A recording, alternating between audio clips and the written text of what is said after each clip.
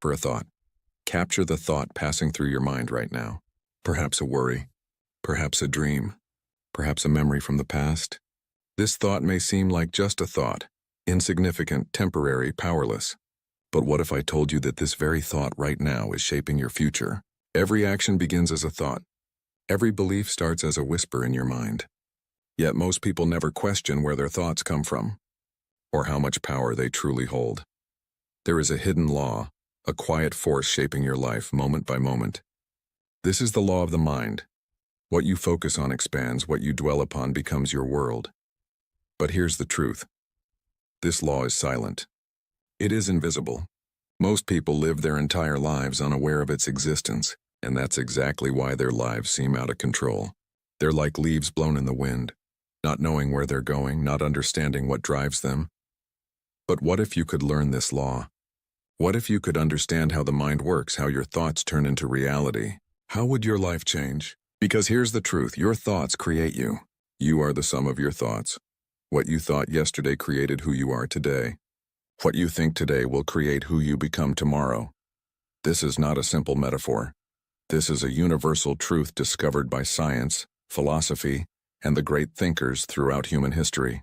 From ancient Greek philosophers to Eastern sages, from modern neuroscientists to quantum physicists, they all point to the same reality. The mind is the power that creates reality. But most of us don't know how to use this power. Instead, our minds use us. Our thoughts flow uncontrollably. We think the same worries over and over. We feed the same fears. We carry the same limiting beliefs. And then we wonder, why isn't my life changing? The answer is simple yet profound. Because your thoughts haven't changed. Einstein had a famous quote, "We cannot solve our problems with the same level of thinking that created them." This quote is the essence of the law of the mind. Change doesn't start on the outside, it starts on the inside. It starts in your mind. Now perhaps you're skeptical. Perhaps you're thinking, how can thoughts become things? That's absurd, and I understand. Because this idea contradicts everything we've been taught. We were taught that the world is solid, unchangeable, objective. Thoughts are just voices in our heads, powerless, insignificant. But the truth is, everything started with a thought. The room you're in right now was first designed in someone's mind. The device you're holding was first a thought. The clothes you wear, the language you speak, the identity you possess, all were born from thoughts. And it's not just the outer world. Your inner world, too. Your emotions, your beliefs, your personality, your habits, all are products of your thoughts. Your happiness is a thought.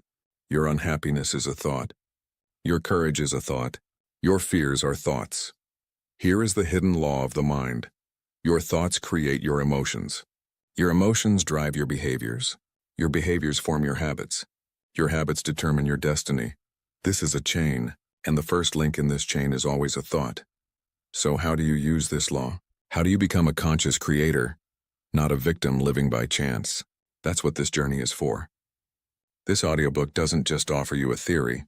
It offers you practical, profound, life-changing understanding, how the mind works, how thoughts are formed, and most importantly, how to control them. Because knowledge is power, but application is freedom. Are you ready? Then let's discover this hidden law together. Let's dive into the depths of the mind and reveal your true power. Because remember, whatever your thoughts are today, that is who you will be tomorrow. Chapter 1. The architecture of mind thoughts. As architects, your thoughts are not harmless. They are the architects of your emotions, your habits, your destiny. A single repeated idea can become a belief. A belief can turn into behavior, and behavior defines who you become. When you constantly think of fear, you attract hesitation. When you nurture peace, you move with clarity. The mind does not argue, it obeys. Whatever you feed it, it grows. But let's pause here. Let's truly understand what this means, because most people hear these words and nod in agreement, yet continue living as though their thoughts don't matter. They treat their mental space like a public square, open to every passerby, every random notion, every borrowed opinion. Imagine for a moment that your mind is a construction site. Every day, builders arrive. These builders are your thoughts. Some carry blueprints for magnificent structures, dreams, aspirations, visions of who you could become. Others carry demolition tools, doubts, criticisms, memories of failure. Now here's the critical question. Who decides which builders get to work? Most people never ask this question. They assume thoughts just happen, like weather, like traffic, like something beyond their control. And so they let every thought enter freely.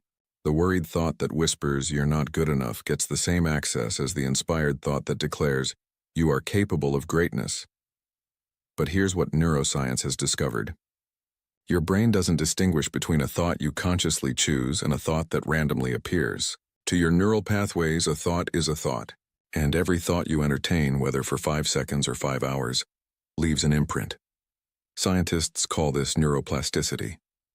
It's the brain's ability to rewire itself based on repeated mental patterns. Think of it like this.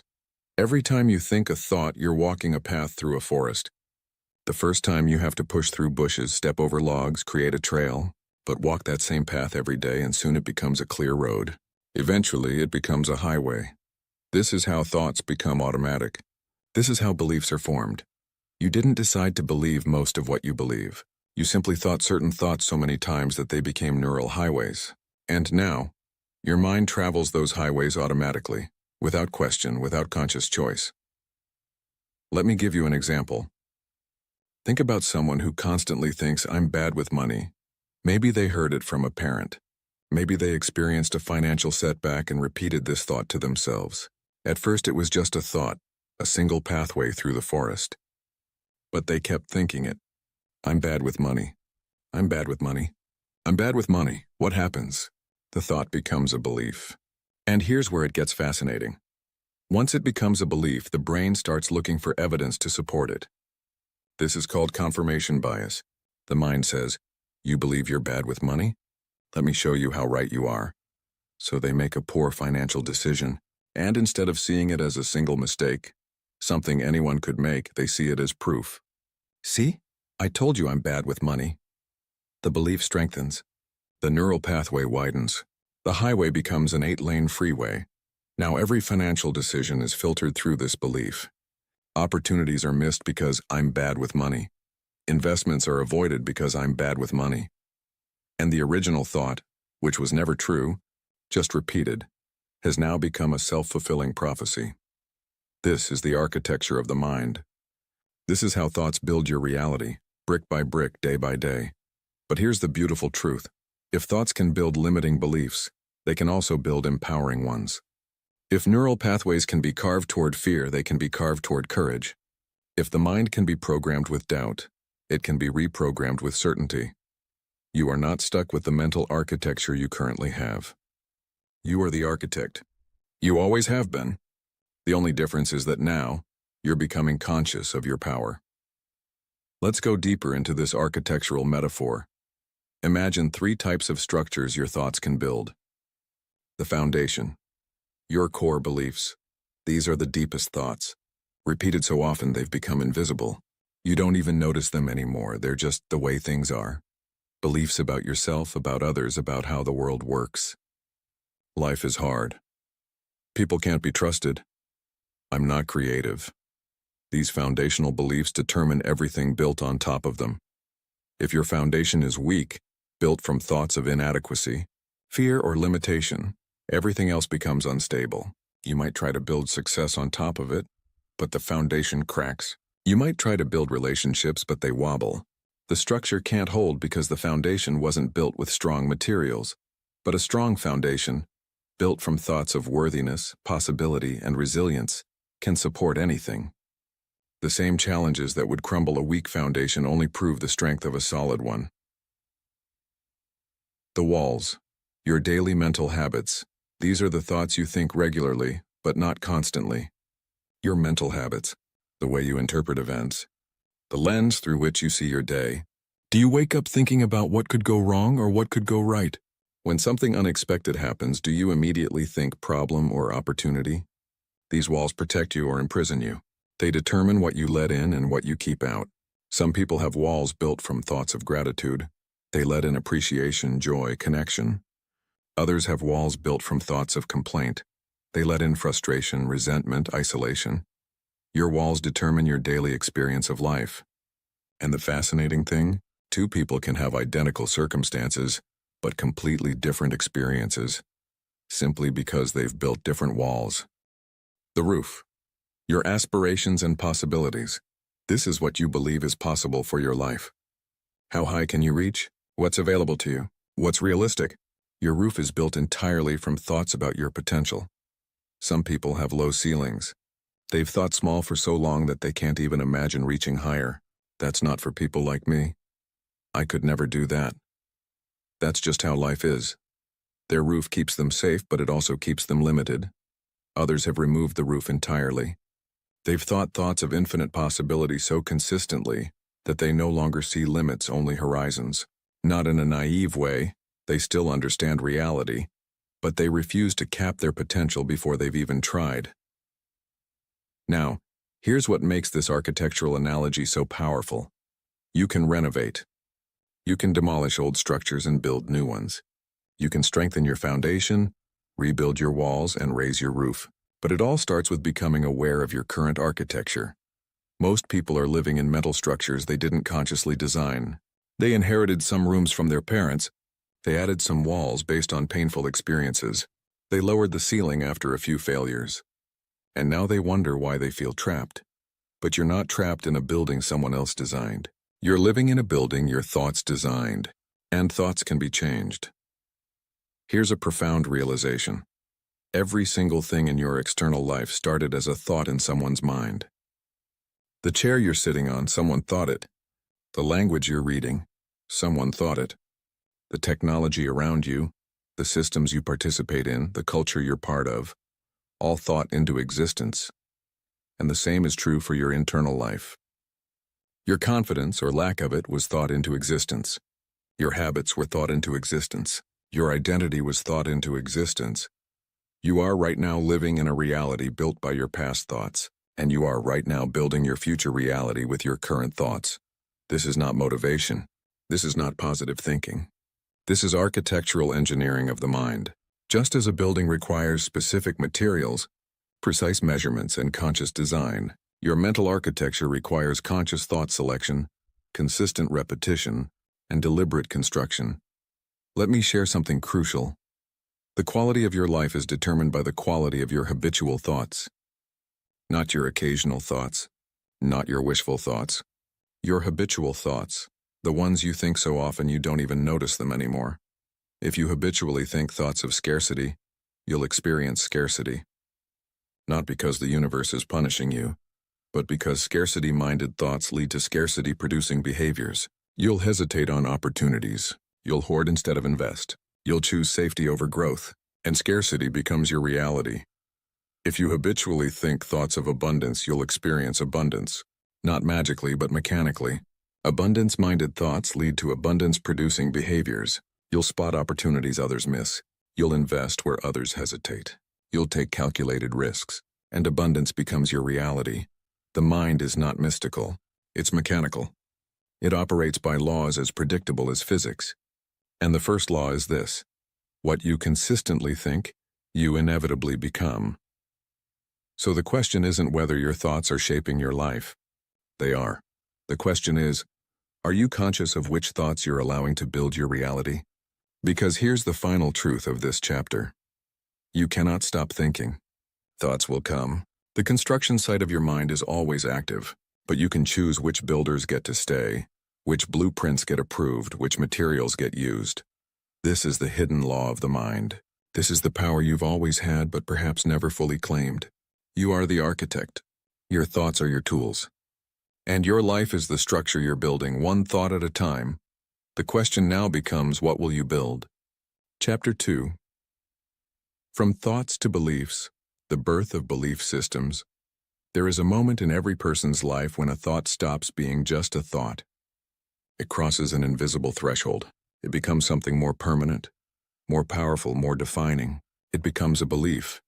And once something becomes a belief, it no longer needs evidence. It no longer needs proof. It becomes self-evident, a lens through which all future experiences are filtered, interpreted, and understood. This is how belief systems are born. Not through rational analysis, not through careful consideration, but through repetition, emotion, and acceptance. A thought repeated enough times, felt deeply enough, accepted without question, transforms into a belief. And beliefs, unlike thoughts, feel like truth. But here's what most people never realize. Your beliefs are not truths. They are simply thoughts you've been thinking for a very long time. Let me take you back, way back, to the very beginning of your belief system. You were born without beliefs.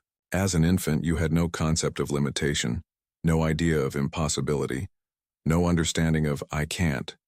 You reached for everything. You explored everything. You feared nothing except loud noises and falling. Everything else was pure curiosity, pure possibility.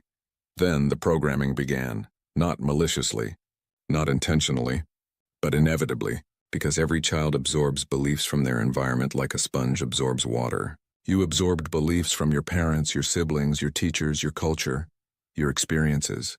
And most of these beliefs were never consciously examined. They were simply accepted. Don't talk to strangers. A thought becomes a belief. The world is dangerous. Money doesn't grow on trees. A thought becomes a belief. Resources are scarce. Stop crying, be strong. A thought becomes a belief. Emotions are weakness. You're so smart. Or why can't you be more like your brother? A thought becomes a belief. My worth is conditional. None of these statements are inherently true. They're interpretations, perspectives, single data points. But to a child's developing mind, they become gospel. They become the foundation upon which an entire belief system is built. And here's the invisible tragedy. You're still operating from many of these childhood beliefs.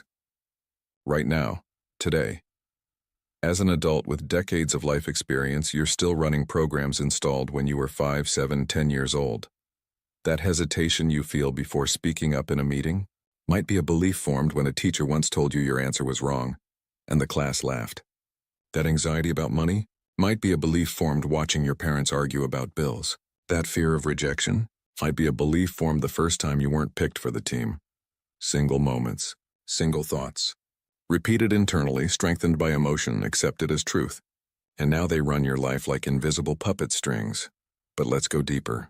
Let's understand the precise mechanism by which thoughts transform into beliefs. Because once you understand the mechanism, you can reverse it. Stage 1.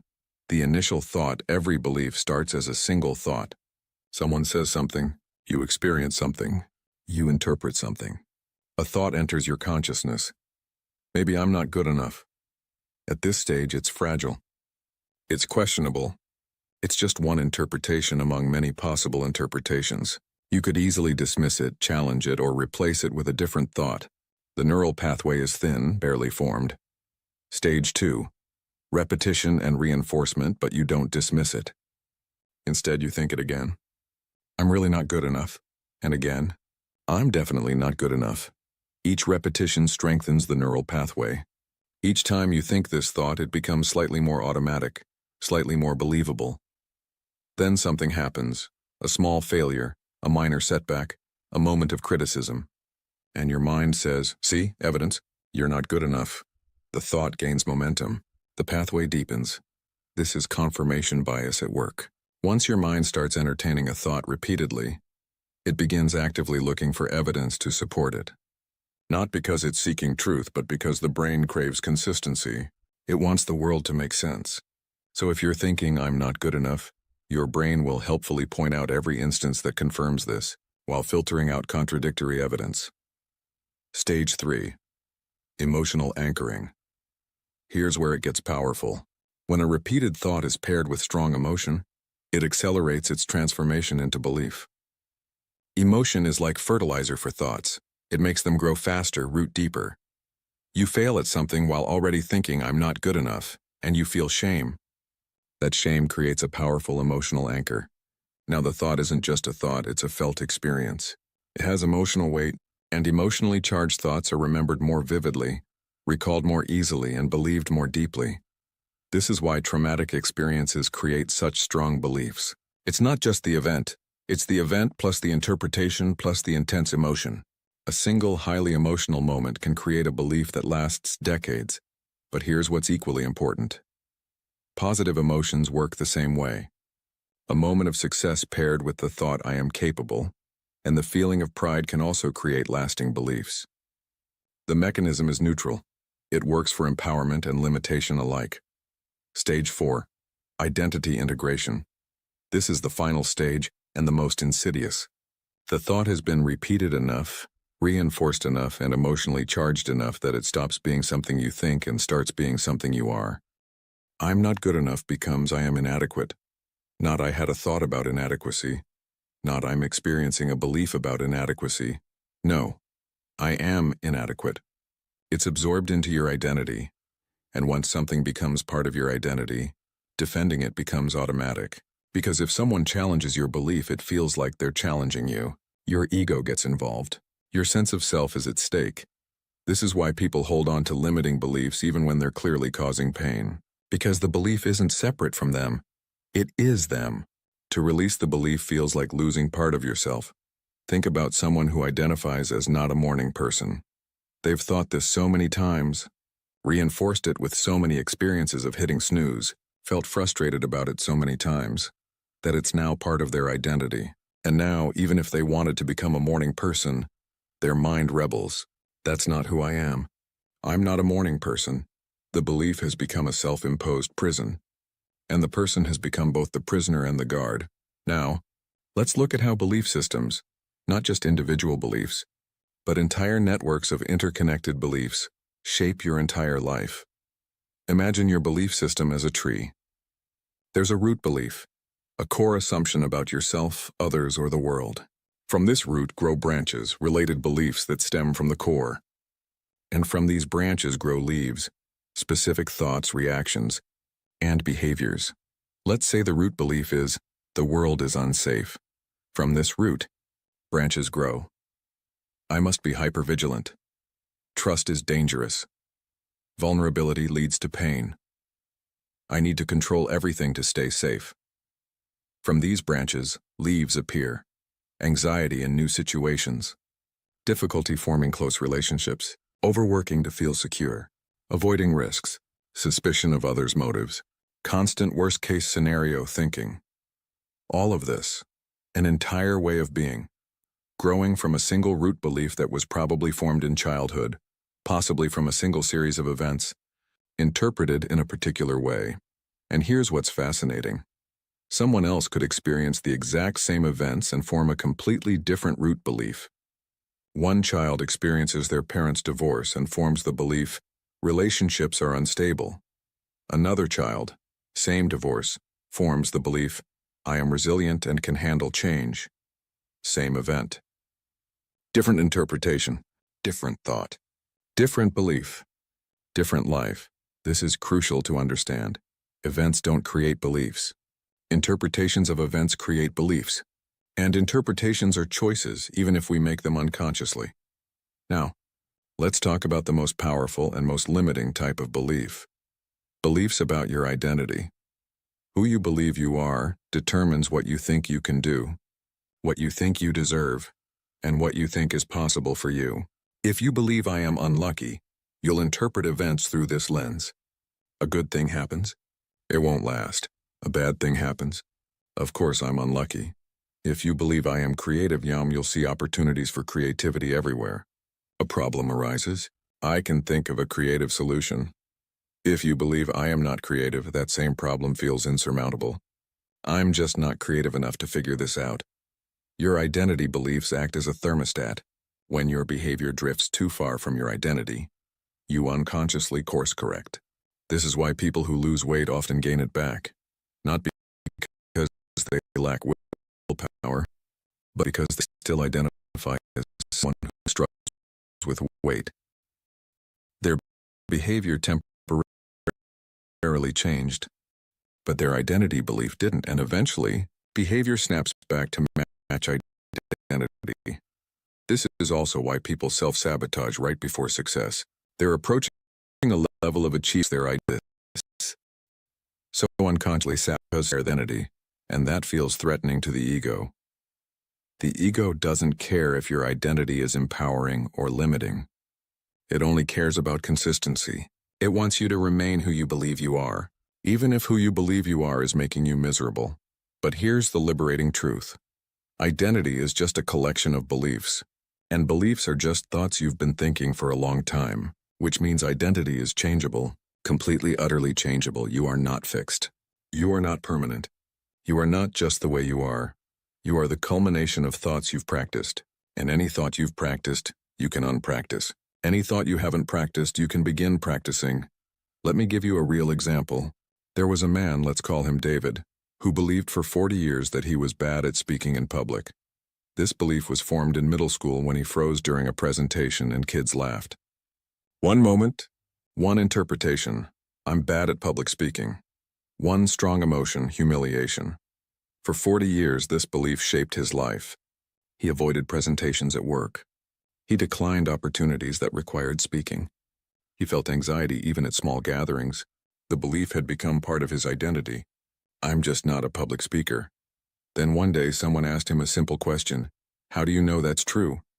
He said, what do you mean? I've always been bad at it. No, they said. You had one bad experience at age 12, then spent 40 years avoiding it. You haven't been bad at it. You've been avoiding it. There's a difference. This question, how do you know that's true, cracked something open. David realized his belief wasn't based on evidence. It was based on a single event and 4 decades of avoidance.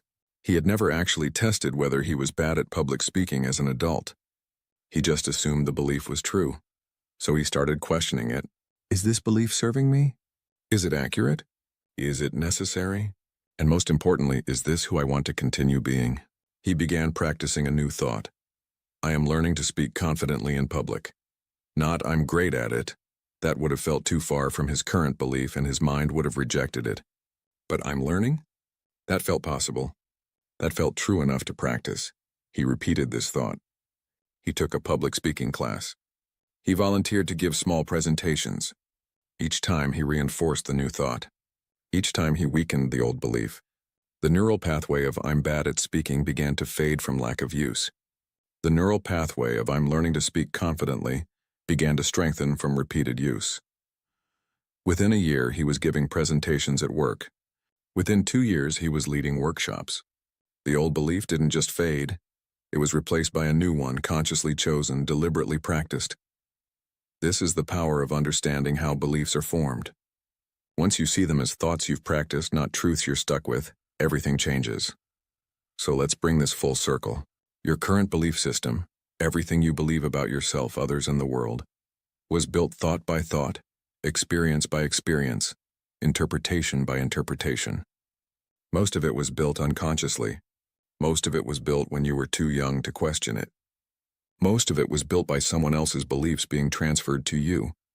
But now you're aware. Now you're conscious. Now you can examine your beliefs and ask, is this true? Is this serving me? Is this who I want to be? And here's the most profound part. You don't have to wait for new evidence to change a belief. You don't have to wait for external circumstances to shift. You can decide right now to start practicing a new thought. And if you practice it consistently enough, emotionally charge it positively enough, and integrate it deeply enough, it will become your new belief. This is not self-deception. This is self-direction. This is conscious evolution. This is taking control of the mechanism that has been running automatically your entire life. Your beliefs are not prison walls. They're not set in stone. They're mental habits, and habits can be changed. The question is, will you change them consciously, or will you let them continue running automatically, built from old thoughts that no longer serve you? The choice, as always, is yours, because you are not your beliefs. You are the one who has been believing them. And you can choose to believe something different. Chapter 3. The emotion thought loop, the dance between feeling and thinking. There is a secret cycle happening inside you right now, a perpetual dance between two forces that most people believe are separate, but are actually inseparable. These forces are your thoughts and your emotions. And the relationship between them is not linear. It's circular. It's a loop. And this loop is either lifting you higher or pulling you lower. Every single moment of every single day. Most people believe that emotions just happen to them. Something occurs in the external world and they feel a certain way. Someone cuts them off in traffic, they feel angry. They receive good news, they feel happy. They face a challenge, they feel anxious. The emotion seems to come from the outside event, but this is an illusion. A convenient story the mind tells itself, because the truth is far more empowering and far more terrifying. Your emotions don't come from events. They come from your thoughts about events. Let me prove this to you with a simple example. Imagine 2 people receive the same phone call. Their boss wants to see them in the office tomorrow morning. Same event, same phone call, same words. Person A thinks, "Oh no, I'm probably getting fired. They found out about that mistake I made. This is terrible. What will I tell my family? How will I pay my bills?" What emotion follows these thoughts? Fear, anxiety, dread, maybe even panic. Person B thinks, "Interesting. Maybe they want to discuss that project I've been working on. Or perhaps there's a new opportunity coming up. I wonder what they need." What emotion follows these thoughts? Curiosity, perhaps mild anticipation, maybe even excitement, save event. Completely different emotions. Why? Because the event itself has no emotional content. The event is neutral. The emotion comes entirely from the interpretation, the thought, about the event. This is the first half of the loop. Thoughts create emotions. Every emotion you've ever felt was preceded by a thought. You might not have noticed the thought. It might have been so fast, so automatic, so habitual that it seemed invisible. But it was there, always, because emotions don't spontaneously generate. They are the body's response to the mind's interpretation. Think of your thoughts as the language of the mind, and your emotions as the language of the body. The mind interprets and the body responds. The mind says danger and the body produces fear chemicals, cortisol, adrenaline. The mind says safety, and the body produces calm chemicals, serotonin, oxytocin.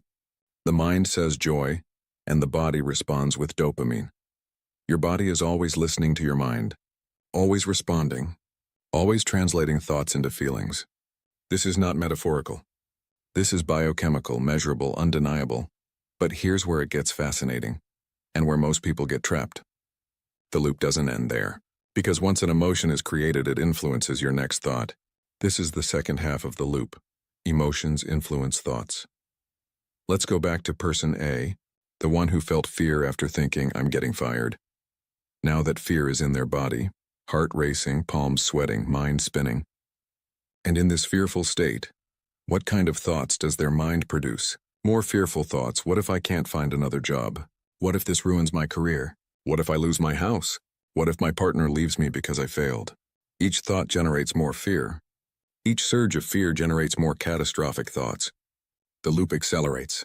Thought creates emotion, creates thought, creates emotion, faster and faster, spiraling downward. This is what we call an emotional spiral, and most people have experienced it. Maybe you've had a sleepless night where one worried thought led to an anxious feeling, which led to more worried thoughts, which led to more anxiety, until you were completely overwhelmed by thoughts and feelings that, hours earlier, didn't even exist. Or perhaps you've experienced the opposite, a positive spiral.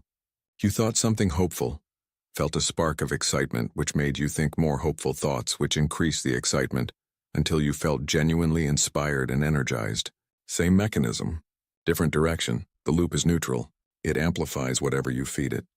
Feed it fear and fear grows. Feed it gratitude and gratitude grows. Feed it resentment and resentment grows. Feed it love and love grows.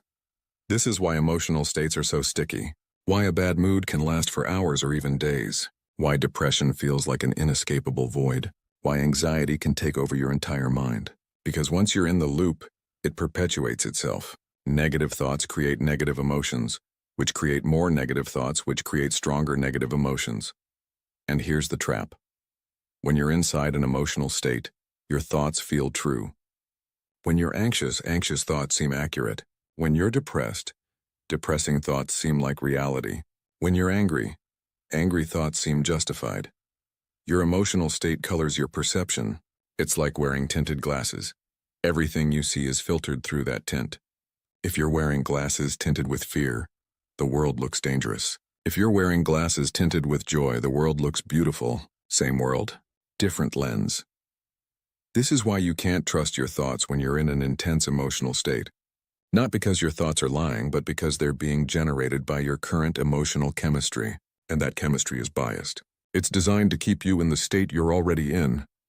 Neuroscience calls this state-dependent thinking.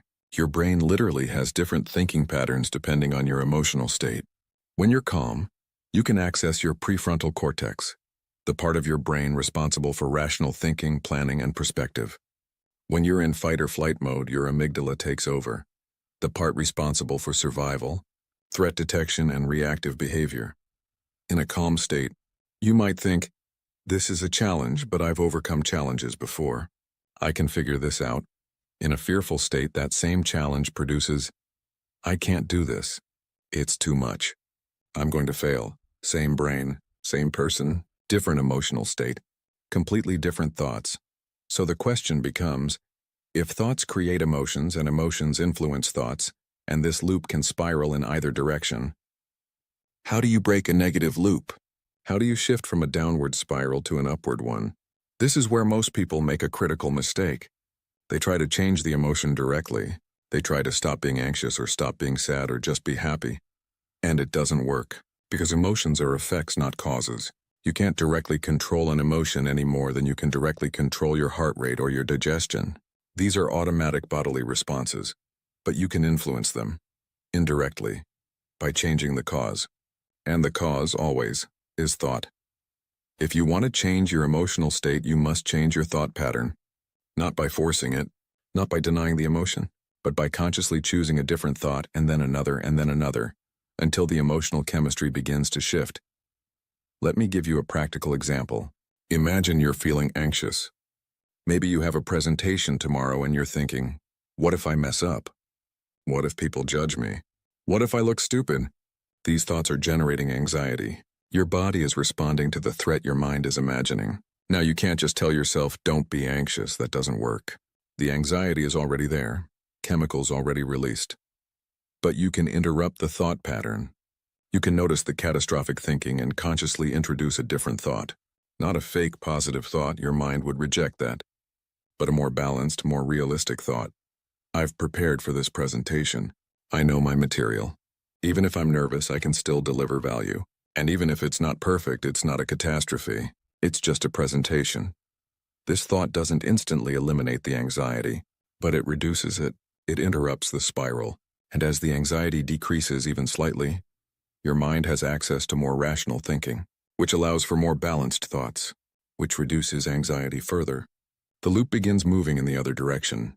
This is the power of thought awareness. Once you understand that you're not trapped in an emotion, you're trapped in a thought pattern that's generating that emotion, you gain agency. You gain the ability to interrupt the loop. But here's what requires practice: catching the thoughts early. Because the longer a negative thought pattern runs, the stronger the emotional state becomes, and the harder it is to interrupt. Catch it early within the first few thoughts, and you can shift relatively easily. Let it run for an hour, and you're dealing with a deeply entrenched emotional state that requires much more effort to shift. This is why mindfulness, moment-to-moment awareness of your thoughts and feelings, is so powerful. It's not about achieving some Zen state of permanent calm. It's about catching the loops early, before they spiral out of control. Think of it like a small leak in a boat. Catch it immediately and you can plug it with your finger. Ignore it for an hour and you're bailing water frantically. Same leak, different outcome based on awareness and timing. Now, let's explore the different types of emotional loops that people commonly get stuck in, because recognizing your pattern is the first step to changing it. The anxiety loop thought. Something bad might happen. Emotion, anxiety, physical response. Tension, rapid heartbeat, shallow breathing. Next thought, I can't handle this. What if it gets worse? Stronger emotion, panic loop continues. This loop is fueled by future-focused catastrophic thinking. The mind projects into the future, imagines worst-case scenarios, and the body responds as if those scenarios are happening now. The anxiety makes it harder to think clearly, which produces more catastrophic thoughts, which produces more anxiety. The depression loop thought. Nothing matters. Nothing will change. Emotion, hopelessness. Physical response, fatigue, low energy, withdrawal. Next thought. Why even try? What's the point? Stronger emotion, deeper depression. Loop continues. This loop is fueled by past-focused and meaning-depleted thinking. The mind reviews failures, sees no possibility for change, and the body responds by conserving energy, shutting down. The depression makes everything feel meaningless, which reinforces depressing thoughts, which deepens the depression. The anger loop thought. That's unfair. They shouldn't have done that. Emotion, anger, physical response, muscle tension, heat, aggression. Next thought. They always do this. They don't respect me. Stronger emotion, rage loop continues. This loop is fueled by injustice-focused and blame-oriented thinking. The mind identifies a violation of how things should be, and the body prepares for confrontation. The anger narrows focus onto the perceived offense, which generates more angry thoughts, which intensifies the anger. The shame loop thought, I'm not good enough. I'm flawed, emotion. Shame physical response, shrinking, hiding, disconnection. Next thought, everyone sees how inadequate I am. Stronger emotion. Deep shame loop continues. This loop is fueled by identity-level negative thinking. The mind doesn't just identify a mistake, it identifies the self as a mistake. The shame makes you want to hide, which reinforces the belief that there's something to hide, which deepens the shame. Do you recognize yourself in any of these? Most people have a default loop, one they fall into more easily than others. And once you recognize your pattern, you can begin to intervene more effectively. But here's something even more powerful. You can also create positive loops intentionally. Just as negative loops spiral downward, positive loops spiral upward. And the mechanism is identical. It just requires conscious direction. The gratitude loop thought, I appreciate what I have. Emotion, gratitude physical response, warmth, openness, relaxation. Next thought, there's actually a lot to be grateful for. Stronger emotion. Deep appreciation loop continues. The curiosity loop thought, I wonder how this works. Emotion, interest physical response, alertness, engagement. Next thought, what else can I discover? Stronger emotion, fascination loop continues. The confidence loop, thought, I can handle this. Emotion, confidence, physical response, upright posture, steady breathing. Next thought, I've done difficult things before. Stronger emotion, self-assurance loop continues. These positive loops don't happen by accident. They happen by choice, by consciously selecting thoughts that generate the emotions you want to feel, and then allowing those emotions to reinforce empowering thoughts. This is not toxic positivity. This is not denying reality. This is understanding that your interpretation of reality is flexible, and that different interpretations produce wildly different emotional experiences. And since you're going to interpret anyway, your mind can't not interpret, you might as well choose interpretations that serve you. Let me share something profound. Every emotion is information. Fear says, there might be danger, pay attention.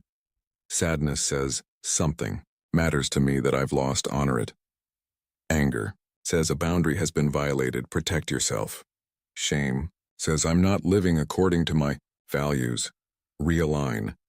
Emotions aren't problems to be eliminated, they're signals to be understood. But the loop becomes problematic when the signal repeats endlessly without new information. When you feel fear about the same imagined scenario for the 100th time, the emotion is no longer providing useful information. It's just a stuck loop. So the practice becomes, feel the emotion fully. Understand its message. Then consciously choose a thought that either addresses the message or redirects your focus. Don't suppress, don't deny, but also don't let the loop run unchecked. This is emotional intelligence. Not the absence of difficult emotions, but the ability to recognize them, understand them, and consciously choose your response instead of automatically reacting. And here's the beautiful part. The more you practice interrupting negative loops and initiating positive ones, the more natural it becomes. Your brain creates neural pathways for emotional regulation.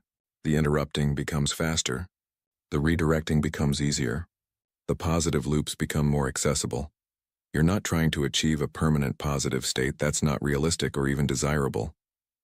You're developing the skill to shift states consciously, to recognize when you're in a loop that's not serving you and to gently guide yourself toward one that does. This is mastery, not control over external circumstances, but influence over internal responses. Because you can't control what happens to you, but you can absolutely influence what you think about what happens to you, and what you think determines what you feel, and what you feel influences what you think next. The loop is always running. The question is, are you running it or is it running you? Understanding this, truly understanding this, changes everything. Because it means you're never trapped. You're never helpless.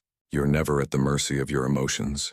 You might be in a difficult emotional state, yes, but you're not stuck there.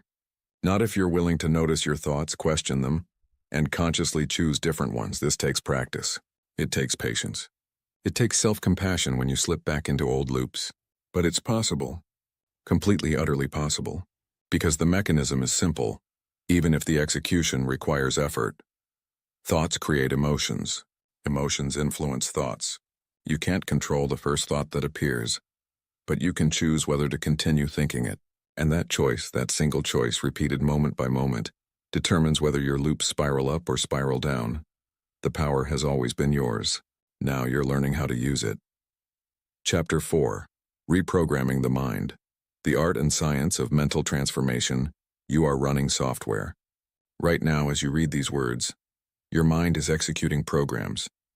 Patterns of thinking that were installed years ago, perhaps decades ago, by experiences you may not even consciously remember. These programs run automatically, beneath your awareness, shaping your perceptions, driving your behaviors, determining your responses to life. Some of these programs serve you beautifully. They help you navigate the world efficiently, respond to situations appropriately, and function effectively in your daily life. But some of these programs, perhaps many of them, are outdated, corrupted, or were never designed with your best interests in mind. They're running based on old data, childhood fears, inherited beliefs, or traumatic experiences that are no longer relevant to your current reality. And here's the extraordinary truth that most people never realize. You can reprogram your mind. Completely, intentionally, systematically. Not through magic, not through wishful thinking, but through understanding the precise mechanisms by which the mind is programmed and applying specific techniques to rewrite the code. This is not metaphor. The brain is quite literally programmable.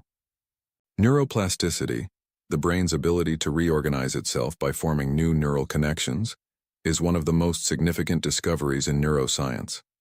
It means that the brain you have today is not the brain you're stuck with forever.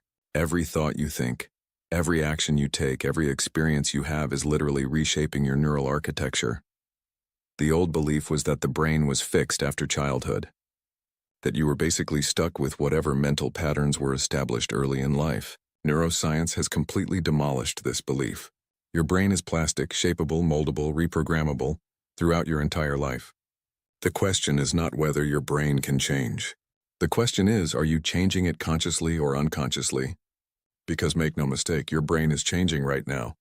This very moment, every moment. It's always in the process of becoming. The question is, becoming what? Let's start with understanding what we mean by a mental program. Think of it as a sequence of thoughts, emotions, and behaviors that have been linked together through repetition until they run automatically. You encounter a trigger, and the program executes. No conscious choice required. No deliberation. Just automatic response. For example, someone criticizes you. That's the trigger. Immediately, without conscious thought, you might feel defensive. Your jaw tightens. You prepare a counter-argument or a justification. Perhaps you feel a flash of anger or a wave of shame. You didn't decide to feel these things or do these things, they just happened. That's a program running, or you face a challenge. That's the trigger. Immediately, you might feel overwhelmed. Your thoughts spiral. This is too hard. I can't do this. I always mess these things up. Your body slumps. Your energy drops. Again, you didn't consciously choose this response. It's automatic. It's a program. These programs were installed through a process that psychologists call conditioning. Something happened, you responded in a particular way, and that response either got reinforced or it got repeated until it became automatic. Now that response is your default. It's your programming. But here's what's crucial to understand. If programming can be installed unconsciously through repetition and conditioning, it can be rewritten consciously through the same mechanisms, repetition and conditioning, but applied intentionally. This is the foundation of reprogramming. You must consciously repeat new patterns until they become automatic. You must condition new responses until they replace old ones. You must practice new ways of thinking until they become your default. Simple in concept, challenging in execution, but absolutely unquestionably possible. Let's break down the reprogramming process into clear, actionable stages. This isn't theory. This is practical methodology that has been proven effective through both ancient wisdom traditions and modern psychological research. Stage 1. Awareness and identification. You cannot change a program you're not aware of. The first stage is to develop conscious awareness of your automatic patterns. This means catching yourself in the act, noticing when a program is running.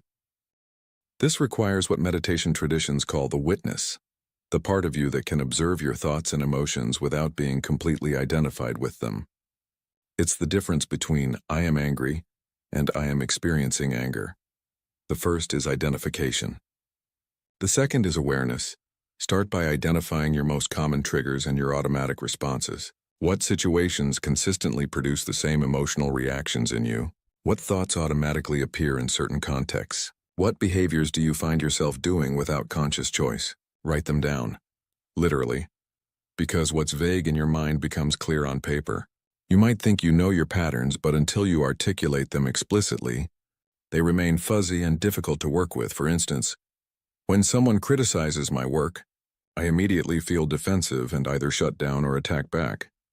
That's a program identified. Or, when I face a financial decision, I feel anxious and procrastinate. That's a program identified. The more specific you can be, the more precisely you can target your reprogramming efforts. Vague awareness produces vague change. Specific awareness produces specific change. But here's the challenging part. Your ego will resist this process. Because identifying programs means acknowledging that much of what you think and feel and do isn't freely chosen. It's conditioned. And the ego prefers to believe it's in control, that everything you do is a conscious choice. Admitting otherwise feels threatening. Push through this resistance. Because this awareness isn't about self-judgment. It's about self-understanding. You're not bad for having unconscious programs. Every human has them. The only difference between someone who's stuck and someone who's growing is awareness. The stuck person runs programs unconsciously. The growing person recognizes them and works to change them. Stage 2. Interruption and disruption. Once you've identified a program, the next stage is to interrupt it when it starts to run. This is critical, because a program only maintains its strength through repeated execution. Every time it runs unchallenged, it gets stronger. Every time you interrupt it, it gets weaker. Think of a program like a path through the forest. Every time you walk that path, it becomes more defined, easier to follow. But if you stop walking it, grass begins to grow. Bushes start to fill in. Eventually, if you never walk it, the path disappears entirely. Neural pathways work exactly the same way. Use them, they strengthen. Don't use them, they fade. Interruption means catching the program early, ideally right at the trigger before it fully executes. The moment you notice the trigger, you pause. You don't let the automatic response complete. You insert conscious choice into what was previously an automatic sequence. This is incredibly difficult at first, because the program wants to run. It's been running for years, maybe decades. It has momentum. It feels urgent. Your body is already producing the chemicals associated with the emotional response. Your mind is already generating the associated thoughts, but you pause anyway. Even for just 3 seconds, 3 conscious breaths. This pause is revolutionary, because in that pause you're breaking the automatic link between trigger and response. You're creating a gap, and in that gap, choice becomes possible. Let me give you a concrete example. Let's say your program is, criticism triggers defensiveness. Someone criticizes you, and before you even consciously think about it, you're defending yourself, explaining, justifying, or counterattacking. To reprogram this, you need to catch it right at the moment of criticism. Someone says something critical. You feel the defensiveness rising. This is the crucial moment. Instead of letting it run automatically, you pause. You take a breath. You create a gap between the trigger and your response. In that gap, you might notice, I'm feeling defensive. This is my program running. I don't have to respond automatically. Just that recognition, just that moment of awareness is already weakening the program. But here's what's important. The goal isn't to suppress the emotion or pretend you don't feel it. The goal is to observe it without immediately acting on it. You can feel defensive and still choose not to respond defensively. The feeling and the action are separate, even though your program has linked them. This interruption stage requires practice. Lots of it. You'll miss it many times. You'll catch yourself only after the program has fully run. That's okay. That's part of the process. The more you practice, the earlier you'll catch it. Eventually, you'll catch it right at the trigger. And eventually, the program will weaken enough that it stops running automatically. Stage 3. Replacement and reconditioning. Interrupting old programs is necessary but not sufficient. Because nature abhors a vacuum. If you simply try to stop an old pattern without replacing it with something new, the old pattern will eventually return. This is why willpower alone doesn't work for lasting change. You can suppress a program temporarily through sheer force of will, but you can't eliminate it that way. You have to replace it. This is where conscious reconditioning comes in. You need to install a new program, a new sequence of thoughts, emotions, and behaviors to replace the old one. And you install it the same way the old one was installed, through repetition and emotional reinforcement. Let's continue with our defensiveness example. You've interrupted the automatic defensive response. Now what? Now you consciously choose a different response. Not once, but repeatedly. Every time the trigger occurs, you practice the new response. Perhaps the new response is, when criticized, I listen calmly, consider if there's any validity to the feedback, and respond thoughtfully rather than reactively. That's your new program. Now you have to practice it. The first few times will feel forced, unnatural, because the new neural pathway is just beginning to form. It's like trying to walk through the forest where there's no path yet. It requires effort. It requires attention, but you do it anyway. And here's the key. You need to engage emotion in this process, because programs with emotional charge are installed faster and deeper than purely cognitive ones. This is why traumatic experiences create such powerful programs. They have intense emotional content. So when you practice your new response, don't just do it mechanically. Feel it. After you successfully respond to criticism with calmness instead of defensiveness, acknowledge yourself. Feel pleased. Feel proud. Feel the satisfaction of having acted according to your values rather than your conditioning. This positive emotion reinforces the new program. This might sound trivial, but it's neurologically crucial. Your brain releases dopamine when you feel satisfied or successful. Dopamine strengthens neural connections. So by feeling good about your new response, you're literally strengthening the neural pathway associated with that response. You're making it more likely that you'll choose it again next time. This is operant conditioning applied consciously. You're training yourself the way you might train a dog, through positive reinforcement. Except you're both the trainer and the trainee. You're consciously using the brain's own learning mechanisms to install the programs you want. How long does this take? It varies. The popular myth is 21 days to form a habit. But research shows it's more complex than that. Some simple habits can form in days. Complex programs can take months. The average is around 66 days for a new behavior to become automatic. But here's what matters more than the timeline: consistency. It's not about doing it perfectly every time. It's about doing it more often than not. Each time you choose the new response over the old one, you're strengthening the new pathway and weakening the old one. Over time, with consistent practice, the new response becomes easier, more natural, more automatic. Eventually, it becomes your new default, your new program. Stage 4. Environmental design. Here's something most people miss. Your environment is constantly programming you. The people you spend time with, the media you consume, the physical spaces you inhabit, all of these are either reinforcing your desired programs or undermining them. If you're trying to reprogram yourself to be more confident, but you're constantly surrounded by people who criticize you, your environment is working against your programming efforts. If you're trying to cultivate peace but you're consuming inflammatory news media all day, your environment is sabotaging your progress. Reprogramming isn't just about what you do in moments of conscious practice. It's about designing your entire environment to support the person you're becoming. This is environmental conditioning, and it's incredibly powerful. Think about it. Every input you expose yourself to is either strengthening desirable neural pathways or undesirable ones. Every conversation, every article, every video, every interaction, it's all programming your mind consciously or unconsciously.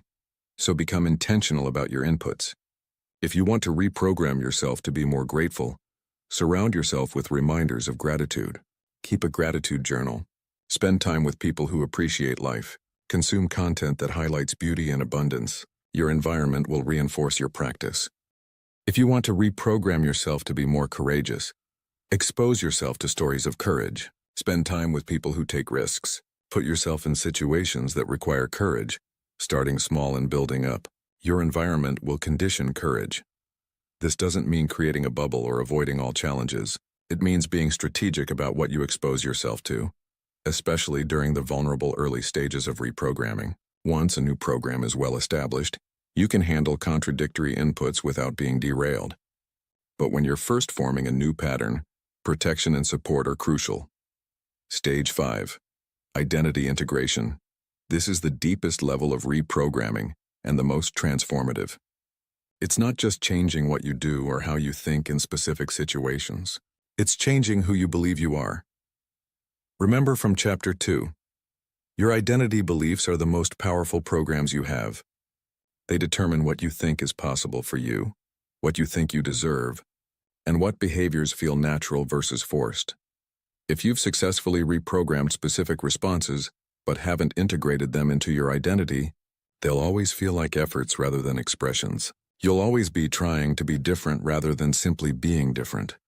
True reprogramming requires updating your self-concept. If you've been practicing confident responses but you still fundamentally identify as an insecure person, there's an identity conflict. Part of you is changing, while another part is clinging to the old self-image. This integration happens through a process called identity shift. You begin to see yourself differently, not as someone who's trying to be confident, but as someone who is becoming confident. And eventually as someone who is confident. Language matters here. Notice the difference between these statements. I'm trying to be more confident. External effort. Not integrated. I'm becoming a more confident person. Transitional. Moving toward integration. I am a confident person. Integrated identity. The third statement might feel untrue at first. That's okay. You're not lying to yourself. You're offering your mind a new identity to grow into.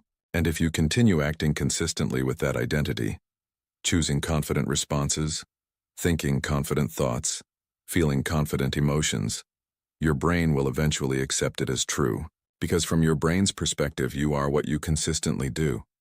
This is not fake it till you make it in a superficial sense. This is act as if until you become. There's a profound difference. One is pretending. The other is practicing your way into a new reality. I want to share a powerful technique for identity-level reprogramming. It's called future self-visualization, and it's used by elite athletes, successful entrepreneurs, and anyone who's achieved significant personal transformation. Here's how it works.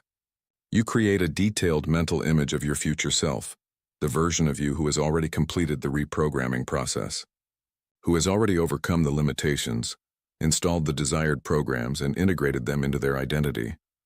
You don't just visualize what this person looks like. You feel into how they think, how they feel, how they move through the world. What thoughts run through their mind? What emotions do they experience regularly? How do they respond to challenges? What's their energy like? Then, and this is crucial, you practice being that person now. Not someday. Now. You ask yourself, how would my future self handle this situation? And you do that. You literally practice thinking and feeling and acting as that version of yourself. This might seem like fantasy or role-playing, but neurologically something fascinating happens. Your brain doesn't fully distinguish between vividly imagined experiences and real ones. When you deeply imagine being your future self, you're actually creating the neural patterns associated with that identity. You're pre-programming yourself. Athletes use this all the time. They visualize perfect performance so vividly that their muscles actually fire in the patterns they'll need during competition. They're programming their neuromuscular system through visualization. The same principle applies to identity. Visualize your future identity vividly enough, consistently enough, and your brain begins to wire itself accordingly. Stage 6. Testing and refinement reprogramming isn't a one-time event. It's an ongoing process, and like any process, it requires testing and refinement. You need to put your new programs under pressure and see how they hold up. This means intentionally exposing yourself to situations that would have previously triggered your old programs. Not recklessly. You don't throw yourself into overwhelming situations before you're ready. But strategically, progressively, you test your new programming. If you've been reprogramming defensiveness to receptivity, you need to put yourself in situations where you receive feedback. If you've been reprogramming anxiety to calmness, you need to face situations that would have previously made you anxious. This serves two purposes. First, it strengthens the new program through real-world application. Practice in controlled conditions is valuable, but nothing compares to real-world experience. Second, it reveals where your programming still needs work. Maybe you discover that your new program works beautifully in most situations, but breaks down under specific conditions. That's valuable information. That tells you where to focus your continued reprogramming efforts. Think of this like stress testing a building. You want to know where the weak points are while you can still reinforce them, not when the building collapses. Your new mental programs need to be stress tested, refined, and strengthened through progressively challenging real-world application. And here's something important. Failure is part of the process. You will sometimes revert to old programs. You will sometimes get triggered and respond automatically in the old ways. This doesn't mean the reprogramming isn't working. It means you're human, and change is rarely linear. The difference between someone who successfully reprograms and someone who gives up is how they interpret these setbacks. The person who gives up says, "See? I can't change. I'm still the same." The person who succeeds says, "I reverted to an old pattern. That's okay. That's data. Now I know I need more practice in that specific situation." No judgment. Just information. Just refinement. Just continued practice. The long game. Maintaining new programs. Once a new program is well established, it requires less conscious effort to maintain. It starts to run automatically, just like the old program did. But here's what you need to understand. Neural pathways can weaken again if not used. The old program, even if dormant, still exists in your brain. And under certain conditions, extreme stress, fatigue, or similar triggers to when it was first formed, it can reactivate. This is why people sometimes relapse into old patterns even after years of successful change. The old program isn't gone, it's just dormant. And given the right conditions, it can wake up. This isn't a reason for despair, it's a reason for awareness. Maintaining new programs means continuing to practice them, even after they feel automatic. Not with the same intensity as when you were first installing them, but with enough consistency to keep them strong.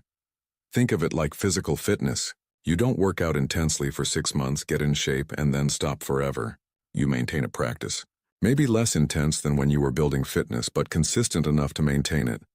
Mental programming works the same way. Once you've reprogrammed something, you maintain it through ongoing practice. Not obsessively, not neurotically, but consistently. Regular check-ins with yourself. Continued awareness of your patterns. Occasional refresher periods where you practice more intensively. This is how transformation becomes permanent. Not through a one-time fix, but through ongoing conscious evolution. You're not trying to reach a final destination where you're done. You're establishing a new relationship with your mind, one where you're actively engaged in shaping it rather than passively accepting whatever programs happen to be running. You are the programmer. Your mind is the program, and the code you write today determines the life you live tomorrow. This is the hidden law of the mind in action. This is conscious creation. This is taking full responsibility for your mental landscape, not blaming past conditioning, but acknowledging it and choosing to transcend it. Not waiting for circumstances to change you, but deliberately changing yourself regardless of circumstances. This is freedom. Not from having programs, you'll always have programs, but freedom to choose which programs you run, to design them consciously, to update them continuously, to become quite literally whoever you decide to become. The power has always been yours. Now you have the methodology to use it. Chapter 5. Practical transformation from understanding to embodiment. Knowledge without application is just entertainment. You can understand every principle we've discussed. The architecture of mind, the formation of beliefs, the emotion-thought loop, the reprogramming process, and remain completely unchanged. Because understanding is not transformation. Understanding is simply the beginning. Transformation happens in practice, in the daily, moment-by-moment application of principles to real life, in the messy, imperfect, sometimes frustrating process of actually doing the work. This chapter is about that work, the practical, tangible, specific practices that turn intellectual understanding into lived experience. This is where theory meets reality, where the abstract becomes concrete, where you stop being a student of these ideas and start being a practitioner of them. And I want to be clear from the start. This will require effort. It will require consistency. It will require you to show up for yourself even when you don't feel like it, even when progress seems slow, even when old patterns try to pull you back. But it will also be the most rewarding work you've ever done. Because you're not building something external. You're not trying to achieve something out there in the world. You're rebuilding yourself from the inside out. You're becoming the conscious architect of your own mind, and that is the foundation upon which everything else in your life is built. Let's begin with the most fundamental practice, the one that everything else depends on. This is the practice that ancient wisdom traditions have emphasized for thousands of years, and that modern neuroscience has validated as one of the most powerful tools for mental transformation. Practice 1. Thought observation. Before you can change your thoughts, you must see them. And most people have never truly observed their thoughts. They've lived their entire lives identified with their thinking, believing that they are their thoughts, completely merged with the mental stream flowing through their consciousness. Thought observation is the practice of creating separation between you and your thoughts, of recognizing that you are not your thoughts. You are the awareness in which thoughts appear. This might sound philosophical, but it has immediate practical application, because once you can observe a thought without being consumed by it, you have power over it. Here's how to practice. Set aside 10 minutes.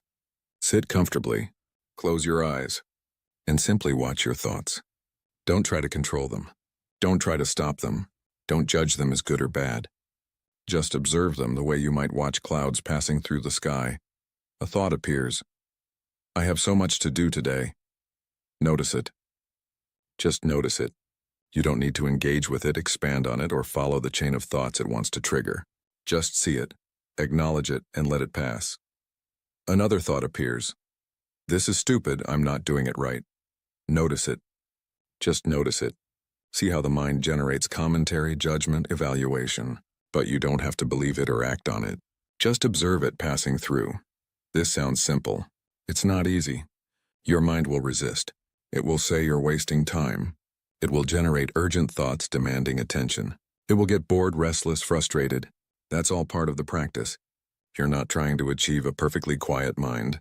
You're building the capacity to observe thoughts without being pulled into them. Do this daily, even 5 minutes, even 3 minutes if that's all you can manage. Because this capacity, the ability to observe thoughts rather than being identified with them, is the foundation of all mental transformation. You can't change patterns you can't see, and thought observation trains you to see. As you practice this, you'll start noticing patterns. You'll see that certain thoughts appear repeatedly. You'll notice the emotional charge attached to different thoughts. You'll recognize triggers, external situations that automatically generate specific thought patterns. All of this awareness is valuable data for your transformation work. Practice 2. The thought audit building on observation. The thought audit is a structured practice for identifying your most common thought patterns and evaluating whether they're serving you. This is best done in writing, because writing forces specificity and creates a record you can revisit. Take a notepad or open a document on your computer. Over the course of 1 week, whenever you notice a strong emotion, whether positive or negative, pause and write down the thought that preceded it. Not your interpretation of the thought, not a sanitized version, the actual thought exactly as it appeared in your mind. For example, felt anxious before meeting. Thought, they're going to think I'm incompetent. Felt excited about project. Thought, I have a really good idea here. Felt irritated by partner. Thought, they never listened to me. Felt proud after task. Thought, I handled that really well. Do this consistently for a week. You'll end up with dozens of entries. Now review them. Look for patterns. Which thoughts appear most frequently? Which thoughts generate the strongest emotions? Which thoughts are empowering you? Which are limiting you? This audit reveals your mental operating system. You'll likely discover that you have a small set of core thoughts that you think repeatedly in various forms throughout your day, and these recurring thoughts are shaping your emotional experience and driving your behaviors. Once you've identified these patterns, evaluate them honestly. For each recurring negative thought, ask, is this thought factually true or is it an interpretation? Does this thought help me or harm me? Would I think this thought about someone I love? If I continue thinking this thought, where will I be in 5 years? This evaluation isn't about judging yourself. It's about becoming conscious of the cost of your thinking patterns, because every thought has a cost. Some thoughts cost you energy, confidence, peace, and opportunity. Other thoughts generate energy, build confidence, create peace, and reveal opportunity. The audit helps you see clearly which thoughts are assets and which are liabilities. Practice 3. Thought replacement. Protocol. Once you've identified a limiting thought pattern through your audit, you need a systematic way to replace it. This is where the thought replacement protocol comes in. It's a step-by-step process for installing new thought patterns. Step 1. Identify the exact limiting thought you want to replace. Be specific. Not "I have negative thoughts," but "when I face a challenge, I automatically think I can't handle this." Step 2. Identify the feeling this thought generates. Usually it's some form of fear, anxiety, inadequacy, or helplessness. Name it specifically. Step 3. Examine the evidence. Is this thought always true? Can you find any examples where you've handled challenges successfully? You can. Because you're alive and functional, which means you've handled thousands of challenges. This step weakens the certainty of the limiting thought. Step 4. Create a replacement thought. This is crucial. The replacement must be believable to you right now. If your limiting thought is, "I can't handle this," the replacement shouldn't be, "I can handle anything effortlessly." Your mind will reject that as obviously false. Instead, try something like, "I can figure this out even if it takes time," or "I've handled difficult things before." These are believable and empowering. Step 5. Practice the replacement. This is where most people fail. They create a new thought but never actually practice it. You must practice the new thought repeatedly, especially in moments when the old thought would normally appear.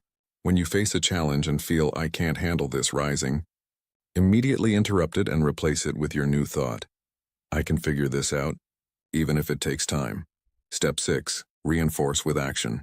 Thoughts become beliefs through emotional reinforcement. Take action aligned with your new thought, even small action. If you're thinking, "I can figure this out," actually start figuring it out. Take one small step, then acknowledge yourself for it. Feel the satisfaction. This emotional reinforcement strengthens the new neural pathway. Repeat this protocol for each major limiting thought you've identified. Don't try to change everything at once. Pick 1 or 2 thoughts to focus on. Master those. Then move to the next ones. Practice 4. The morning mental set. How you start your day determines the mental trajectory of your entire day. Most people begin their day reactively, checking their phone, scrolling news or social media, immediately responding to other people's priorities. This sets a reactive tone that persists throughout the day. The morning mental set is a practice of consciously choosing your mental state before engaging with the external world. It's best done within the first 30 minutes of waking, before you check your phone or start your daily activities. Here's a simple but powerful protocol. First 5 minutes. Thought observation. Before getting out of bed, spend 5 minutes simply observing your thoughts. Notice what's already running in your mind. Anxieties about the day? Resistance to getting up? Memories from yesterday? Just observe. This creates the separation between you and your thoughts that we discussed earlier. Next 5 minutes. Gratitude focus. Think of 3 specific things you're grateful for. Not abstract things, specific concrete things. Not "I'm grateful for my family," but "I'm grateful for the way my daughter laughed yesterday." Feel the gratitude. Let it generate warmth in your body. This isn't just positive thinking. You're literally changing your brain chemistry by generating gratitude-associated neurotransmitters. Next, 5 minutes. Intention setting. Ask yourself, who do I want to be today? Not what you want to do, who you want to be. Patient, focused, courageous, creative. Choose one quality and set the intention to embody it. Visualize yourself moving through your day with this quality. See yourself responding to situations in alignment with this intention. Final 5 minutes. Opportunity scanning. Think about your day ahead. Instead of focusing on problems or obligations, ask, what opportunities might today contain? This question primes your reticular activating system, the part of your brain that filters information, to notice opportunities rather than just threats or problems. 20 minutes. That's all. But done consistently, this morning practice transforms your baseline mental state. You move from reactive to intentional, from victim to creator, from unconscious to conscious. Practice 5. Emotional Reset Technique. Throughout your day, you'll find yourself in emotional states that don't serve you. Anxiety, frustration, overwhelm, irritation. These states narrow your thinking, reduce your options, and pull you into reactive behaviors. You need a quick, reliable method to reset your emotional state when this happens. The emotional reset technique combines several elements: physiological, cognitive, and intentional, to shift your state in just a few minutes. Step 1. Physiological interrupt. Your emotional state is partly maintained by your physiology, your posture, your breathing, your muscle tension. Change your physiology first. Stand up if you're sitting. If you're hunched, straighten. Take 3 deep breaths, in for 4 counts, hold for 4, out for 6. Shake out your arms and shoulders. This might seem simplistic, but you're literally changing the signals your body is sending to your brain. Step 2. Pattern interrupt. Your emotional state is also maintained by repetitive thoughts. You need to interrupt this pattern. One effective method. Count backward from 100 by 7s. 100, 93, 86, 79. This requires enough attention that it interrupts the emotional thought loop. Or name 5 things you can see, 4 you can touch, 3 you can hear, 2 you can smell, 1 you can taste. This grounds you in present sensory experience rather than past or future thinking. Step 3. Perspective shift. Ask yourself a reframing question. What else could this mean? Or how might I see this differently? Or what would someone I respect think about this situation? These questions activate different parts of your brain and generate alternative interpretations. You don't need to force a positive interpretation. You just need to break the fixation on one negative interpretation. Step 4. Intentional refocus. Once you've disrupted the negative state, consciously choose where to direct your attention, not as denial of the situation, but as strategic focus. Ask, what's the most useful thing I can focus on right now? Maybe it's solving the problem. Maybe it's accepting what you can't control. Maybe it's doing something completely different until you're in a better state to address the situation. This entire process takes 3 to 5 minutes. Practice it when you notice yourself in an unproductive emotional state. Don't wait until you're completely overwhelmed. The earlier you intervene, the easier the reset. Practice 6. Evening reflection and integration. Just as the morning set prepares your mind for the day, evening reflection integrates your experiences and prepares your mind for quality rest. This practice is often overlooked, but it's crucial for ongoing transformation. Spend 10 to 15 minutes before bed in structured reflection. Not rumination, that's different. Rumination is repetitive, unconstructive thinking about problems. Reflection is conscious evaluation and integration.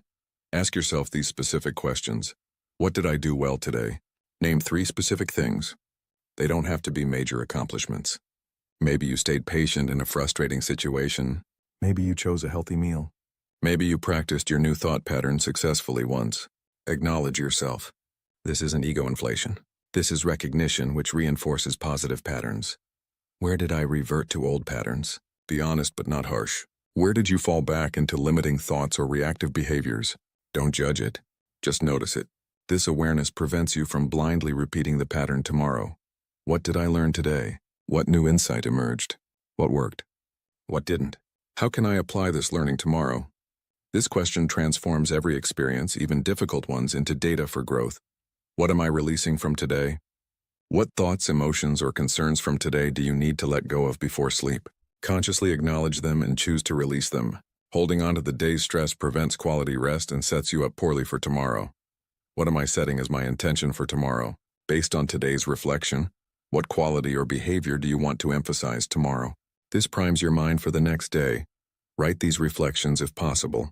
Writing creates clarity and also serves as a record of your transformation journey. You'll be able to look back and see patterns in your growth that aren't visible from day to day. Practice 7. The perspective practice. One of the most powerful ways to change your thoughts is to consciously adopt different perspectives. Most people are stuck in one perspective, their own immediate, emotional, reactive perspective. But any situation can be viewed from multiple perspectives, and each perspective generates different thoughts and emotions. Practice this systematically. When facing a challenging situation, force yourself to see it from at least 3 perspectives. Perspective 1. The immediate reactive perspective. This is your first emotional response. Don't suppress it, but recognize it for what it is. One perspective, not the only truth. Perspective 2. The observer perspective. Imagine you're watching this situation from outside, like a documentary filmmaker. What would an objective observer see? This creates emotional distance and often reveals aspects you miss when you're emotionally merged with the situation. Perspective 3. The future perspective. Imagine yourself 5 years from now looking back at this situation. How important will it seem? What will you wish you had done? How will you have grown from handling it? This perspective often reveals that current concerns are less catastrophic than they feel in the moment. Perspective 4. The wisdom perspective. If someone you deeply respect and trust were in this situation, how would they see it? What would they think and do? This accesses a wiser part of yourself that's often drowned out by immediate reactions.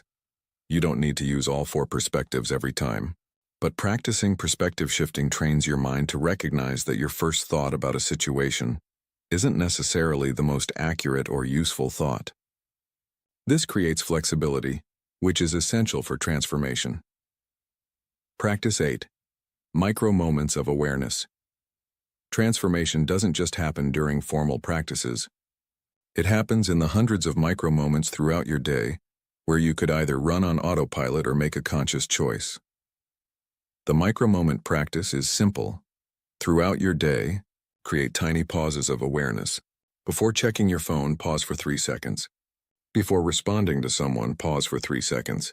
Before starting a new task, pause for 3 seconds. 3 seconds. That's all. In those 3 seconds, you're not trying to do anything. You're just creating a gap of awareness. And in that gap, unconscious patterns lose their grip. Conscious choice becomes possible. This might seem trivial. It's not.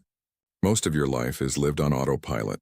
Habitual thoughts, habitual reactions, habitual behaviors. These micro moments of awareness break the autopilot. They bring you back to presence, to consciousness, to choice. Set reminders on your phone throughout the day. Pause, breathe, choose.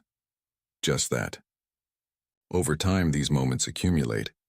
You become progressively more present, more aware, more intentional, and transformation happens not in dramatic moments but in these accumulated micro moments of consciousness. Practice 9. The Pattern Journal. This is a weekly practice that builds on your daily thought observation and reflection. Once a week, review your week. Look for patterns in your thoughts, emotions, behaviors, and circumstances. What patterns do you notice? Maybe you're consistently anxious on Sunday evenings. Maybe you're consistently energized after creative work. Maybe you consistently feel resentful after interactions with a specific person. Maybe you consistently feel proud when you complete tasks early. Don't just notice these patterns, investigate them. What thoughts are associated with each pattern? What beliefs might be driving them? What triggers them? What reinforces them? Then ask, which patterns do I want to strengthen? Which do I want to weaken? What specific practices will support this? This meta-level awareness, seeing patterns across time rather than just in individual moments, is incredibly valuable. Because transformation isn't about perfecting individual moments. It's about shifting overall patterns, and you can only shift patterns you can see. Practice 10. The Embodiment Exercise. This is perhaps the most advanced practice, but also one of the most transformative. It's based on the principle that your body and mind are not separate. They're a unified system. Your thoughts influence your body, and your body influences your thoughts. The embodiment exercise works like this. Choose the quality you're trying to develop. Confidence, peace, courage, whatever it is. Now, instead of just thinking about that quality, embody it physically. If you're developing confidence, stand the way a confident person stands. Breathe the way a confident person breathes. Move the way a confident person moves. Speak with the tone and pace a confident person uses, not as an act, but as a practice. You're training your body to hold the physical pattern of confidence. Do this for 10 minutes a day. Just embody the quality. Walk around your home or office in this embodied state. Notice how it feels. Notice what thoughts arise when you hold this physical pattern. Notice how your emotional state shifts. Here's what's neurologically fascinating. Your brain receives constant feedback from your body about what state you're in. If your body is in a collapsed, tense, closed posture, your brain interprets this as, we're in a threatened state.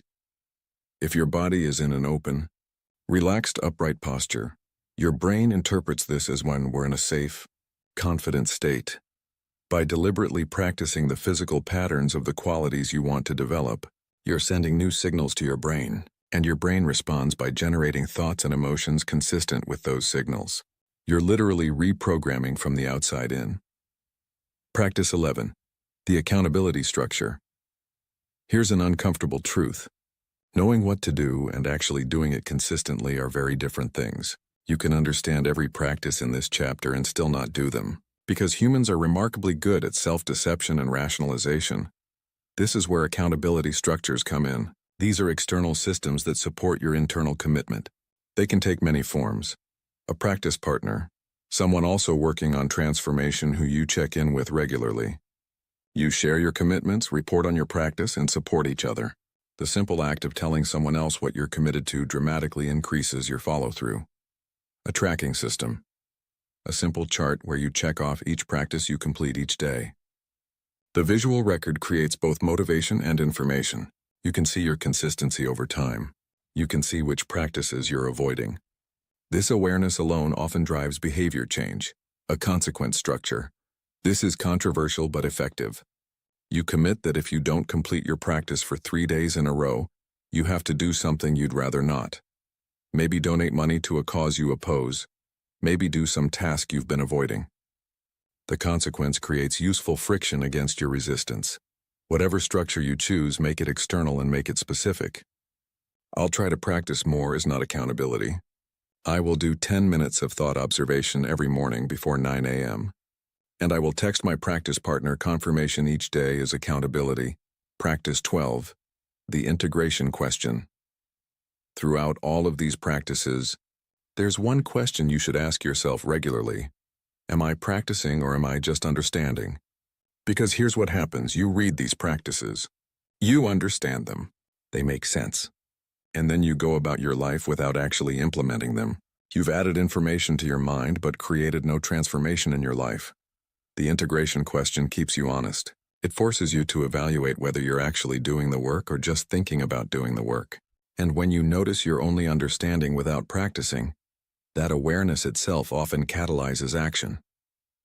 Ask yourself this question at the end of each day. What did I actually practice today? Not what did I think about practicing, not what I intended to practice, but what did I actually do? If the answer is nothing, that's data. Not judgment, data. And tomorrow you can choose differently. The long view, transformation as a lifestyle. Here's the final truth I want you to understand. Transformation is not a destination. It's not something you achieve and then you're done. It's a way of life. It's a commitment to ongoing conscious evolution. You don't do these practices for a month and then stop because you're fixed. You integrate them into your life because you're committed to being conscious rather than unconscious, intentional rather than reactive, evolving rather than stagnating. Some days you'll practice intensely. Some days you'll barely practice at all. That's okay. That's human. What matters is the long-term trajectory. What matters is that more days than not, you're showing up for yourself. You're applying these principles. You're practicing transformation. And over time, weeks, months, years, you'll look back and barely recognize the person you were. Not because you forced yourself to change, but because you practiced your way into a new way of being. Thought by thought, choice by choice, moment by moment. This is the hidden law of the mind in action. This is conscious creation. This is becoming the person you were always capable of being but perhaps never knew how to become. The practices are here. The principles are clear. The only question remaining is, will you practice? Not someday. Not when you're ready. Not when circumstances are perfect. Now. Today. This moment. Because transformation doesn't happen in perfect conditions. It happens in the middle of ordinary life, practiced by ordinary people who make the extraordinary choice to become conscious architects of their own minds. You are that person. You always have been. Now you have the practices to prove it. Conclusion. The choice that changes everything. Your mind, your creation, your life. We've reached the end of this journey together. But in truth, this is not an ending. It's a beginning. Because everything you've learned here is not meant to be known, it's meant to be lived. Not understood, but embodied. Not believed, but practiced. Let's take a moment to look back at where we've traveled. Because the path we've walked together contains a map, and that map can guide you forward for the rest of your life. We began with a simple but revolutionary truth. Every action begins as a thought. Every belief starts as a whisper in your mind, and most people never question where their thoughts come from or how much power they truly hold. They live their entire lives at the mercy of mental patterns they didn't consciously choose, running programs they never knew were installed. But you're different now, because you've seen behind the curtain. You've understood the hidden law of the mind. What you focus on expands. What you dwell upon becomes your world. Your thoughts are not passive observers of reality. They are active creators of it. In Chapter 1, we explored the architecture of mind. You learned that your thoughts are not harmless. They are the architects of your emotions, your habits, your destiny. A single repeated idea can become a belief. A belief can turn into behavior. And behavior defines who you become. We discovered that your mind is like a building under constant construction, and you, whether you realize it or not, are the architect. Every thought is a brick. Every belief is a foundation. Every mental habit is a wall. And the question is not whether you're building, but whether you're building consciously. You learned about the foundation, the walls, and the roof of your mental structure, how core beliefs determine everything built upon them, how daily mental habits create your experience of life, how your beliefs about what's possible create the ceiling of your potential. And most importantly, you learned that you can renovate. You can demolish old structures that no longer serve you and build new ones that do. In Chapter 2, we went deeper into the birth of belief systems. You discovered that your beliefs are not truths. They are simply thoughts you've been thinking for a very long time. We traced beliefs back to their origins in childhood, when your mind absorbed ideas from your environment like a sponge absorbs water. You saw how a single moment, interpreted in a particular way, paired with emotion, can become a belief that shapes decades of your life. We explored the 4 stages of belief formation: the initial thought, repetition and reinforcement, emotional anchoring, and identity integration. You learned how confirmation bias makes your mind seek evidence for what you already believe, creating a self-fulfilling prophecy, and you discovered that beliefs about your identity are the most powerful programs you have. They determine what you think you can do, what you think you deserve, and what behaviors feel natural. But here's what made that chapter liberating. You learned that you are not your beliefs. You are the one who has been believing them, and you can choose to believe something different. Identity is not fixed. It's simply a collection of beliefs that can be updated, revised, and transformed. In Chapter 3, we unveiled the emotion-thought loop. You discovered that emotions don't come from events, they come from your thoughts about events. 2 people can experience the same situation and have completely different emotional responses because they're thinking different thoughts. Your thoughts create your emotions, and your emotions influence your next thoughts, creating a loop that either spirals upward or downward. We explored how emotional states color your perception, making anxious thoughts seem accurate when you're anxious, making depressing thoughts seem true when you're depressed. You learned about state-dependent thinking, how your brain literally has different thinking patterns depending on your emotional state. And most importantly, you learned that you can interrupt negative loops by changing your thought patterns, and you can create positive loops intentionally by consciously choosing empowering thoughts. You discovered the anxiety loop, the depression loop, the anger loop, and the shame loop, recognizing that most people have a default pattern they fall into. But you also learned about gratitude loops, curiosity loops, and confidence loops, positive spirals that you can initiate through conscious thought selection. In Chapter 4, we entered the realm of practical reprogramming. You learned that your brain is not fixed, it's plastic, shapeable, programmable throughout your entire life. Neuroplasticity means that every thought you think, every action you take, every experience you have is literally reshaping your neural architecture. The question is not whether your brain can change, but whether you're changing it consciously or unconsciously. We broke down the reprogramming process into 6 clear stages: awareness and identification, interruption and disruption, replacement and reconditioning, environmental design, identity integration, and testing and refinement. You learned that reprogramming isn't about suppressing old patterns, it's about replacing them with new ones through consistent practice and emotional reinforcement. You discovered the power of future self-visualization, how acting as your future self now creates the neural patterns associated with that identity. You learned that transformation isn't a one-time event, but an ongoing process requiring maintenance and continued practice. And you understood that old programs never completely disappear, they just become dormant, which means vigilance and consistent practice are necessary for lasting change. In Chapter 5, we moved from understanding to embodiment.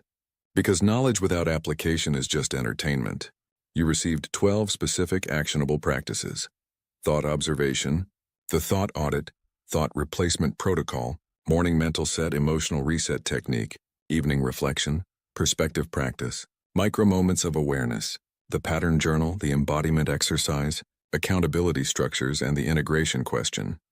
Each practice was designed to turn intellectual understanding into lived experience, not as a temporary program you complete and move on from, but as tools you integrate into your life permanently. Because transformation is not a destination, it's a way of life. It's a commitment to ongoing conscious evolution.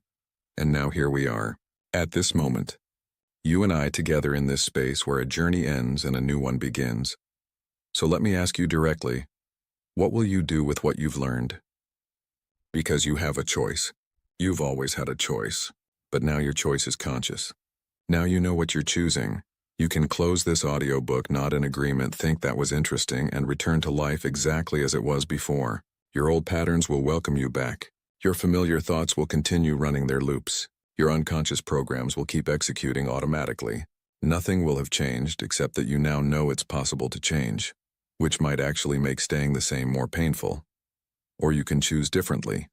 You can decide, right now, in this moment, that you are done living unconsciously, done being reactive, done letting old programs run your life, done being a victim of thought patterns you didn't choose, done settling for a mental architecture built by others. You can decide that today is the day you become the conscious architect of your own mind. That today is the day you take full responsibility, not for the programming you received, but for the reprogramming you're capable of. That today is the day you stop waiting for circumstances to change you and start deliberately changing yourself, regardless of circumstances. This is not motivational rhetoric. This is a genuine choice point, and the choice you make in the next few moments will determine the trajectory of your life more than any external circumstance ever could. Let me paint two pictures for you. Two possible futures, both available to you, both determined entirely by what you choose to do with what you now know. Future 1. The path of unconsciousness. In this future, you finish this audiobook with good intentions. You tell yourself you'll start practicing tomorrow.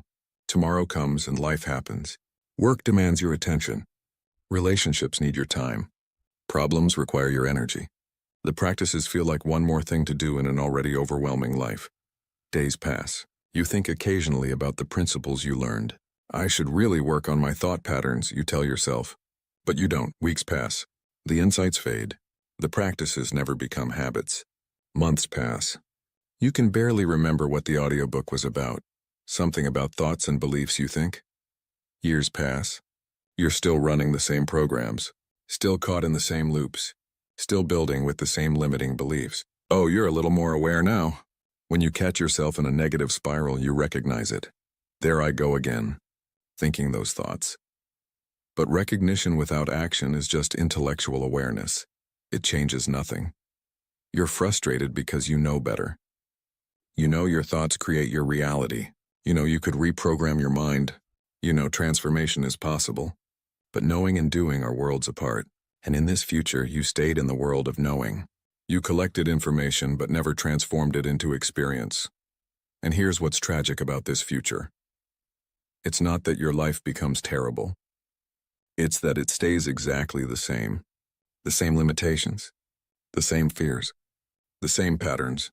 Year after year after year, you had the map to freedom, but you never took the journey. Future 2, the path of consciousness. In this future, you finish this audiobook and immediately take action. Not tomorrow, today, right now. You don't wait until you feel ready. You don't wait for the perfect time. You don't wait for circumstances to align. You begin. You start with thought observation. Just 10 minutes a day watching your thoughts without judgment. It's difficult at first. Your mind resists, but you persist. After a week, you start seeing patterns you never noticed before. After a month, you can observe thoughts without being consumed by them. This alone transforms your relationship with your mind. You conduct a thought audit. You discover that you've been thinking the same limiting thoughts hundreds of times per week. Thoughts you never questioned, never evaluated, never chose, but they've been running your life. Now that you see them clearly, you can address them. You implement the thought replacement protocol. You choose one major limiting thought and systematically replace it. The first few weeks are challenging. The old thought feels more natural, but you practice the new one anyway. Day after day, week after week, and slowly, gradually, the new thought starts to feel natural. The old thought starts to feel strange. After 3 months, you barely recognize yourself. Not because everything in your external life has changed, though some things have, but because your internal experience is completely different. Challenges that would have overwhelmed you before now feel manageable. Opportunities you would have missed before now feel obvious. Relationships that were difficult before now feel easier. Not because they changed, because you changed. You implement the morning mental set. Every day starts with intention rather than reaction. You practice the emotional reset technique whenever you notice yourself in an unproductive state. You do evening reflections, integrating each day's experiences into wisdom. You create micro moments of awareness throughout your day, bringing consciousness to what was previously automatic. After 6 months, people close to you start asking, "What's different about you?" They can't quite name it, but they sense something has shifted. You're calmer, more confident, more present, more authentic, less reactive, less anxious, less trapped. After a year, you look back at who you were and feel profound gratitude. Not because that person was bad, but because you had the courage to evolve beyond them.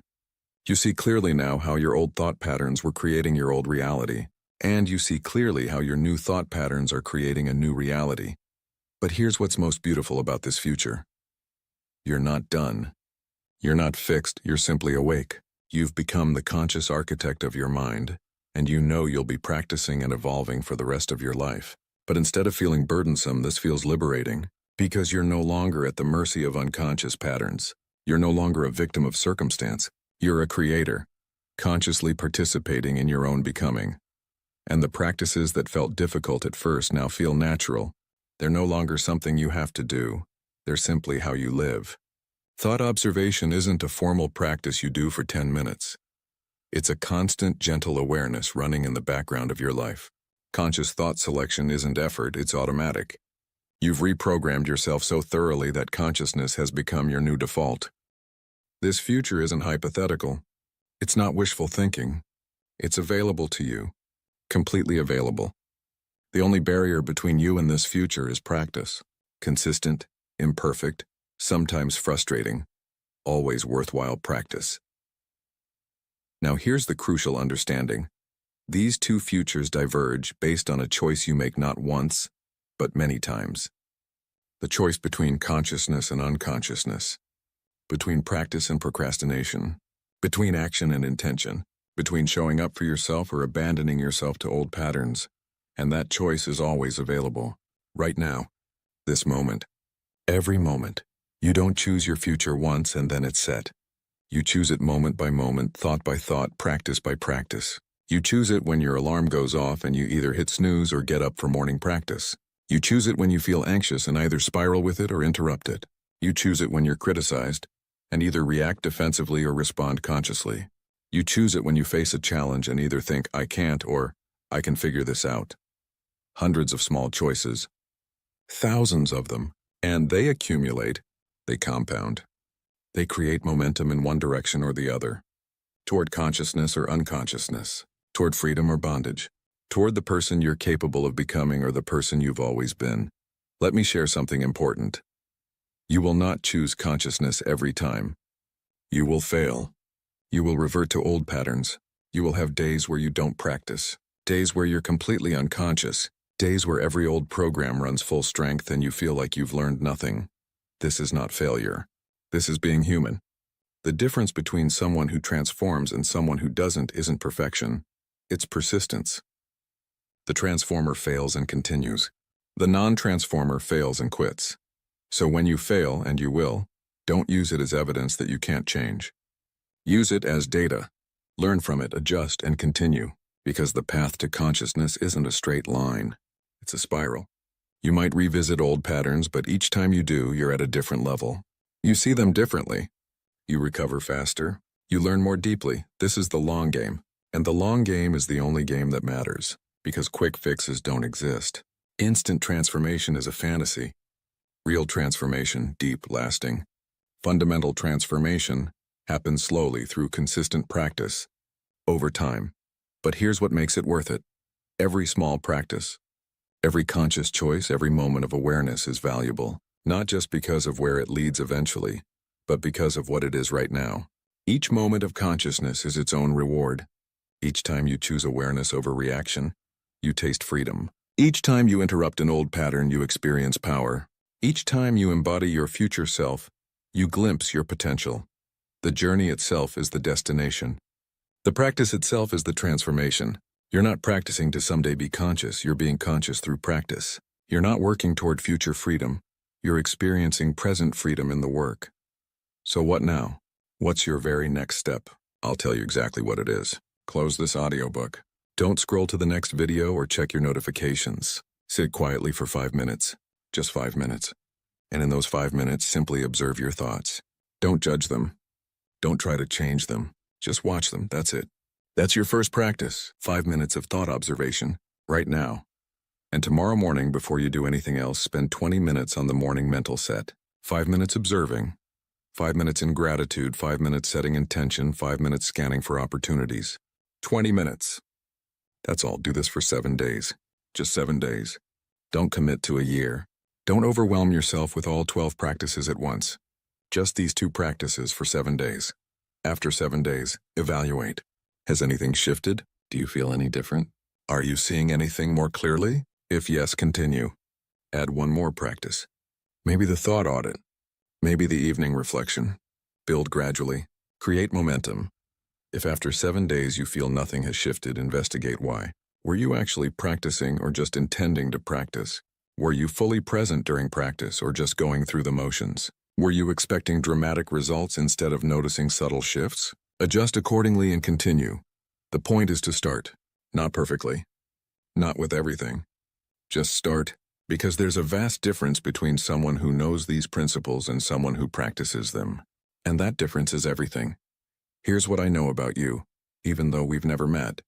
You wouldn't have listened to this audiobook if you weren't ready for change.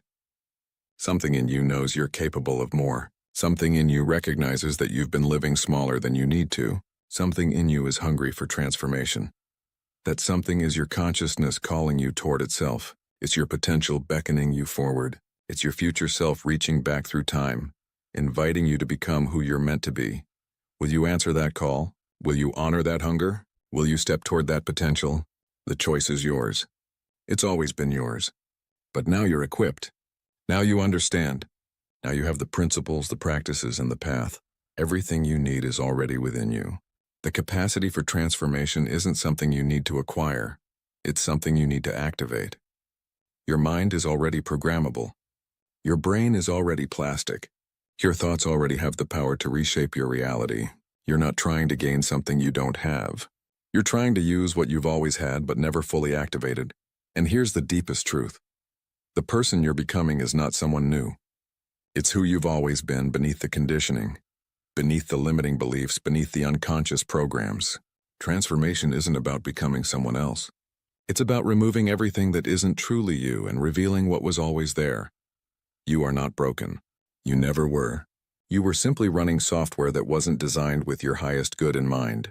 And now you know how to rewrite that software. You know how to install programs that serve you. You know how to become the conscious creator of your own mind. This is not the end. This is the beginning. Everything until now has been preparation. The real work starts when you close this audiobook and step into your life with new awareness, new tools, and new commitment. Your thoughts are waiting. Your mind is ready. Your future is calling. What will you choose? Choose consciousness. Choose practice. Choose transformation. Not someday. Not when you're ready. Not when circumstances are perfect. Choose now, because now is all you have, and now is enough. You are the hidden law of the mind in action. You are the proof that thoughts become things. You are the living demonstration that consciousness can evolve itself consciously. You always have been. You always will be. The only question is, will you live that truth consciously, or will you let it remain hidden? I believe you'll choose consciousness. I believe you'll do the work. I believe you'll transform. Not because you're special, but because you're ready. And ready is all you need to be, so go now. Step into your life as the conscious architect you were always meant to be. Build the mental structures that serve you. Install the programs that empower you. Create the thoughts that transform you. Your mind is waiting. Your life is waiting. Your future is waiting. The journey begins now. Welcome to conscious creation. Welcome to your power. Welcome to the rest of your life. Everything you've learned here is yours to keep, yours to use, yours to embody. The hidden law of the mind is no longer hidden. You see it. You understand it. You can use it, so use it. Practice it, live it, become it. This is not goodbye. This is hello. Hello to the person you're becoming. Hello to the life you're creating. Hello to the consciousness you're awakening. The work is yours now. The choice is yours. The power has always been yours. What you think, you become. What you feel, you attract. What you imagine, you create. So think consciously. Feel intentionally. Imagine boldly. Your transformation starts now. The deeper truth. Why this matters beyond you. Before we part ways, I want to share something that goes beyond personal transformation.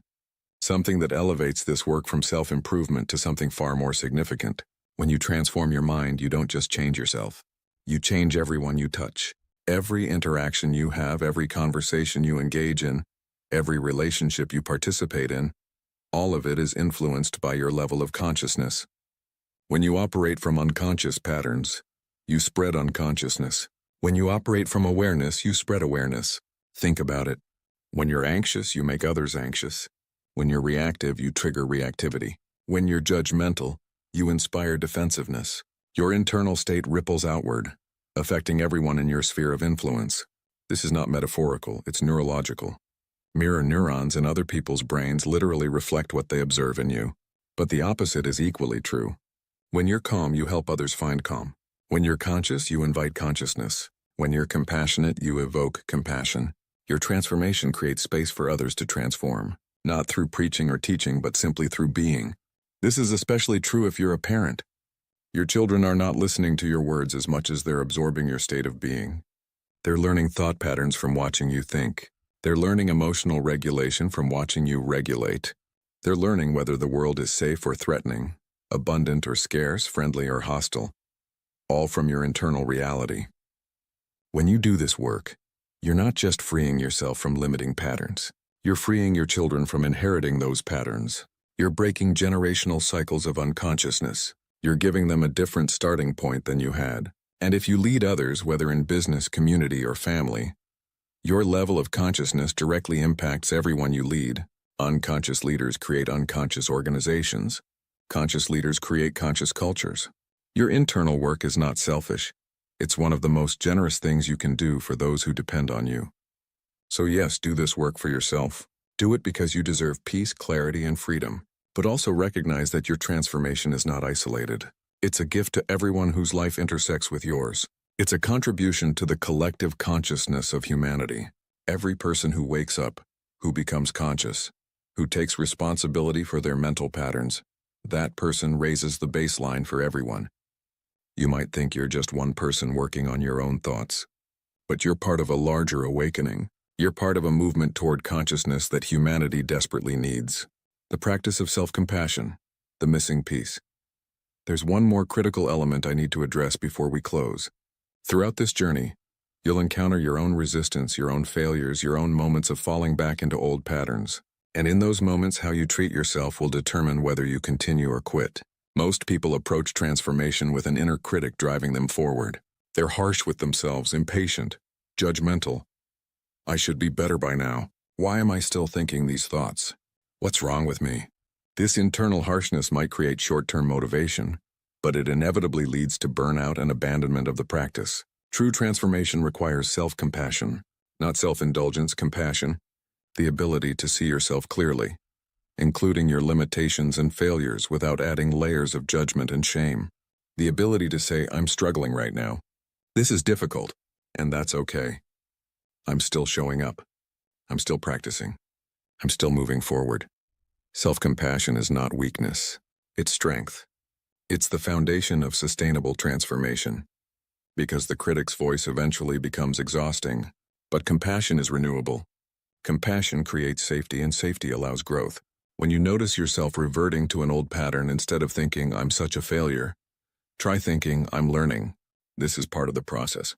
I'm doing better than I was, and I'll continue improving. Same situation, completely different relationship with yourself. And that different relationship changes everything. Research in psychology consistently shows that self-compassion leads to greater resilience, higher motivation, and better outcomes than self-criticism. The harsh inner voice might push you temporarily, but the compassionate inner voice sustains you permanently. So as you practice these principles, practice them with kindness toward yourself. You're not trying to achieve perfection. You're trying to achieve progress. And progress is messy, non-linear, and requires patience. The invitation: join the conscious few. We live in a world that promotes unconsciousness. Endless distractions designed to keep you from thinking. Constant stimulation designed to keep you from feeling. Cultural conditioning designed to keep you from questioning. The default path is unconsciousness. Awareness requires intention. This means that choosing consciousness makes you part of a minority. Most people will continue running unconscious programs. Most people will remain reactive, victim-minded, and stuck in limiting patterns. Not because they're bad people, but because they never encountered these principles, or they encountered them but never practiced them. You're different. By listening to this audiobook completely, by considering these ideas seriously, by contemplating applying these practices, you've already separated yourself from the unconscious majority. You're becoming part of the conscious few, and the conscious few carry a unique responsibility, not to judge the unconscious masses, but to be a living example of what's possible, to demonstrate through your life that transformation is real, that consciousness is achievable, that patterns can be changed. You don't need to preach these principles. You don't need to convince anyone. You simply need to embody them. Live them so fully that others become curious. What's different about you? When they ask that question, then you can share. But the living always precedes the teaching.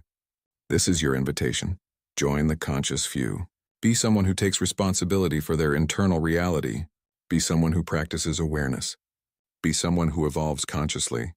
Not perfectly, but persistently. Not always, but increasingly. Not immediately, but eventually. The world needs more people like this. People who don't blame circumstances. People who don't remain victims of their conditioning. People who understand that the only thing they truly control is their own mind, and who take that control seriously. You can be one of those people. Starting today, starting with your very next thought. The final word. This is just the beginning. We've covered profound territory together. The architecture of mind, the birth of beliefs, the emotion-thought loop, the reprogramming process, the practical applications, the path forward. You have everything you need. But here's what I want you to remember above all else. This audiobook is not the transformation.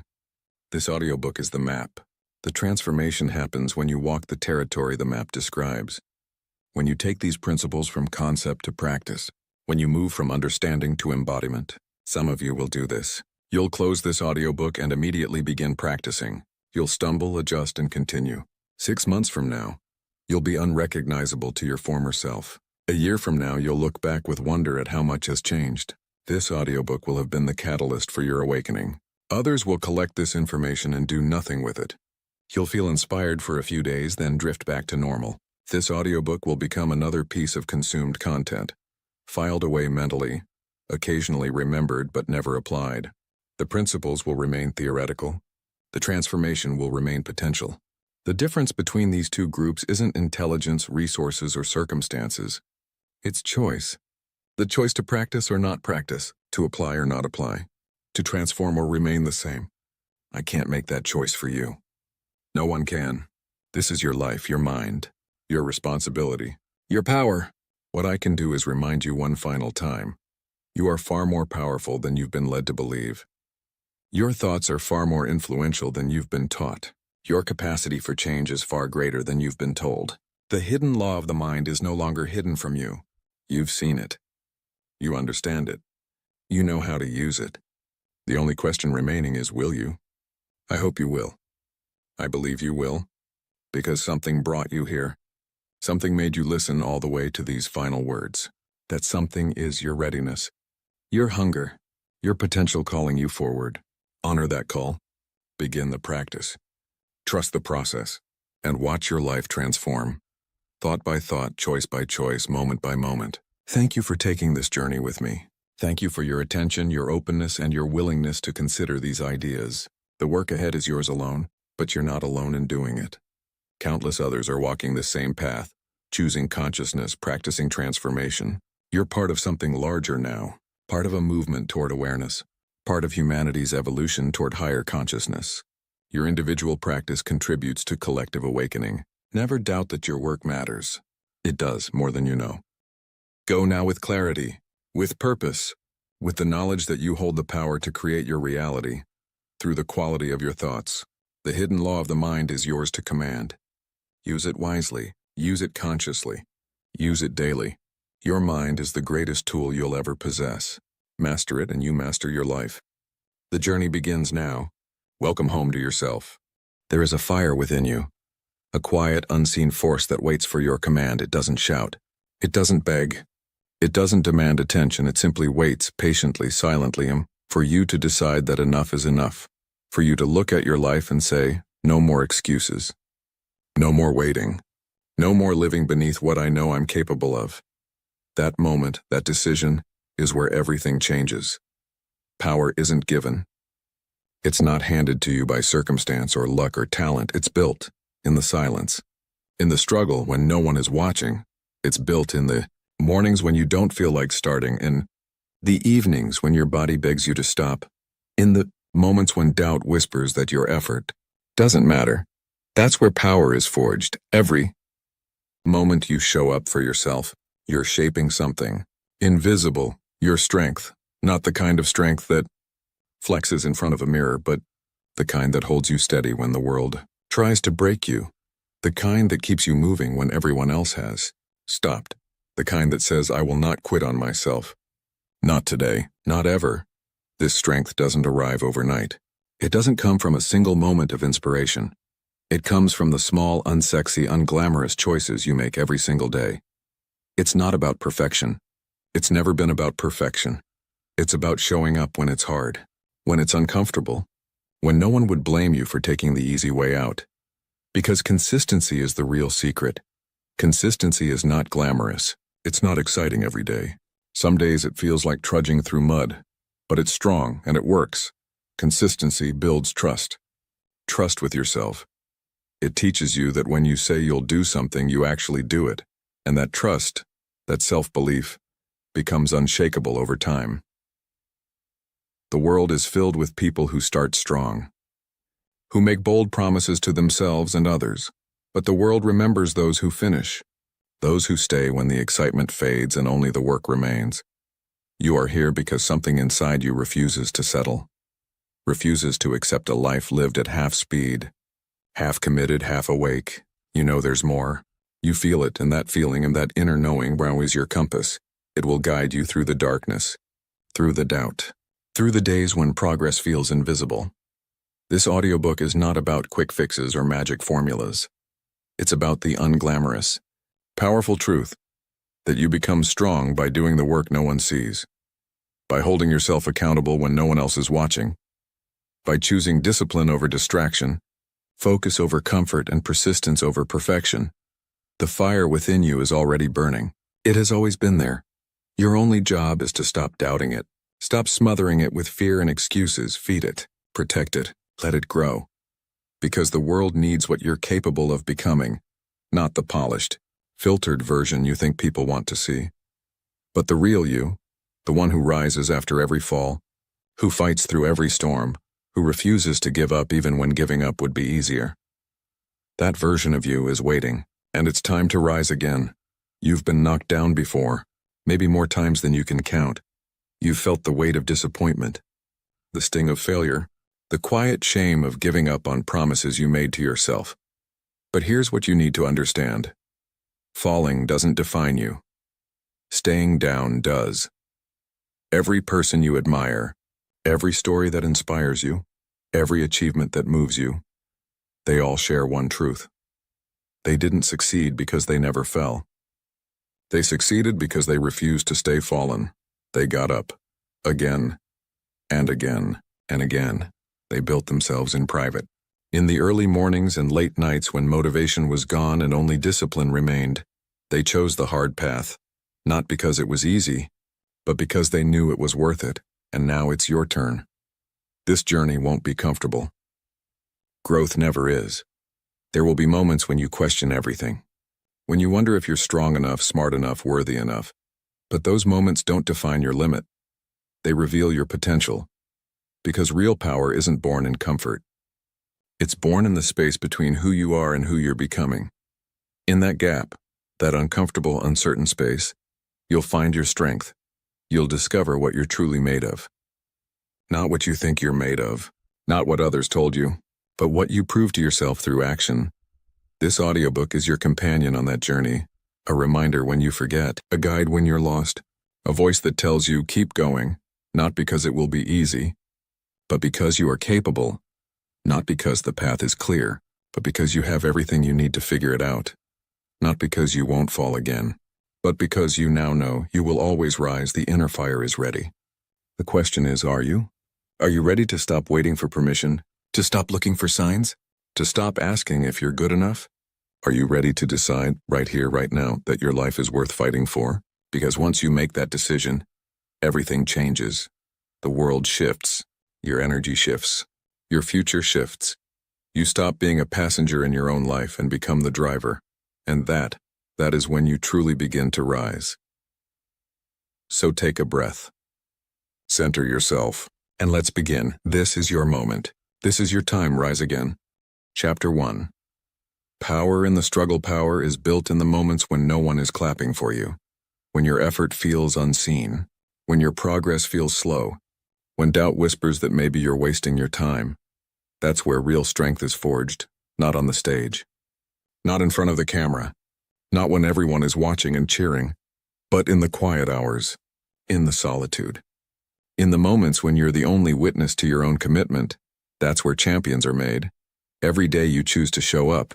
You train your mind to trust yourself. You teach your body to follow through. You prove to your soul that you mean what you say. And over time, that trust becomes unbreakable, because the world is full of people who talk about their dreams, who post their goals, who make big promises, but talk is easy. Promises are cheap. Dreams without action are just fantasies. What separates those who succeed from those who stay stuck isn't talent. It's not intelligence. It's not even luck. It's the willingness to do the work when no one is watching, to show up when it's inconvenient, when it's uncomfortable, when every part of you wants to quit. That's the difference. No excuses. No waiting for motivation. Because motivation won't save you. Discipline will. Motivation is a spark. It ignites you. It gets you started. And that's beautiful. But discipline is the fuel that keeps you burning long after that spark fades. Discipline doesn't care how you feel. It doesn't negotiate. It doesn't make exceptions. It simply shows up every single day and does what needs to be done. When you're tired, discipline lifts you. When you're scared, discipline steadies you. When you're lost, discipline guides you. It's not exciting. It's not sexy, but it's powerful beyond measure. Each small act of discipline builds a foundation that cannot be shaken. Every decision to push forward is another brick in your future, a future that others can't see yet. But you can feel it forming. Think about it. Every morning you wake up and choose effort over ease. You're building. Every time you resist the urge to quit, you're building. Every moment you say not today to distraction and yes to focus, you're building something that will outlast any obstacle. The struggle is not your enemy. The struggle is your teacher. It shows you what you're made of. It reveals your limits, and then it shows you how to break through them. Most people run from struggle. They avoid discomfort at all costs. They choose the path of least resistance, and they wonder why their lives never change. But you're different. You understand something they don't. You understand that growth lives on the other side of comfort, that strength is born in resistance, That power comes from pushing through when everything inside you says stop. The struggle is where you discover who you really are, not who you pretend to be, not who others think you are, but who you become when no one is there to judge you, when no one is there to save you, when it's just you, your goal, and the space between. That's sacred ground. That's where transformation happens. You don't need an audience for that. You don't need validation or applause, you just need to show up. Day after day, moment after moment, even when it feels like nothing is happening, even when the results seem far away. Because here's the truth, results are lagging indicators. They show up later. Sometimes much later, but the work you're doing right now is in the struggle, in the silence, as it's compounding every rep, every hour, every choice. It's all adding up, you just can't see it yet, and that's okay. You don't need to see it to trust it. You don't need proof to keep going. You need faith. Faith in the process. Faith in yourself. Faith that the struggle is not punishing you. It's preparing you for the life you've been asking for the person you're becoming, for the future that's waiting on the other side of your persistence. So when the work feels hard, remember it's supposed to. When progress feels slow, remember it's happening. When no one notices your effort, remember you're not doing this for them. You're doing this for you, for your future, for the promise you made to yourself that you would not give up. And that promise, that commitment, is more powerful than any obstacle you'll ever face. Because obstacles are temporary. But the strength you build overcoming them, that's permanent. It stays with you. It shapes you. It becomes part of your identity. You become someone who doesn't quit, someone who doesn't fold under pressure, someone who looks at challenges and says, bring it on. I've been through worse, and I'm still standing. That's the power of the struggle. It doesn't break you. It builds you. It strips away the weak parts and leaves only what's strong. It burns away doubt and fear and replaces them with certainty and courage, but only if you stay in it. Only if you refuse to run. Most people quit right before the breakthrough, right before the magic happens. They endure the pain, put in the work, and then walk away just as the universe was about to reward them. Don't be that person. Stay in the struggle. Embrace it. Let it shape you. Because on the other side of this pain is a version of you that's unstoppable. A version that knows and without question that you can handle anything life throws at you, that you're stronger than your circumstances, wiser than your fears, more capable than you ever imagined. But you'll only meet that version by walking through the fire, not around it, through it. Every day you push through resistance. You're one step closer to that version of yourself. Every day you choose discipline over distraction. You're claiming your power, and one day, maybe not today, maybe not tomorrow, but one day, you'll look back and realize something profound. The struggle wasn't the obstacle. The struggle was the path. It was never in your way. It was the way. And everything you've been through, every hardship you've endured, every moment you wanted to quit but didn't, it was all building you into someone who cannot be stopped, someone who rises, someone who endures, someone who wins, not because life got easier, but because you got stronger. And that strength, that power, no one can ever take from you. It's yours, forever. So keep going. Keep showing up. Keep doing the work that no one sees, because the world will see it eventually. They'll see the results. They'll see the transformation. But by then, you won't need their validation, because you'll know the truth. You'll know what it took. You'll know who you had to become, and that knowledge, that quiet, unshakable knowing, is the greatest power of all. The power in the struggle isn't just about building success. It's about building you into someone you're proud of, someone you trust, someone you respect. And that is worth every moment of difficulty. So when the days get hard, don't curse the struggle. Thank it, because it's giving you something most people will never have. The privilege of becoming who you were always meant to be. Rise through the struggle, and let it make you unstoppable. There's a certain beauty in the grind, a quiet dignity in refusing to quit. When the alarm goes off and your body begs for 5 more minutes, and you get up anyway. When your mind says, you've done enough for today, and you do 1 more rep, write 1 more page, take 1 more step. Those moments might seem small, insignificant even, But they're not. They're everything. Because success isn't built in the big moments. It's built in the tiny decisions that no one sees. The decision to stay when leaving would be easier. The decision to focus when distractions are everywhere. The decision to believe in yourself when the evidence isn't there yet. These moments are your currency, your investment, your deposit into a future that's being built right now. And the beautiful thing? You're the only one who can make these deposits. No one can do the work for you. No one can believe for you. No one can push for you. This is your journey, your responsibility, your power. And yes, it's lonely sometimes. The path of growth often is. Because while others are sleeping in, you're up grinding. While others are scrolling mindlessly, you're learning, building, creating. While others are making excuses, you're making progress. It's lonely until it's not, until the results start showing, until people start noticing, until your life begins to reflect the work you put in when no one was watching, and then they'll say you're lucky, talented, gifted. They'll never know about the mornings you didn't want to start, the nights you couldn't sleep because doubt kept you awake, the moments you cried because it felt too hard. They won't see that part, and that's okay, because you're not doing this for recognition. You're doing this for transformation. You're doing this because you know deep in your soul that you're capable of more than your current circumstances suggest, more than your past would indicate, more than your fear would allow. And the only way to claim that more is through the struggle, through the resistance, through the discomfort, through the moments that test everything you've got. That's where power is forged. Think of iron. To become steel, it must be heated, hammered, and shaped under extreme pressure.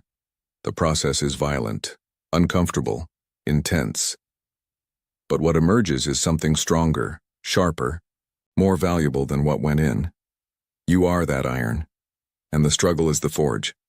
Every challenge you face is another strike of the hammer. Every setback is more heat. Every moment of doubt is the pressure. And when the process is complete, you won't just be stronger, you'll be unbreakable, but you have to stay in the fire. You have to endure the process, because if you pull out too early, you'll never reach your full potential. You'll be almost strong, almost ready, almost there. And almost doesn't change lives. Almost doesn't build legacies. Almost doesn't give you the life you dream about. Only complete does that. Only finished does that. Only I didn't quit does that. So when it hurts, remember, pain is temporary. But quitting is permanent. When it's hard, remember, hard is where growth happens. Easy keeps you the same. When it feels impossible, remember, impossible is just unfamiliar. Once you do it, it becomes possible forever.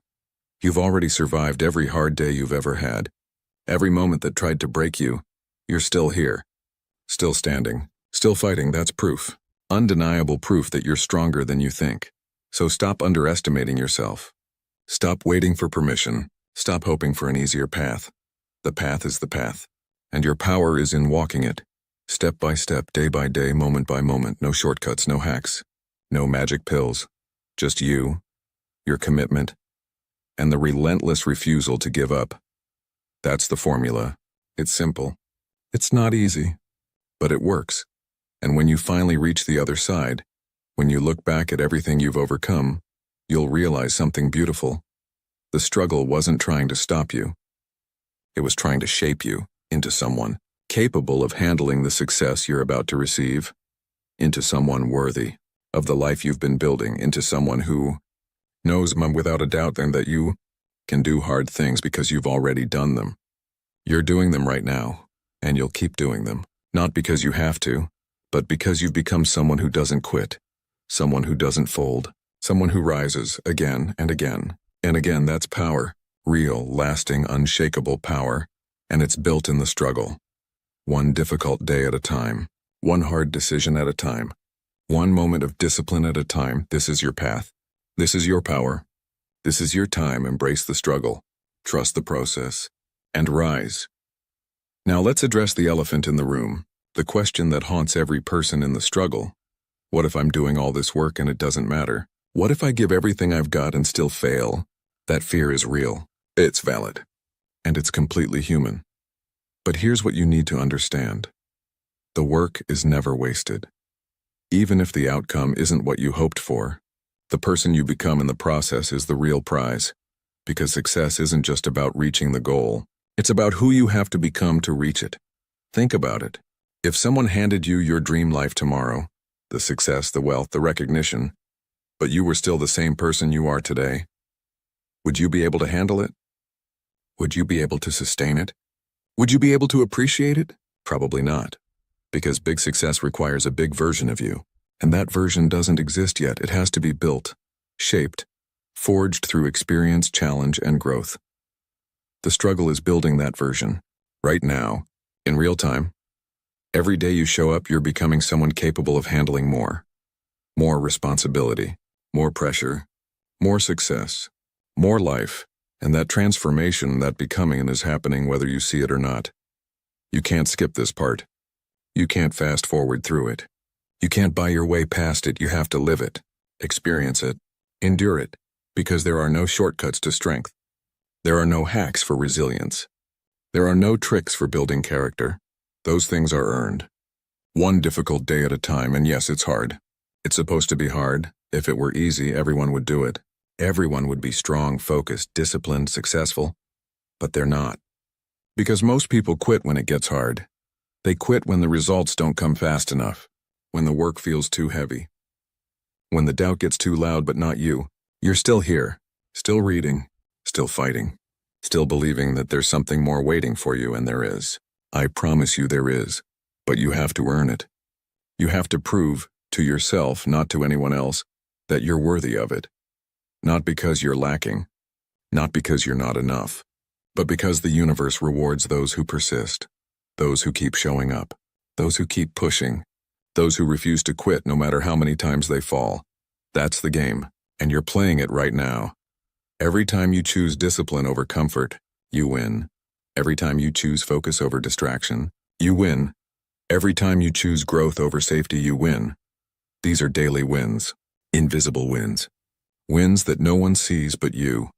But they're adding up, compounding, building momentum.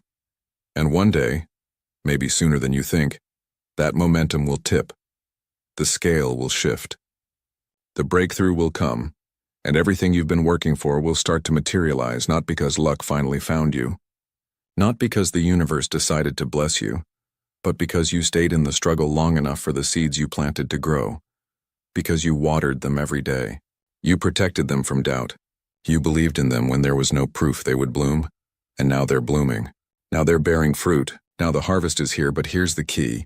You would have never made it to harvest if you quit during the planting season. Most people quit during planting. They put in a little work, see no results, and walk away. They never give their seeds a chance to grow. They never give their effort a chance to compound. They never give themselves a chance to become who they need to become. Don't be most people. Be the one who stays, the one who endures, the one who trusts the process even when the process feels broken. Because it's not broken. It's working. You're just in the messy middle where progress is invisible. But invisible doesn't mean non-existent. It just means you can't see it yet. Trust it anyway. Believe anyway. Keep going anyway. Because the struggle is not a sign that you're on the wrong path. It's a sign that you're on the right one. Easy paths don't lead to extraordinary places. Comfortable journeys don't create legendary stories. The struggle, the resistance, the difficulty, the pain. That's what makes the destination worth it. That's what makes your story powerful. Not because you had it easy, but because you had it hard and you didn't quit. So when the struggle feels overwhelming, pause, breathe, and remember why you started. Remember the vision that pulled you in, the dream that won't let you sleep, the future that's calling your name. That future is real. It's waiting, but it's waiting for a version of you that doesn't exist yet, a version that's being built right now, in the struggle, in the pain, in the daily grind. So don't waste this time wishing it away. Use it, embrace it, let it shape you. Because the struggle is temporary, but the strength you build, that's forever. The discipline you develop, that's yours to keep. The character you forge, that's who you become. And that version of you, in a strong, focused, unbreakable, is worth every moment of difficulty. So rise.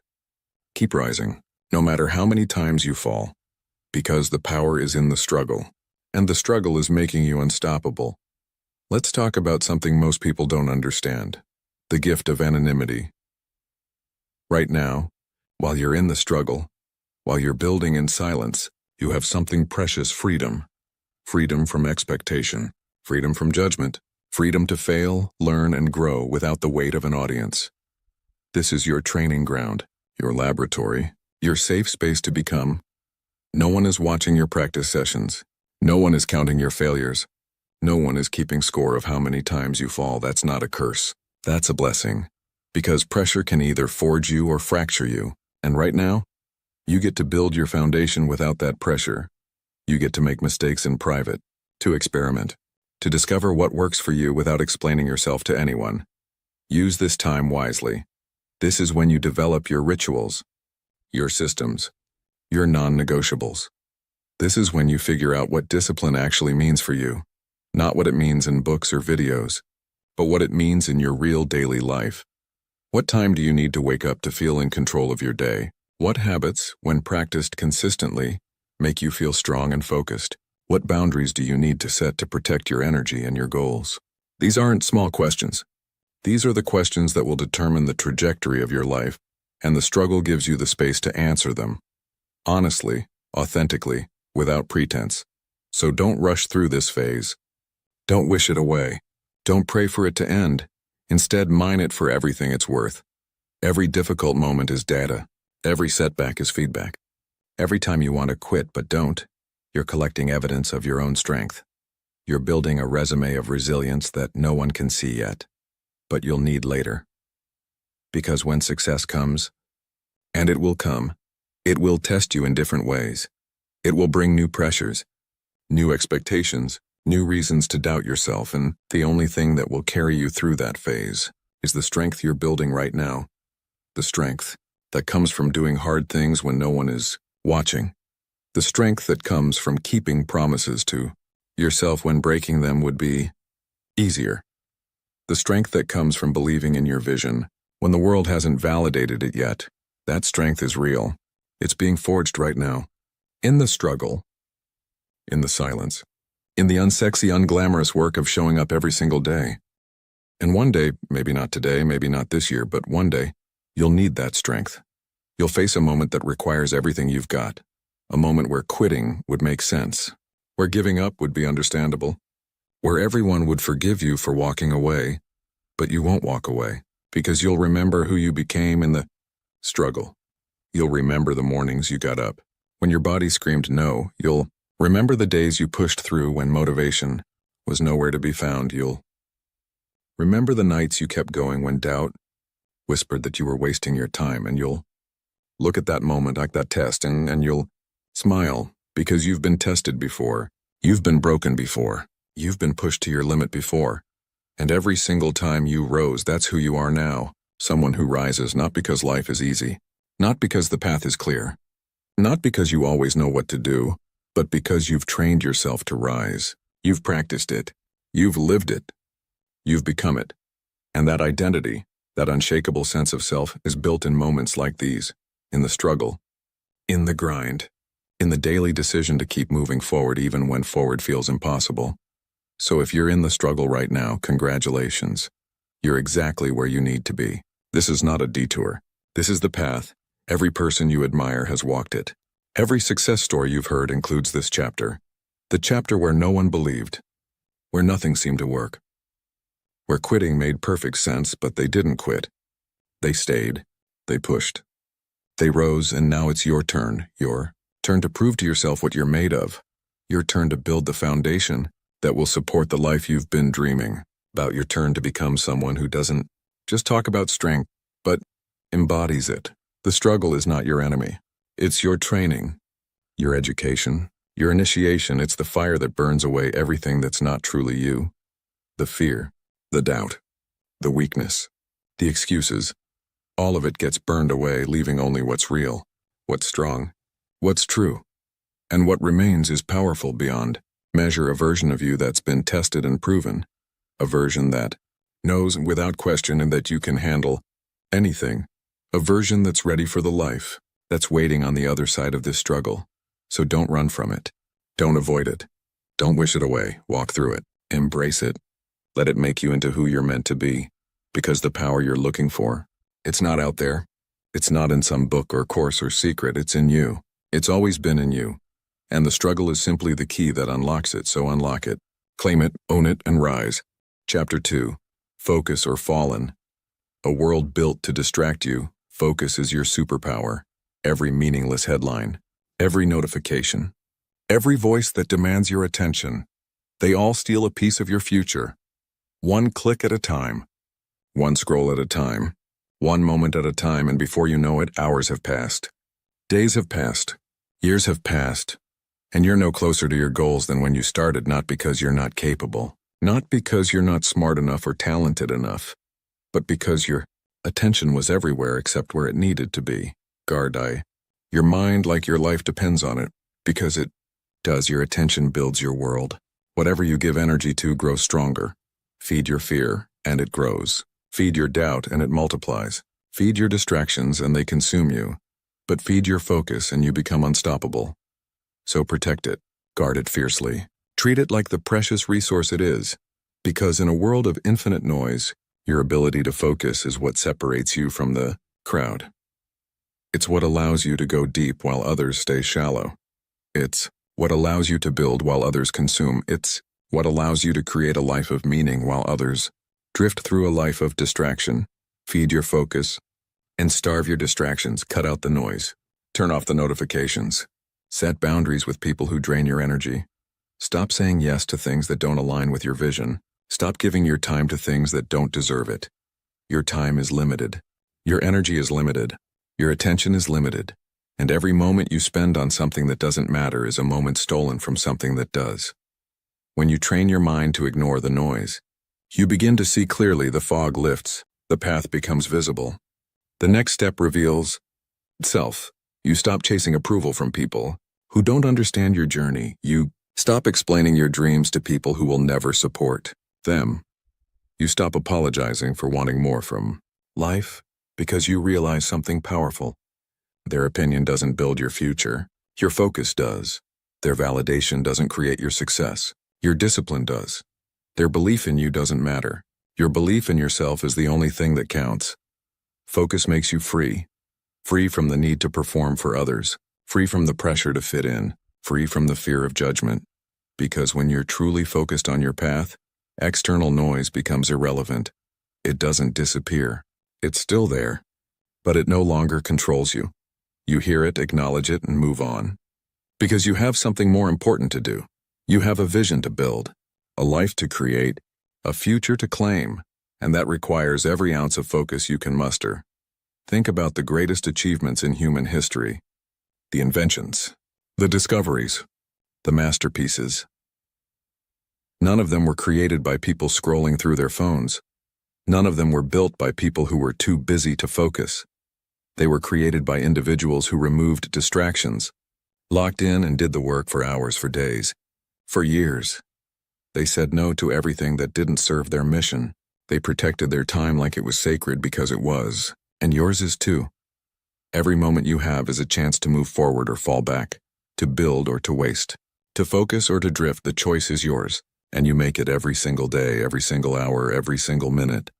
What are you choosing right now? Are you feeding your focus? Or are you feeding your distractions? Are you building your future? Or are you borrowing time from it?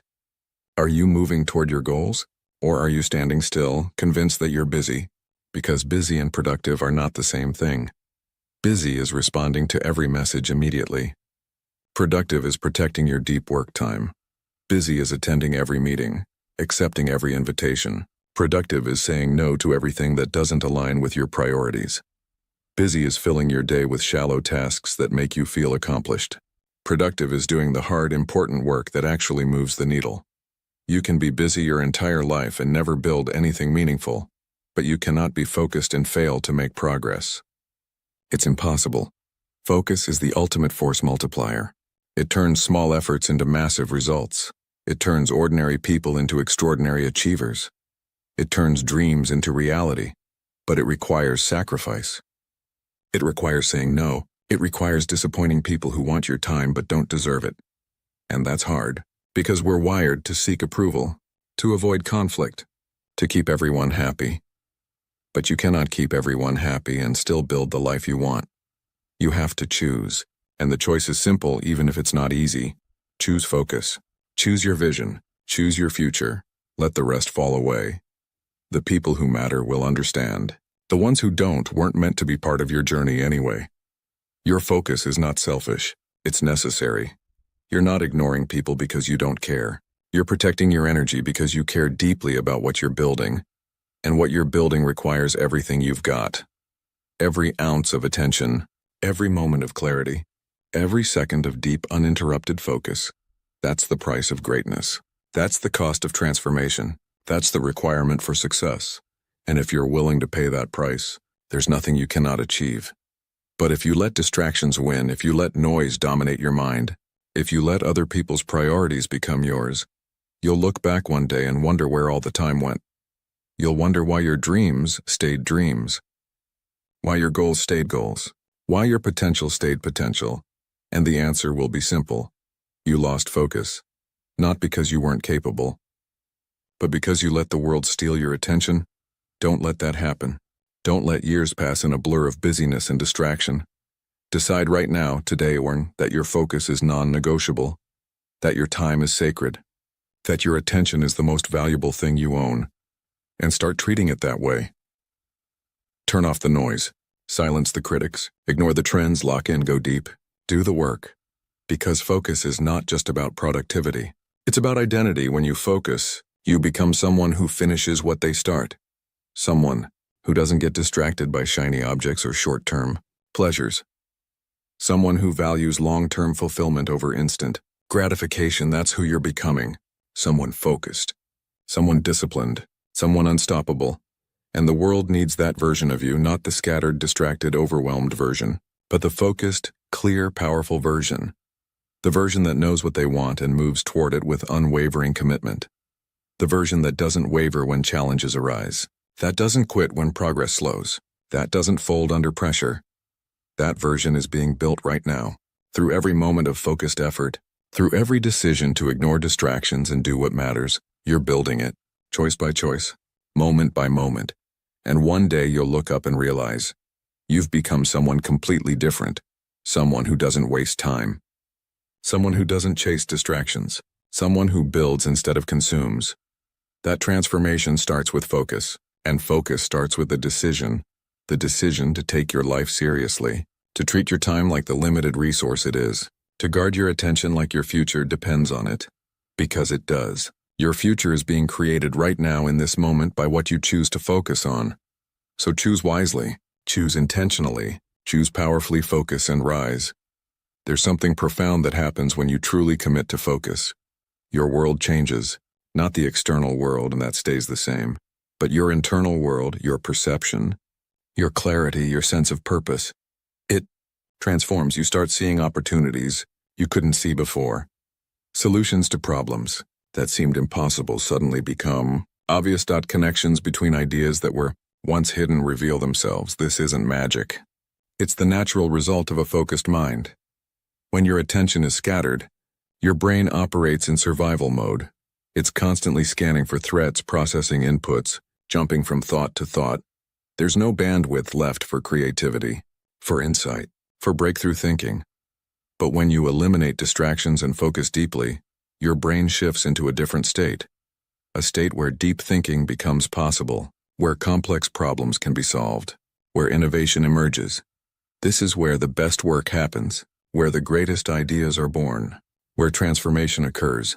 But you can only access this state through sustained focus, not for 5 minutes, not for 15 minutes, but for hours.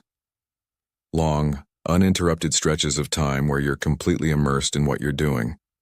This is called flow state, and it's one of the most powerful experiences available to humans. When you're in flow, time disappears. Effort feels effortless. Work feels like play. You're fully present, fully engaged, fully alive. And the output? Extraordinary. You produce in one flow session what might take days of distracted work. But here's the catch. You can't force flow. You can only create conditions for it. And the primary condition? Uninterrupted focus, no phone, no interruptions, no multitasking. Just you and the work. That's the gateway. That's how you access your highest potential. And the more you practice it, the easier it becomes. Your brain adapts, your discipline strengthens, your ability to focus deepens, until one day focus isn't something you have to force. It's just who you are. Someone who goes deep, someone who does the work that matters, someone who builds instead of consumes. That's the version of you that wins, not because you're smarter or more talented, but because you're more focused, more committed, more willing to protect your attention. And in a world where everyone is distracted, that makes you exceptional.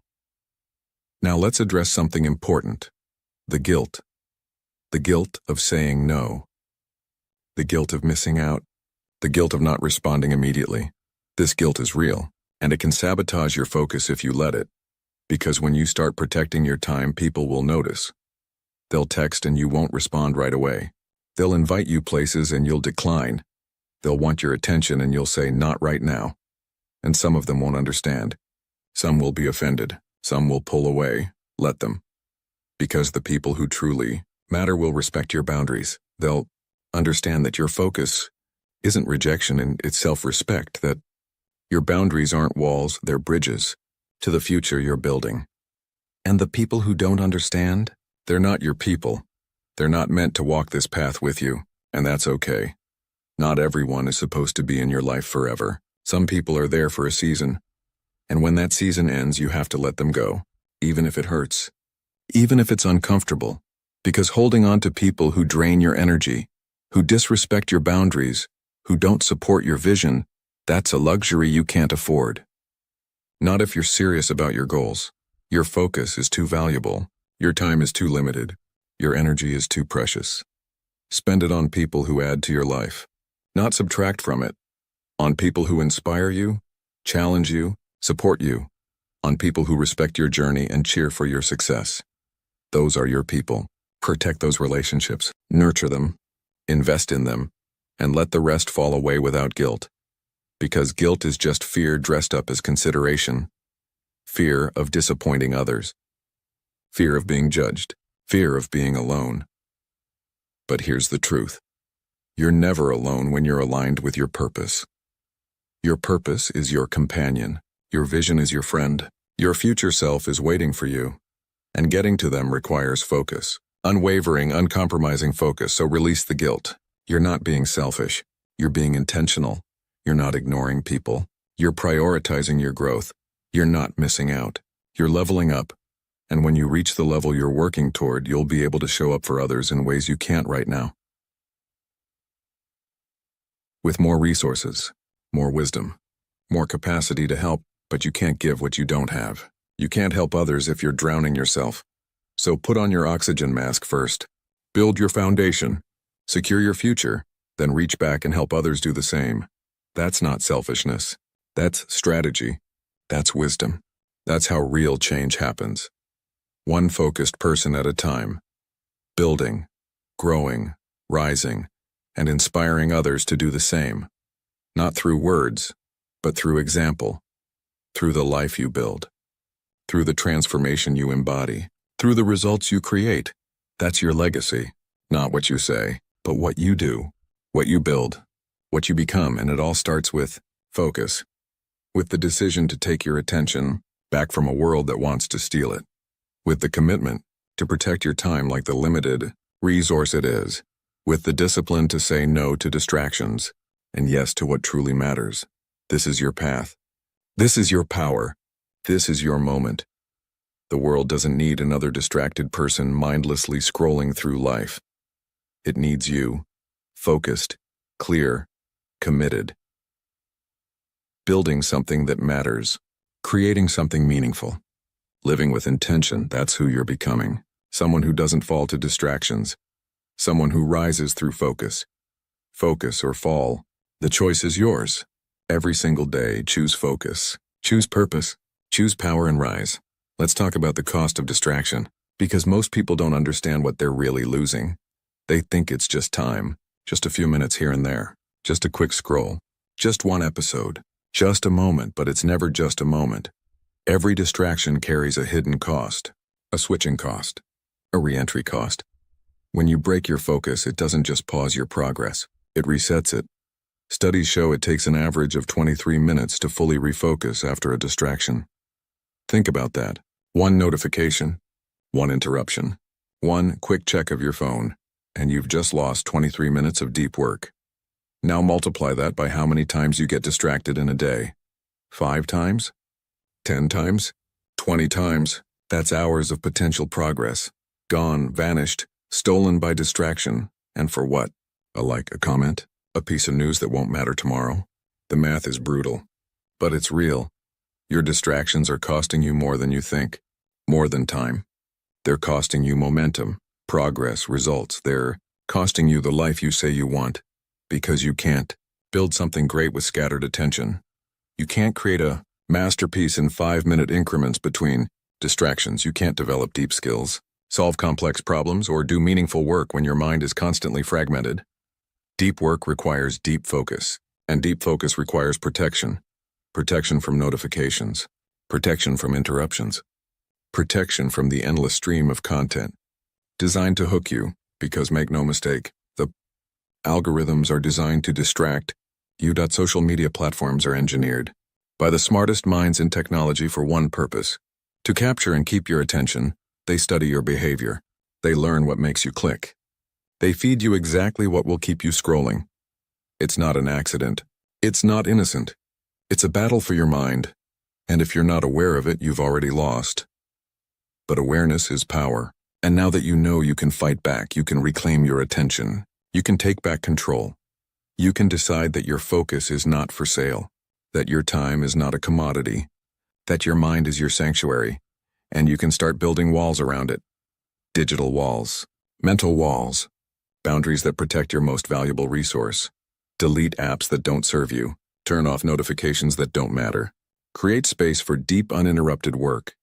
Schedule blocks of time where nothing, absolutely nothing, is allowed to interrupt you. No phone. No messages, no emails, just you and the work that matters. This is how greatness is built. In protected time, in focused energy, in sustained attention, not in the gaps between distractions, but in deliberate, focused, uninterrupted effort. And yes, it's hard. Especially at first, your brain will resist. It's been trained to expect constant stimulation, to crave the dopamine hit of notifications. Breaking that pattern feels uncomfortable. Your mind will wander. You'll feel restless. You'll want to check your phone, but resist. Push through. Stay focused. Because on the other side of that discomfort is a superpower. The ability to think deeply, to work intensely, to create powerfully. The ability to do in hours what takes others days, to accomplish in weeks what takes others months. That's the power of focus, and it's available to you, if you're willing to protect it. Now let's talk about the flip side, the power of sustained attention. When you focus on something consistently over time, magic happens. Not the kind of magic you see in movies, but the real magic of compounding effort. Every day you focus on improving a skill, you get slightly better. Every day you focus on building a business, it gets slightly stronger. Every day you focus on your health, your body gets slightly more resilient. These improvements are small, almost invisible, easy to dismiss, but they compound. Over weeks, over months, over years, and one day you wake up and realize you're not the same person anymore. You've become someone capable of things you couldn't imagine before, not because of one big effort, but because of consistent, focused effort over time. That's the secret successful people understand. They don't look for shortcuts. They don't chase hacks. They don't wait for motivation. They simply focus on what matters and do it consistently. Day after day, week after week, year after year, and the results speak for themselves. But here's what most people miss. Focus isn't just about what you do. It's also about what you don't. To every successful person has a longer don't-do list than a to-do list. They say no to good opportunities so they can say yes to great ones. They decline invitations that don't align with their goals. They skip trends that don't serve their vision. They protect their time ruthlessly because they know time spent on the wrong things is time stolen from the right things. This is wisdom. This is maturity. This is power. Knowing what to ignore is just as important as knowing what to focus on. Maybe more important, because the world will always offer you more opportunities than you have time for. More projects, more ideas, more collaborations, more possibilities, and they all sound good. They all seem worth pursuing, but they're not. Most of them are distractions dressed up as opportunities. Your job is to discern the difference, to see through the noise, to identify the few things that truly matter, and then focus on those things with everything you've got. Ignore the rest. Let them pass. Trust that you're not missing out, because you're not. You're gaining something far more valuable. Progress. Real, tangible, meaningful progress toward the life you actually want. Not the life others think you should want. Not the life that looks good on social media, but the life that feels right in your soul. The life that aligns with your deepest values. The life that when you're 80 years old, you'll be proud to have lived. That life requires focus. Unwavering, uncompromising, relentless focus. And it starts now. Today. This moment. With a decision. A commitment. A promise to yourself that you will no longer let distractions steal your future. That you will no longer let noise dominate your mind. That you will no longer let other people's priorities become yours. From this moment forward, your focus is sacred, your time is protected, your attention is yours, and you will use it to build something beautiful, something meaningful, something that matters, not someday. Now, focus and rise. Chapter 3. Truth and ownership. Power begins with honesty, not the kind you show others, not the polished version you post online, not the story you tell at parties, but the kind you whisper to yourself when no one else can hear. The raw, unfiltered truth about where you are, how you got here, and what you've been avoiding. That truth, uncomfortable as it may be, is the foundation of all real change. Because you cannot fix what you won't acknowledge. You cannot heal what you refuse to see. You cannot grow beyond what you're unwilling to admit. Honesty means admitting when you've been lazy, when you've chosen comfort over growth, when you've hit snooze instead of showing up, when you've let days turn into weeks, turn into months of empty promises. It means admitting when fear has guided your choices, when you've played small because playing big felt too risky, when you've stayed in situations you've outgrown because leaving felt too scary, when you've silenced your dreams because other people's doubts felt louder than your own belief. It means admitting when you've played small because it was safe, when you've dimmed your light so others wouldn't feel threatened, when you've hidden your ambition because you were afraid of judgment, when you've settled for less because reaching for more meant risking failure. These admissions hurt. They're supposed to, because the truth isn't meant to make you feel good. It's meant to make you free. Free from the stories you've been telling yourself. Free from the excuses that have kept you stuck. Free from the illusion that your circumstances control your destiny. You don't face these truths to punish yourself. You face them to become better. To strip away the lies, the rationalizations, the comfortable delusions that have kept you from your potential. Because once you see the truth, really see it, you can't unsee it. And that awareness creates a choice point. A moment where you decide, am I going to keep living this way or am I going to change?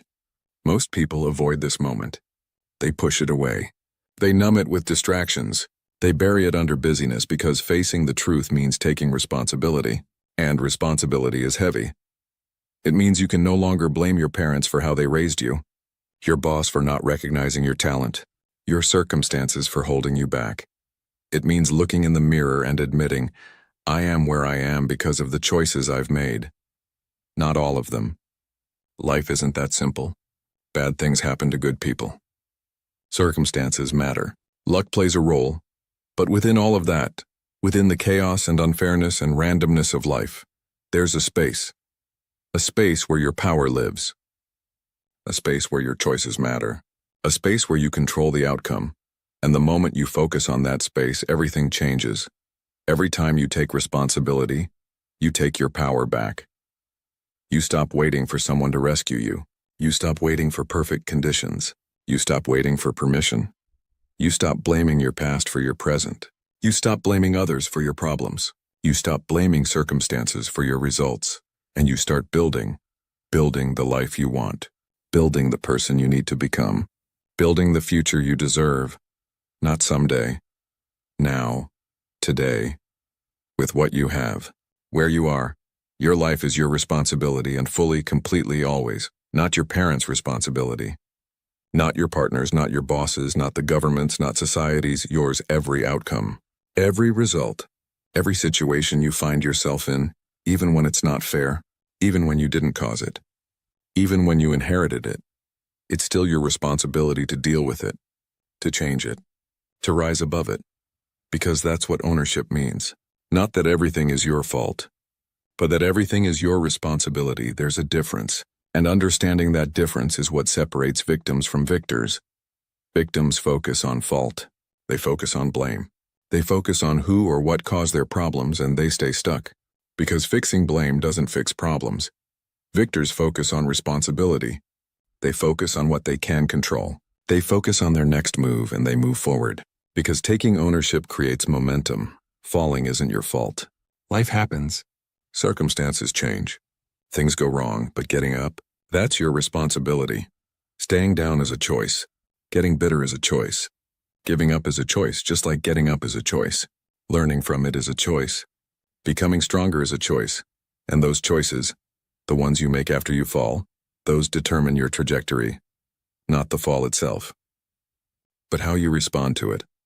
So when life knocks you down, don't ask why me. Ask what now. Don't focus on who pushed you. Focus on how you'll stand. Don't waste energy blaming. Use that energy building, 'cause every moment spent blaming is a moment not spent. Improving every second spent. Playing victim is a second you could be playing offense. Every breath spent complaining is a breath you could be using to create. The choice is always yours. Always, even when it doesn't feel like it. Even when circumstances feel overwhelming. Even when the odds seem impossible, you still have a choice. You always have a choice. Maybe not about what happens to you, but always about what you do with it. That's your power. That's your leverage. That's your way forward. Own it. Fully. Completely. Without reservation. Because the moment you take full ownership of your life, you become unstoppable. Not because life gets easier, but because you get stronger. Not because obstacles disappear, but because you stop letting them define you.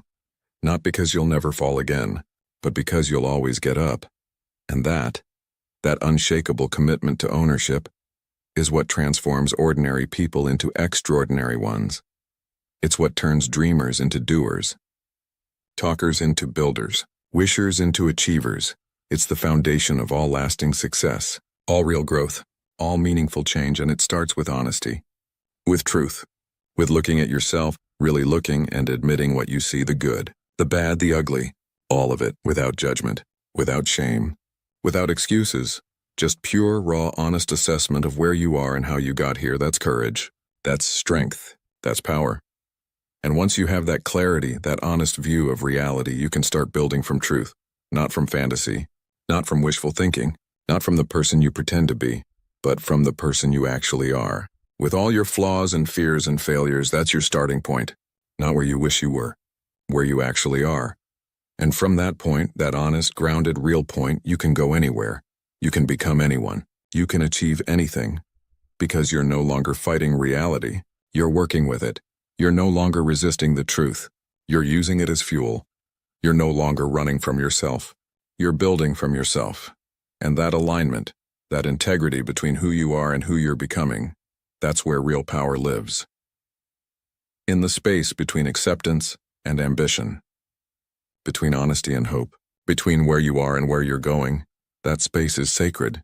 That space is yours. That space is where you rise, so own it. Own all of it, the past, the present, the future. Own your mistakes. Own your choices. Own your results, not with shame, not with regret, but with power. The power that comes from knowing, I created this, and I can create something different. I got here, and I can get somewhere else. I am responsible, and that means I am capable. That's the truth, the deepest truth, the most powerful truth. You are responsible, and that makes you unstoppable. Own it, and rise. Let's dig deeper into what ownership actually looks like in practice. Because it's easy to talk about taking responsibility. It's harder to actually do it, especially when things go wrong, especially when you feel justified in your anger, especially when blaming someone else would be so much easier. But easy doesn't build character. Easy doesn't create strength. Easy doesn't change your life. Ownership does. Real ownership means looking at every area of your life and asking, What's my part in this? Not what's everyone else's part. Not how did circumstances create this, but what's my part? Your health, your relationships, your career, your finances, your happiness, all of it. What's your part? If you're out of shape, what's your part? Maybe you've been choosing comfort over discipline. Maybe you've been making excuses instead of making time. If your relationships are struggling, what's your part? Maybe you've been withdrawn.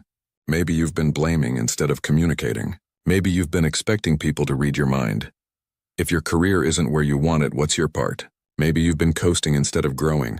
Maybe you've been waiting to be discovered instead of proving your value. These questions are uncomfortable. They're supposed to be, because they force you to look at the one common denominator in all your problems, you, not to shame you, but to empower you. Because if you're part of the problem, you can be part of the solution. If your choices created this situation, your choices can create a different one. That's the gift of ownership. It puts the power back in your hands. Now, here's what ownership is not. It's not beating yourself up. It's not dwelling on past mistakes. It's not carrying shame like a badge. Ownership is acknowledging what is, learning from it, and choosing differently moving forward. It's saying, I made this choice. It didn't work. Now I'll make a different one. It's saying, I've been operating this way. It's not serving me. Now I'll operate differently. It's saying, this is where I am. It's not where I want to be. Now I'll move. Simple, clear, powerful, no drama, no excuses, no victim mentality. Just honest assessment and committed action. That's what separates people who grow from people who stay stuck. People who grow take ownership. They don't waste time defending their past or justifying their choices. They simply look at what's working, what's not, and adjust accordingly. People who stay stuck blame. They defend. They justify. They spend so much energy protecting their ego that they have no energy left for actual growth. And years pass, and nothing changes. Because they're still fighting the same battles, telling the same stories, making the same excuses. Don't be that person. Choose growth. Choose ownership. Choose power, even when it's uncomfortable. Especially when it's uncomfortable, because discomfort is just growth in disguise. Now let's talk about a specific area where ownership is crucial. Your emotions. Most people treat their emotions like the weather, like something that happens to them. I'm in a bad mood. I'm feeling unmotivated. I'm anxious today. As if these states are external conditions they have no control over, but that's not true. Your emotions are not random. They're not arbitrary. They're not beyond your control.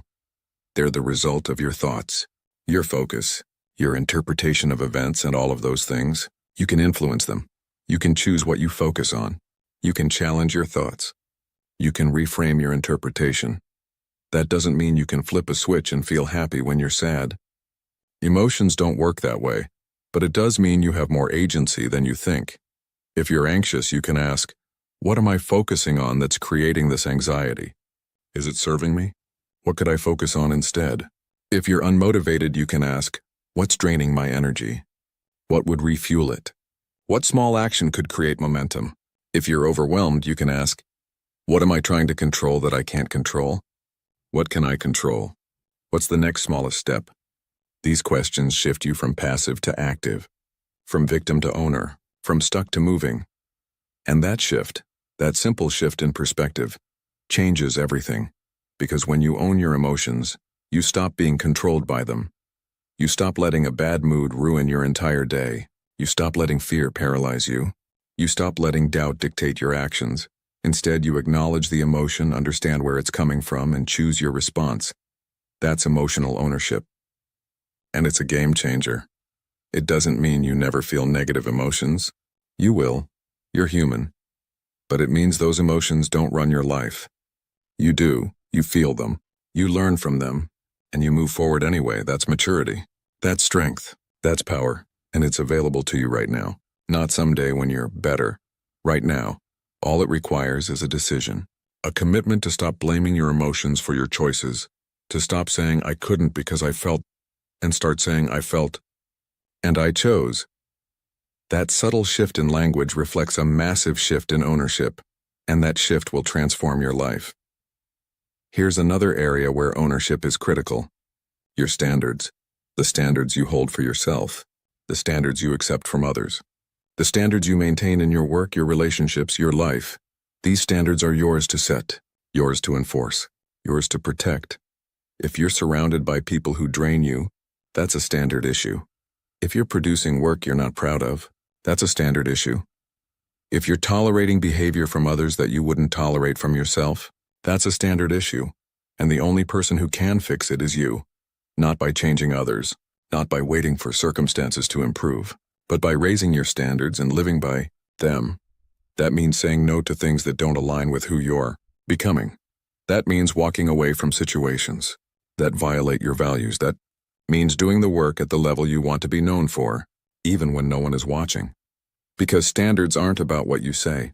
They're about what you accept. And what you accept, you teach others to repeat. If you accept mediocrity in your work, that becomes your reputation. If you accept disrespect in your relationships, that becomes your experience. If you accept less than you deserve, that becomes your reality. But if you own your standards, or if you raise them and enforce them consistently, your entire life shifts. Opportunities improve. Relationships deepen. Results multiply. Not because the world changed, but because you did. You stopped accepting what you didn't want and started demanding what you do. That's ownership. That's power. That's how you create a life you're proud of. One standard at a time. One boundary at a time. One choice at a time. So look at your life right now. Honestly. Without judgment. What are you accepting that you shouldn't? What standards have you let slip?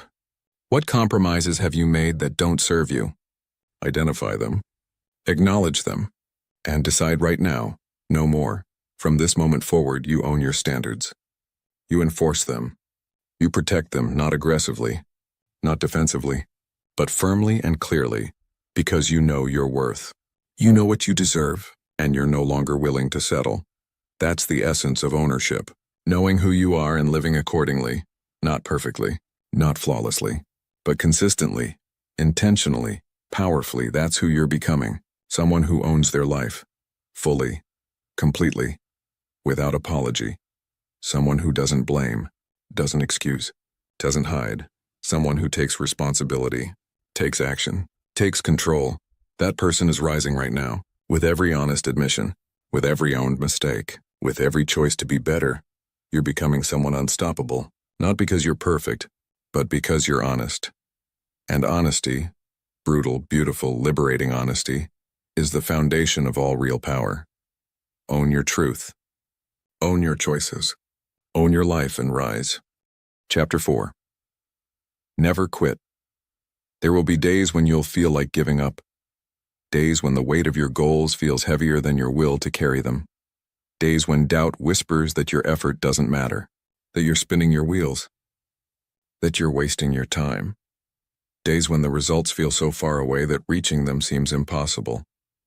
These days will come. That's not a maybe, that's a promise. Because anything worth achieving comes with resistance, with obstacles, with moments that test your resolve. The question isn't whether you'll face these moments. The question is, what will you do when they arrive? Will you listen to the doubt? Will you give in to the fatigue? Will you let one hard day become the day you quit? Or will you remember something crucial, something powerful, something true? You are closer than you think, right now, in this moment. Even if you can't see it, even if you can't feel it, you're closer to your breakthrough than you realize. The work you've been doing, the invisible, unglamorous, unsexy work, it's compounding. Every rep, every hour, every small choice. It's all adding up beneath the surface like roots growing underground, invisible but strong, preparing to break through.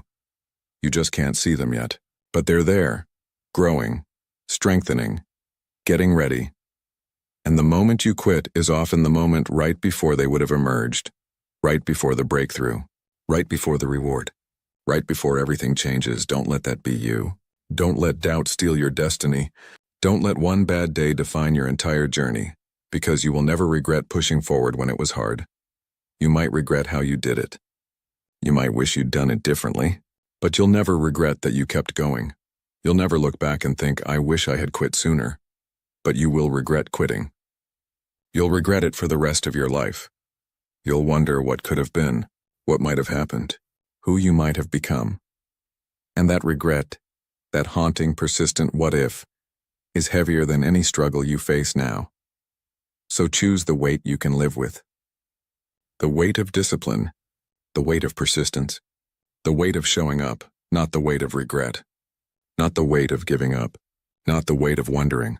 You will never regret trusting yourself when no one else did, when the world doubted you, when people laughed at your dreams.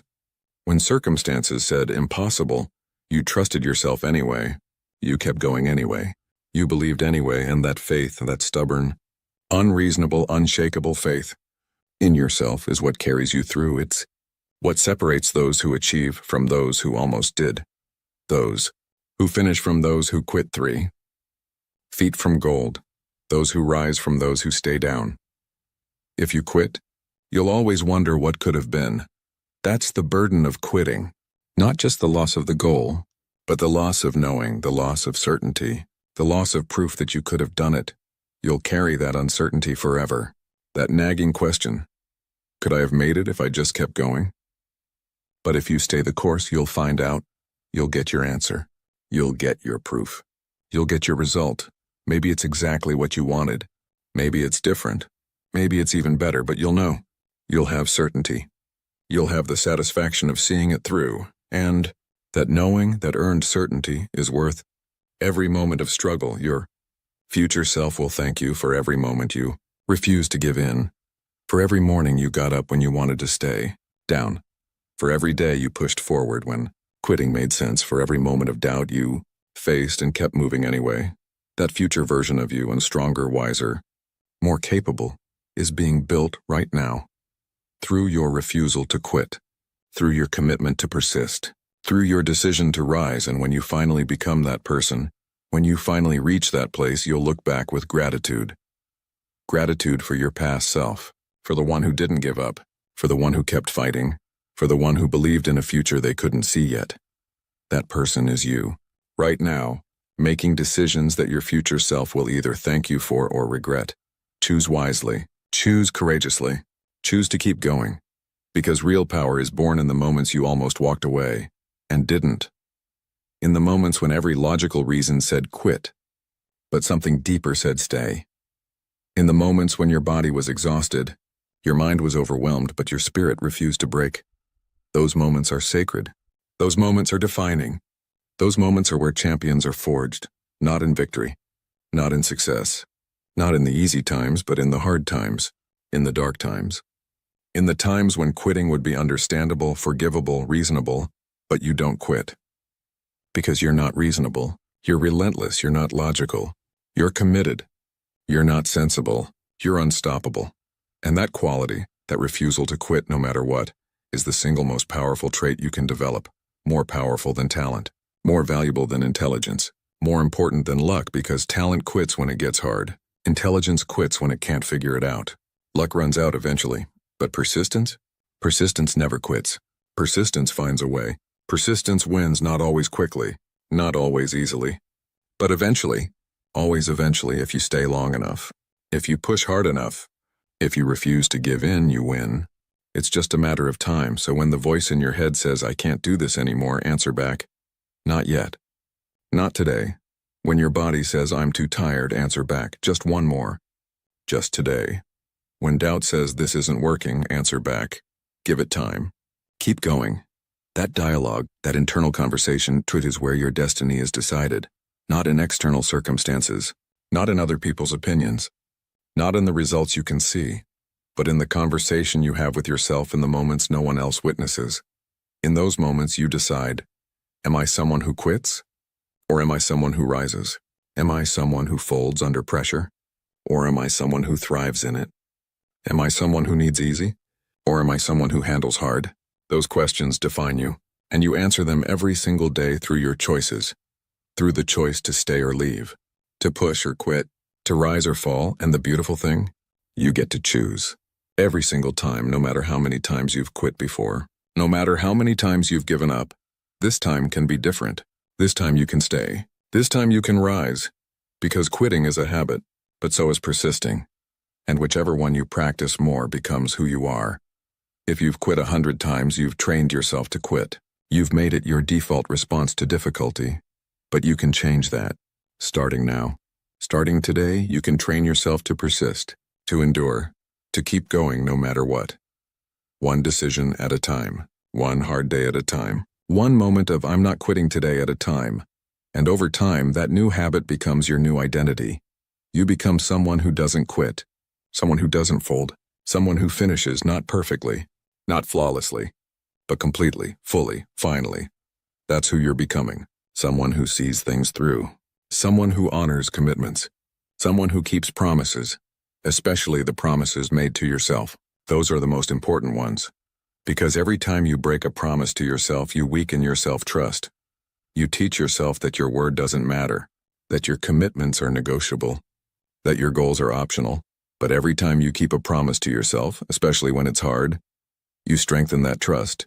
You prove to yourself that you mean what you say, that you'll do what you commit to, that you're someone who follows through, and that self-trust and that bone-deep knowing that you'll show up for yourself is the foundation of all confidence. Not confidence that everything will work out, but confidence that you'll handle it either way. Confidence that if you fall, you'll get up. If you fail, you'll try again. If you struggle, you'll push through. That's real confidence. Not arrogance, not bravado, but earned certainty in your own resilience, and you earn it by not quitting, by staying in the fight, by rising every time you fall. That's the practice. That's the path. That's the process, and it's not glamorous. It's not exciting. It's not the stuff of movies. It's just you, showing up day after day, doing the work, keeping the promise, honoring the commitment, even when no one's watching, even when no one cares, even when no one would blame you for stopping. You don't stop. Because you're not doing this for them. You're doing this for you, for the future version of you that deserves to see what you're capable of, for the dreams that won't let you sleep, for the life that's calling your name, for the proof, the undeniable proof, that you can do hard things. That's what you're building, not just success, not just results, but proof. Proof that you're stronger than you thought, braver than you believed, more capable than you imagined. And that proof comes from one place: refusing to quit. Refusing to quit when it hurts. Refusing to quit when it's slow. Refusing to quit when it's lonely. Just refusing. Period. No matter what. That's your superpower. That's your edge. That's your guarantee. Because everyone else will quit eventually. They always do, when it gets too hard, when it takes too long, when the doubts get too loud, they quit. They give up. They walk away, but not you. You stay, you endure. You persist, and that's why you'll win. Not because you're better, but because you're still there, still fighting, still building, still believing. When everyone else has gone home, you're still in the arena, and eventually, inevitably, you win by default, because you're the only one left standing. That's the power of persistence. That's the promise of perseverance. That's the reward of refusing to quit. So don't quit. Not today. Not tomorrow. Not ever. Stay in the fight. Keep pushing. Keep believing. Your breakthrough is closer than you think, and you'll never know how close unless you keep going. So keep going. Now let's go deeper into what happens when you refuse to quit. Let's talk about what happens in your brain when you want to quit, because understanding this can help you push through those moments with more awareness and power. When things get hard, your brain goes into protection mode. It's designed that way. Your brain's primary job isn't to make you successful, it's to keep you safe. To conserve energy, to avoid threat and difficulty, your brain interprets that as threat. So it starts sending signals, loud signals, urgent signals. This is too hard. This is dangerous. This isn't working. You should stop. These aren't rational thoughts. They're survival instincts, and they're powerful. But here's what you need to understand. These signals are not truth. They're suggestions. Your brain is suggesting you quit. But you don't have to listen. You can acknowledge the signal. Thank your brain for trying to protect you, and keep going anyway. Because your brain doesn't know the difference between actual danger and discomfort, between a real threat and a challenging goal, between physical harm and emotional growth. To your brain, they all trigger the same alarm system. But you, the conscious, aware, intentional you know the difference. You know that pushing through a hard workout isn't dangerous. It's strengthening. You know that facing a difficult conversation isn't threatening. It's necessary. You know that working on your goals when motivation is gone isn't harmful. It's transformative. So when your brain screams quit, you can calmly respond, I hear you. But we're not quitting. We're growing. That simple reframe, from threat to growth, changes everything. It shifts you from reactive to responsive, from victim to victor, from powerless to powerful. And over time, with practice, your brain adapts. It learns that this kind of discomfort is safe, that pushing through is rewarding, and the signals get quieter. The resistance lessens. The urge to quit weakens, not because the work gets easier, but because you get stronger. Your capacity expands, your resilience deepens, your threshold for discomfort rises, and what once felt impossible becomes manageable. What once felt unbearable becomes routine. That's growth. That's transformation. That's what happens when you refuse to quit. You literally rewire your brain. You create new neural pathways. You build new patterns, patterns of persistence, patterns of resilience, patterns of rising, and those patterns become automatic. They become who you are, but only if you stay, only if you push through, only if you refuse to quit. Now let's address something important, the difference between quitting and pivoting, because sometimes the smartest thing you can do is change direction. Let go of what's not working. Try a different approach. That's not quitting. That's adapting. And there's a crucial difference. Quitting is giving up on the goal. Pivoting is changing the path to the goal. Quitting is saying, I can't do this. Pivoting is saying, this approach isn't working. Let me try another way. Quitting is driven by fear, doubt, and exhaustion. Pivoting is driven by wisdom, assessment, and strategy. How do you know which one you're doing? Ask yourself these questions. Am I giving up on the goal itself? Or just this particular method? Am I stopping because I'm scared? Or because the data shows this isn't the right path? Am I quitting because it's hard? Or pivoting because I've found a better way? If you're giving up on the goal, avoiding the fear, or escaping the difficulty, that's quitting.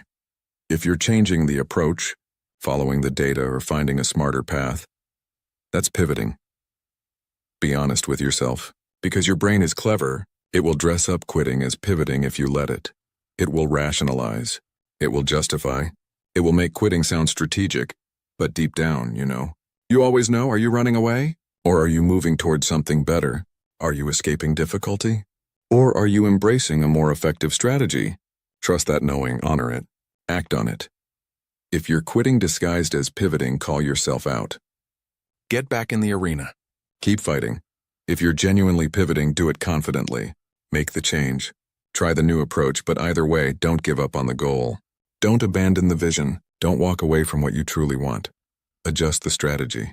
Change the tactics. Modify the plan, but keep the commitment. Keep the faith. Keep moving forward, because the goal is what matters. The vision is what drives you. The destination is what makes the journey worthwhile. And there are 1,000 paths to any destination. If one doesn't work, try another. But don't stop walking. Don't stop moving. Don't stop believing you'll get there. Here's another truth about quitting. It gets easier each time. The first time you quit something, it feels awful. There's guilt. There's shame. There's disappointment, but the second time, a little easier. The third time, easier still, until eventually quitting becomes your default response to difficulty. The moment something gets hard, you bail. The moment progress slows, you quit. The moment doubt appears, you walk away, and you wonder why nothing in your life changes, why your dreams stay dreams, why your potential stays untapped. It's because you've trained yourself to quit. You've made it a habit, a pattern, an identity. But here's the good news. Just as quitting is a habit, so is persisting, and you can retrain yourself. Starting now, starting today, you can make not quitting your new pattern, your new habit, your new identity. Every time you face the urge to quit and choose to stay, you're rewriting that pattern. You're teaching yourself a new response. You're building a new identity. The identity of someone who doesn't quit, someone who finishes, someone who rises. And the more you practice that response, the stronger it becomes. Until one day, quitting isn't even an option anymore. It doesn't cross your mind, because you're someone who stays, someone who endures, someone who sees things through. That's not stubbornness. That's character. That's strength. That's power. And it's built one not today at a time, one Moment of choosing to stay when leaving would be easier. 1. Decision to push when stopping would be understandable. 1 commitment to rise when falling would be forgivable. Those moments add up. Those choices compound. Those decisions define you. And over time, they create a life that reflects your persistence. A life of completed goals, achieved dreams, earned success not because you were lucky, not because you were gifted, not because it was easy, but because you didn't quit. When everyone else did. When everything in you wanted to, you didn't quit. You stayed. You fought. You rose. And that refusal to quit is the most powerful force in the universe. It's stronger than talent. It's more reliable than luck. It's more valuable than intelligence because talent quits. Luck runs out. Intelligence gets confused. But persistence wins. Always, eventually, if you stay long enough. If you fight hard enough. If you believe deeply enough, you win. It's just math. It's just time. It's just inevitable, so don't quit. Not when you're tired. Not when you're scared. Not when you're alone. Not when the results aren't showing. Not when people doubt you. Not when circumstances shift. Don't quit, period, full stop. No exceptions. Stay in the arena. Keep throwing punches. Keep believing in yourself. Because your breakthrough is coming. Your moment is approaching. Your time is near. You just have to stay long enough to see it, and you will. Because you're not someone who quits anymore. You're someone who rises, again and again and again. No matter how many times you fall, no matter how hard it gets, no matter what, you rise. That's who you are now. That's your identity. That's your power. There's something beautiful about the person who refuses to quit. Something magnetic, something inspiring, not because they're superhuman, but because they're relentlessly human. They get tired. They get discouraged. They get frustrated, but they show up anyway. They push through anyway. They keep going anyway, and people notice, not always immediately, but eventually, they notice the consistency, the dedication, the refusal to give up, and they're drawn to it. Because in a world full of quitters, finishers stand out. In a culture of instant gratification, persistence is rare, valuable, powerful. You become that person not by being perfect, but by being persistent, not by never falling, but by always rising, not by avoiding struggle, but by refusing to let struggle win. That's the person people remember, the person people respect, the person people want to become. And you're becoming that person right now. Through every moment you choose to stay when quitting would be easier. Through every decision to trust the process when doubt is loud. Through every commitment to honor your word when circumstances give you an out. You're building a reputation, not with others, that comes later, but with yourself. A reputation for being someone who doesn't quit, someone who keeps promises, someone who finishes what they start. And that reputation, that internal knowing, it becomes your identity. It becomes the lens through which you see yourself, the standard by which you make decisions, the foundation upon which you build everything else. When you see yourself as someone who doesn't quit, quitting stops being an option. Not because it's impossible, but because it's inconsistent with who you are. It's out of alignment, out of character, out of integrity, and you protect your integrity above all else, not for others. For yourself, because you know, your relationship with yourself is the most important relationship you'll ever have. And you're not willing to betray that relationship by quitting when things get hard. You're committed to yourself, to your goals, to your growth. And that commitment, and that sacred, unbreakable commitment, is what carries you through every storm, every setback, every obstacle, every moment of doubt, because storms pass. Setbacks are temporary. Obstacles can be overcome. Doubt can be silenced, but your commitment, that's permanent. That's unshakable. That's who you are. So when the storm comes, and it will come, you don't run from it. You stand in it, you feel the wind, you endure the rain, you weather the chaos, and you trust. Trust that you're strong enough. Trust that this too shall pass. Trust that you'll emerge stronger. Because you always do. Every storm you've weathered has made you more resilient. Every setback you've overcome has made you more capable. Every moment of doubt you've pushed through has made you more certain. Of what? Of yourself. Of your power. Of your ability to handle whatever life throws at you. That certainty, that unshakable knowing, is the ultimate prize, not the external success. not the achievements or accolades, but the internal knowing, the knowing that you can do hard things, that you won't quit on yourself, that you'll rise no matter what. That knowing is worth more than any trophy, more valuable than any recognition, more powerful than any title, because it goes with you everywhere.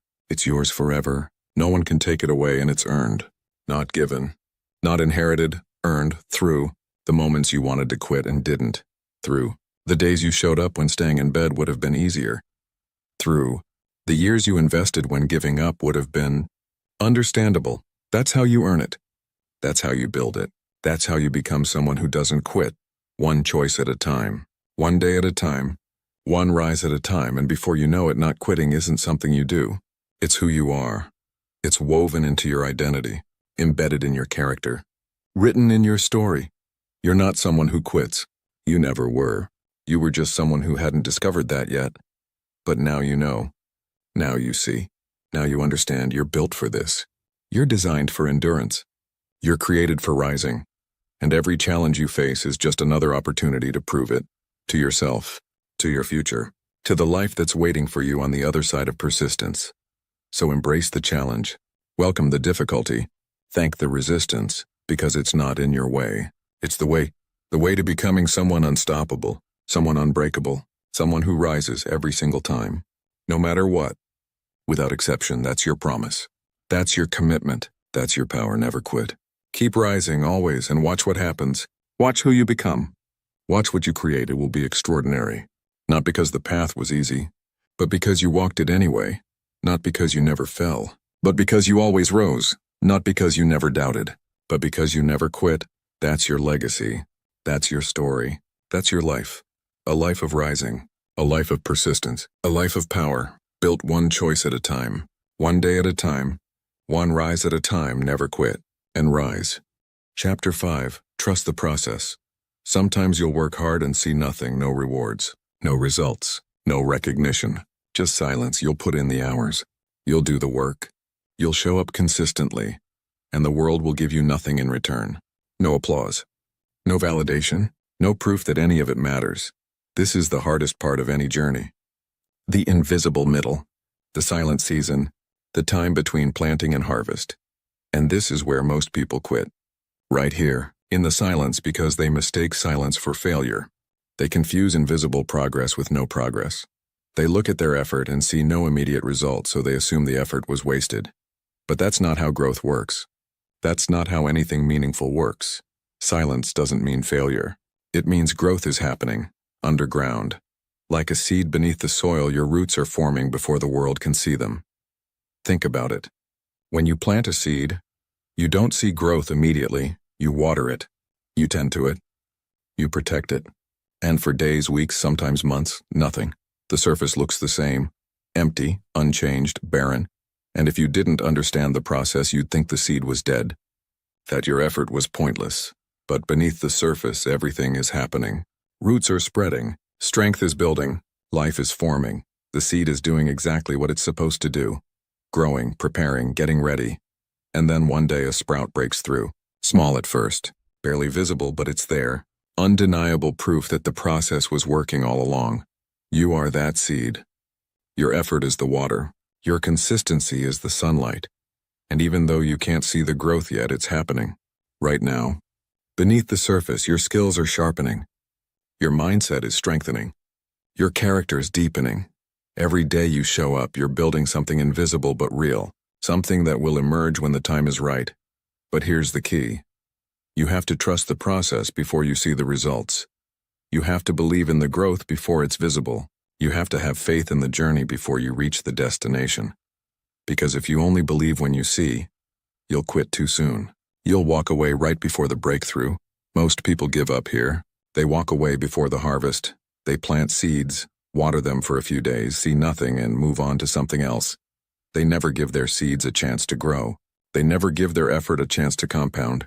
They never give themselves a chance to see what they're truly capable of. But winners stay when no one is watching. They water their goals when there's no applause. They keep showing up when there's no evidence that it's working. When there's no feedback. When there's no reward, they show up anyway. Because they trust the process more than they trust their emotions. They know that feelings lie. That doubt distorts. That fear exaggerates. But the process is trustworthy. The process is reliable. The process always works. If you do the work consistently, the results will come. Maybe not when you want them. Maybe not how you expect them. But they will come. It's not a matter of if. It's a matter of when. And the when depends on your willingness to trust, to keep going, to stay committed even when you see nothing. Progress is not always visible, but it's always real. Every unseen effort, every small act of faith, it's building you into someone unshakable, someone who doesn't need external validation to keep going, someone who doesn't need proof to believe, someone who trusts the process so deeply that they can walk through the valley of uncertainty without losing faith. That's strength, that's maturity, that's power.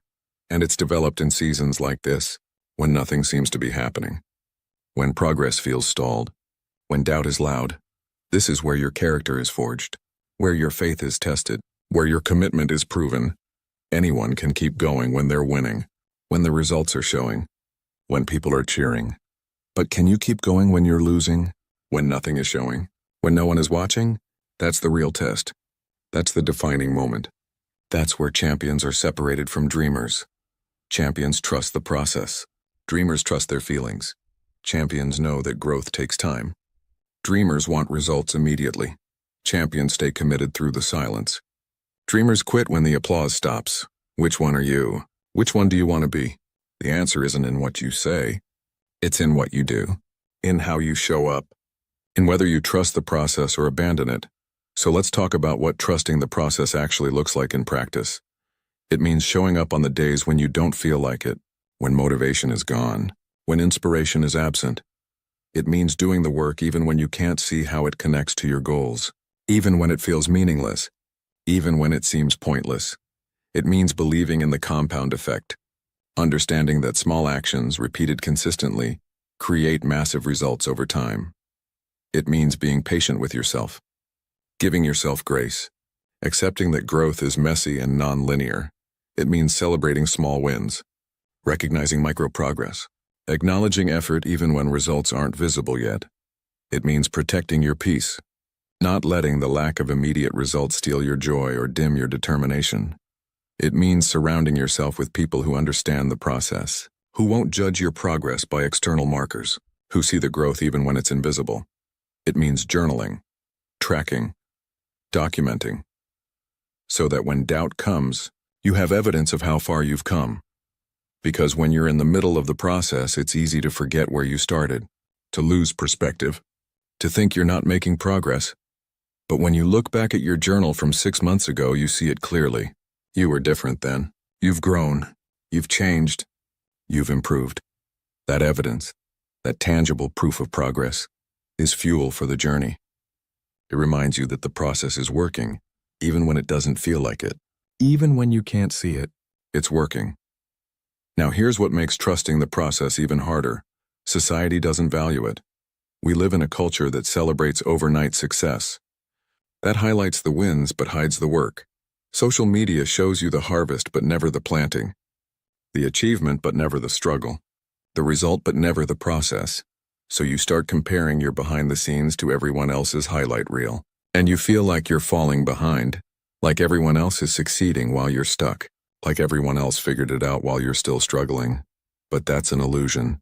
A dangerous, destructive illusion. Everyone is struggling. Everyone is planting seeds in silence. Everyone is walking through their own invisible season. The difference is most people don't talk about it. They don't post about it.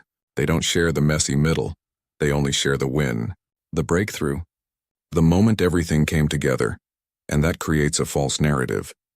A lie that success comes easily to everyone else, that you're the only one struggling, but you're not. You're exactly where you're supposed to be, in the process, in the growth, in the transformation. And if you stay committed, if you trust the process, if you refuse to quit, you'll get your moment too. Your breakthrough. Your harvest. Your proof that it was all worth it, but you have to earn it. You have to stay. You have to trust. Let's go deeper into why trust is so hard, why the process feels so uncomfortable, because understanding the psychology behind it can help you navigate it better. Humans are wired for immediate feedback. Our brains crave quick rewards, instant gratification. We're designed to notice changes quickly, to respond to immediate threats or opportunities. But meaningful growth doesn't work that way. It happens slowly, gradually, imperceptibly.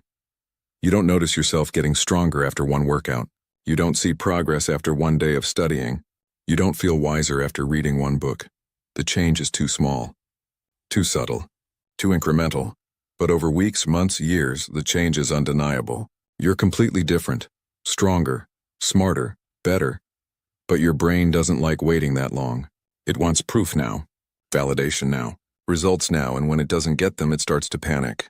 It sends alarm signals. It creates doubt. This isn't working. You're wasting your time. You should try something else. But those thoughts aren't truth. They're just your brain's impatience. It's discomfort with delayed gratification.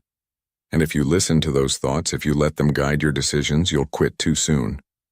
Every time you'll jump from goal to goal, strategy to strategy, process to process, always starting, never finishing, always planting seeds but never staying long enough to harvest them. That's the trap, the cycle that keeps people stuck, the pattern that prevents growth. But you can break it. You can choose differently. You can train your brain to trust the process. How? By reframing the way you think about progress. Instead of asking, "Am I there yet?" Ask, "Am I better than yesterday?" Instead of looking for massive change, look for small improvements, tiny shifts, micro progress. Instead of measuring success by results, measure it by consistency, by showing up, by doing the work. Because consistency is the leading indicator of success. Results are the lagging indicator. If you're consistent, results will come. It's inevitable. It's just a matter of time. But if you're inconsistent, if you quit when progress is invisible, results will never come. No matter how talented you are, talent without consistency is potential wasted. Effort without patience is energy squandered. But consistency plus patience, that's the formula. That's the secret. That's how you build anything meaningful. So stop looking for shortcuts. Stop searching for hacks. Stop hoping for quick fixes. There aren't any. At least not for things that matter. Not for things that last. Real growth takes time. Real transformation requires patience. Real success demands trust. Trust in yourself. Trust in the work. Trust in the process, even when you can't see the results. Even when doubt is loud. Even when everyone else seems to be moving faster. Stay committed. Stay patient. Stay focused. Because while everyone else is chasing quick wins and easy results, you're building something deeper, stronger, more sustainable. You're not just building success. You're building character. You're not just achieving goals. You're becoming someone who trusts, someone who endures, someone who believes, in that version of you, that patient, trusting, committed version, is unstoppable. Not because they always win quickly, but because they never quit.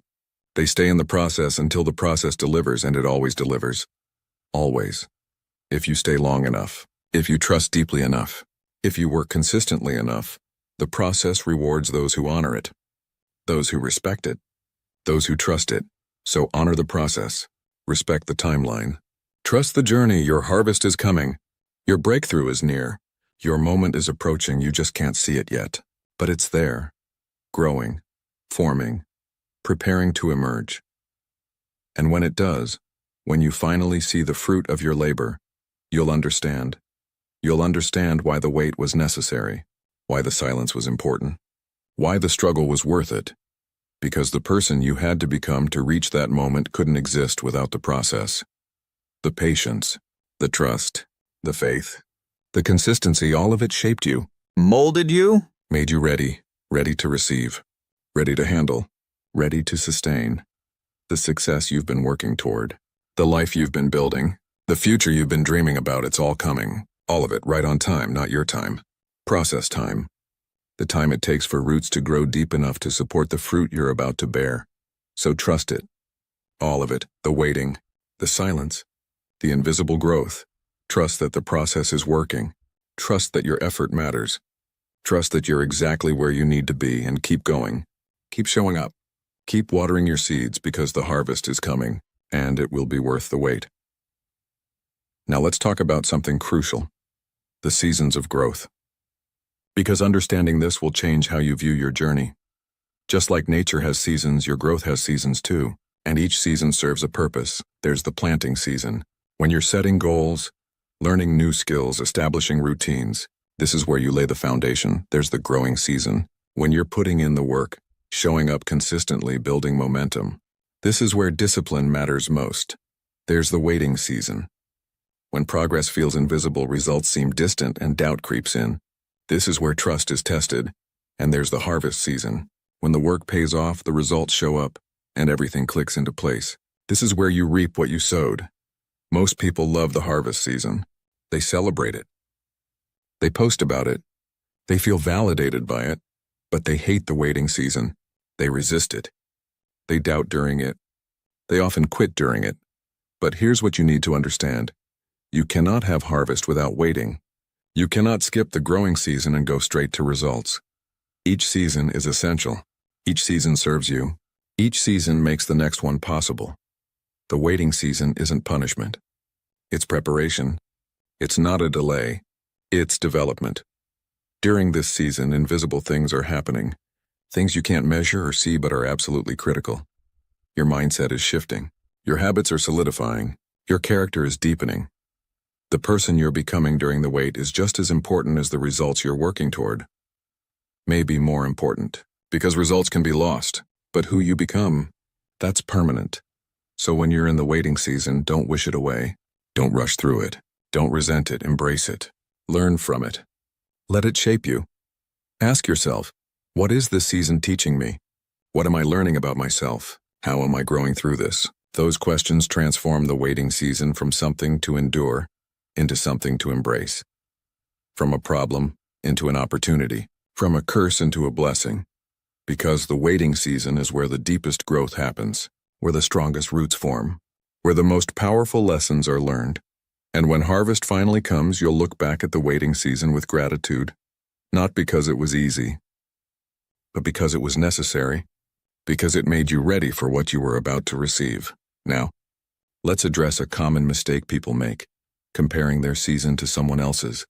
You're in your waiting season, but you see someone else in their harvest season, and you think, why them and not me? What am I doing wrong? But you're not doing anything wrong. You're just in a different season. Maybe they planted before you. Maybe they've been watering longer. Maybe their harvest was just meant to come first. That doesn't mean yours won't come. It just means your timing is different. And that's okay. Comparing your season to someone else's is like comparing winter to summer and asking which one is better. They're both necessary. They're both valuable. They're both exactly what they need to be. Your season is your season. Honor it, trust it, work within it. Don't let someone else's harvest make you doubt your planting. Don't let their results make you question your process. Stay in your lane. Trust your timing. Honor your journey. Because when your harvest comes, and it will come, you won't be thinking about anyone else's timeline. You'll be too busy celebrating your own, too grateful for your journey, too amazed by what you built. And you'll understand finally why it had to happen exactly when it did, why the timing was perfect, why the wait was worth it. Let's also talk about the compound effect, because this is the hidden power behind trusting the process. The compound effect is simple. Small actions, repeated consistently over time, create exponential results. One workout doesn't transform your body, but one workout every day for a year, that's transformation.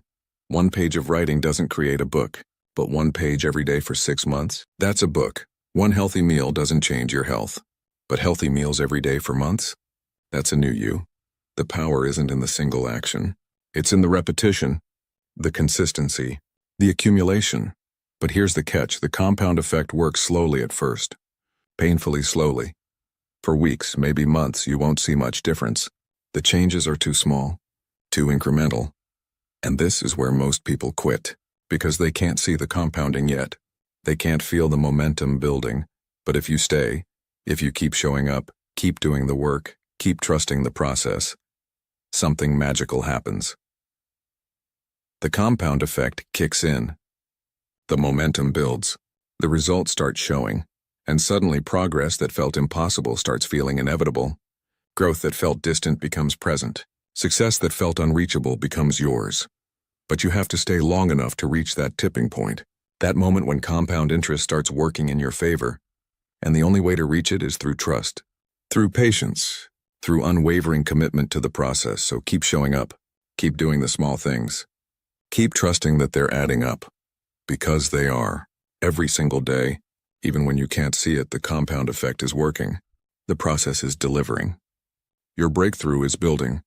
You just have to trust it long enough to see it. Here's another powerful truth. The process doesn't just deliver results. It delivers identity. When you commit to the process, when you show up consistently, when you trust even when you can't see, you become someone different. Someone stronger, someone more capable.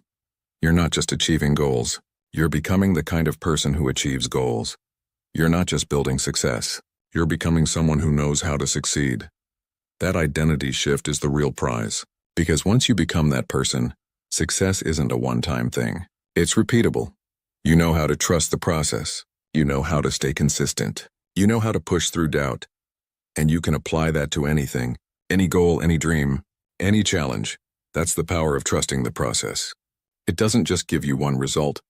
It gives you a system, a mindset, an identity of someone who finishes what they start, who honors their commitments, who trusts themselves.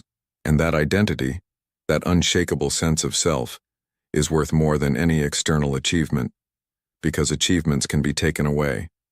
But who you are, that's yours forever. So trust the process, not just for the results, but for who you're becoming, for the person you're growing into, for the character you're building, for the identity you're claiming. That person, that patient, trusting, committed person, is powerful beyond measure. They don't need instant results to stay motivated. They don't need external validation to keep going. They trust themselves.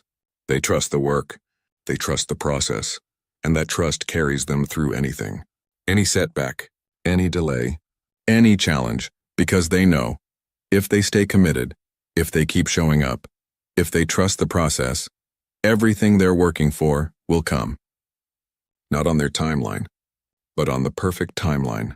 The timeline that allows them to grow into the person who can handle what they're about to receive. So when the wait feels long, remember, it's not a delay. It's preparation. When progress feels slow, remember, it's not stalled. It's compounding.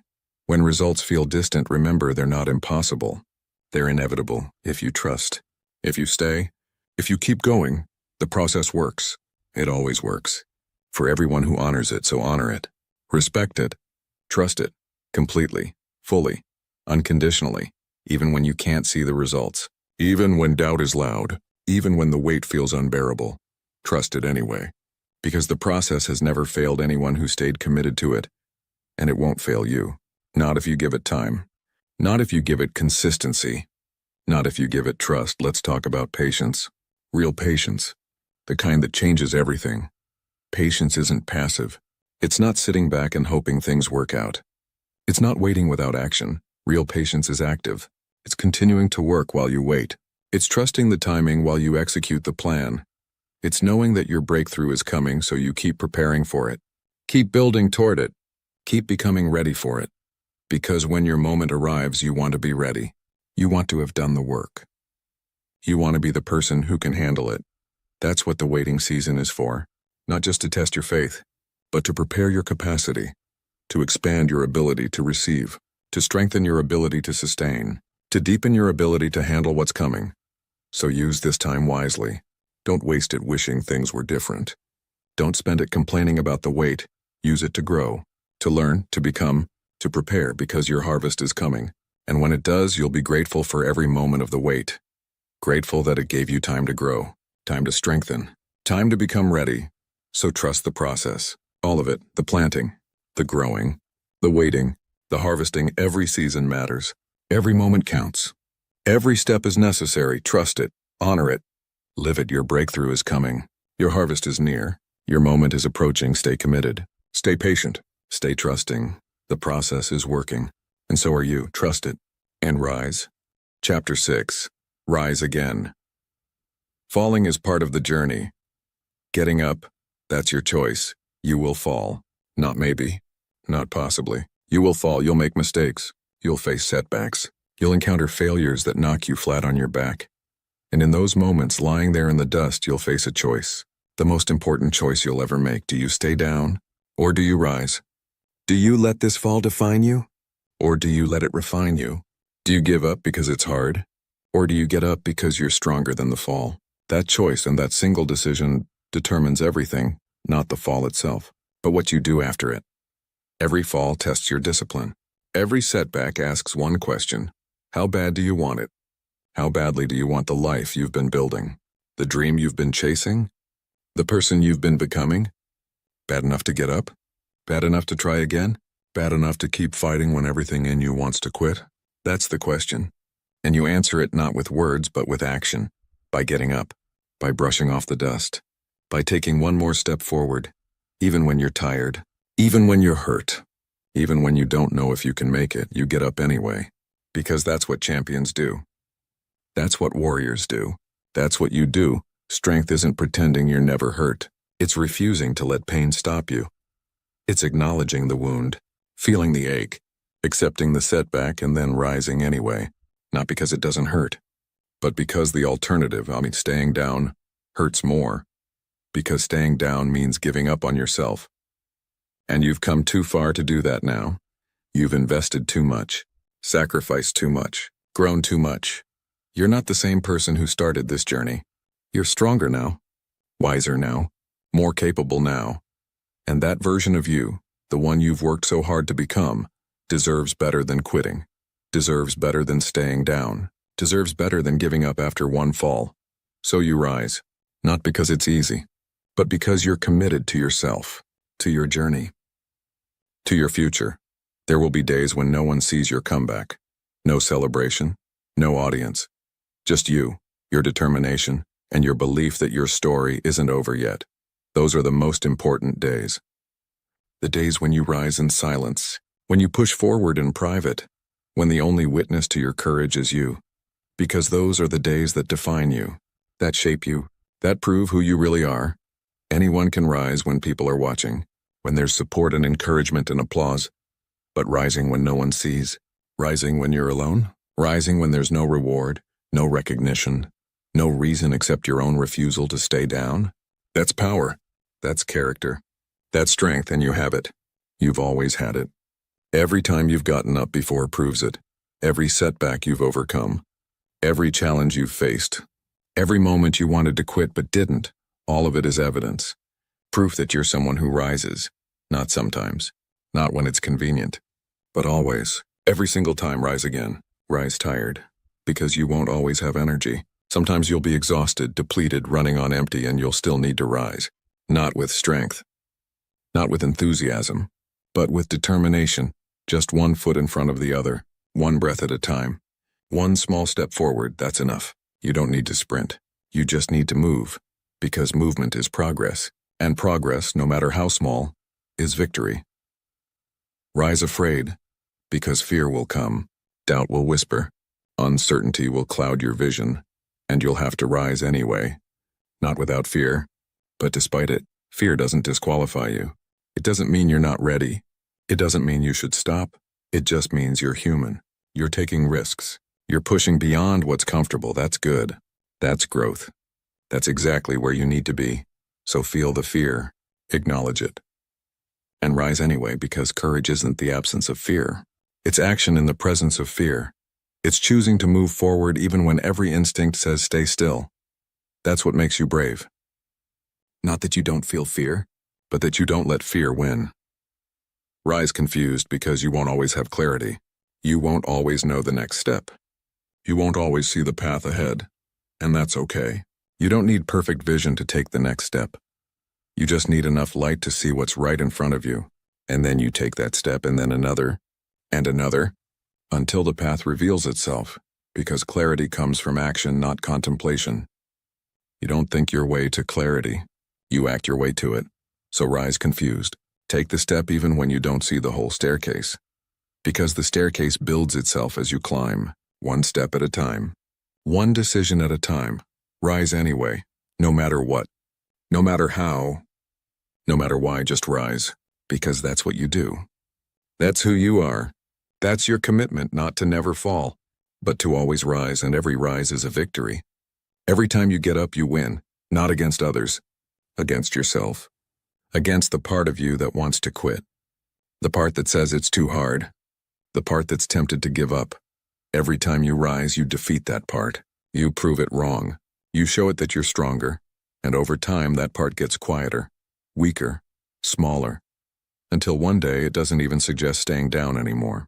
Because it knows you're someone who rises always, without exception, without hesitation. That's your identity now. That's who you've become. That's your power. Every rise brings you closer to the life you were meant to live, not the easy life, not the comfortable life, not the life where nothing ever goes wrong, but the meaningful life, the purposeful life, the life that matters, the life you build through falling and rising, through struggling and overcoming, through breaking and healing. That's the life worth living. And you're building it right now. One rise at a time. You're not done, not even close. Your story isn't over. Your journey isn't complete. Your potential isn't exhausted. You're still in the fight, still in the arena, still writing your story. And the world hasn't seen your best yet. It hasn't seen what you're capable of when you refuse to stay down, when you keep getting up, when you absolutely will not quit. That version of you, the unstoppable version, is coming. And it's going to be extraordinary. Not because you never fell, but because you always rose, not because it was easy, but because you made the choice, every single time, to get up, to keep going, to rise again. Let's talk about what makes someone rise, because it's not what most people think. It's not strength, at least not physical strength. It's not intelligence. It's not luck. It's something deeper, something more fundamental, something that exists in every person, but only some choose to access. It's the refusal to accept defeat, the unwillingness to let circumstances define destiny, the stubborn, unreasonable, irrational belief that you can still win, even when the evidence says otherwise. Even when logic says quit, even when everyone else has given up, you believe. You hope, you trust, that somehow, someway you'll figure it out. And that belief, that unshakable, unreasonable belief, that is what makes you rise. Not because you know you'll succeed, but because you refuse to accept that you won't. It's not rational. It's not logical. It's not reasonable. It's faith. Pure, powerful, transformative faith. Faith in yourself. Faith in the process. Faith in the possibility that your story can still have a happy ending. And that faith moves mountains. It creates miracles. It turns impossible into inevitable. Because when you believe you can rise, you find a way to rise. Your mind starts looking for solutions instead of excuses. Your energy shifts from victim to victor. Your focus moves from the problem to the possibility. And suddenly what seemed impossible becomes possible. What felt overwhelming becomes manageable. Not because the situation changed, but because you did. You chose to believe. You chose to rise. And that choice changed everything. Now let's talk about the transformation that happens through rising. Because rising isn't just about getting up. It's about who you become in the process. Every time you fall and rise, you're not the same person who fell. You're stronger, wiser, more resilient. You've learned something about yourself, about life, about what you're capable of enduring. And that knowledge becomes part of you. It becomes your foundation, your strength, your proof. Proof that you can handle hard things, that you can survive setbacks, that you can overcome obstacles. And with each rise, that proof accumulates, that foundation strengthens, that identity solidifies, until one day you realize you're not afraid of falling anymore. Because you know you'll rise. You've done it before, many times, and you'll do it again if you need to. That's freedom. That's power. That's peace. Not the peace of a life without struggle, but the peace of a person who knows they can handle struggle, who doesn't fear the fall because they trust the rise, who doesn't avoid challenges because they know challenges make them stronger. That's who you're becoming, someone who doesn't fear falling, because falling is just part of flying. You can't fly without the risk of falling. You can't soar without the possibility of crashing, but you've decided that the possibility of soaring is worth the risk of falling. And that decision makes all the difference, because most people never fly. They stay grounded, safe, protected, afraid, but you're willing to fall, willing to risk, willing to try. And because you're willing to fall, you get to experience what most people never will. The thrill of flight, the freedom of soaring, the joy of living fully. That's the gift of rising. Not just that you get back up, but that you're willing to risk falling again. That's courage. That's life. That's what it means to truly live. Here's what else happens when you rise. You inspire others. Not through words. Through example. When people see you fall and rise, something awakens in them. A possibility they hadn't considered. A hope they'd forgotten. They think, if they can do it, maybe I can too. If they can rise, maybe I can rise, and suddenly your rise becomes their permission. Your courage becomes their catalyst. Your example becomes their hope. You don't have to be perfect to inspire. You don't have to have it all figured out. You don't have to be the strongest or the smartest or the most talented. You just have to rise. And in rising, you show others that it's possible, that it's worth it, that they can do it too. That's leadership. That's impact. That's legacy, not what you say, but what you do. How you respond, how you rise. So every time you rise, you're not just doing it for you. You're doing it for everyone who's watching, everyone who's struggling, everyone who needs to see that rising is possible.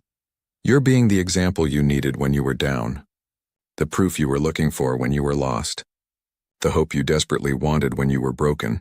That's powerful. That's meaningful. That's why your rise matters so much. Let's talk about the moment right before you rise, because this moment is critical. You're down, you're hurt, you're tired, and you have a choice. This is the moment when everything is decided. Not in the fall. Not after the rise, but in this moment. The space between, the moment when staying down would be so easy, when no one would blame you, when you could just stop. And in that moment, something happens. A voice speaks. Not loud, not dramatic, just clear. One more time. Get up one more time. And you have to choose. Do you listen to that voice, or do you ignore it? Because that voice is your spirit, your soul, the deepest, truest part of you, the part that knows what you're capable of.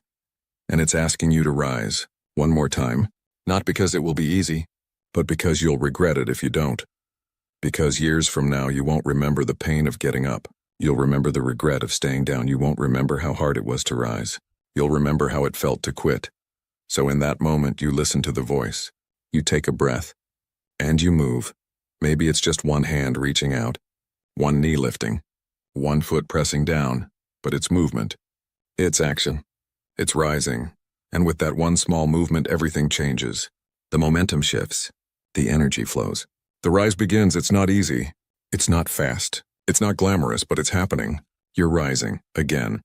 And with every inch of elevation, you remember who you are. Someone who rises. Someone who doesn't quit. Someone who keeps fighting. That's your identity. That's your truth. That's your power. You're someone who rises. Again and again and again. No matter how many times you fall. No matter how hard it gets. No matter what, you rise. Because that's what you do. That's who you are. That's your promise to yourself. And you keep that promise. Every time. Without fail. Without exception. Because that promise, that commitment to always rise, is the foundation of everything you're building. Your success. Your strength. Your story. All of it is built on that promise, the promise to never stay down. To never give up. To always rise. That's your power. That's your path. That's your purpose, to rise. To show others it's possible. To prove that no fall is final unless you choose to stay down, and you don't choose that. You'll never choose that. Because you're someone who rises, always, forever, without question. Let's talk about resilience. Real resilience. Not the kind that looks good on motivational posters, but the kind that's earned through actual hardship. Resilience isn't something you're born with. It's something you build. Through falling. Through failing. Through getting back up. Every time you rise, you're building resilience, like a muscle that grows stronger with use, with stress, with resistance. The first time you fall, getting up is terrifying. You don't know if you can. You don't know if you should.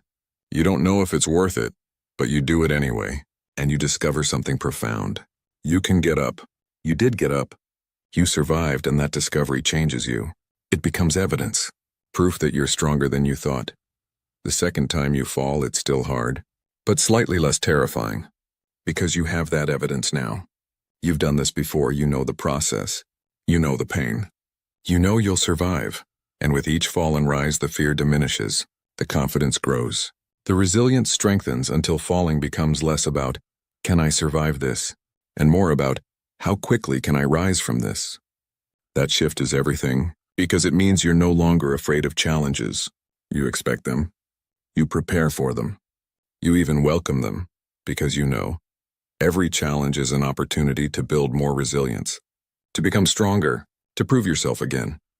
That's the mindset of someone who's risen many times, someone who's learned that falling isn't failure. It's just part of the process. And that mindset makes you unstoppable. Because if you're not afraid of falling, what can stop you? Nothing. Absolutely nothing. You'll try anything, risk anything, dare anything. Because you know even if you fail, you'll rise. That's freedom. That's power. That's what rising repeatedly gives you. Now let's talk about the scars. Because rising leaves marks. Physical, emotional, spiritual. Every fall wounds you in some way. And every wound leaves a scar. Some people try to hide their scars. They're ashamed of them, embarrassed by them. They see them as evidence of failure, but that's wrong. Scars aren't evidence of failure. They're evidence of survival. They're proof that you were wounded and healed, that you faced something difficult and lived through it, that you fell and rose. Again and again, your scars are your credentials, your badges of honor, your proof that you're a warrior. Don't hide them. Don't be ashamed of them. Wear them proudly, because every scar tells a story of a battle fought, a challenge faced, a rise earned, and those stories matter. They shape who you are. They prove what you're capable of. They inspire others who are still in their battles. So embrace your scars. Thank them. Honor them. They're not weaknesses. They're strengths. Evidence that you're someone who rises, someone who's been tested and proven, someone who's faced darkness and found light. That's who your scars make you, and that's someone worth being. Let's also talk about timing. Because when you rise matters, some people rise immediately. They fall and pop right back up. No hesitation. No delay. Others take time. They fall and stay down for a while. Processing, healing, gathering strength, both are valid. Both are okay. Both are rising. Because rising isn't about speed. It's about commitment. It doesn't matter if you get up in 5 minutes or 5 months. What matters is that you get up. That you don't stay down permanently. That you refuse to let the fall be final. So if you're someone who needs time, take it. Don't rush your healing. Don't force your rise. Give yourself space to process, to feel, to understand what happened and why, but set a limit. Give yourself a timeline. Say, I'll take this time to heal, and then I'll rise because healing is necessary. But staying down forever isn't healing. It's hiding, and you're not someone who hides. You're someone who heals and then rises. So take the time you need, but not more than you need. Because the world needs you rising, not hiding. Here's another truth about rising: it gets easier. Not because the falls get softer, but because you get stronger. Your first major fall might devastate you. It might take months to recover. It might change everything. But your 10th major fall, you handle it differently. You're wiser now. More experienced. More resilient. You know the process. You trust your ability to recover. You've been here before and survived. So you rise faster. With more confidence. With less fear. That's the gift of repeated rising. It builds capacity, expands endurance, deepens trust. Trust in yourself. Trust in the process. Trust that no matter what happens, you'll handle it. You'll rise. You always do. You always will. That trust, that deep, unshakable trust in your ability to rise, is one of the most valuable things you can develop. Because with that trust, nothing can break you. Nothing can stop you. Nothing can keep you down. You might stumble. You might fall. You might get knocked flat, but you'll rise. Because that's what you do. That's who you are. That's your guarantee. Let's talk about the people who don't rise, because understanding them helps you appreciate your own rising. Some people fall and stay down. They let one setback define their entire life. They build an identity around their fall. They become their failure. They live their wound and years pass. Opportunities pass. Life passes. And they're still there.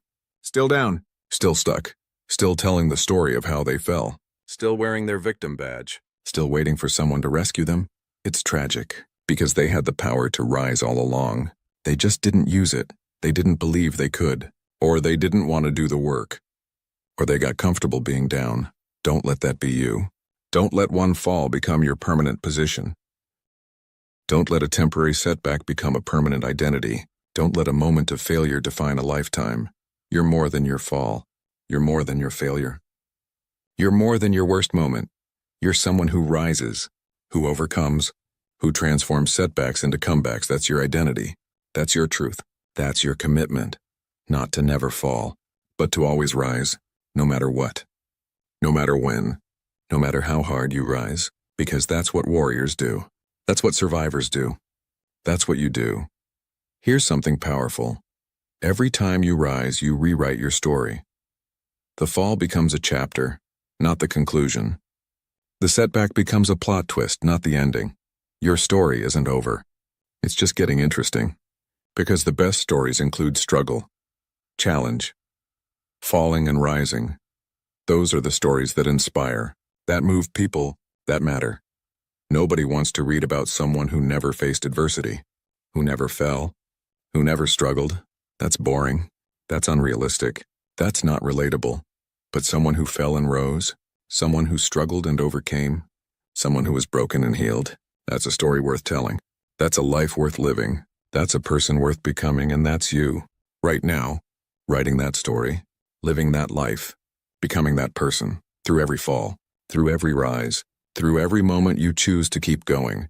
You're writing a story that will inspire others, that will give hope, that will prove that rising is possible.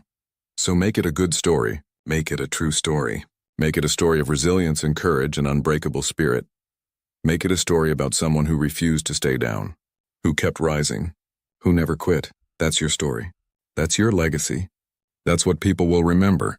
Not that you fell, but that you rose, again and again and again. Finally, let's talk about the moment when rising becomes automatic, when it's no longer a decision but an identity. After rising enough times, something shifts. You stop questioning whether you'll rise. You just know you will. It's not even a choice anymore. It's just what you do. Like breathing, like existing.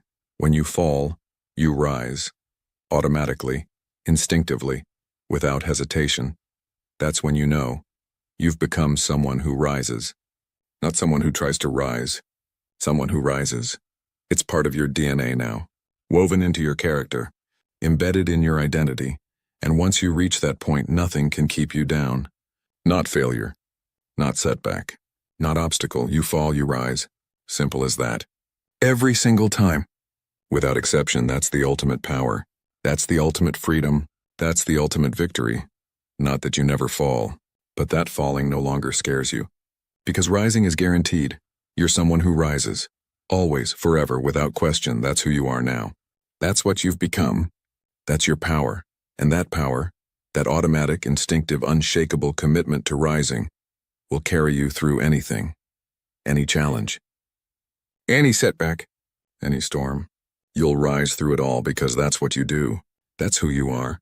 That's your truth. You rise, and you keep rising, until you reach heights you never imagined possible, until you become someone you never dreamed you could be, until you live a life you never thought you'd have. All because you made one simple commitment, to always rise, no matter what. That commitment changed everything. And it will keep changing everything, for the rest of your life. So keep that commitment. Honor it, live it. Be it rise today, tomorrow, forever. Rise when you're tired. Rise when you're scared. Rise when you're confused. Rise when you're broken, just rise. Always rise. Never stop rising because that's your way. That's your power. That's your promise to yourself, to your future, to the world. You are someone who rises, and nothing will ever change that truth. Rise again, and again, and again, because every rise brings you closer, closer to your dreams, closer to your purpose, closer to who you were always meant to be. And the world is waiting, waiting to see what you'll become, waiting to witness your transformation, waiting to be inspired by your rising. So give them something to witness. Show them what unstoppable looks like. Prove that rising is always possible, not because you're special, but because you're committed. Not because you're gifted, but because you refuse to stay down. That's your message.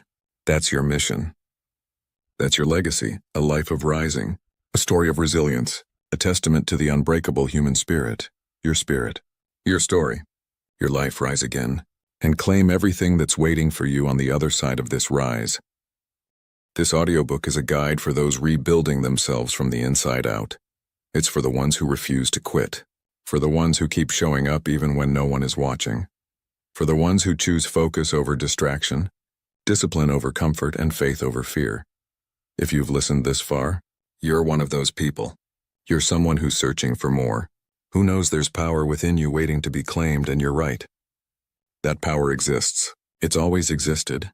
You already have everything you need inside you. You have the strength to endure, the courage to try, the resilience to rise. You have the discipline to show up, the focus to stay committed, the faith to trust the process. All of it is already there. You don't need to find it. You just need to access it, to activate it, to live it, and that starts with a decision. A simple, powerful decision. The decision to stop waiting, to stop doubting, to stop playing small. The decision to claim your power, to honor your potential, to trust yourself completely. That decision, made right now in this moment, changes everything.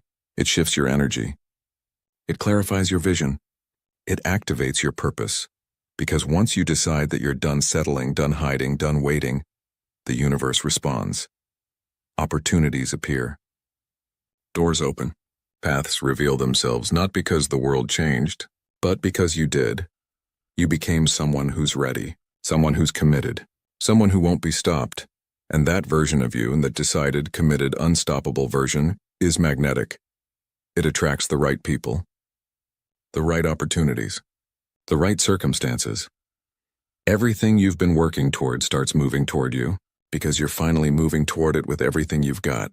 No more half efforts, no more excuses, no more waiting for perfect conditions, just full commitment, complete focus, unwavering belief. That's when transformation happens. That's when breakthroughs occur. That's when you rise into the life you were meant to live now. Rise again, not someday. Not when you're ready. Not when circumstances are perfect. Now, today, this moment. Make the decision. Take the first step. Begin the rise, because you've been preparing for this. Every challenge you've faced, every setback you've overcome, every moment you've persisted, all of it has been preparing you for this moment. The moment when you decide enough is enough. I'm done playing small. I'm done doubting myself. I'm done waiting. I'm rising. Starting now, and nothing is going to stop me. That's your declaration. That's your commitment. That's your power. And once you make that declaration, once you truly commit, everything changes. Your mornings become sacred. Your time becomes protected. Your energy becomes focused. You stop tolerating what doesn't serve you. You stop accepting less than you deserve. You stop apologizing for wanting more. You become someone who honors their word, who keeps their promises, who follows through, not perfectly, not flawlessly, but consistently, relentlessly, powerfully. And over time, that consistency compounds. That commitment builds. That power grows. Until one day you look around and realize your life is completely different, not because of one big moment, but because of thousands of small moments, thousands of choices, thousands of times you chose to rise. That's the secret. That's the path. That's how you build a life worth living, one choice at a time, one rise at a time, one day at a time. So if you're ready, if you're truly ready to claim your power, to honor your potential, to rise into who you're meant to be, start now. Make the decision now. Take the first step now. Don't wait for Monday. Don't wait for the new year. Don't wait for perfect clarity. The perfect time is now. The perfect place is here. The perfect version of you is the one who decides to start despite imperfection. That's courage. That's wisdom. That's power, and you have it. You've always had it. You just needed permission to use it. Consider this your permission, your invitation, your call to action. Rise now, today, this moment. Rise into your strength. Rise into your purpose. Rise into the life that's been waiting for you. Because the world needs what you're capable of becoming. The world needs your gifts, your voice, your light, but only you can give it. Only you can rise. Only you can make the decision, so make it. Right now. Decide that today is the day everything changes, not because circumstances changed, but because you changed. You decided. You committed. You rose, and that decision, that single powerful decision, is the beginning of everything. Your new life.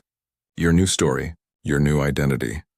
An identity of someone who rises. Someone who doesn't quit. Someone who keeps going no matter what. That's who you are now. That's who you're becoming. That's who you've always been. You just needed to remember, to reconnect, to rise, and now you have. So keep rising. Keep showing up. Keep honoring your commitment because this isn't the end. This is the beginning of your transformation, your breakthrough. Your rise, the world is waiting. Your future is waiting. Your best life is waiting. Now rise and claim it. Thank you for listening to this Private Audiobooks original. If this message resonated with you, if it sparked something inside you, if it reminded you of your power, share it with someone who needs to hear it. Because we rise together. We inspire together. We transform together. Your rise gives others permission to rise. Your courage activates their courage. Your commitment inspires their commitment, so rise, not just for you, but for everyone who's watching, everyone who's waiting, everyone who needs proof that rising is possible. Be that proof. Live that example. Embody that power. Rise again, and keep rising, forever. In a world that constantly challenges your patience, self-control, and emotional balance, developing emotional mastery is no longer optional. It's essential. Every single day, you encounter people and situations that test your inner calm.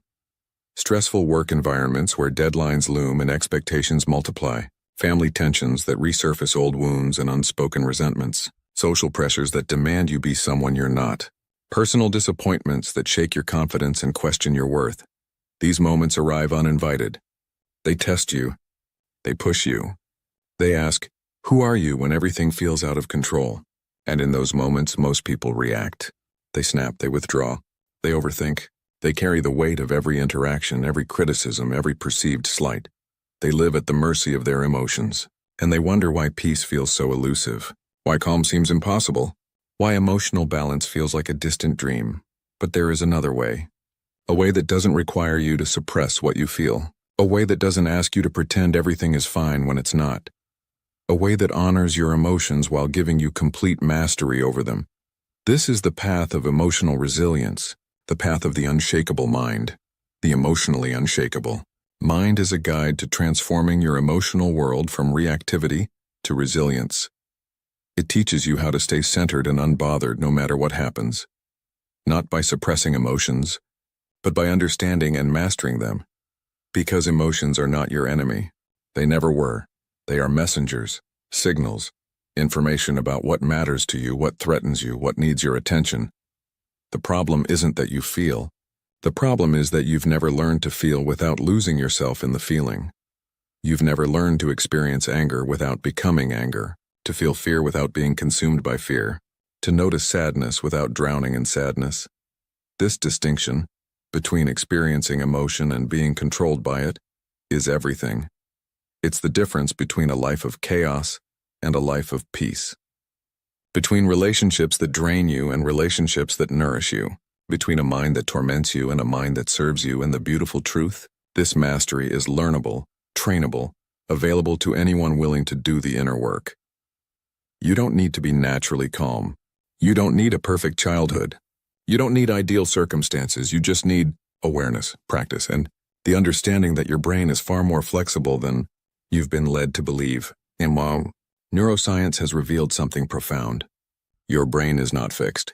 It's plastic, changeable, constantly rewiring itself based on what you practice most. Every time you react with anger, you strengthen the neural pathways of anger.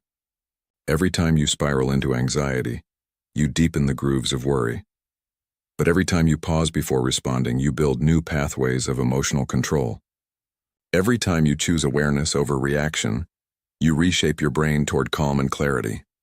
This is neuroplasticity in action. Your brain literally reshaping itself based on your choices, your attention, your practice. And this means something revolutionary. You are not stuck with the emotional patterns you inherited or developed. You can change them, rewire them, transform them. The anxious mind can become calm. The reactive temperament can become measured. The emotionally overwhelmed person can become emotionally resilient, not overnight, not through one insight or one technique, but through consistent practice, through patient repetition, through the commitment to become someone new. This audiobook is your guide on that journey. It will teach you how emotions work, not just psychologically, but neurologically. You'll understand what happens in your brain when you feel triggered, stressed, or overwhelmed.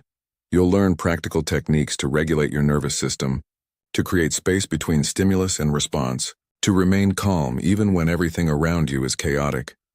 You'll discover how to transform your relationships by mastering your reactions, how to parent with emotional wisdom, how to navigate conflict without losing your center. And most importantly, you'll learn that emotional mastery isn't about becoming cold or detached. It's about becoming free. Free to feel everything without being controlled by anything. Free to respond instead of react. Free to choose peace even when the world offers chaos. This is not about perfection. You will still feel anger, fear, sadness, frustration. You're human. Emotions are part of being alive, but you'll feel them differently. You'll experience them without being possessed by them. You'll honor them without surrendering to them.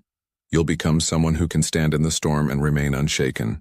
Not because the storm doesn't affect you, but because you've built an inner foundation so strong that nothing external can topple it. This is emotional freedom. This is what it means to have an unshakable mind. And it begins now. With this moment. With the decision to stop being controlled by your emotions and start mastering them. The journey won't always be easy. There will be moments of discomfort, moments of doubt, moments where old patterns try to reclaim their territory. But every step forward is a victory. Every moment of awareness is progress. Every choice to pause instead of react is a transformation. And over time, these moments accumulate. These choices compound, and you become someone entirely new. Someone who radiates calm in chaos. Someone who responds with wisdom instead of impulse. Someone whose presence brings peace to every room they enter. This is who you're becoming. This is the path you're walking. This is the transformation that begins right here, right now. Welcome to the journey toward emotional mastery. Welcome to the path of the unshakable mind. Let's begin. Chapter 1. Understanding emotional reactivity. Emotional reactivity is the automatic pattern of thought and feeling that takes control before you do. It's the raised voice when someone criticizes you, the defensive comment when you feel attacked, the silent withdrawal when you're hurt, the spiral of overthinking that keeps you awake at night. It's the moment when emotion hijacks your rational mind and makes decisions for you. When you say something you regret.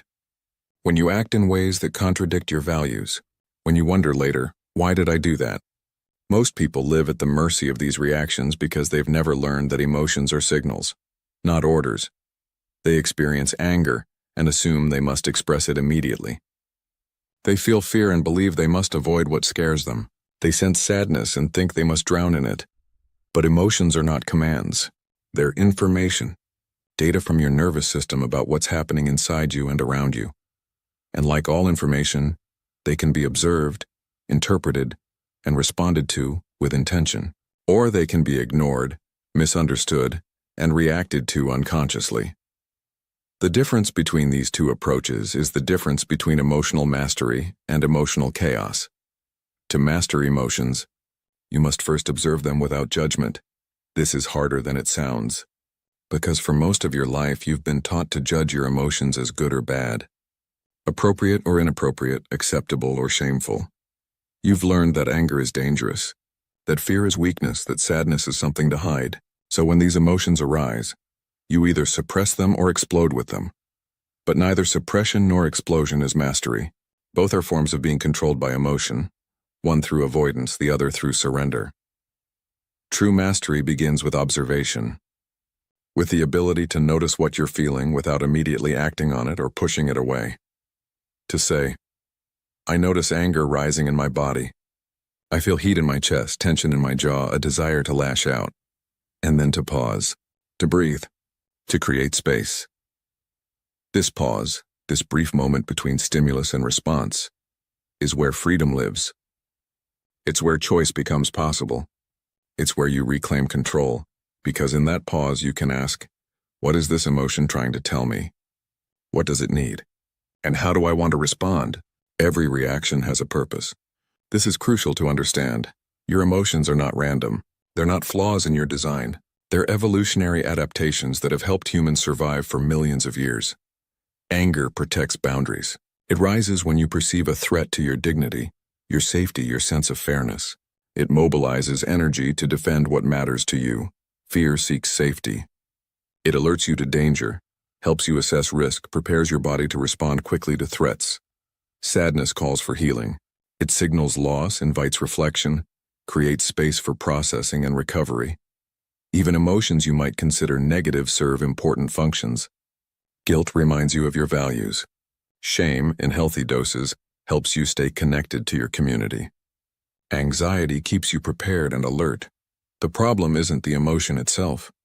The problem is when the emotion takes over completely, when it bypasses your conscious mind and drives your behavior without your consent. This is what we call emotional reactivity, and it happens because of how your brain is wired. Let's talk about your brain for a moment, because understanding the neuroscience of emotion is essential to mastering it. Your brain has different regions that process information in different ways. The most relevant for our purposes are the amygdala and the prefrontal cortex. The amygdala is your brain's alarm system. It's ancient, fast, and designed for survival. When it detects a potential threat, whether physical danger or social rejection, it triggers an immediate emotional response. This happens in milliseconds. Before you're even consciously aware of what's happening, your amygdala has already activated your body's stress response. Your heart rate increases. Your muscles tense. Stress hormones flood your system. You're ready to fight, flee, or freeze. This is brilliant design when you're facing a predator or immediate physical danger, but in modern life your amygdala can't distinguish between a tiger and a critical email from your boss. It reacts the same way, and that's where problems begin. The prefrontal cortex, on the other hand, is your brain's executive center. It's responsible for rational thought, planning, impulse control, and emotional regulation. This is the part of your brain that can assess situations calmly, consider consequences, and choose appropriate responses. It's slower than the amygdala, but far more sophisticated. When you're emotionally reactive, what's happening is this. Your amygdala has detected a threat and triggered a response before your prefrontal cortex can intervene. You're operating on autopilot. Your survival brain has taken the wheel, and by the time your rational mind catches up, you've already said or done something you regret. This is the root of emotional reactivity.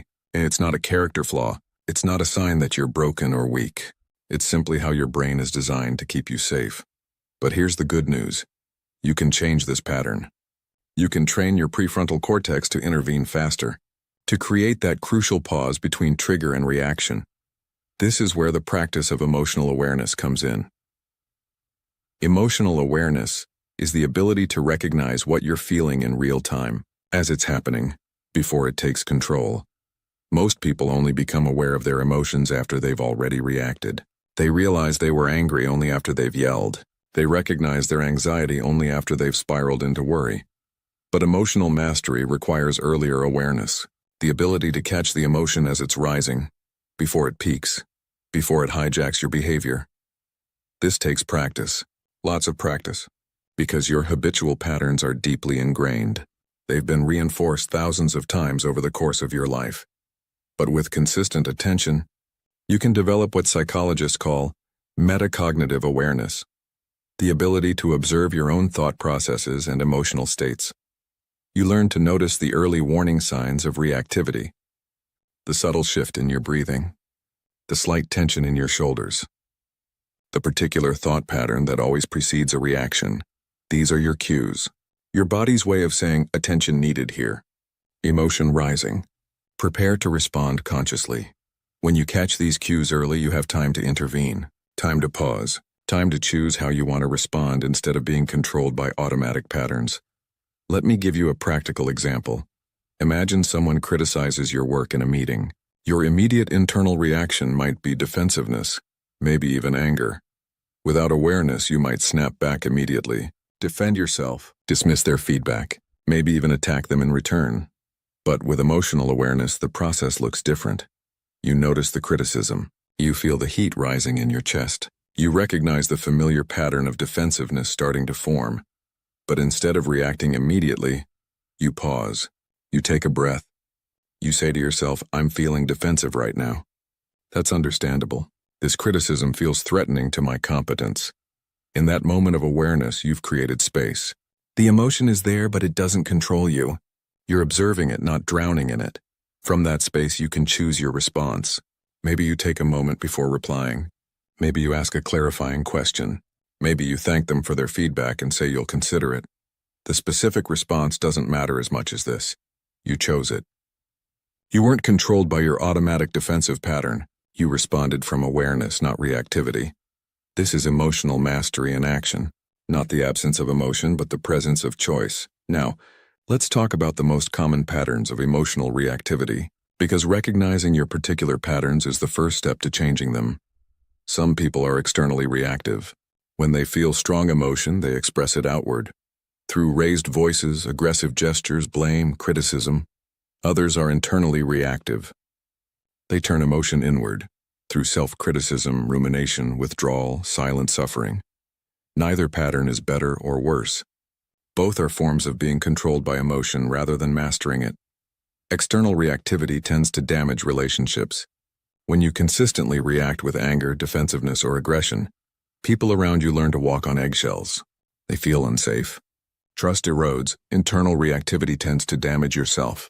When you consistently turn emotion inward, you carry accumulated stress, anxiety, and pain. Your mental health suffers. Depression and anxiety often follow. Most people have both patterns triggered by different situations or emotions.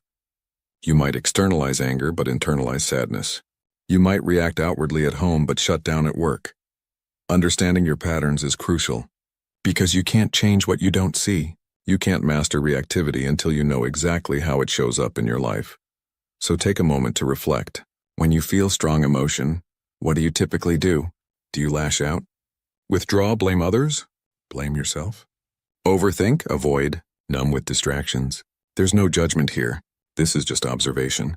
Just data about how you've learned to handle emotional intensity. And here's what's important to understand. However you react now, you learned it somewhere. These patterns were adaptive ones. They helped you survive difficult circumstances, navigate challenging relationships, protect yourself from pain. Maybe you learned to shut down emotionally because expressing feelings was punished in your family. Maybe you learned to react with anger because it was the only emotion that made you feel powerful when you felt vulnerable. These patterns made sense when you developed them. They were your brain's best solution to the circumstances you faced. But just because they were adaptive then doesn't mean they serve you now. And just because they're habitual doesn't mean they're permanent. This is where the concept of neuroplasticity becomes revolutionary. Your brain can change. Your emotional patterns can be rewired. Your automatic reactions can be transformed into conscious responses. But first, you have to observe them. Understand them. See them clearly without shame or judgment, because shame keeps you stuck. When you judge yourself for being reactive, you add a second layer of suffering on top of the first. You feel angry, then feel ashamed of your anger. You feel anxious, then feel weak for being anxious. The second arrow suffering, as Buddhist psychology calls it, only deepens the pattern. It doesn't help you change. What helps is compassionate observation. The ability to say, I reacted in this way. That's interesting. I wonder what triggered that. I wonder what I was trying to protect. I wonder how I might respond differently next time. This curiosity, this gentle inquiry, opens the door to transformation. Because you can't force yourself to change, but you can observe, understand, and gradually shift your patterns through awareness and practice. Let's talk about triggers, because understanding what triggers your reactivity is essential to mastering it. A trigger is any stimulus, internal or external, that activates an emotional reaction. It could be a person's tone of voice, a particular situation, a memory, even a physical sensation. Triggers are deeply personal. What sets you off might not bother someone else at all. What leaves them overwhelmed might not affect you. This is because triggers are connected to your unique history, your unhealed wounds, your core beliefs about yourself and the world. If you grew up feeling criticized, you might be triggered by any hint of disapproval. If you experienced abandonment, you might be triggered by perceived rejection. If you learned that the world is dangerous, you might be triggered by uncertainty or change. Your triggers reveal what needs healing. They point to the places where you're still carrying pain, where you're still protecting old wounds, and this is actually valuable information, because once you identify your triggers, you can prepare for them. You can develop strategies for handling them skillfully. You can't always control what triggers you, but you can absolutely control how you respond to being triggered. This requires preparation, because in the heat of the moment, when your amygdala has already activated, it's nearly impossible to think clearly and respond consciously. But if you've identified your triggers beforehand, if you've practiced your response, if you've developed skills for regulating your nervous system, you have a much better chance of maintaining control. Think of it like training for a sport. Athletes don't wait until game time to figure out their strategy. They prepare, they practice, they develop automatic responses for high-pressure situations. Emotional mastery requires the same approach. You prepare before you're triggered. You practice when you're calm. You develop skills and strategies so that when intensity arises, you have tools ready. We'll explore specific techniques throughout this audiobook, but the foundation is always the same. Awareness first, then response. You can't master what you don't notice. You can't change patterns you can't see. You can't respond consciously if you don't create space between trigger and reaction. So if you take nothing else from this chapter, take this. Emotional reactivity is not your enemy. It's simply an unconscious pattern that needs your conscious attention. Every time you react without awareness, you strengthen that pattern. Every time you pause and observe, you weaken it. Every moment of awareness is a victory. Every conscious response is progress. Every time you create space between stimulus and reaction, you're rewiring your brain toward emotional mastery. This is not about perfection. You will still react sometimes. You will still lose your temper, feel overwhelmed, say things you regret. But over time, with practice and patience, those moments will become less frequent. The intensity will decrease. The recovery will be faster. And gradually, you'll notice something profound. You're no longer at the mercy of your emotions. You're no longer controlled by automatic reactions. You're present. You're aware. You're choosing your responses. You're becoming emotionally unshakable. This is the path. This is the practice. This is the transformation that begins with understanding emotional reactivity. And now that you understand it, now that you see how it works, you're ready to go deeper, to learn the neuroscience of emotional regulation, to discover how to actually train your brain toward calm and control. That's where we're going next. But for now, simply notice. Observe your patterns. Watch your reactions without judgment, because the journey to emotional mastery begins with awareness. And awareness begins now. Let's deepen this understanding by exploring how emotional reactivity shows up in everyday life. Because theory is helpful, but recognition is transformative. Consider your morning routine. Perhaps you wake up and immediately check your phone. Within minutes, you've exposed yourself to dozens of potential triggers. News that disturbs you, messages that stress you, social media that makes you compare yourself to others. Your nervous system, barely awake, is already activated. Your amygdala is already scanning for threats, and you haven't even gotten out of bed. This is how emotional reactivity accumulates, not through one big event, but through countless small moments of activation that compound throughout the day. By the time you arrive at work, you're already carrying tension. When a coworker makes an offhand comment, you snap. Not because the comment was particularly offensive, but because you've been accumulating activation since the moment you woke up.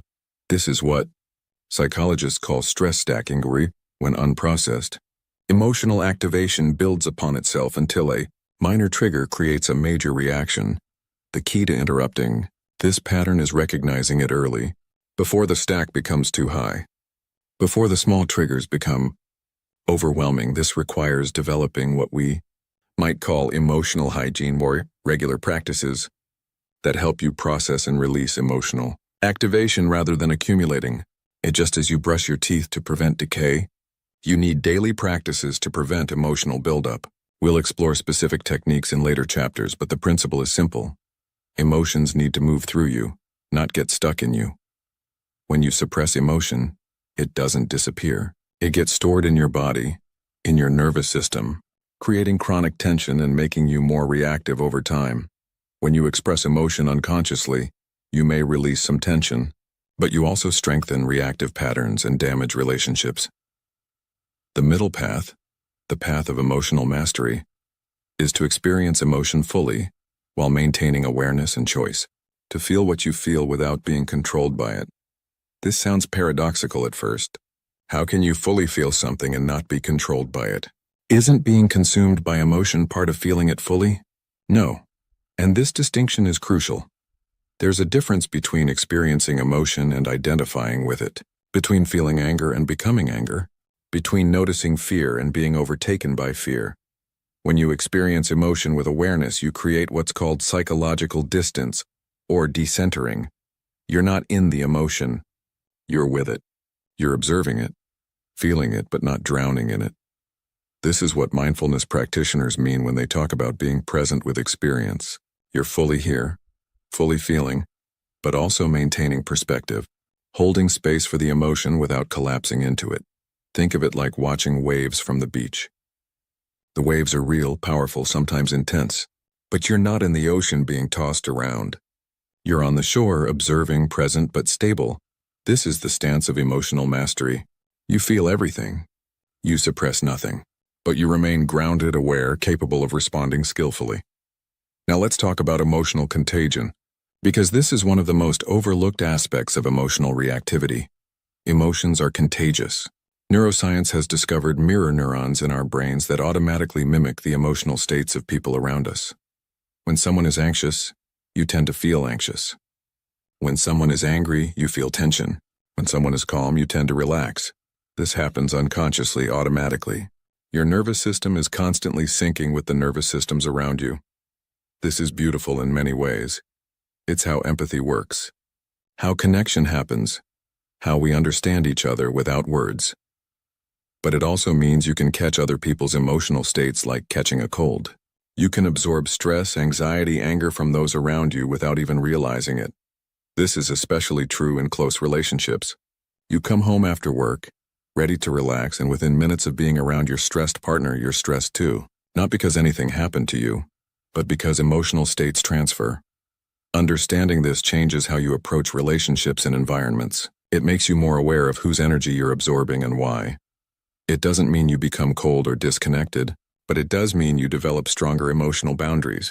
You learn to distinguish between your feelings and feelings you've absorbed from others. You learn to say, "This anxiety I'm feeling, is it mine? Or have I picked it up from someone else?" And that simple question can break the automatic pattern of emotional contagion. Emotional boundaries are like a semi-permeable membrane.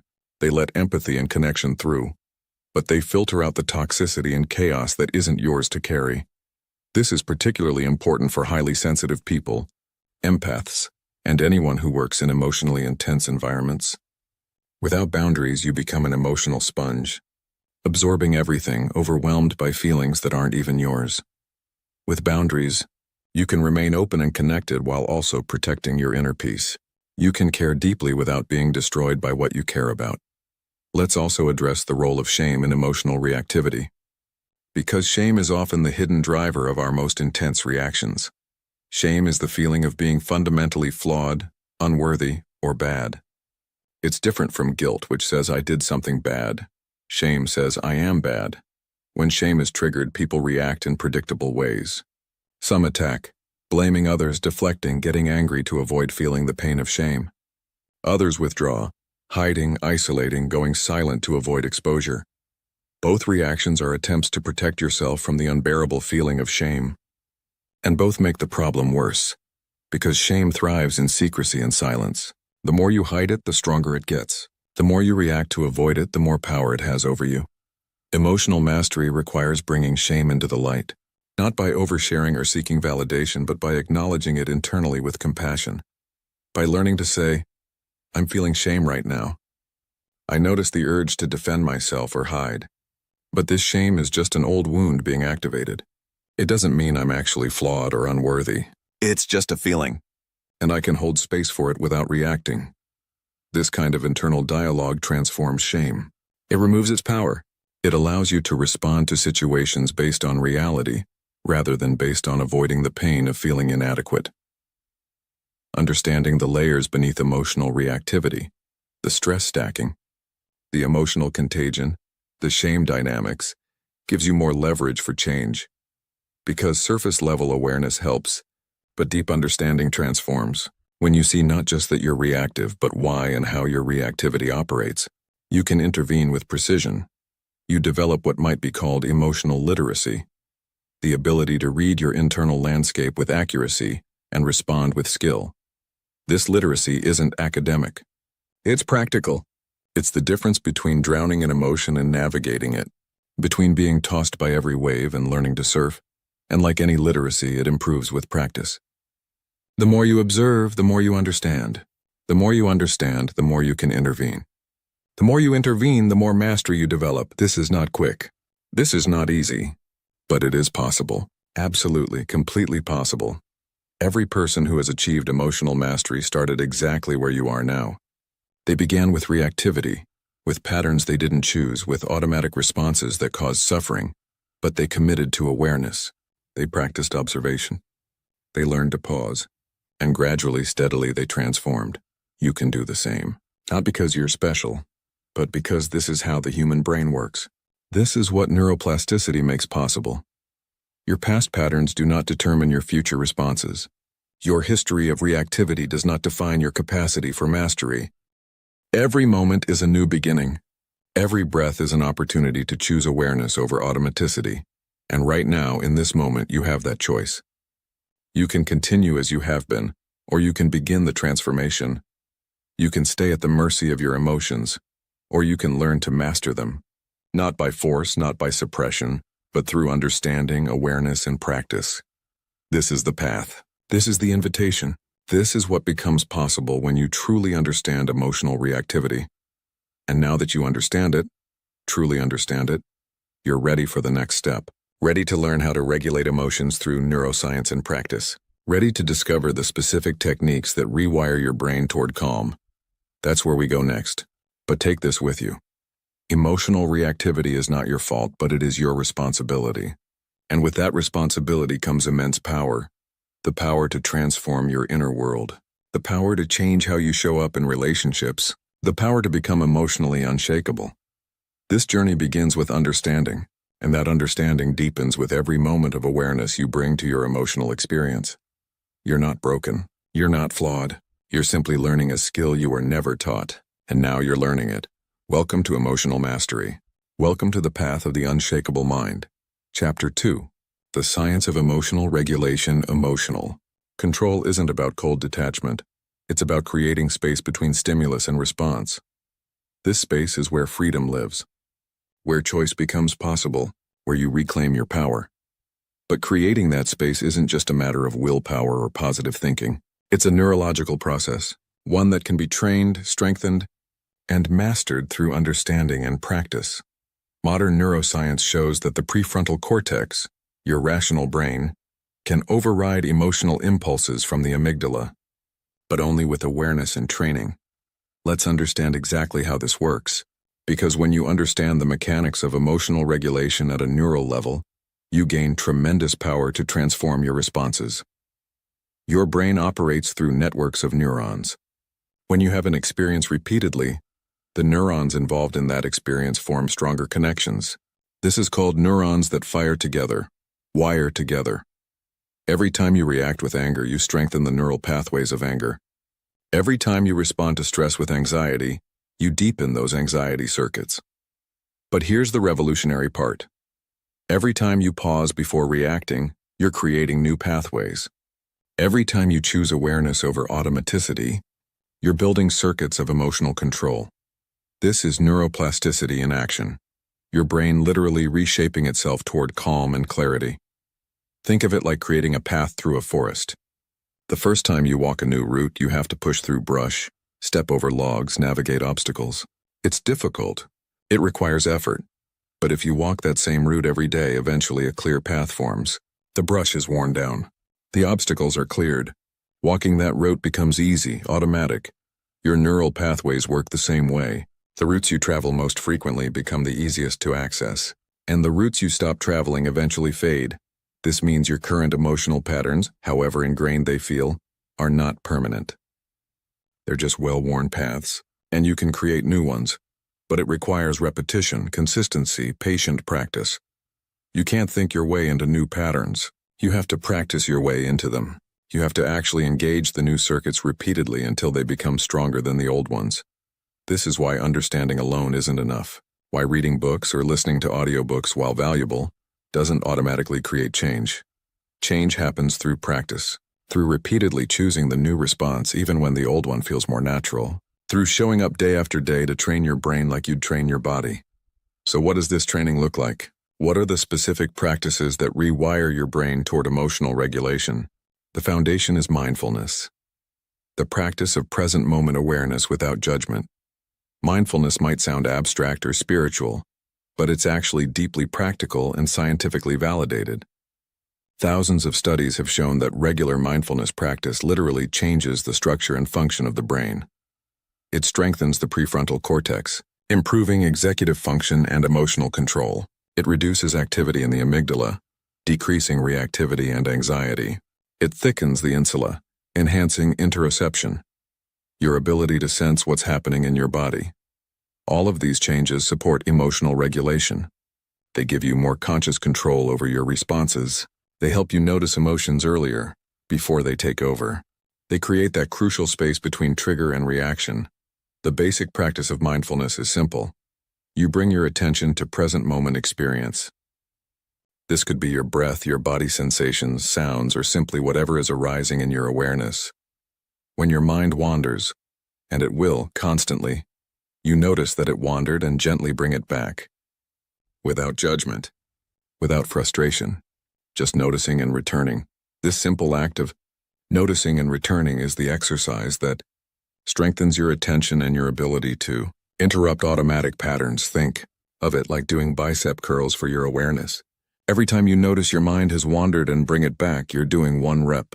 And just like physical exercise, these reps accumulate. They build strength over time.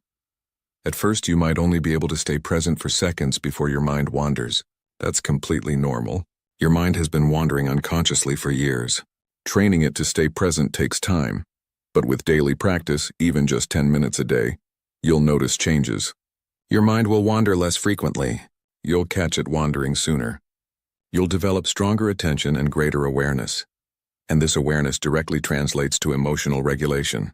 Because when you can catch your thoughts wandering, you can also catch your emotions rising, before they peak, before they take control. Let's talk about the breath, because conscious breathing is one of the most powerful tools for emotional regulation. Your breath is unique among bodily functions. It operates automatically, but you can also control it consciously. This makes it a bridge between your unconscious processes and your conscious awareness. When you're stressed or reactive, your breathing becomes shallow and rapid. This signals danger to your nervous system, activating the sympathetic nervous system, your fight or flight response. But when you consciously slow and deepen your breath, you activate the parasympathetic nervous system, your rest and digest response. You signal safety to your body. You calm your nervous system. This isn't just relaxation. It's a neurological shift. You're actually changing your biochemistry through breath. Deep, slow breathing increases vagal tone, the activity of your vagus nerve, which regulates stress response. It reduces cortisol, your primary stress hormone. It increases coherence between your heart and brain. All of these changes make emotional regulation easier. They give your prefrontal cortex more resources to work with. They reduce the intensity of amygdala activation. Here's a simple but powerful breathing technique. The 4-7-8 breath. Breathe in through your nose for a count of 4. Hold for a count of 7. Breathe out through your mouth for a count of 8. Repeat this 4 times. That's it. 2 minutes maximum. But in those 2 minutes, you're actively regulating your nervous system. You're creating physiological calm. You're building the neural pathways of emotional control. The key is to use this technique regularly, not just when you're overwhelmed, but as daily practice. Because the benefits accumulate. Each practice session strengthens your capacity to regulate emotion in the moment. It's like building a muscle. You don't wait until you need to lift something heavy to start exercising. You build strength beforehand so that when the moment comes, you're ready.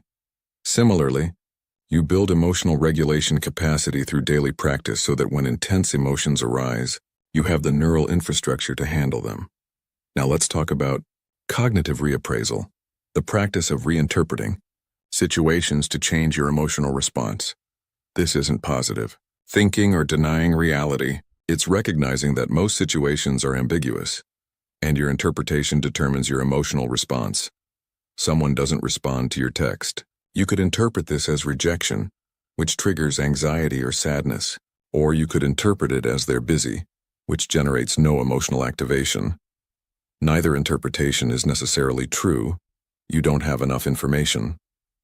But one interpretation creates suffering, the other doesn't. Cognitive reappraisal is the practice of consciously choosing interpretations that serve your well-being without distorting reality. This doesn't mean becoming naive or ignoring red flags. It means recognizing where you're adding suffering through catastrophic or negative interpretations and choosing more neutral or constructive frames instead.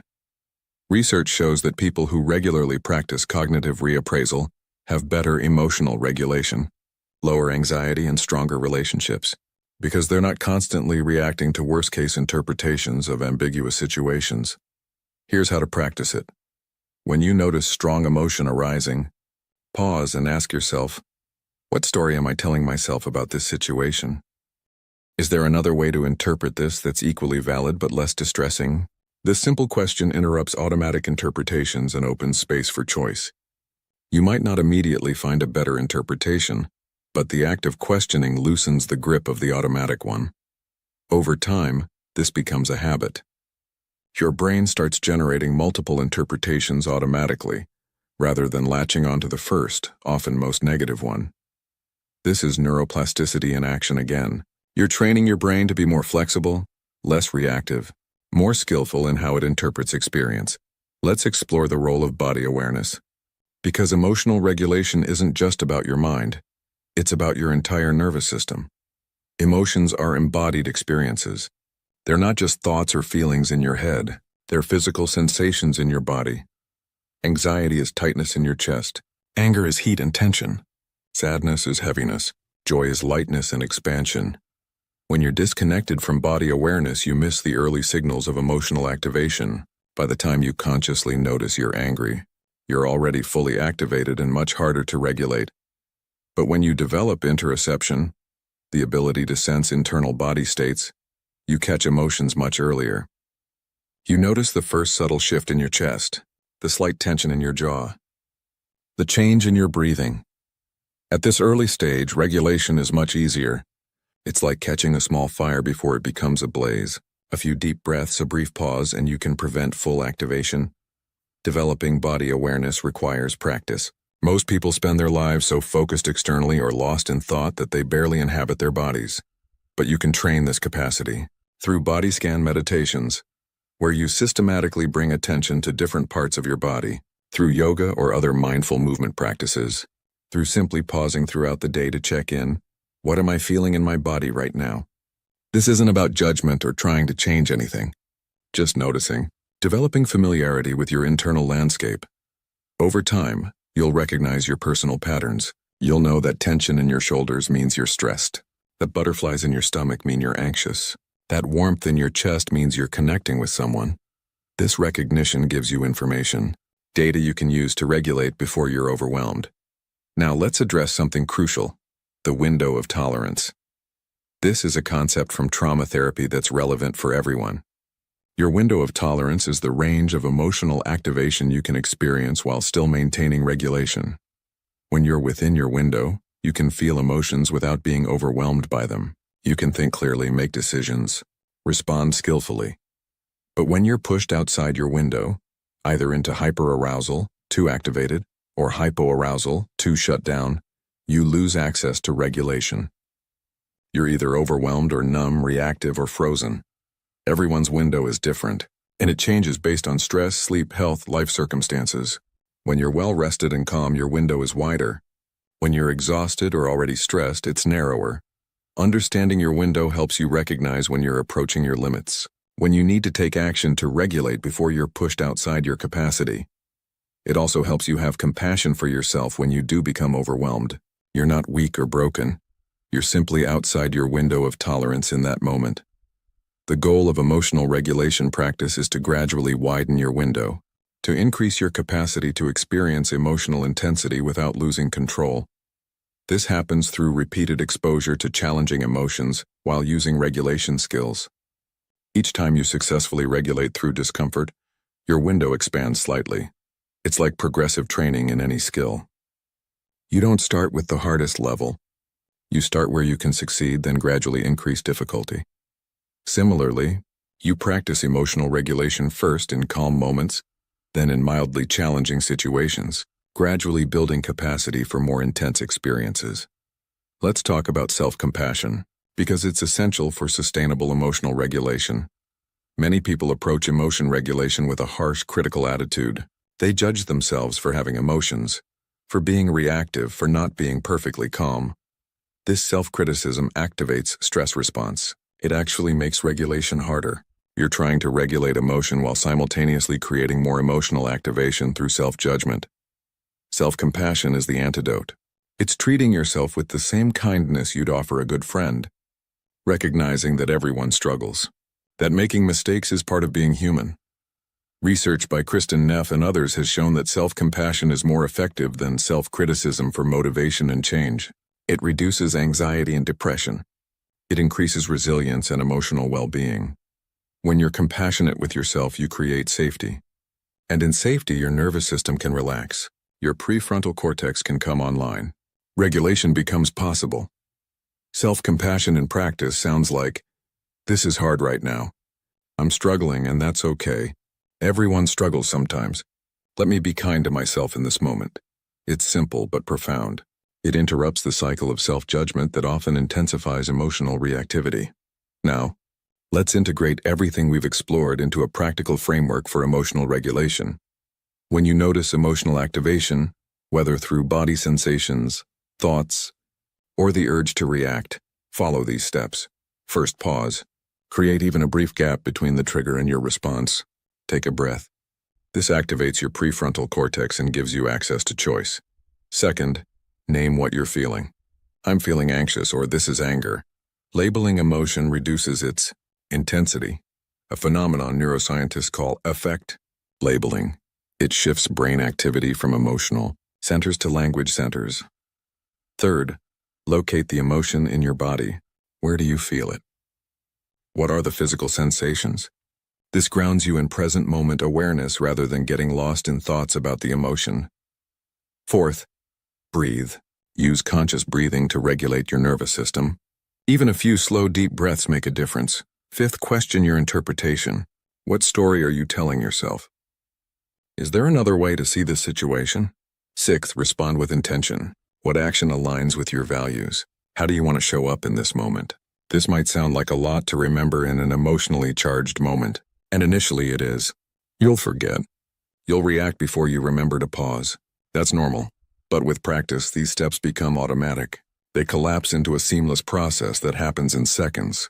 Pause, name, locate, breathe, reframe, respond becomes one fluid motion. This is mastery. Not perfection, but skillfulness.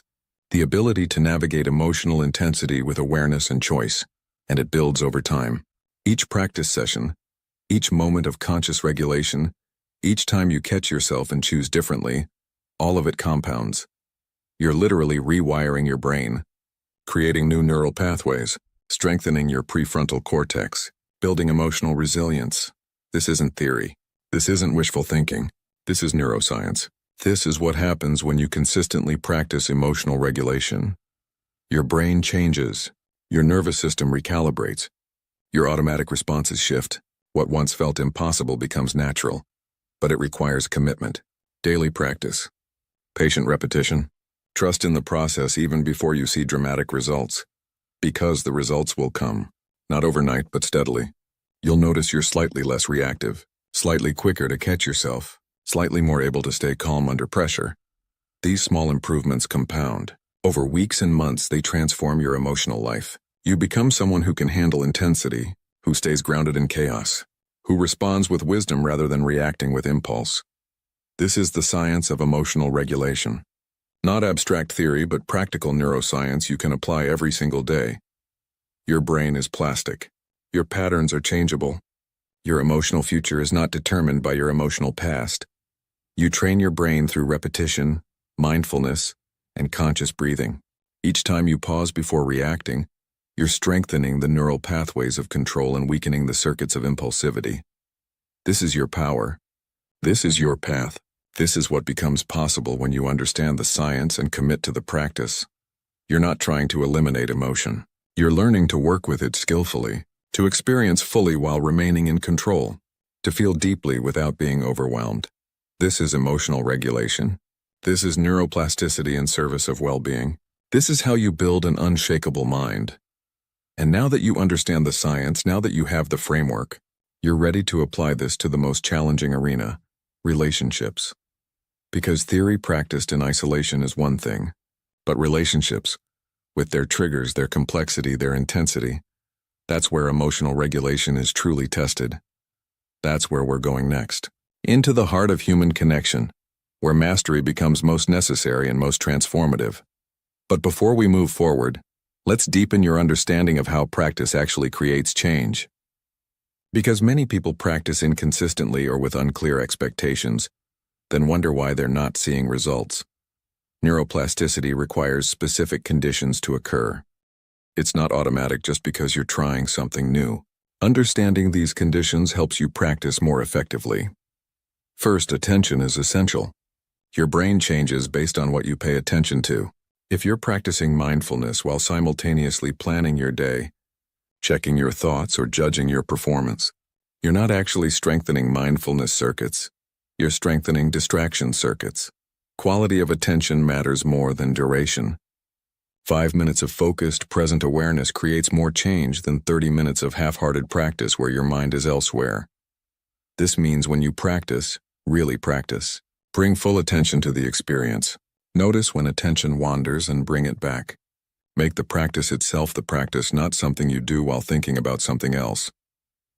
Second, repetition is non-negotiable. Your brain needs repeated experiences to strengthen neural pathways. Practicing once a week won't create significant change. Daily practice, even brief sessions, is far more effective. Think of learning a language. Studying for hours once a week is less effective than practicing 15 minutes every day. The daily repetition creates stronger, more accessible neural pathways. Emotional regulation follows the same principle. Brief daily practice builds capacity more effectively than intensive occasional practice. This is actually good news. You don't need hours. You need consistency.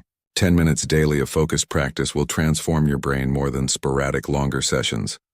Third, challenge matters. Your brain adapts to challenge. If practice is always easy, you're not creating sufficient stimulus for change.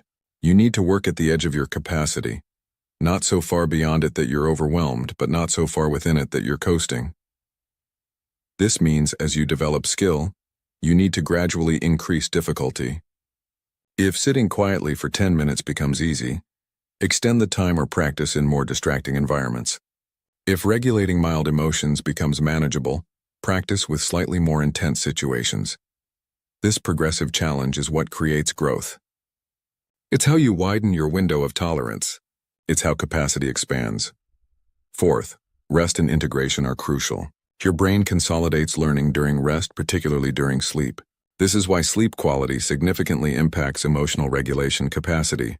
When you're sleep deprived, your prefrontal cortex function decreases. Your amygdala becomes more reactive.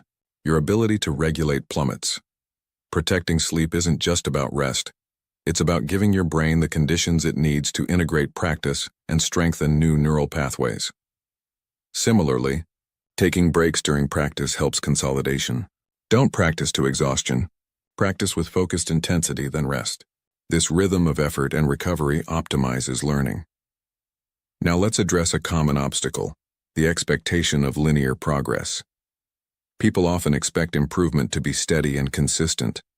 They practice for a week or two, notice some benefits, then hit a plateau or even experience a regression, and conclude the practice isn't working. But skill development is never linear. It happens in waves. You improve, plateau, sometimes temporarily decline, then suddenly jump to a new level. This is normal. This is how learning works. The plateaus aren't signs of failure. They're periods of consolidation where your brain is integrating what you've learned before the next growth spurt. Understanding this prevents premature abandonment. Many people quit during a plateau, right before they would have experienced a breakthrough. Stay with the practice through the plateaus. Trust the process. Your brain is working even when you can't see obvious progress. Let's also explore the role of expectation in emotional regulation. Because what you expect significantly influences what you experience. If you approach practice thinking, this will never work for me, or I'm too reactive to change, you're creating neural patterns that confirm those beliefs. Your expectation primes your brain to look for evidence that supports it. But if you approach with curious openness, I wonder what might shift with practice, you create different neural conditions. You're more likely to notice small improvements, which reinforces continued practice. This isn't about forced optimism or denying difficulty. It's about recognizing that your attitude toward practice influences the practice itself. Approach with gentle expectation of gradual change, not dramatic transformation overnight, but steady improvement over time. This balanced expectation supports consistent practice without creating frustration when progress is subtle. Let's talk about measurement, because tracking progress helps maintain motivation and recognizes improvements you might otherwise miss. Emotional regulation progress can be subtle. You don't suddenly become a different person.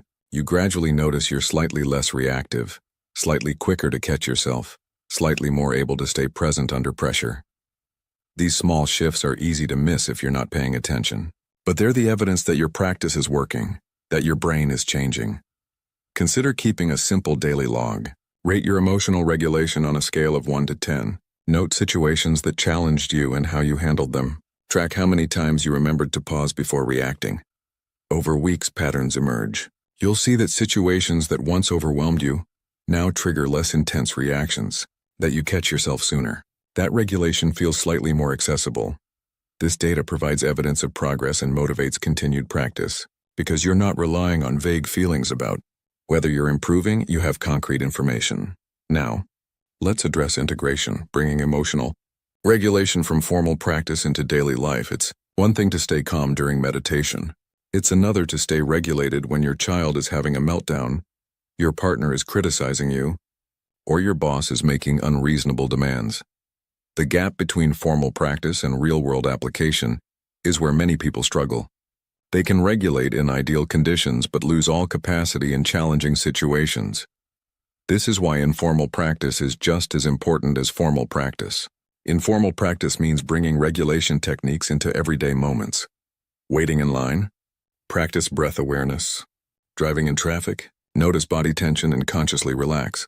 Having a difficult conversation, pause before responding. These micro-practices throughout the day bridge formal practice and real-world application. They train your brain to access regulation skills in the moments that matter most. Think of it like learning a sport. You don't just train in the gym.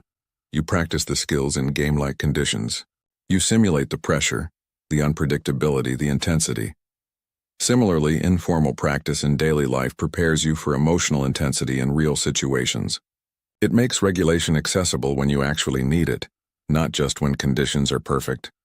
Let's also explore the social dimension of emotional regulation. Because you don't regulate in isolation, you regulate within relationships and social contexts. Other people's emotional states influence yours. Environments affect your nervous system. Cultural expectations shape what emotions you allow yourself to feel. Understanding these social influences helps you navigate them skillfully. You learn which relationships support your regulation and which challenge it, which environments calm your nervous system and which activate it. This doesn't mean avoiding all challenge or only spending time with peaceful people. But it does mean being strategic, knowing when you have the capacity to handle intensity and when you need to protect your regulation. It means recognizing that spending time with someone highly anxious or reactive will test your regulation, not because they're bad people, but because emotional contagion is real. With this awareness, you can prepare. You can practice beforehand. You can set boundaries. You can limit exposure when your own capacity is low. This is emotional intelligence applied to relationships, not controlling others but managing your own exposure and response skillfully. Finally, let's talk about self-efficacy, your belief in your ability to regulate emotion effectively. Self-efficacy is one of the strongest predictors of successful behavior change. When you believe you can do something, you're more likely to persist through difficulty, to practice consistently, to succeed. But self-efficacy isn't built through affirmations or positive thinking alone. It's built through experience, through small successes that prove to yourself that you're capable. This is why starting with manageable challenges matters. If you immediately try to regulate in your most triggering situations, you'll likely fail. which damages self-efficacy.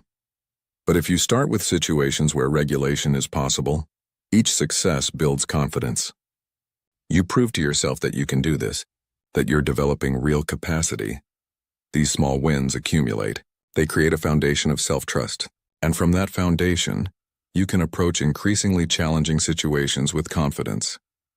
Every moment of successful regulation is evidence. Evidence that you're changing, that you're developing mastery, that you're becoming someone who can handle emotional intensity. Collect this evidence. Remember it. Let it fuel your continued practice and reinforce your growing capacity. The science of emotional regulation is clear. Your brain can change. Your patterns can shift. Your capacity can expand. But science provides the map, not the territory. You must walk the path. It changes the entire dynamic of relationships. When you consistently remain regulated, others often begin to match your energy rather than you matching theirs. Your calm becomes contagious. Your groundedness becomes the baseline. But this requires incredible self-discipline, because every instinct wants you to defend yourself, to match their volume, to prove your point. You must choose calm over being right, peace over winning the argument, long-term relationship health over short-term emotional discharge. This is mastery. This is strength. This is what it means to be emotionally unshakable in relationships. Now let's explore the concept of emotional bids and how responding to them shapes relationship. Quality relationship researcher John Gottman discovered that relationships are built or destroyed through small moments he calls bids for connection. A bid is any attempt to connect, sharing a thought, asking a question, requesting attention, expressing a need. These happen constantly in relationships, often in subtle ways. Your partner mentions something interesting they saw. Your child shows you a drawing. Your friend texts about their day. These are all bids. You can respond in 3 ways: turning toward, engaging with interest, turning away, ignoring or missing the bid, or turning against, responding with irritation or criticism. How you respond to bids determines relationship quality more than any grand gesture or big conversation. Turning toward consistently builds connection, trust, and goodwill. Turning away or against erodes the relationship gradually until there's nothing left. But here's where emotional regulation becomes crucial. You can't turn toward when you're dysregulated. When you're stressed, overwhelmed, or activated, you miss bids or respond poorly. Your partner tries to connect and you snap at them. Your child needs attention and you dismiss them. Your friend reaches out and you ignore the message. Not because you don't care, but because you don't have capacity in that moment. You're outside your window of tolerance, operating in survival mode. This is why emotional regulation isn't selfish self-care. It's relationship care. When you maintain regulation, you have capacity to respond to bids, to be present, to connect. When you're chronically dysregulated, you damage relationships even when you love the people in them. So protecting your regulation is protecting your relationships. Taking time to breathe, to practice, to maintain your window of tolerance isn't taking away from relationships. It's investing in them. Let's talk about rupture and repair, because all relationships experience disconnection. You will have moments when you're triggered and respond poorly, when you're dysregulated and say something harsh, when you miss important bids because you're overwhelmed. These ruptures are inevitable. Perfection isn't possible. You're human. Relationships are complex and triggers will happen. But ruptures don't destroy relationships. Lack of repair does. Repair is the process of acknowledging the rupture, taking responsibility and reconnecting. It's saying, I was harsh earlier. I was triggered and responded poorly. I'm sorry, that wasn't about you. It was about my own reactivity. This simple act of repair restores connection. It models emotional responsibility. It teaches others that mistakes can be acknowledged and relationships can handle imperfection. Children especially need to see repair. Not parents who never mess up, but parents who mess up and take responsibility. This teaches them that relationships are resilient, that mistakes are normal, that repair is always possible. But repair requires regulation. You can't repair effectively while you're still activated. You need to calm your nervous system first, then approach repair from a grounded place. This is why the pause is so essential. When you've had a rupture, resist the urge to immediately fix it while emotions are still high. Take time to regulate first. Then repair from a calm, clear place. Effective repair includes acknowledging what happened, taking responsibility without excuses, expressing understanding of impact, and committing to different behavior going forward. I raised my voice and that wasn't okay. I understand that made you feel unsafe. I'm working on catching myself sooner when I'm triggered. Next time I'll take a break before things escalate. This kind of repair strengthens relationships. It builds trust. It shows that you're committed to growth and to treating others with respect even when it's difficult. Now let's address a challenging truth. Some relationships require distance or boundaries, not more emotional work. Not every relationship can or should be saved through better regulation. Some relationships are toxic, abusive, or simply incompatible. Emotional mastery includes the wisdom to recognize which relationships deserve your energy and which ones require boundaries or distance. If someone is consistently abusive, manipulative, or dismissive of your needs, no amount of emotional regulation on your part will fix the relationship. The problem isn't your reactivity, it's their behavior. In these cases, boundaries are essential. Sometimes significant boundaries, including limiting contact or ending the relationship entirely. This isn't failure. This isn't giving up. This is emotional wisdom. Knowing that your well-being matters, that you deserve respect. That staying regulated sometimes means removing yourself from dysregulating relationships. Setting boundaries can feel incredibly difficult, especially with family or long-term relationships. Guilt, obligation, and fear of conflict make boundaries feel impossible. But boundaries are an act of self-respect and, paradoxically, relationship respect. You're saying, I value both of us too much to continue in a dynamic that brings out our worst. Clear boundaries might sound like, I'm happy to spend time together, but if shouting starts, I'll leave. I want to have a relationship with you, but not one that involves verbal attacks. Or, I'm not available to discuss this topic. I'm happy to talk about other things, but this subject isn't up for debate in our relationship. These boundaries protect your regulation. They make relationship possible without constant activation. They create space for connection without chaos. And interestingly, boundaries often improve relationships. When others know your limits, they often respect them. When you're clear about what you will and won't accept, others adjust their behavior. Not always. Some people resist boundaries and escalate when you set them. This tells you important information about the relationship and whether it's sustainable.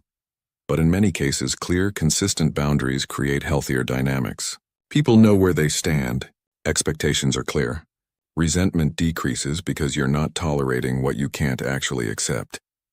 Let's talk about the practice of loving detachment. Because this is one of the highest forms of relational emotional mastery.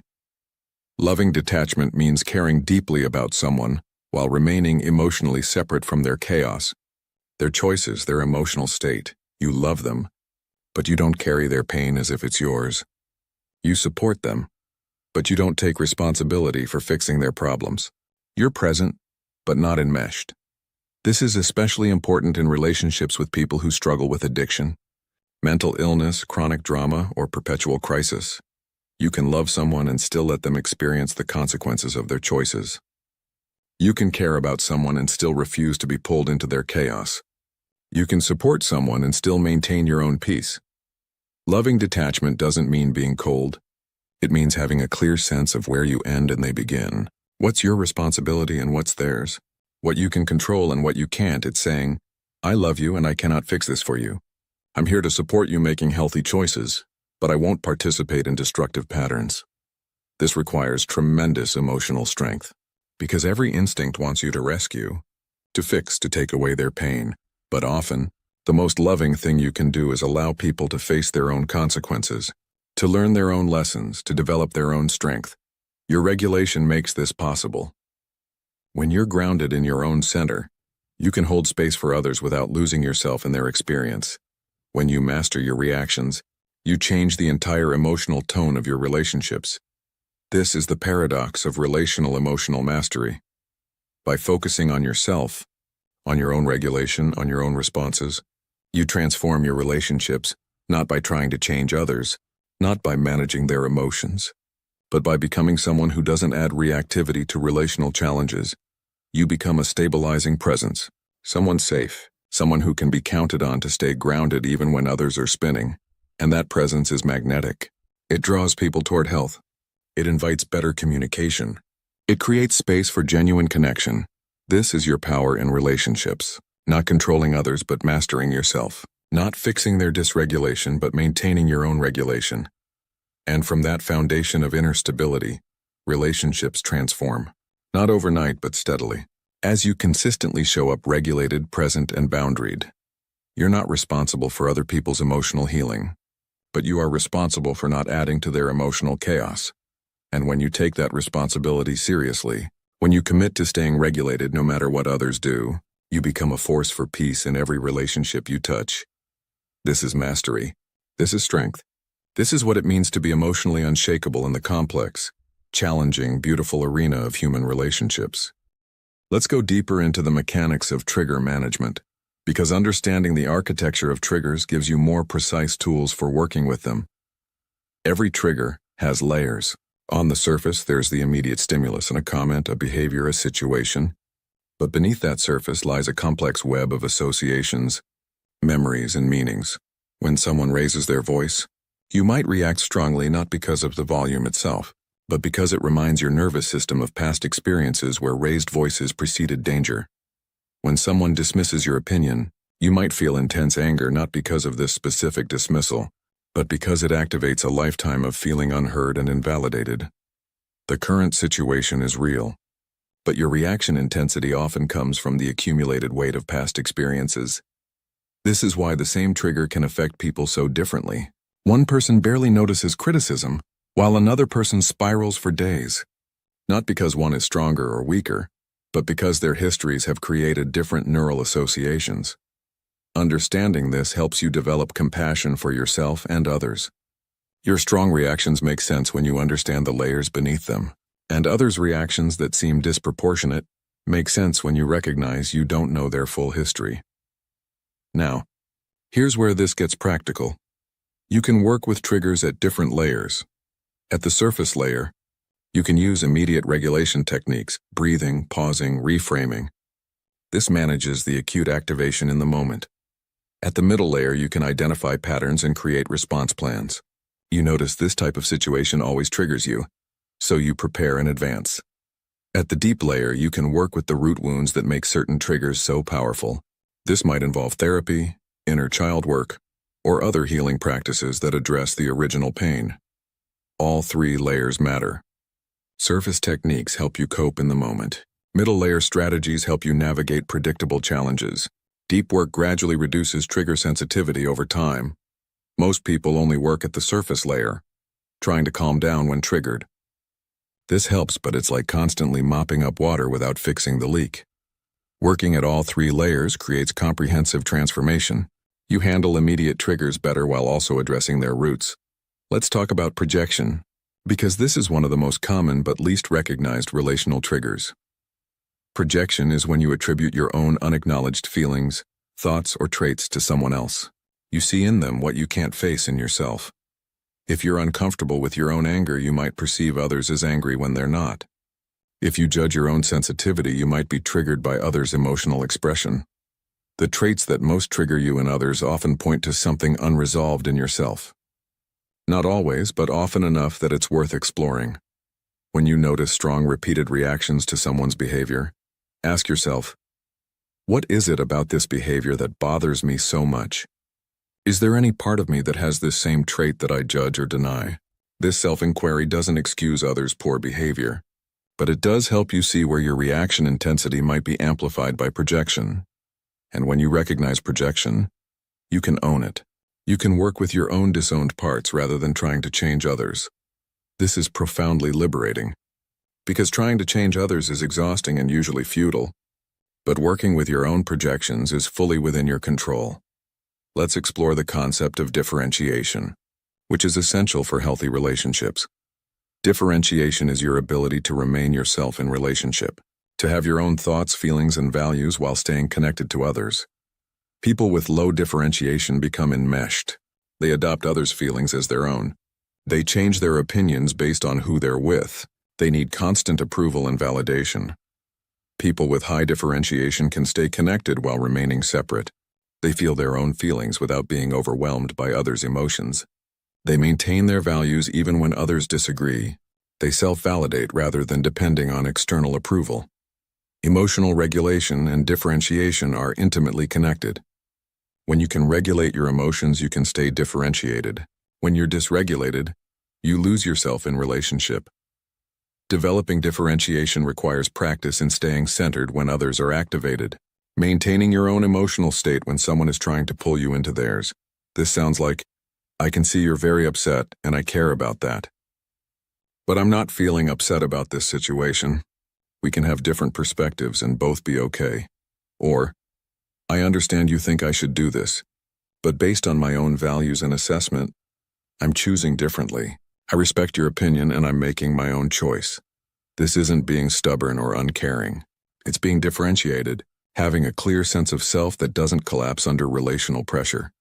And paradoxically, high differentiation actually improves relationships. When you're not enmeshed, when you can remain yourself, connection becomes more authentic, less desperate, less suffocating. You relate from wholeness rather than from need, from choice rather than from dependence, and that creates space for genuine intimacy. Now let's talk about the practice of metacommunication, communicating about how you're communicating.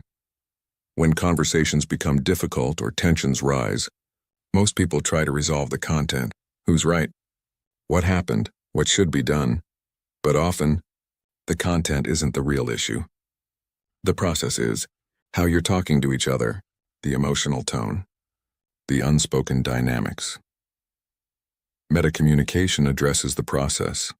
It pauses content discussion to name what's happening in the interaction itself. I notice we're both getting heated. Can we take a breath and try again? I'm feeling defensive right now, which means I'm probably not hearing you well. Can you say that again and I'll try to really listen? I think we're talking past each other. Let me make sure I understand what you're saying before I respond. This simple practice of naming the process interrupts destructive patterns. It brings awareness to what's happening beneath the words, and it models emotional intelligence. You're not blaming or defending, you're observing and adjusting. This requires regulation because you have to stay aware enough in the heat of the moment to notice the process, but it's incredibly powerful for preventing escalation. Let's address conflict specifically, because this is where relational emotional mastery is most tested. Conflict is inevitable in any meaningful relationship. Different needs, different perspectives, different values. These create friction. The question isn't whether conflict happens, but how you navigate it. Whether you stay regulated or become reactive. Whether you seek understanding or just seek to win. Healthy conflict requires both people to remain in their window of tolerance. When either person is outside that window, productive conversation isn't possible. This is why taking breaks during conflict is essential. Not as avoidance, but as regulation strategy. I'm getting too activated to think clearly. I need 20 minutes to calm down. Then I want to continue this conversation. Will you be available in 20 minutes? This communicates that you're committed to resolution, while also protecting the quality of the conversation by ensuring both people can stay regulated. During the break, use regulation techniques. Don't rehearse arguments or build resentment. Actually regulate your nervous system so you can return with genuine presence. When you return, start by acknowledging what's going well. I appreciate that you're willing to talk about this. I know it's uncomfortable for both of us. Then use I statements.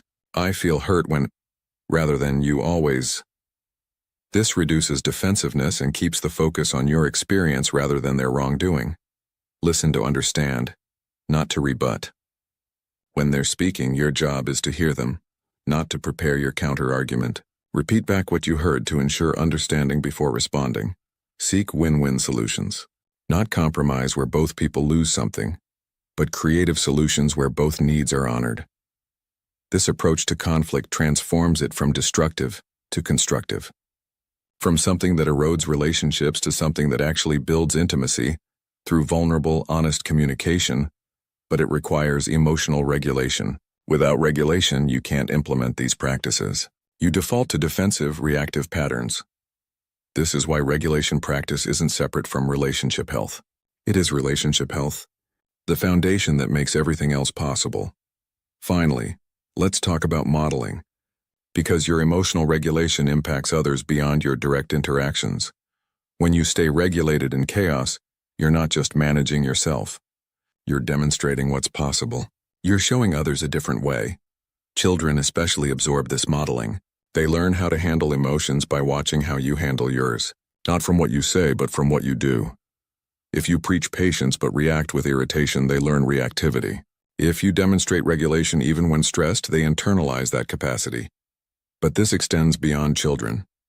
Partners, friends, co-workers, everyone learns from watching emotional regulation in action.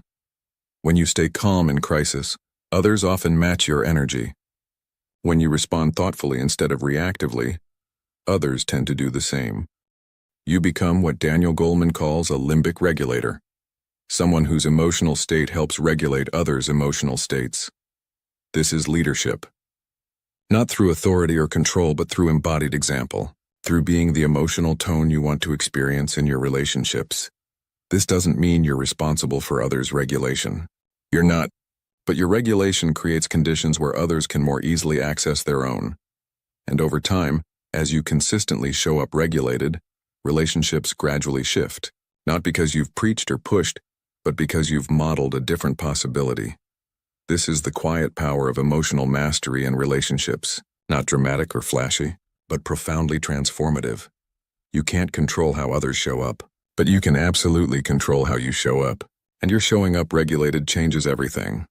Relationships become safer, communication improves, connection deepens, trust strengthens, not through manipulation or strategy, but through the natural result of bringing your regulated, present, genuine self to every interaction. This is what mastery looks like in the relational arena. Not perfection, not never being triggered, but consistently returning to regulation, consistently choosing awareness over reaction, consistently showing up as your best self even when challenged. And that consistency over time transforms not just your relationships, but the people in them. Including you, you become someone who doesn't just survive relationships but thrives in them. Who brings out the best in others because you've learned to access the best in yourself. This is the promise of emotional mastery in relationships, and it's entirely achievable through committed practice of the principles we've explored. Your triggers will still arise, but they'll have less power.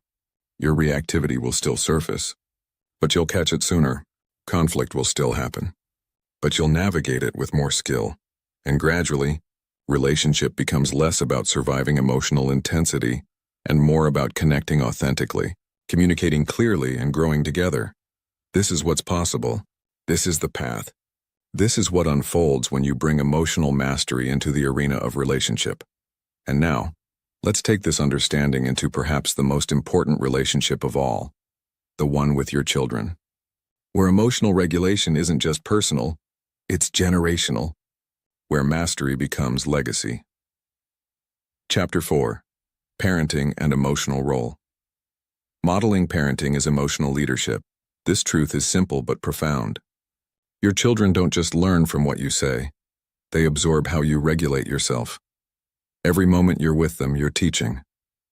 Not through lectures or lessons, but through demonstration. Through how you handle frustration, stress, disappointment, and joy. They watch how you respond when things don't go your way, how you treat yourself when you make mistakes, how you handle conflict with their other parent, how you navigate uncertainty and change.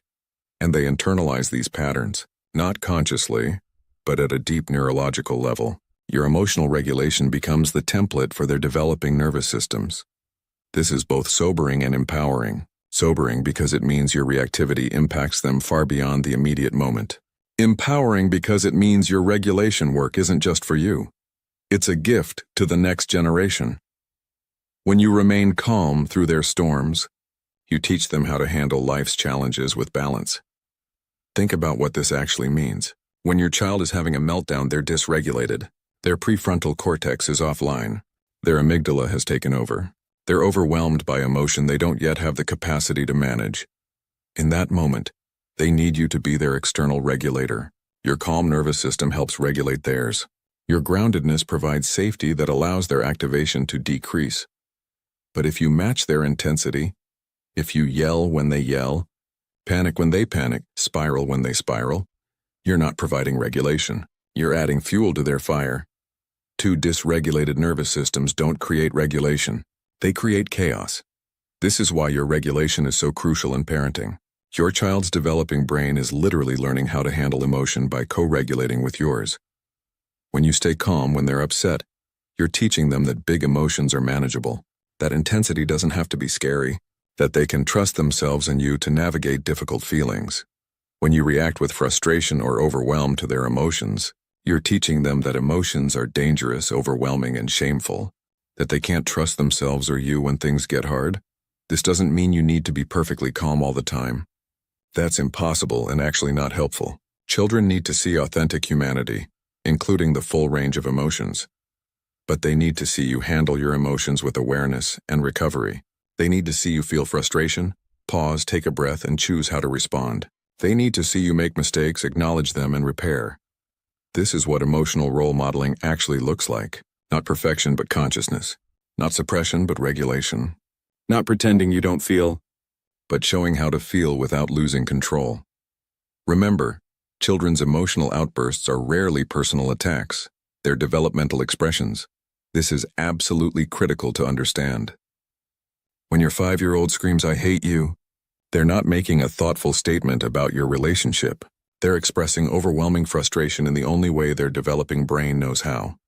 When your teenager slams the door, they're not trying to disrespect you. They're managing intense emotion with an underdeveloped prefrontal cortex and a very active amygdala.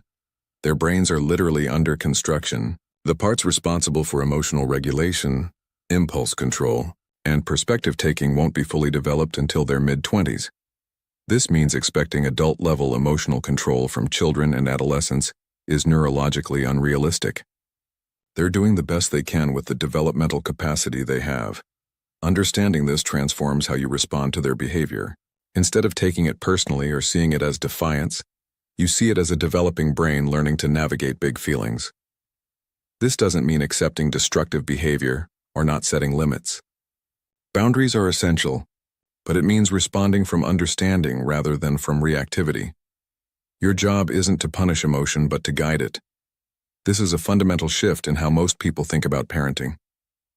The traditional approach sees emotional expression as something to control, suppress, or punish. Stop crying or I'll give you something to cry about. Go to your room until you can be pleasant. Big kids don't get scared. These responses teach children that emotions are bad, that they should hide how they feel, that expressing emotion leads to rejection or punishment. And this creates adults who can't regulate emotion, who suppress until they explode, who carry shame about their feelings, who struggle in relationships because they never learned that emotions are normal and manageable. The alternative is to guide emotion, to help children understand what they're feeling, why they're feeling it, and what to do with it. This sounds like, "You're feeling really angry right now. I can see that. It's okay to feel angry, but it's not okay to hit. Let's find a way to express that anger that doesn't hurt anyone." Or, "You seem really worried about tomorrow. That makes sense. New situations can feel scary. Let's talk about what's worrying you and what might help you feel braver." This approach validates emotion while teaching regulation. It says your feelings matter and make sense, and we can learn to handle them skillfully. In every conflict, ask yourself, what does my child need right now? Instead of what do they deserve? This question completely reframes parenting challenges. It shifts from punishment thinking to connection thinking. When your child is melting down in the grocery store, the punishment question asks, what consequence will teach them not to do this again? The need question asks, what's happening for them right now? Are they overwhelmed? Tired, hungry, overstimulated? What do they need to feel safe and regulated? These questions lead to completely different responses. The first leads to threats, removal, or isolation. The second leads to connection, understanding, and co-regulation. Research is clear. Punishment-based approaches might achieve short-term compliance, but they damage long-term emotional development and relationship quality. Connection-based approaches that meet needs and teach skills create secure attachment, emotional intelligence, and intrinsic motivation. But connection-based parenting requires tremendous emotional regulation from you. Because meeting a dysregulated child with calm presence is hard when you're triggered by their behavior. This is why your regulation practice isn't separate from your parenting. It is your parenting. the foundation that makes everything else possible. Let's talk about co-regulation, because this is the mechanism through which children learn emotional regulation. Co-regulation is when a regulated nervous system helps regulate a dysregulated one. It happens through proximity, tone of voice, facial expressions, body language, and presence. When you're calm and present with an upset child, your nervous system literally communicates safety to theirs. Mirror neurons fire, breath synchronizes, heart rate variability increases. This is biological. It's how mammals are designed to help each other regulate. And it's especially powerful in parent-child relationships where the child's developing nervous system is actively learning how to self-regulate by co-regulating with you. But co-regulation only works if you're actually regulated. You can't fake it. Children's nervous systems are exquisitely attuned to your authentic state. If you're trying to appear calm while you're internally freaking out, they sense the incongruence and it actually increases their distress rather than calming them. This is why doing your own regulation work is essential, not just for you, but for your capacity to be a regulating presence for your children. The practice looks like this. When your child is upset, first regulate yourself. Take breaths. Ground in your body. Remind yourself that their emotion isn't an emergency.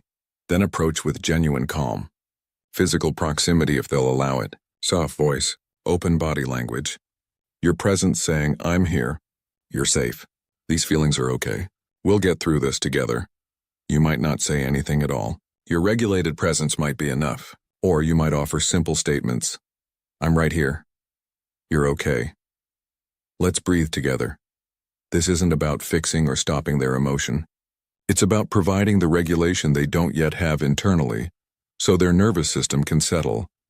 And over time, thousands of these co-regulation experiences teach their nervous system how to self-regulate.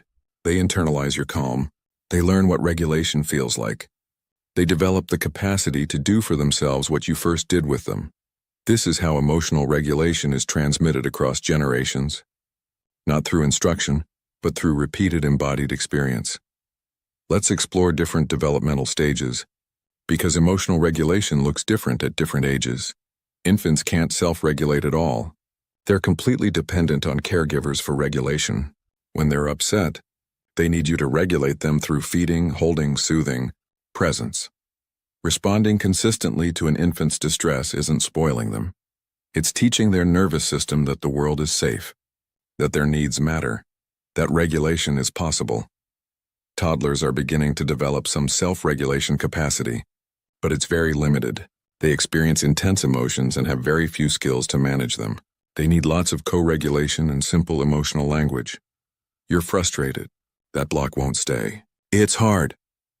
Naming their emotion helps them start to identify and understand their internal experience. Preschoolers can begin to learn simple regulation strategies, but their capacity is still developing. Teaching them to take deep breaths, count to 5, or hug a stuffed animal when upset gives them beginning tools.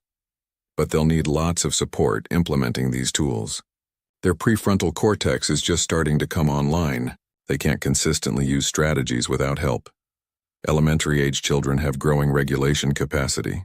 They can learn more sophisticated strategies and are starting to understand cause and effect in their emotional experience. This is a good age for conversations about how different situations trigger different feelings and how different strategies work for different emotions. Adolescents are in a challenging developmental stage. Their brains are undergoing massive reorganization. Their emotional intensity is high, while their prefrontal control is still developing. They need more independence and less direct intervention, but they still need you as a regulating presence. The key is offering support without intruding, being available without controlling. Understanding these developmental stages helps you calibrate your expectations and responses appropriately. A 2-year-old's tantrum is developmentally normal. A teenager's emotional volatility is brain-based, not defiance. This doesn't mean accepting all behavior, but it means responding with understanding of what's developmentally appropriate, while still maintaining boundaries. Now let's talk about repair, because modeling repair might be the most important emotional lesson you can teach. You will mess up. You will react instead of responding. You will yell when you meant to stay calm. You will say something harsh when you're triggered. This is guaranteed. Parenting is the most triggering relationship you'll ever have because it touches every unhealed wound, every unmet need, every unresolved pattern from your own childhood. But these mistakes don't damage your children if you repair. In fact, seeing you repair teaches them something invaluable. Mistakes are normal. Relationships can handle them, and repair is always possible. Repair with children looks like this. I yelled earlier, and that wasn't okay. I was feeling overwhelmed, and I didn't handle it well. You didn't deserve that. I'm working on managing my stress better. I'm sorry. Notice what this does. It acknowledges the mistake, takes responsibility without excuses, recognizes impact on the child, commits to doing better, and explicitly apologizes. This models emotional responsibility. It shows that adults aren't perfect, that mistakes can be acknowledged, that relationships are resilient. Children who see repair learn to repair. They learn that mistakes don't mean you're bad, that apologies are powerful, that relationships can heal. Children who never see repair learn that mistakes must be hidden, that apologies are weakness, that relationships are fragile and easily broken. So paradoxically, your imperfect parenting with consistent repair is better for your children's development than perfect parenting would be, if that were even possible. Let's address generational patterns, because parenting often activates your own childhood wounds.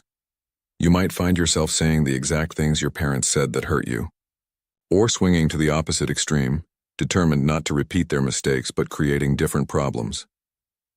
This is because parenting triggers your own attachment history, your unhealed wounds, your learned patterns. When your child defies you, it might trigger your own shame about defying your parents. When your child is needy, it might trigger your own unmet needs for attention. These triggers can cause you to react to your own history rather than responding to your child's present reality. Breaking generational patterns requires awareness of these triggers and conscious choice to respond differently. This might mean working with a therapist to heal your own childhood wounds. It definitely means noticing when you're triggered and pausing before responding. It means asking, am I responding to my child or to my own history? What does this child in front of me actually need right now? This work is hard. It requires facing pain you might have spent decades avoiding, but it's the only way to prevent passing patterns to the next generation, and it's profoundly worth it. Because every pattern you heal in yourself is a pattern your children won't have to heal in themselves. Let's talk about the specific challenge of managing your emotions while setting boundaries. Children need boundaries.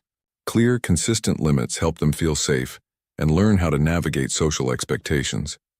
But boundaries are most effective when delivered from a regulated state. When you're calm, clear, and connected rather than reactive, harsh, or punitive. A regulated boundary sounds like, I understand you want to keep playing, and it's time for bed. I know that's disappointing. Let's go brush teeth together. Firm but kind. Clear but connected. The boundary is maintained while the emotion is validated. A dysregulated boundary sounds like, I said bed now. I'm tired of arguing with you. If you don't go immediately, no screen time tomorrow. Harsh, threatening, disconnected. The boundary might be enforced, but at the cost of connection and with the addition of fear or shame. The first approach maintains the boundary while building the relationship. The second enforces the boundary while damaging the relationship, and relationship quality matters more than immediate compliance. Children who feel connected to their parents develop intrinsic motivation and self-regulation. Children who are controlled through fear develop external compliance that doesn't generalize. So regulating yourself before setting boundaries isn't permissive, it's strategic. It's ensuring the boundary is effective long-term, not just in the moment. Let's explore the concept of emotional coaching, a research-backed approach developed by John Gottman. Emotional coaching involves 5 steps: noticing your child's emotion, seeing it as an opportunity for connection, validating the emotion, helping them label feelings, and setting limits on behavior while exploring solutions. This sounds complex, but it becomes natural with practice. Your child is frustrated with homework. Instead of dismissing, it's not that hard, minimizing, stop complaining, or fixing, let me do it, you coach. You seem really frustrated with this math problem. I get it, this is challenging. It makes sense to feel frustrated when something is difficult. It's okay to feel that way, and we need to finish the homework. What might help? Should we take a short break and come back? Should we work through it together? This validates emotion, maintains the expectation, and involves them in problem solving. Children who receive emotional coaching develop higher emotional intelligence, better self-regulation, stronger relationships, better academic performance, and fewer behavior problems. It's not magic. It's helping them understand and work with their emotions rather than fighting against them. But emotional coaching requires you to be regulated. You can't coach emotion when you're reactive, so again, your regulation work is the foundation. Now let's address a challenging situation. When your child's emotions trigger your own trauma or wounds. Maybe your child's anger triggers your fear because you grew up with a violent parent. Maybe their neediness triggers your resentment because your own needs were never met. Maybe their sadness triggers your helplessness because you were forced to be strong as a child. These are real and legitimate responses. Your nervous system is trying to protect you from repeating painful experiences. But your child's emotions are not your trauma. They're a child learning to navigate feelings, and they need you to differentiate between then and now, between them and whoever hurt you. This is advanced emotional regulation work. It requires recognizing when you're triggered, understanding why, and consciously choosing to respond to the present reality rather than the past pain. It might require therapy. It definitely requires self-compassion and patience with yourself as you do this difficult work. But it's essential, because your unhealed wounds will impact your children if you don't address them. Not because you're a bad parent, but because trauma responses are automatic. The good news is that parenting can be healing. Every time you respond to your child with the patience and presence you wish you'd received, you're healing both of you. Every time you break the pattern, you're creating a new legacy. Let's talk about the power of presence, because this might be the most important gift you can give your children. Presence means being fully here, not physically present while mentally elsewhere. Not half listening while checking your phone, but genuinely here, attuned, available. Children don't need your perfection. They need your presence. They need to feel that they matter enough for you to put down distractions and truly see them, to listen without planning your response, to be with them without agenda. This presence is regulating. It communicates you're worth my full attention. You're safe with me. You're enough. But presence requires regulation. When you're stressed, anxious, or overwhelmed, presence is nearly impossible.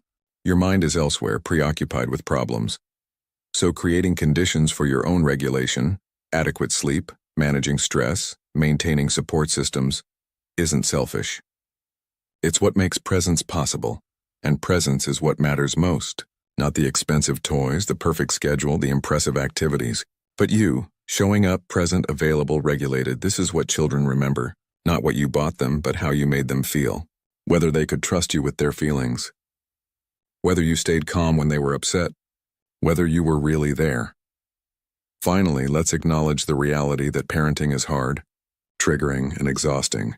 You're trying to regulate your own nervous system while managing your children's dysregulation while meeting endless demands while dealing with your own stress and possibly your own unhealed wounds. This is not easy, and pretending it should be easy only adds shame to difficulty. Parenting challenges you in every possible way. It activates every trigger, exposes every wound, tests every boundary, and that's actually the point. Parenting is an intensive personal growth program disguised as child rearing. It forces you to face yourself, to heal your patterns, to develop capacities you didn't know you needed, and while that's exhausting, it's also an incredible opportunity, an invitation to become the person you needed when you were young, to break cycles, to create something new. Your emotional regulation work isn't just for you. It's your gift to your children, your family, the next generation. Every moment you choose awareness over reaction, you're changing your family's story. Every time you repair instead of defending, you're teaching resilience. Every time you stay regulated through their storm, you're building their capacity to weather their own future storms. This is emotional legacy. This is how patterns change. This is what it means to parent with emotional wisdom. Not perfectly, not without mistakes, but with consciousness, with commitment to healing, with the intention to be better than what came before. Your children don't need perfect parents. They need present, authentic, emotionally responsible parents who are doing their own work. And every step you take toward emotional mastery is a step toward being that parent. This is the power and responsibility of parenting. You're not just raising children, you're shaping how they'll regulate emotion for their entire lives. Make it count. Make it conscious. Make it the legacy you want to leave. Chapter 5. The Power of Neuroplastic Change Emotional. Mastery isn't a personality trait. It's a skill that rewires the brain through consistent practice. This statement holds revolutionary implications. It means you're not stuck with the emotional patterns you have now. It means your reactive tendencies aren't permanent. It means transformation is not only possible, but predictable with the right approach. For too long, people have believed that personality is fixed. That if you're anxious, reactive, or emotionally volatile, that's just who you are. That some people are naturally calm while others are naturally reactive and there's nothing to be done about it. Neuroscience has shattered this myth. Your brain is plastic. It's constantly changing, constantly reorganizing, constantly forming new connections based on your experiences and practices. This is neuroplasticity and the brain's ability to modify its structure and function throughout life in response to experience. And it means your emotional future is not determined by your emotional past. Your patterns can change, your reactions can shift, your capacity can expand. Each time you choose awareness over reaction, you are reshaping neural pathways. This isn't metaphorical. It's literal physical change in your brain structure. When you repeatedly practice a new response, pausing before reacting, breathing through activation, choosing perspective over automatic interpretation, you're creating new neural connections. At first, these new pathways are weak. The old pathways are strong, well-established highways in your brain. The new ones are barely there, trails through the forest. This is why change feels difficult at first. You're trying to use weak pathways while strong. Automatic ones are pulling you toward familiar reactions. But with repetition, something miraculous happens. The new pathways strengthen. The old ones weaken. The trail becomes a path, becomes a road, becomes a highway. And what once required tremendous effort becomes automatic, natural. Your new way of being. This is how people transform from reactive to regulated, from anxious to calm, from emotionally volatile to emotionally stable. Not through one insight or one decision, but through thousands of repetitions that gradually rewire the brain. Over time, staying calm becomes effortless, not because you're suppressing emotion, but because peace has become your natural state. This is the ultimate goal. Not having to constantly manage your reactions, but having regulation be your baseline. Your default. Who you are. But reaching this point requires understanding how neuroplastic change actually works, because not all practice creates change. The brain requires specific conditions for rewiring to occur. Let's explore these conditions in depth, because understanding them allows you to practice in ways that maximize neuroplastic change. First, focused attention. Your brain changes what you pay attention to. Attention is like a spotlight that tells your brain this matters. Strengthen this. When you practice emotional regulation with full attention, noticing sensations, observing thoughts, deliberately choosing responses, you're directing neuroplastic change. But when you practice while distracted, while your mind is elsewhere, while you're going through the motions without real engagement, minimal change occurs. This is why quality matters more than quantity. 5 minutes of focused practice creates more change than 30 minutes of half-hearted practice. Bring full attention to your practice. Notice everything. The sensation of breath, the quality of thoughts, the feeling of choosing a new response. Make the experience vivid, detailed, fully present. This vividness creates stronger neural encoding. Your brain learns more efficiently when experiences are rich and attention is full. Second, repetition. Neural pathways strengthen through use. One practice session creates minimal change. Daily practice creates transformation. Think of neuroplasticity like physical training. One workout doesn't create fitness, but daily workouts consistently over time completely transform your physical capacity. Similarly, daily emotional regulation practice completely transforms your neural capacity. Not immediately, but steadily, cumulatively, definitively. The key is consistency over intensity. Better to practice 10 minutes daily than to practice intensively once a week. The daily repetition creates stronger, more stable neural changes. This is actually encouraging. You don't need hours. You need consistency. Brief daily practice is sufficient to rewire your brain, if you maintain it. Third, novelty and challenge. Your brain adapts to challenge. If practice becomes too easy, too routine, too comfortable, neuroplastic change slows. You need to continuously challenge yourself at the edge of your capacity. Not so far beyond that you're overwhelmed, but not so far within that you're coasting. This progressive challenge is how capacity expands. You start with regulating mild emotions in calm environments. As that becomes manageable, you practice with more intense emotions. Then in more challenging circumstances. Then with more complex situations. This gradual progression builds robust capacity. You're not just learning to stay calm in one situation. You're developing generalizable emotional regulation that works across contexts. Fourth, immediate feedback. The brain learns faster when there's clear feedback about whether an action was effective. In emotional regulation, this means paying attention to results. When you use a regulation technique, notice, did it help? Did activation decrease? Did clarity increase? This feedback helps your brain learn which strategies work for you.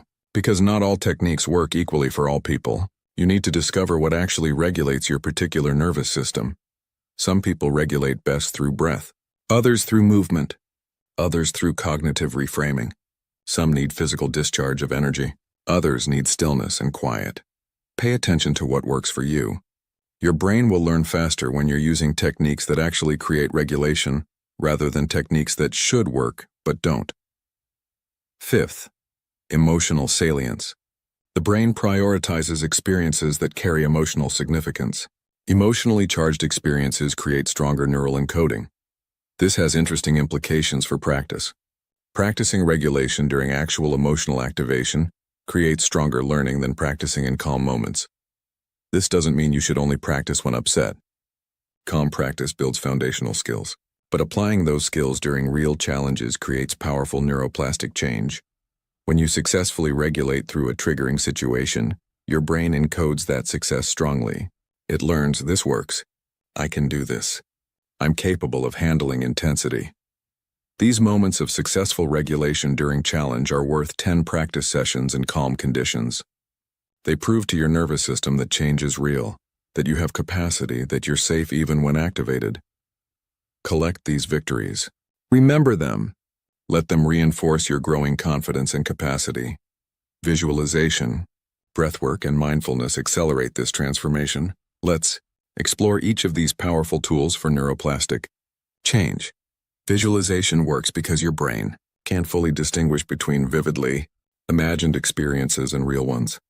The same neural networks activate whether you're doing something or vividly imagining doing it.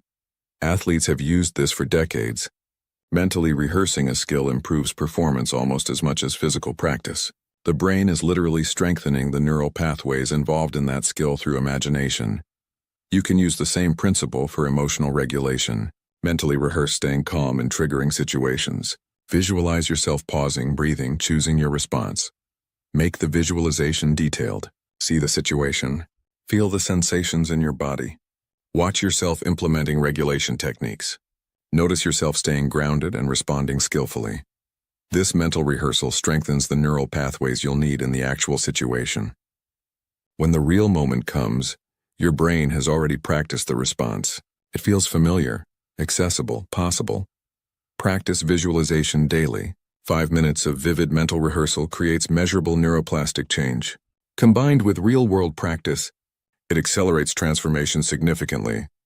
Breathwork is perhaps the most direct way to influence your nervous system and create neuroplastic change. Your breath directly affects your autonomic nervous system, the system that controls stress response.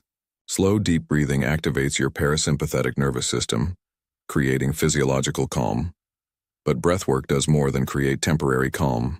With consistent practice, it rewires your nervous system's baseline. Regular breath practice increases heart rate variability, a measure of nervous system flexibility. It strengthens vagal tone, the activity of your vagus nerve, which regulates stress response. It reduces resting cortisol levels. All of these changes make emotional regulation easier. Your nervous system becomes more resilient, more flexible, more capable of returning to baseline after activation. There are many breathwork techniques, but one of the most effective for neuroplastic change is coherence breathing. Breathing in for 5 counts, out for 5 counts continuously for several minutes. This rhythm creates optimal coherence between your heart, brain, and nervous system.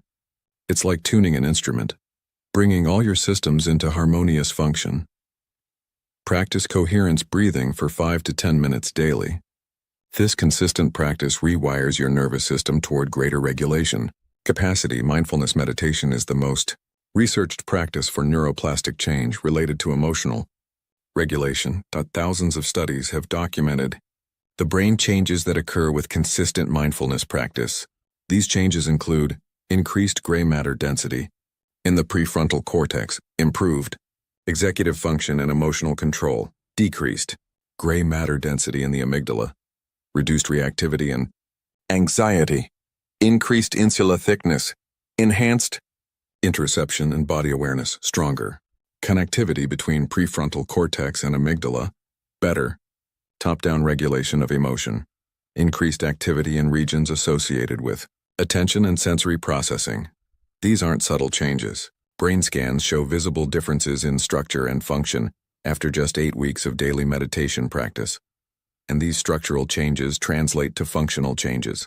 People who meditate regularly show improved emotional regulation, decreased anxiety and depression, enhanced focus and attention, better stress management, and increased overall well-being. The practice itself is simple.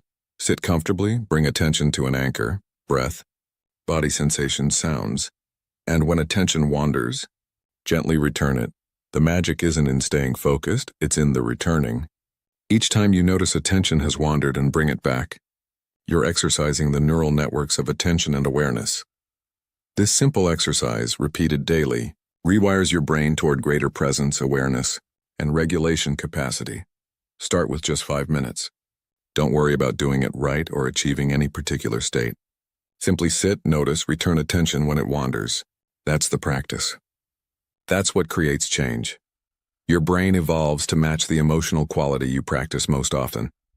This principle is both sobering and empowering. Sobering because it means practicing reactivity strengthens reactivity. Empowering because it means practicing regulation strengthens regulation. Every moment is practice. Every response is training your brain. Every emotional experience is teaching your nervous system. When you react with anger, you're practicing anger.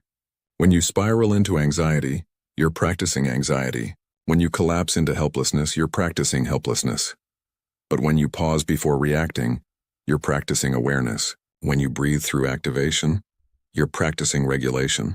When you choose response over reaction, you're practicing mastery. Your brain doesn't judge which practice is better. It simply strengthens whatever you repeat most. This means you have tremendous power over your emotional development.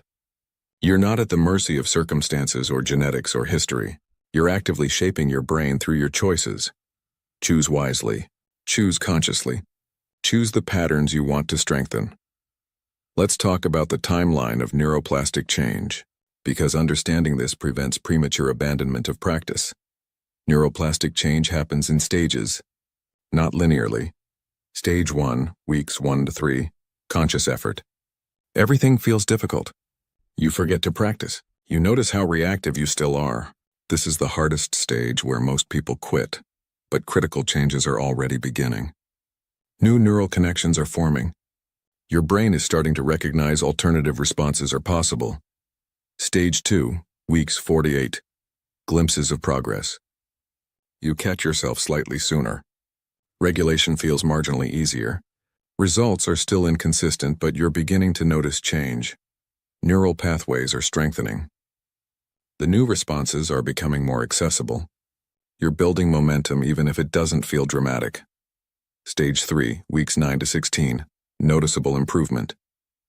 You regulate more often than not. Skills that required intense effort now feel more natural. Others might comment that you seem different. This is when new pathways have become strong enough to compete with old ones. You're at a tipping point where change accelerates. Stage 4, 4 to 6 months. New baseline. Regulation has become your default in many situations. You still have challenging moments, but they're exceptions rather than the rule. The new neural pathways are now well-established highways. They're your brain's preferred routes. Change has moved from conscious effort to natural expression. Stage 5, 6 to 12 months. Integration and stabilization. Regulation feels effortless in most situations. Your nervous system has recalibrated to a new baseline. Peace has become your natural state. This is when transformation is complete at a neurological level. Your brain has been rewired. New patterns are consolidated. Change is stable. Understanding these stages helps you persist through the difficult early weeks, knowing that change is happening even when you can't see it yet. Trusting the process when results feel distant. Most people quit in stage 1 or early stage 2 because they don't see dramatic results. But they're abandoning practice right before it would have gotten easier, right before the momentum would have built. Stay with it. Trust the timeline. Your brain is changing even when you can't feel it. Let's address obstacles to neuroplastic change because understanding them helps you navigate around them. Obstacle 1. Inconsistent practice. Starting and stopping prevents neural consolidation. The pathways start to form, then weaken when practice stops, then start to form again. This creates a cycle of beginning but never progressing. The solution is commitment to consistency regardless of how you feel or what's happening in your life. Make practice non-negotiable. Like brushing teeth, something you do regardless of circumstances. This consistency is what allows neural pathways to stabilize and strengthen. Obstacle 2. Practicing while distracted. Going through motions without engagement creates minimal change. The solution is quality over quantity. 5 minutes of full engagement beats 30 minutes of distracted practice. When you practice, really practice. Be fully present. Make it count.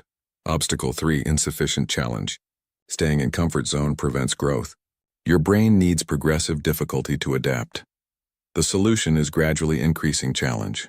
As regulation becomes easier in one context, practice in more difficult situations. Keep yourself at the edge of capacity. Obstacle 4. Expecting linear progress. Getting discouraged by plateaus or temporary regressions leads to quitting. The solution is understanding that skill development is never linear. Plateaus are normal. Temporary setbacks are part of the process. Stay committed through the waves of progress. Obstacle 5. Lacking social support. Isolation makes change harder.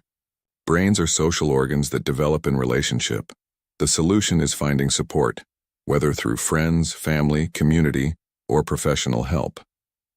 Share your journey. Let others witness and encourage your change. Now let's explore the role of sleep in neuroplastic change, because this is often overlooked but absolutely critical. Your brain consolidates learning during sleep. Neural connections formed during the day are strengthened and integrated while you sleep. This is why sleep deprivation so dramatically impairs emotional regulation. You're not just tired, you're preventing neural consolidation. Your brain can't integrate the new patterns you're practicing. Sleep is not optional if you want neuroplastic change. It's essential. Protecting sleep quality and quantity is part of the practice, not separate from it. Aim for 7 to 9 hours nightly. Keep a consistent sleep schedule. Create conditions conducive to quality sleep. Dark, cool, quiet environment. No screens before bed. Relaxation routine. This isn't about perfection, but it is about prioritizing sleep as the foundation for neural change. Without adequate sleep, even excellent practice creates limited transformation. Let's talk about the power of identity shift in neuroplastic change. Your brain organizes around identity. When you see yourself as an anxious person or someone with anger issues, your brain strengthens patterns consistent with that identity. But when your identity shifts, when you begin to see yourself as someone developing emotional mastery or a person who stays calm under pressure, your brain begins strengthening different patterns. This is why affirmations can be helpful, but only if they're believable. Saying, "I am completely calm" when you're highly reactive creates cognitive dissonance. But saying, "I am learning to regulate my emotions," or "I am becoming someone who pauses before reacting," is believable. It acknowledges where you are while pointing toward where you're going. Your brain can work with that. It can begin strengthening patterns consistent with this developing identity. Notice your self-talk. How do you describe yourself emotionally? Are you reinforcing the old identity or supporting the new one? Shift from "I'm so reactive" to "I'm learning to regulate." From "I can't handle stress" to "I'm building my capacity to handle stress." From "I'm broken" to "I'm healing and growing." These shifts in language create shifts in identity, create shifts in neural organization. Your brain follows your sense of who you are. Finally, let's acknowledge that neuroplastic change is not just about your brain. It's about your whole nervous system. Your nervous system extends throughout your entire body. It includes your gut, which has more neurons than your spinal cord, your heart, which has its own neural network, and networks throughout your tissues. This means body-based practices are essential for neuroplastic change. Movement, yoga, dance, martial arts. These aren't just exercise. They're nervous system training. Trauma and chronic stress get stored in the body. Purely mental practices may not access these somatic patterns. Body-based practices release stored tension and rewire embodied patterns. Include movement in your practice. It doesn't have to be intense or structured. Walking, stretching, gentle yoga. Any mindful movement helps integrate neuroplastic change throughout your entire nervous system. The power of neuroplastic change is this: you are not fixed. You are not stuck. You are not doomed to repeat your patterns forever. Your brain is designed to change. Your nervous system is capable of rewiring. Your emotional patterns can transform, not through wishful thinking or one-time insights, but through consistent, focused practice that leverages the brain's natural capacity for change. Every moment of practice is an investment. Every regulation success is evidence. Every day of consistency is rewiring. And over time, weeks to months of committed practice, transformation becomes undeniable. You've changed at a neurological level. You've become someone new. Someone who can handle intensity. Someone who stays grounded in chaos. Someone whose natural state is regulated, present, peaceful. This is not fantasy. This is neuroscience. This is what becomes possible when you understand neuroplasticity and commit to the practices that harness it. Your emotional future is unwritten. Your brain is waiting for instructions. Your practice is the instruction manual. Write the story you want to live. Build the brain you want to have. Become the person you're capable of being through consistent practice, through patient repetition, through trust in the process of neuroplastic change. This is your power. This is your path. This is what becomes possible when you commit to transformation. Chapter 6. Living as an emotionally unshakable person, emotional. Mastery transforms not just your reactions, but your identity. You become someone who radiates calmness in chaos, compassion in conflict, and strength in uncertainty. This isn't about perfection. You'll still feel anger, fear, sadness, frustration. You're human. Emotions are part of being alive, but you'll feel them differently. You'll experience them without being possessed by them. You'll honor them without surrendering to them. You'll become someone who can stand in the storm and remain unshaken, not because the storm doesn't affect you, but because you've built an inner foundation so strong that nothing external can topple it. Your peace becomes contagious. Others feel safer and more grounded around you. This is one of the most beautiful aspects of emotional mastery. Your regulation doesn't just benefit you, it elevates everyone you interact with. When you remain calm in crisis, others often match your energy. When you respond with wisdom instead of reaction, others tend to do the same. When you hold space for difficulty without adding chaos, others feel permission to do likewise. You become what psychologists call a secure base, a person others can turn to for stability when their own world feels unstable. Children feel safer. Partners feel more supported. Friends feel more understood. Coworkers feel less stressed. Not because you're managing their emotions or fixing their problems, but because your presence itself is regulating. Your groundedness provides an anchor when others are adrift. This is emotional leadership, not through control or authority, but through embodied example. Through being the calm you want to experience in the world. This is emotional freedom. The ability to experience every emotion fully while remaining in control of your inner world. Freedom doesn't mean the absence of emotion. It means the presence of choice. You no longer chase calmness, you are calmness. You don't try to control the world. You control your mind and the world follows. This shift from doing to being is profound. Early in the journey, regulation feels like effort. You're constantly managing, monitoring, intervening. But over time, regulation becomes your natural state. You're not trying to stay calm. Calm is simply who you are. You're not working to maintain perspective. Perspective is your baseline. This doesn't happen overnight. It's the culmination of thousands of choices, hundreds of practice sessions, countless moments of choosing awareness over reaction. But it does happen. And when it does, you discover something remarkable. You've become free. Free to feel without being controlled. Free to respond without being compelled. Free to be present without being overwhelmed. This freedom is your birthright. This capacity has been within you all along. You've simply learned to access it, develop it, embody it, and now, living as an emotionally unshakable person, you understand, emotional mastery isn't about reaching a destination where you never feel challenged. It's about knowing that no matter what arises, you have the capacity to meet it, to feel it, to work with it skillfully. You trust yourself completely, not because you'll never struggle, but because you know you'll always find your way back to center. This self-trust is the ultimate fruit of the practice, the knowledge deep in your bones that you can handle whatever life brings. Not because life has gotten easier, but because you've become stronger, more flexible, more resilient, more whole. Living as an emotionally unshakable person means showing up each day with this foundation, this inner stability, this unshakable trust in your own capacity. You bring this presence to your relationships, to your parenting, to your work, to every interaction and every challenge. And in doing so, you don't just transform your own life. You transform the lives of everyone you touch. Your children learn what emotional resilience looks like. Your partner experiences what it means to feel safe with someone. Your friends discover they can trust you to stay grounded when they can't. This is the ripple effect of emotional mastery. One person's regulation creates space for many people's healing. So as you continue this journey, and because it is a journey, not a destination, remember this. You're not doing this work alone. You're doing it for yourself, yes, but also for everyone whose life intersects with yours.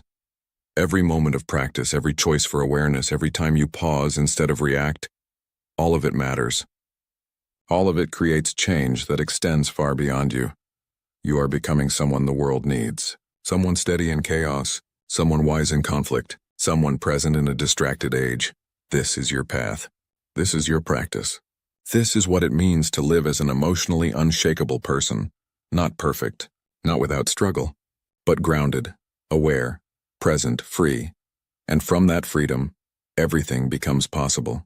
Not because external circumstances change, but because your relationship to them has transformed. You've discovered the truth that the ancient wisdom traditions have always taught. Peace isn't found in external conditions. It's cultivated in the inner world. And once cultivated, once established, once embodied, nothing can shake it. Nothing can take it away. This is the promise of emotional mastery. This is what awaits you on the other side of consistent practice. An unshakable mind, a peaceful heart, a life lived from center. Welcome home to yourself. Welcome to emotional freedom. Welcome to the rest of your life, lived from this place of inner strength. You've always had this capacity. Now you know how to access it, how to develop it, how to live from it. The journey continues. The practice deepens. The transformation unfolds, and through it all you remain unshaken, unbroken, whole. This is who you are. This is who you're becoming. This is the life that begins now. Summary: the path to emotional mastery. The emotionally unshakable mind is about mastering your emotional world through awareness, neuroscience, and mindful practice. It's a guide to living with inner strength, emotional clarity, and unbreakable peace, even in the face of stress, conflict, or uncertainty. Throughout this journey, we've explored the essential truths of emotional mastery. That emotional reactivity is not your enemy. It's simply an unconscious pattern that needs your conscious attention. That your brain is plastic, capable of rewiring itself through consistent practice toward calm and clarity. That relationships are the arena where emotional mastery is tested and proven, where your regulation transforms not just your experience, but everyone around you. That parenting is emotional leadership, where your own regulation becomes the template for the next generation's capacity. That neuroplastic change is real, measurable and achievable through specific practices applied consistently over time, and that living as an emotionally unshakable person isn't about perfection. It's about presence, awareness, and the freedom to experience all emotions without being controlled by any of them. These aren't just concepts. They're practices, tools, pathways to transformation. And the transformation begins the moment you commit to it, not when you feel ready, not when circumstances are perfect, not when you've healed every wound or resolved every trigger, but now, today, in this moment. Because emotional mastery is not a destination you reach someday. It's a practice you commit to today and every day after. It's the daily choice to pause before reacting, to breathe through activation, to observe emotions without being swept away by them. It's the consistent practice of mindfulness, breathwork, and conscious response, the patient work of rewiring neural pathways through repetition.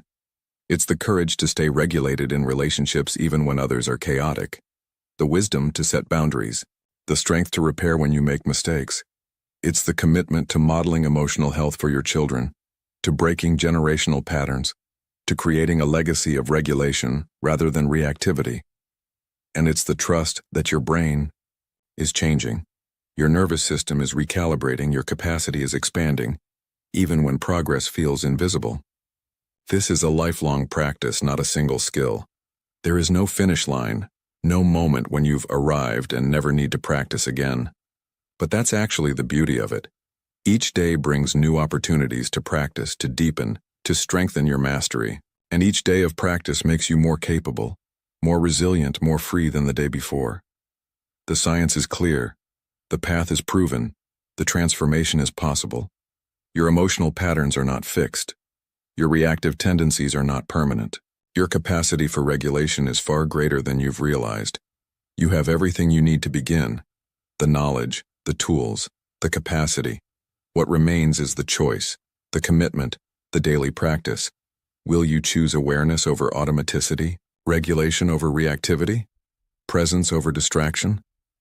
Will you commit to the practices that rewire your brain toward calm, to the daily repetition that transforms patterns? Will you trust the process even when progress feels slow? Will you persist through the challenging stages? Will you give your brain the time it needs to change?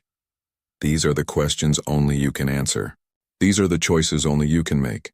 But know this: every moment of practice matters. Every conscious breath, every pause before reacting, every choice for awareness. All of it is rewiring your brain. All of it is building your capacity. All of it is moving you toward the life of emotional freedom you seek. You don't need to be perfect. You don't need to transform overnight. You don't need to never feel reactive again. You just need to practice. Consistently. Patiently. With trust in the process and compassion for yourself. And if you do, if you commit to this path with genuine dedication, transformation is inevitable. Not because I promise it, but because neuroscience guarantees it. Your brain will change. Your patterns will shift. Your capacity will expand. This is the power of neuroplasticity. This is what becomes possible with committed practice. An unshakable mind. A regulated nervous system. The freedom to feel everything without being controlled by anything. This is your potential. This is your path. This is what awaits you on the other side of consistent practice. The journey begins now. Not someday. Now. With this breath. This moment. This choice. Choose awareness. Choose practice. Choose transformation. Your emotionally unshakable mind is waiting, not in some distant future, but in this present moment, in the space between stimulus and response, in the pause before reaction, in the breath that calms your nervous system. It's always been there. You're simply learning to access it, to strengthen it, to live from it. This is your invitation, your opportunity, your moment. Take it. Commit to it, live it, and watch as your entire world transforms. Not because external circumstances change, but because you've changed your relationship to them. This is emotional mastery. This is inner freedom. This is the life that begins when you choose to build an unshakable mind. The choice is yours. The power is yours. The transformation is yours. Welcome to your new beginning. Welcome to emotional mastery. Welcome to the rest of your life, lived from unshakable inner peace. Thank you for taking this journey. If this message resonated with you, share it with someone who needs to hear it. Because emotional mastery isn't just personal transformation, it's a gift we can give to each other. Your practice matters. Your transformation matters. Your regulated presence in the world matters. Start today. Practice daily. Transform gradually. Live freely. This is the path, and you're ready to walk it.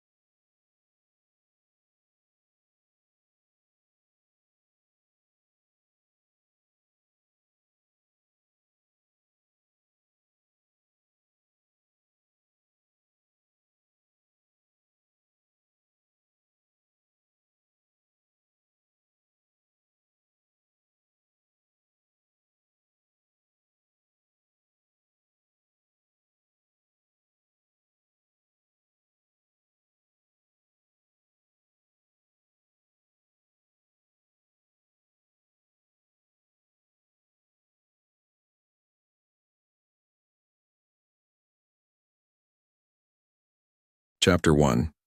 When motivation disappears, everyone feels driven when life flows easily, when the sun is shining, when energy is high, when success comes quickly and effort feels light. In those moments, action is effortless. You wake up eager. You move through tasks with ease. You feel capable, energized, unstoppable. This is motivation at its peak, and it's beautiful.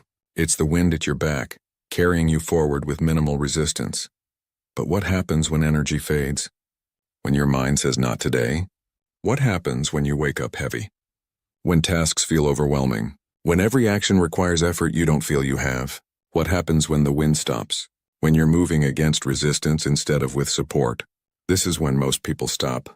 They interpret the absence of motivation as a sign, a signal that today isn't the day, that this isn't the right time, that they should wait for inspiration to return. But this is exactly backwards. This is the moment that matters most. That's when discipline becomes your anchor. Motivation is a wave. Discipline is the ocean underneath. Think about this metaphor deeply. Waves are beautiful, powerful, visible. They rise and fall. They crash and recede. They're dramatic and compelling, but they're temporary, unpredictable. You can't control when they come or how long they last. The ocean beneath is different. It's constant, steady, always there, whether the surface is calm or turbulent, whether waves are present or absent. You can't control the surface, but you can stay steady in the depth. This is the shift from living by motivation to living by discipline. You stop depending on the waves and start trusting the ocean. You stop waiting for surface conditions to be perfect and start moving from the steady depth beneath. The depth is your commitment, your routine, your system, the decision you've made about who you are and what you do, regardless of how you feel. And when you operate from this depth, the absence of motivation becomes irrelevant.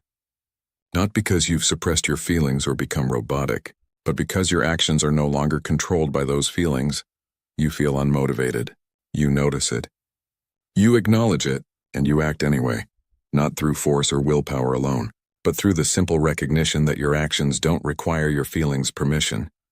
You can feel tired and still move. You can feel uncertain and still act.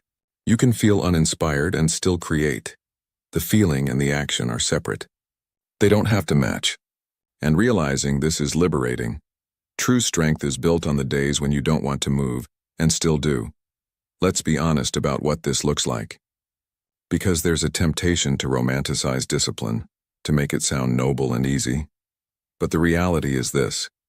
Most days will require effort. Most days some part of you will resist. Most days you'll need to move without feeling like it. This isn't suffering. It's not misery. But it is work. Real work. The work of aligning your actions with your commitments rather than with your momentary states. You wake up and your first thought is, I'm too tired. Discipline says, move anyway. You look at your task list and feel overwhelmed. Discipline says, start with one thing. You consider your workout and every muscle rebels. Discipline says, just begin. Just show up. These moments, these unglamorous daily moments of choosing action over feeling, these are where strength is actually built, not in the moments of easy motivation, not when you feel inspired and energized, but in the quiet, resistant, difficult moments when you choose to act despite not wanting to. Each time you act despite resistance, you teach your brain that emotions no longer control you. This is crucial to understand. Your brain is learning. Every day, every action, every choice. When you consistently wait for motivation, you teach your brain that action requires feeling good. You strengthen the neural pathway that says, we only move when we feel like it. And your brain, always trying to conserve energy, will happily provide fewer and fewer motivated days. Why generate motivation if you can get rest and safety without it? But when you consistently act regardless of feeling, you teach your brain something different. You create a new pathway that says we move based on commitment, not feeling. And your brain adapts. It stops expecting you to negotiate. It stops offering so much resistance. It learns that the decision is made and resistance is unnecessary. This doesn't happen overnight. It's a gradual reprogramming, but it happens, reliably, inevitably, through consistent practice. Each time you show up despite not wanting to, you're doing more than completing a task. You're literally rewiring your neural pathways. You're training your brain to separate feeling from action. You're becoming someone who moves based on principle rather than on mood, and that transformation is profound. Let's explore what happens in the moment when motivation is absent and you must choose. You're standing at a crossroads. One path is comfortable, rest, delay. Tomorrow will be better. The familiar voice of resistance offering seemingly reasonable excuses. The other path is action, movement, keeping your commitment despite not feeling like it. The less traveled road of discipline. In this moment, everything is determined. Not your entire future, that's too much pressure, but who you are in this moment. Whether you're someone who keeps promises to yourself or someone who breaks them when they become inconvenient. This moment is repeated daily. Multiple times daily, and each time you're casting a vote for the person you're becoming. Vote for comfort consistently, and you become someone who chooses ease over growth. Vote for action consistently, and you become someone who honors commitments regardless of feeling. Neither choice is inherently moral. This isn't about being good or bad, but it is about consequences. About who you're becoming and what life you're creating.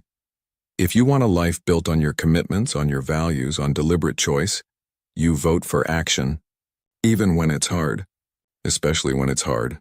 If you're content with a life determined by feeling, by circumstance, by external forces, you vote for comfort. And accept where that leads. The choice is yours. Every time. Every day. Every moment, motivation is absent and action is required. Now let's talk about what to do in these moments. Because understanding is valuable, but practice is essential. When you notice motivation is absent, first acknowledge it. Don't pretend you feel great. Don't force false enthusiasm. Just notice, I don't feel motivated right now. That's real. That's okay. This acknowledgement prevents internal conflict. You're not fighting your feelings. You're just seeing them clearly. Second, remind yourself, motivation isn't required. I can act anyway. This simple statement breaks the assumed connection between feeling and action. Third, make the action smaller if needed. You don't have to match the effort you'd give on a motivated day. You just have to do something. Anything that honors your commitment. Committed to working out. Even 10 minutes counts, even 5. Even walking around the block. The point isn't optimal performance. It's maintaining the rhythm. Showing up. Keeping the promise, committed to writing. Even one paragraph.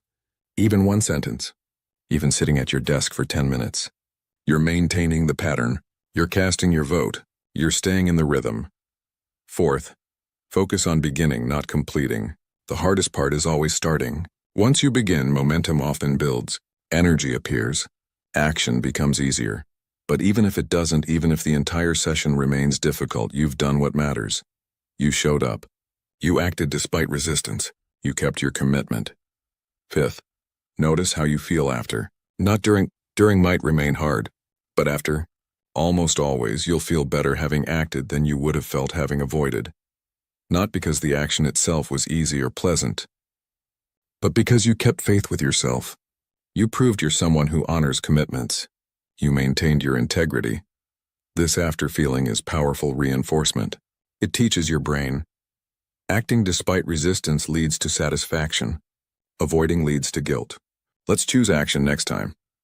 Let's also address what motivation actually is, because understanding it helps you relate to it more skillfully.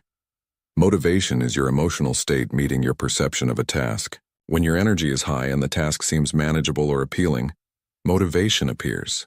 When your energy is low or the task seems difficult, motivation vanishes. But notice, motivation is about perception and state, not about the actual importance or value of the task. The task doesn't change. Your workout is the same workout whether you feel motivated or not. Your work is the same work. What changes is how you feel about it. And that feeling is largely determined by factors you can't control. Sleep quality, stress levels, blood sugar, hormones, countless variables. So waiting for motivation is waiting for all these variables to align perfectly, which happens rarely, unpredictably, unreliably. Discipline, on the other hand, doesn't wait for variables to align. It acts regardless of variables. It recognizes that the task's value doesn't depend on your feeling about it. This is freedom, not from effort or difficulty, but from being controlled by fluctuating states you can't command.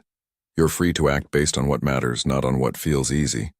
Free to build the life you want rather than the life your moods permit. Free to become who you're committed to being rather than who your emotions suggest. Now let's talk about the accumulation effect. Because what you do on unmotivated days matters more than what you do on motivated ones. On motivated days, everyone acts. Everyone moves forward. Everyone feels capable. There's no differentiation, no edge, no growth beyond what feels easy. But on unmotivated days, most people stop. They wait. They delay. They make excuses.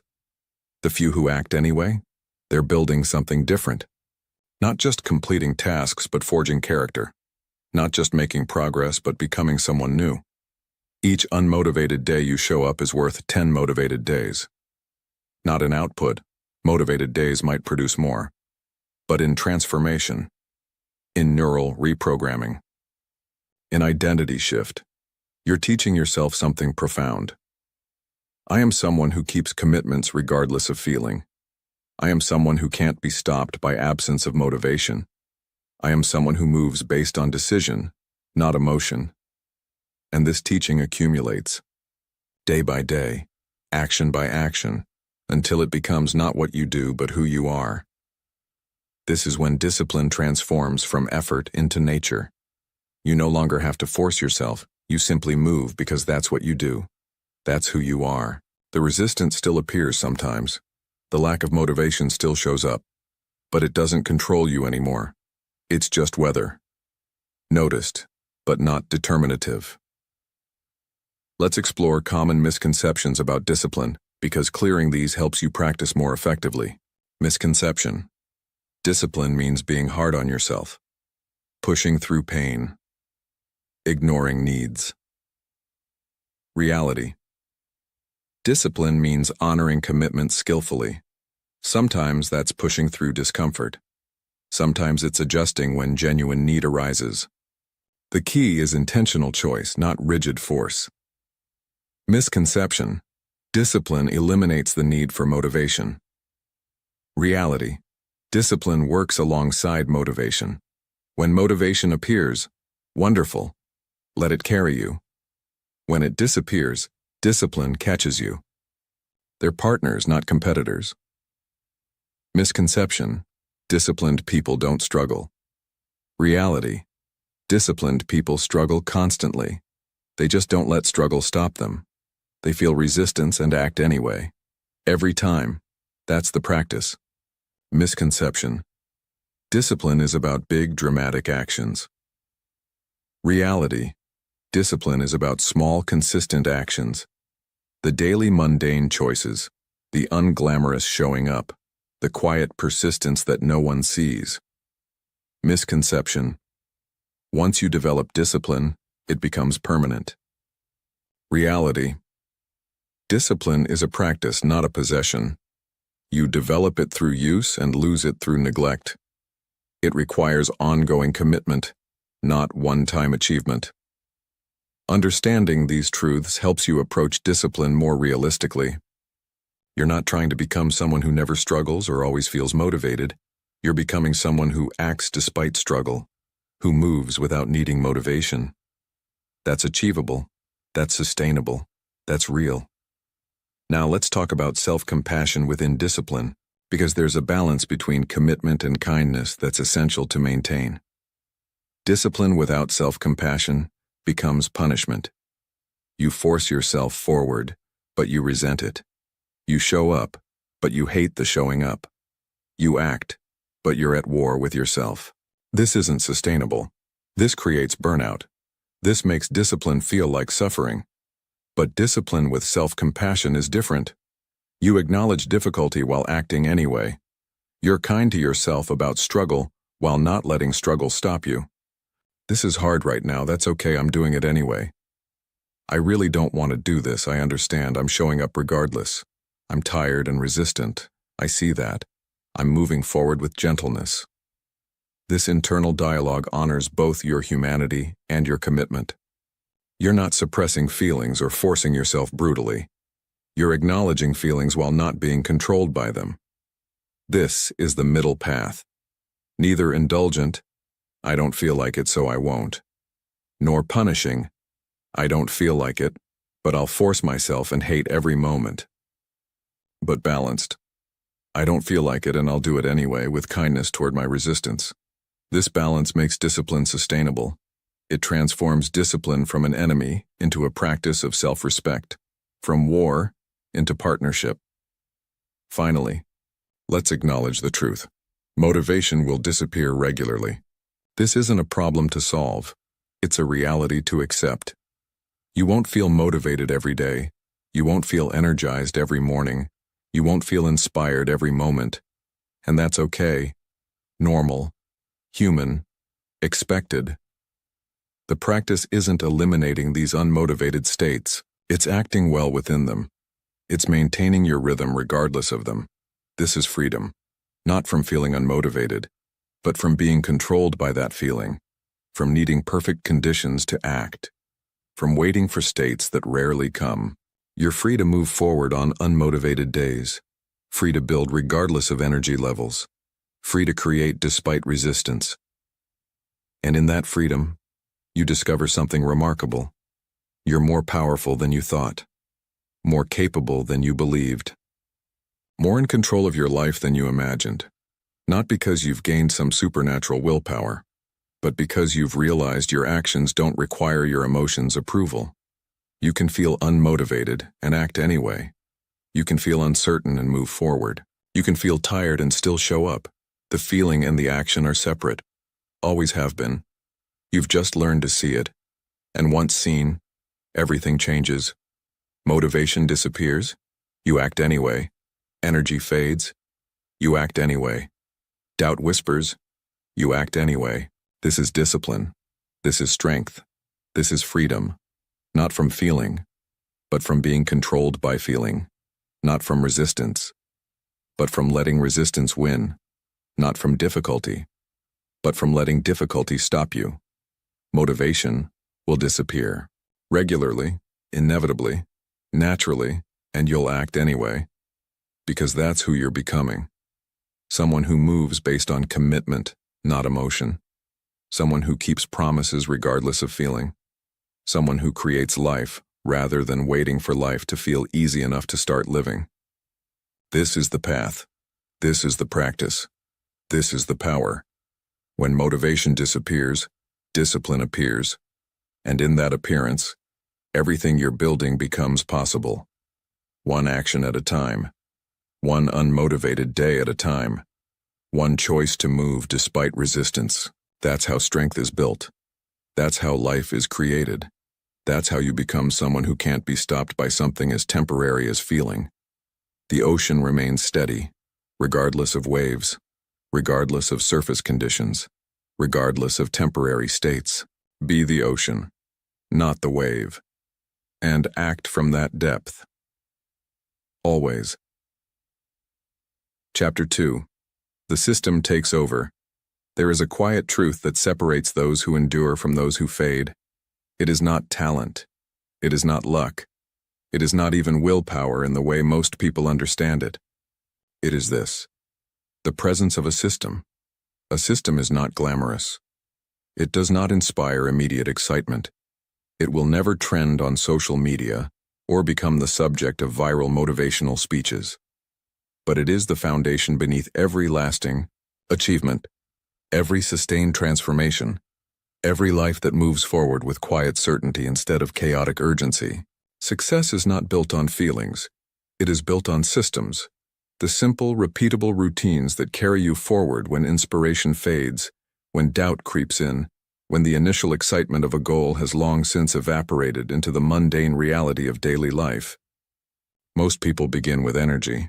They start a new project, a new habit, a new vision for their life. And for a few days, maybe even a few weeks, they are unstoppable. Motivation is high. The vision is clear. Action feels natural, almost effortless. They wake up excited. They go to bed satisfied. Progress feels inevitable. But then life happens. The energy fades. The newness wears off. Reality sets in with all its weight and complexity. And suddenly, the thing that felt so easy now feels like a burden. The mind begins to negotiate. Maybe tomorrow. Maybe when I feel better. Maybe when conditions are more favorable. Maybe when I have more time, more energy, more clarity. This is where most people stop. They believe the loss of motivation means they've lost the path. They think the absence of excitement means the goal no longer matters. They interpret the fading of inspiration as a sign that they should quit, that perhaps this wasn't meant for them after all. So they stop. They wait for motivation to return, and they wait, and they wait. And often, it never does. But those who understand discipline know something different. They know something that changes everything. They know that motivation is unreliable. It comes and goes like weather. Sometimes clear and bright, sometimes stormy and dark, often completely unpredictable. You cannot build a life on something so unstable. You cannot construct lasting success on a foundation that shifts with your mood. What you can build on is structure, pattern, rhythm, a system that exists independently of how you feel in any given moment. A system does not care how you feel. It does not wait for permission from your emotions. It does not ask if you're ready or inspired or excited. It simply exists, steady and patient, ready to guide you forward regardless of your internal state, regardless of the chaos swirling in your mind or the exhaustion settling in your bones. When you have a system, you don't need to feel motivated. You don't need to feel ready. You don't need to feel inspired. You simply follow the steps, one foot in front of the other, one action after another. The system carries you when you cannot carry yourself. It becomes the external structure that holds you when your internal world is falling apart. This is the secret that high achievers rarely talk about. They are not more motivated than everyone else. They are not blessed with endless energy or perpetual enthusiasm. They do not wake up every day feeling excited and ready to conquer the world. What they have is a system so deeply ingrained that it runs almost automatically. Their discipline is not a constant battle. It is a rhythm they have learned to trust. A pattern they have repeated so many times that it has become part of who they are. Think of it this way. When you wake up in the morning, you don't debate whether or not to brush your teeth. You don't sit on the edge of your bed weighing the pros and cons of dental hygiene. You don't wait until you feel motivated to shower. You don't spend 15 minutes wondering if today is the right day to get dressed. These actions are automatic. They are part of your system. Your brain doesn't resist them because they have been repeated so many times, so consistently, for so long, that they require almost no conscious effort. They are simply what you do. This is what happens when you build a true system. The actions that once required immense willpower begin to feel natural. What was once a struggle becomes simply what you do.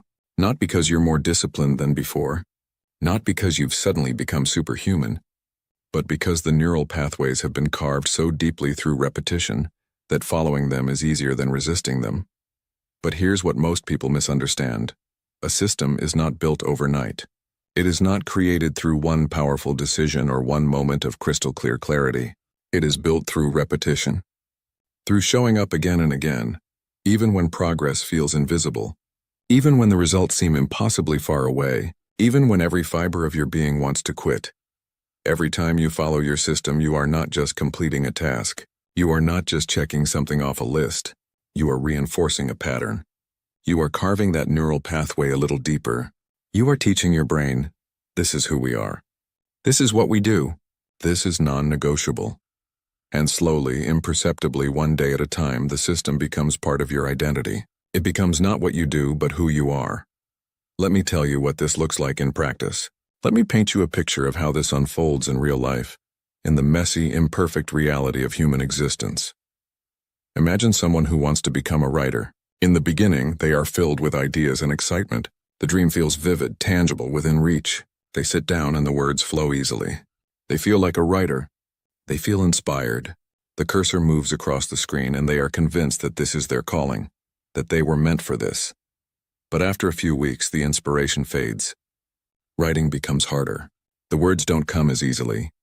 The blank page, once full of possibility, becomes intimidating. It stares back at them, judging them, mocking their ambition. Doubt creeps in like fog. Maybe I'm not really a writer. Maybe I don't have what it takes. Maybe I was fooling myself. Maybe this was just a phase. Most people stop here. They take the fading of inspiration as a sign. They interpret the difficulty as evidence that they're on the wrong path. They quit and they tell themselves it's for the best. that they were being realistic, that not everyone is meant to be a writer, but the one who understands systems does something different, something radical in its simplicity. They create a rule. I write for 30 minutes every morning at 6 a.m. That's it. Not I write when I feel inspired. Not I write when I have a good idea. Not I write when the muse strikes. Just 30 minutes every morning, no exceptions. No negotiations, no debates. At first this feels difficult. Some mornings the words don't come. Some mornings everything they write feels terrible, clunky, embarrassing. Some mornings they stare at the page in frustration, convinced they're wasting their time, that this entire exercise is pointless, that they should be doing something more productive. But they show up anyway, because the system says so, not because they feel like it, not because they're inspired, but because the system is non-negotiable. And something remarkable begins to happen. After a few weeks, sitting down to write at 6 a.m. stops feeling like a decision. The alarm goes off and their body moves almost automatically. They don't debate it. They don't negotiate with themselves. They just sit down and write. The resistance fades. The brain stops fighting. The act of writing becomes automatic, woven into the fabric of the day as naturally as breathing. And on the days when inspiration does show up, it has a place to land, because the writer is already there, already sitting, already with hands on keyboard, already ready. Inspiration doesn't have to create the habit. The habit creates space for inspiration. The system provides the container. The muse simply fills it. This is the power of a system. It removes the need for constant decision-making. It eliminates the exhausting internal debate. Should I? Do I feel like it? Is today the right day? Am I in the right mood? Do I have the right energy? All of that noise disappears. The system answers the question before it's even asked. The system says, this is what we do. This is who we are. Now move. Your system becomes your silent power. You don't argue with yourself. You don't waste energy on internal conflict. You don't deplete your willpower debating whether today is the day you'll follow through. You just follow the steps. One small act repeated daily builds a foundation no burst of motivation ever could. One brick laid consistently day after day creates a structure that can withstand any storm. Now let's go deeper. Because understanding the concept is not enough. You need to know how to build a system that actually works. One that supports you instead of draining you. One that feels sustainable instead of overwhelming. One that you can maintain not just for days or weeks but for months and years. The first principle of an effective system is simplicity. A system is not a complicated blueprint filled with dozens of steps and elaborate plans. If your system is too complex, you won't follow it. Complexity creates friction. Friction creates resistance. Resistance creates failure. It's that straightforward. A good system is almost embarrassingly simple. It is so straightforward that you cannot talk yourself out of it. So minimal that there is no excuse not to do it. So basic that it feels almost silly to call it a system at all.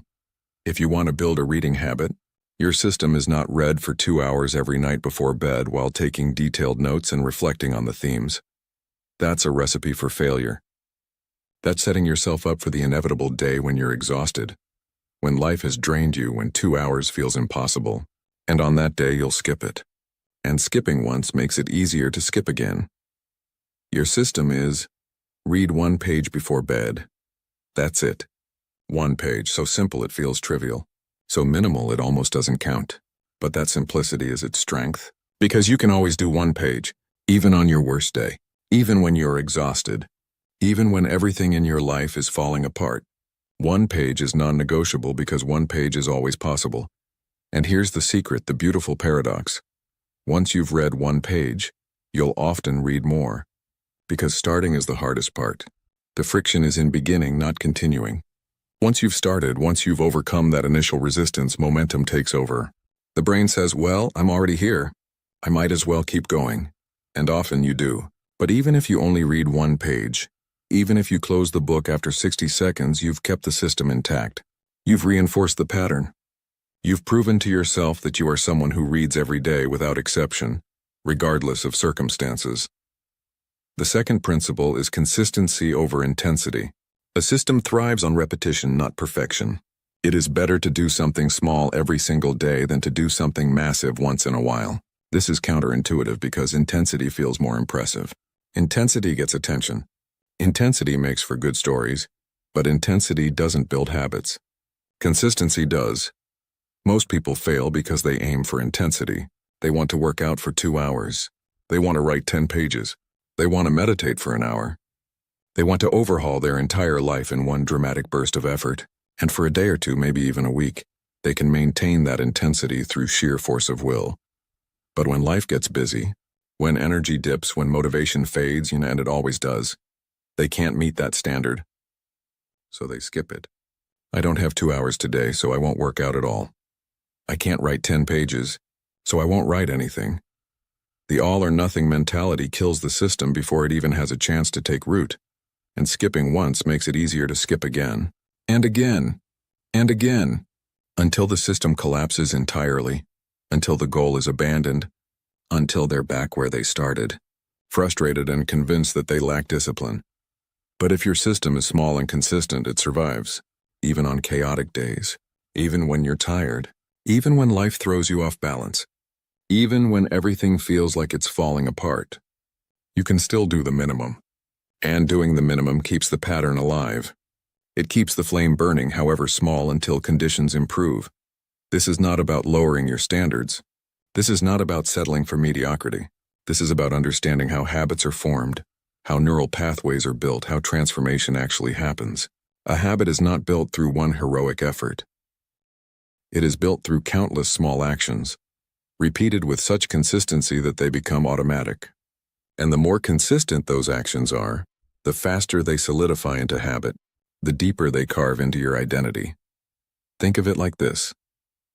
If you want to build a strong building, you don't stack all the bricks in one day and hope it holds. You don't exhaust yourself in one massive push and then rest for weeks. You lay one brick at a time, day after day, week after week, making sure each layer is solid before adding the next. That's how you create something that lasts. That's how you build something that can withstand weather, time, and pressure. The same is true for your system. Small, steady, consistent action compounds over time into something unshakable. 1 page becomes a book. 30 minutes becomes a novel. 10 push-ups becomes a transformed body. Not immediately, not dramatically, but inevitably. The third principle is non-negotiability. Your system must be sacred. It is not optional. It is not something you do when you feel like it or when you have time. It is not a preference or a suggestion. It is simply what you do, period. End of discussion. This is where most people struggle. They create a system but treat it like a suggestion.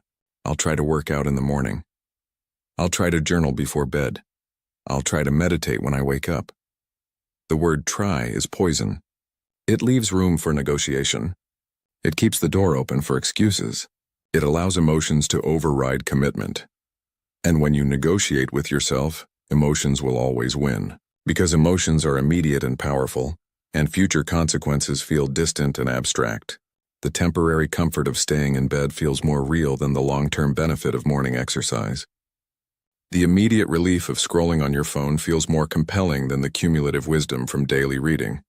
But when your system is non-negotiable, the internal debate stops. There is nothing to discuss. The system is the rule, and the rule does not bend. The system is law, and laws are not subject to how you feel about them in any given moment. This does not mean you become rigid or inflexible. Life happens. Unexpected events arise. True emergencies occur. Sickness, crisis, genuine disruption, these are real. But here's the distinction, and it's crucial.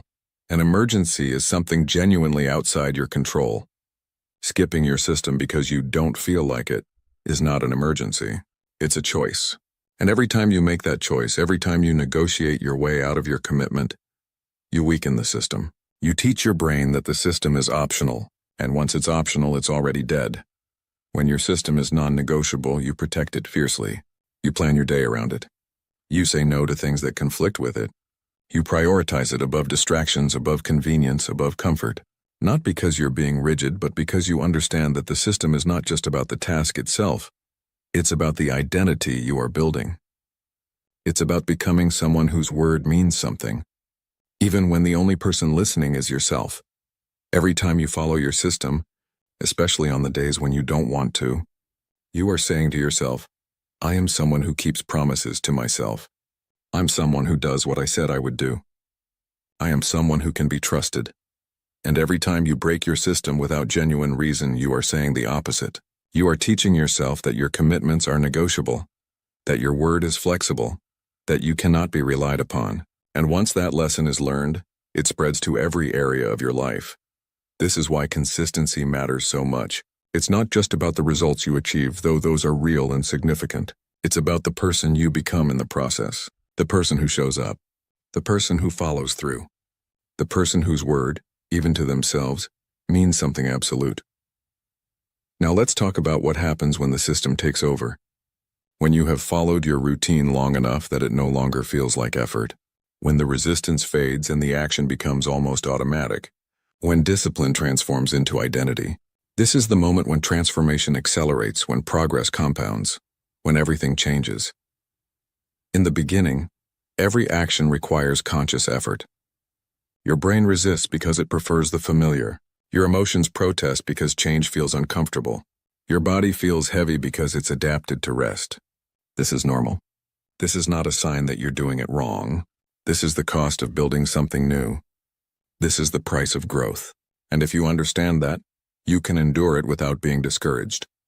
But if you persist, if you continue following the system even through the resistance, even through the discomfort, even through the days when every cell in your body is screaming at you to quit, something shifts.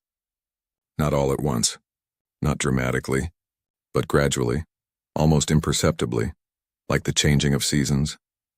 The resistance begins to fade. Not all at once, but gradually. Each repetition makes the next one slightly easier. Each day you show up, the next day requires a little less willpower. The neural pathways strengthen. The behavior becomes encoded in your brain's architecture. The action shifts from the prefrontal cortex, where conscious effort lives, to the basal ganglia, where automatic behaviors reside, and eventually the system runs almost on its own. This is the point where discipline transforms into habit, where effort transforms into ease, where the thing that once felt like a burden now feels like simply who you are. You don't think about it. You don't debate it. You just do it. The way you breathe, the way you blink, the way you walk. And when you reach this point, something remarkable happens. You gain time and energy. Because you are no longer spending mental resources debating with yourself every morning. You are no longer wasting energy on resistance, on negotiation, on convincing yourself to do what you already committed to doing. The action happens smoothly, efficiently, automatically. And all the energy you used to spend forcing yourself forward is now available for other things. For creativity, for growth, for presence, for joy. This is the paradox of discipline. What feels like restriction in the beginning becomes freedom in the end. The system that once felt like a cage becomes the structure that liberates you from chaos, indecision, and self-doubt. The routine that seemed to limit you actually expands your capacity. The boundaries you set don't confine you. They contain your energy so it can be directed powerfully instead of scattered chaotically. When your system is strong, you stop living at the mercy of your moods. You stop being tossed around by circumstance like a leaf in the wind. You stop waiting for the perfect moment or the right feeling. You simply move forward, steady and sure, because the system carries you. You become unshakable not because nothing affects you, but because your foundation is solid, regardless of what's happening on the surface. That's the secret of progress. Not intensity, but consistency. When your system takes over, effort becomes automatic, and peace begins to replace chaos. Peace. That is the word most people don't associate with discipline. They think discipline is harsh, rigid, punishing. They imagine a life of constant struggle, of forcing yourself to do things you don't want to do, of living in perpetual restriction. But true discipline rooted in a solid system, is the opposite. It is peaceful. Profoundly, deeply peaceful. Because you are no longer at war with yourself. You are no longer torn between what you want to do and what you know you should do. You are no longer exhausted by internal conflict, by the constant back and forth between desire and commitment. The system has made the decision for you. And in that clarity and that removal of constant choice, there is profound peace. This is what it means for the system to take over. It is not about becoming a machine. It is not about losing spontaneity or joy or humanity. It is about creating a foundation so solid that you can build anything on top of it. A structure so reliable that you can relax into it, knowing it will hold you, knowing it will carry you forward even on the days when you cannot carry yourself. When you have a system, you are free to focus on higher things. You are free to be creative, to explore, to grow, to experience. Because the fundamentals are handled. Your energy is not consumed by basic survival or constant decision-making. It is available for deeper pursuits, for connection, for meaning, for beauty, for contribution. This is the quiet power of routine. It is not the enemy of freedom. It is the foundation of it. It is not the opposite of creativity. It is the container that allows creativity to flourish. The artist who paints every morning at the same time produces more work than the artist who waits for inspiration. The writer with a daily practice publishes books. The musician who practices daily masters their instrument. Not because they're more talented, but because they have a system. So if you are struggling right now, if motivation has faded and discipline feels hard and you're not sure you can keep going, know this. You do not need more motivation. Motivation is not the answer. You need a better system. A system so simple you cannot fail. A system so consistent it becomes part of you. A system so non-negotiable that it runs regardless of how you feel, regardless of what's happening around you, regardless of whether you're inspired or exhausted or somewhere in between. Build that system. Not tomorrow. Not when you feel ready. Now, today, this moment. Start small. So small it feels ridiculous. So simple it feels trivial. 1 page. 10 minutes. 5 push-ups. 1 paragraph. Whatever it is, make it so small that you cannot talk yourself out of it. Then protect it. Guard it. Follow it. Every single day. Especially on the hard days. Most especially on the days when you don't feel like it. When every excuse sounds reasonable. When skipping seems justified. Those are the days when the system proves its worth. Those are the days when you discover that you are stronger than your emotions, more reliable than your moods, more powerful than your resistance. The system takes over, and when it does, you are free. Free from the tyranny of motivation, free from the chaos of inconsistency, free from the exhausting internal debate about whether today is the day you'll follow through. You are simply someone who does what they do, and that identity, that unshakable knowing of who you are, is worth more than any burst of temporary inspiration could ever be. This is how transformation happens. Not through dramatic moments or sudden breakthroughs, but through quiet, consistent action. Through the system, through showing up, through the mundane magic of repetition. Let the system take over. Trust it, follow it, and watch what you become. Chapter 3. The weight of inconsistency. There is a weight you carry that you might not even notice. It doesn't announce itself with pain or discomfort. It doesn't scream for attention. But it is there, pressing down on you, growing heavier with each passing day, with each broken promise, with each time you told yourself you would do something and then didn't. This is the weight of inconsistency, and it is one of the heaviest burdens a person can bear. Most people think the cost of missing one day is small. Negligible even. It's just one workout. It's just one day of not writing. It's just one time breaking my routine. And in isolation, perhaps that's true. One missed day doesn't destroy your progress. One broken pattern doesn't collapse your entire system. But that's not how inconsistency works. Because it's never just about the day you missed. It's about what that day represents.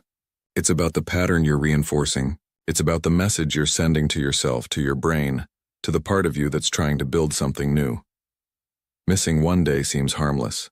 But every break in rhythm costs more than time. It costs trust in yourself. And trust, once damaged, is far harder to rebuild than time is to recover. When you break a promise to yourself, something subtle shifts. Not dramatically, not obviously, but a small crack appears in your self-image. A whisper of doubt enters your mind. Maybe I can't rely on myself. Maybe I'm not the kind of person who follows through. Maybe discipline isn't really who I am. And the next time you face the choice and to follow your system or skip it, that whisper is a little louder. The resistance is a little stronger. The excuse sounds a little more reasonable, because you've already proven to yourself that the commitment is flexible, that the rule has exceptions, that when it gets hard, you fold. This is how inconsistency compounds, not through dramatic failures, but through small betrayals. 1 becomes 2, 2 becomes 3, and before you realize what's happening, the pattern you worked so hard to build has crumbled entirely, and you're back where you started. except now you carry the additional weight of knowing you gave up. Let me paint you a picture of what this looks like in real life. Let me show you how the weight accumulates gradually, almost invisibly, until one day you wake up and realize you can barely move under the burden of all the promises you didn't keep. Imagine someone who decides to start exercising. They commit to working out every morning at 6. The first week goes well. They feel strong, proud, capable. They wake up early. They push through the discomfort and they feel the satisfaction of following through. I'm doing it, they think. I'm finally becoming the person I want to be. But then one morning they don't sleep well. The alarm goes off and they're exhausted. The bed feels warm. The workout feels impossible. And a voice in their head says, "You're tired. You need rest. Missing one day won't hurt. You can make it up tomorrow." So they skip it. And in that moment it feels fine. It feels reasonable. It feels like self-care even. They roll over and go back to sleep. And when they wake up later, they barely think about it. "I'll get back on track tomorrow," they tell themselves. But something has shifted. The neural pathway they were building, the one that connects the alarm with immediate action, has been interrupted. The automatic response has been questioned. And the next morning, when the alarm goes off, the decision is no longer automatic.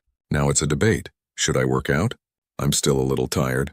And I already skipped yesterday, so what's one more day? I'll start fresh on Monday. Yeah, Monday makes sense. That's a better starting point anyway. And so they skip again, and again. And within a week, the morning workout is no longer part of their routine. It's something they used to do, something they meant to do, something they'll get back to eventually, when things are less busy, when they're less tired, when conditions are better. But conditions are never perfect, and eventually becomes never. This is the insidious nature of inconsistency. It doesn't feel like failure in the moment. It feels like a reasonable exception. It feels like self-compassion. It feels like being realistic about your limitations. But underneath that comfortable narrative, something darker is happening. You are teaching yourself that your commitments don't matter, that your word to yourself is negotiable, that when things get hard, you quit. And every time you reinforce that pattern, it becomes easier to repeat. The neural pathway of giving up becomes stronger than the neural pathway of showing up. And soon, inconsistency isn't just a behavior, it's an identity. You become someone who starts things but doesn't finish them, someone who has good intentions but poor follow-through, someone who can't be trusted even by yourself. And that realization, that moment when you see yourself clearly and recognize that you have become unreliable, that's when the weight becomes unbearable.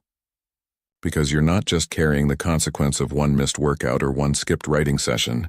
You're carrying the accumulated evidence of every time you failed to keep a promise to yourself. Every time you said tomorrow and tomorrow never came. Every time you chose comfort over commitment, ease over effort, the path of least resistance over the path you said you would walk. Inconsistency feeds guilt, and guilt drains your energy. This is the vicious cycle that traps so many people. They feel guilty for skipping their routine, so they avoid thinking about it. But avoidance doesn't erase guilt, it amplifies it.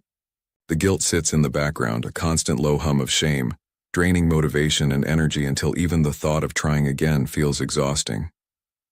You want to start fresh, you want to recommit, but every time you consider it, the weight of past failures presses down on you. I've tried this before and failed. Why would this time be different? I'm just going to disappoint myself again, and so you don't try. You stay stuck. Not because you're lazy or weak, but because the weight of inconsistency has become so heavy that movement feels impossible. But here's what you need to understand. The cure is rhythm. Predictable movement. Quiet repetition. Not perfection. Not dramatic transformation. Just rhythm. The simple, steady beat of showing up again, and again, and again. You don't erase the past by dwelling on it. You don't undo broken patterns by feeling guilty about them. You move forward by creating a new pattern, by choosing in this moment to show up, and then choosing it again in the next moment. And the next, the weight of inconsistency is real, but it is not permanent. It can be lifted. One action at a time, one kept promise at a time, one day of consistency at a time. Let me tell you about the power of returning, because this is where most people misunderstand discipline entirely. They think discipline means never failing, never missing a day, never breaking the pattern. And when they inevitably do fail, because all humans fail, They interpret it as evidence that they're not disciplined. So they quit entirely. But that's not what discipline is. Discipline is not perfection. Discipline is not an unbroken streak. Discipline is the ability to return, to fall and get back up, to break the pattern and restore it. To fail and choose to begin again. You don't need to be perfect. You just need to return to the pattern, to show up again. The moment you return, momentum comes back to life. That's the real discipline. Not never falling, but never staying down. Think about it this way. Imagine you're walking a path through the forest. You've been walking this path every day, and it's becoming clearer, more defined, easier to follow. But one day you wander off the path. You get distracted. You take a detour. You end up in the thick brush, surrounded by trees, unsure of where you are. Now you have a choice. You can stay in the brush, lost, telling yourself that you've already ruined it, that you might as well keep wandering since you've already left the path. Or you can find your way back to the path and keep walking. Most people stay in the brush. They've already broken their streak, already failed, already proven they're inconsistent. So why bother trying to get back on track? The damage is done. But the person who understands discipline makes a different choice. They acknowledge they wandered off. They don't pretend it didn't happen. They don't beat themselves up for it. They simply find the path again and continue walking, because they understand that the path is always there. It doesn't disappear just because you left it for a moment. It's waiting for you to return. This is the crucial insight. Consistency is not about never breaking the pattern. It's about how quickly you restore it. It's about the gap between failure and return. The shorter that gap, the stronger your discipline. If you miss one workout and return the next day, you've barely left the path. The pattern is still intact. The momentum is still alive. But if you miss one workout and then avoid it for a week, for a month, then the path begins to fade. The brush grows back, and eventually you have to start from scratch, cutting through the overgrowth, building the pattern all over again. So the practice is this. When you break the pattern, and you will, return immediately. Don't wait for Monday. Don't wait for the first of the month. Don't wait for the perfect moment to restart. Return now, in this moment, with the very next choice you make. You skipped your morning routine today? Do your evening routine. You missed your workout this morning? Do 10 push-ups right now. You didn't write today? Write one sentence before bed. The specifics don't matter. What matters is the return. What matters is proving to yourself that a break in the pattern doesn't have to become a collapse of the system. This is how you break the cycle of guilt and inconsistency. Not by being perfect, but by being resilient. Not by never failing, but by refusing to stay failed. Not by maintaining an unbroken streak, but by making the gaps between failures shorter and shorter until they become rare exceptions rather than the rule. And here's what happens when you develop this ability to return quickly. The weight begins to lift. Because you're no longer carrying the burden of accumulated failures. You're no longer dragging behind you all the promises you didn't keep. Each time you return, you're releasing that weight. You're proving to yourself that you can be trusted, that your word matters, that you are someone who follows through even when you stumble. The trust begins to rebuild. Slowly, gradually, but surely. And as the trust rebuilds, the resistance decreases. Showing up becomes easier. The pattern becomes stronger. And the weight of inconsistency is replaced by the lightness of momentum. Now let me speak to something deeper, because the weight of inconsistency is not just about habits or routines. It's about identity. It's about who you believe you are. And when you consistently act in ways that contradict who you want to be, the cognitive dissonance creates a deep internal conflict that manifests as heaviness, as fatigue, as depression. You say you want to be healthy, but you consistently make unhealthy choices. You say you want to be creative, but you consistently avoid creating. You say you want to grow, but you consistently choose comfort over challenge. And every time you act in contradiction to your stated values, a part of you dies. Not dramatically, not noticeably, but a little bit of your self-respect erodes. A little bit of your vitality drains away. This is why inconsistency is so exhausting. You're not just carrying the weight of undone tasks. You're carrying the weight of being someone you don't want to be, of living in contradiction to your own values, of knowing deep down that you're capable of more but choosing less anyway. And no amount of external success can compensate for this internal betrayal. You might achieve things. You might accomplish goals.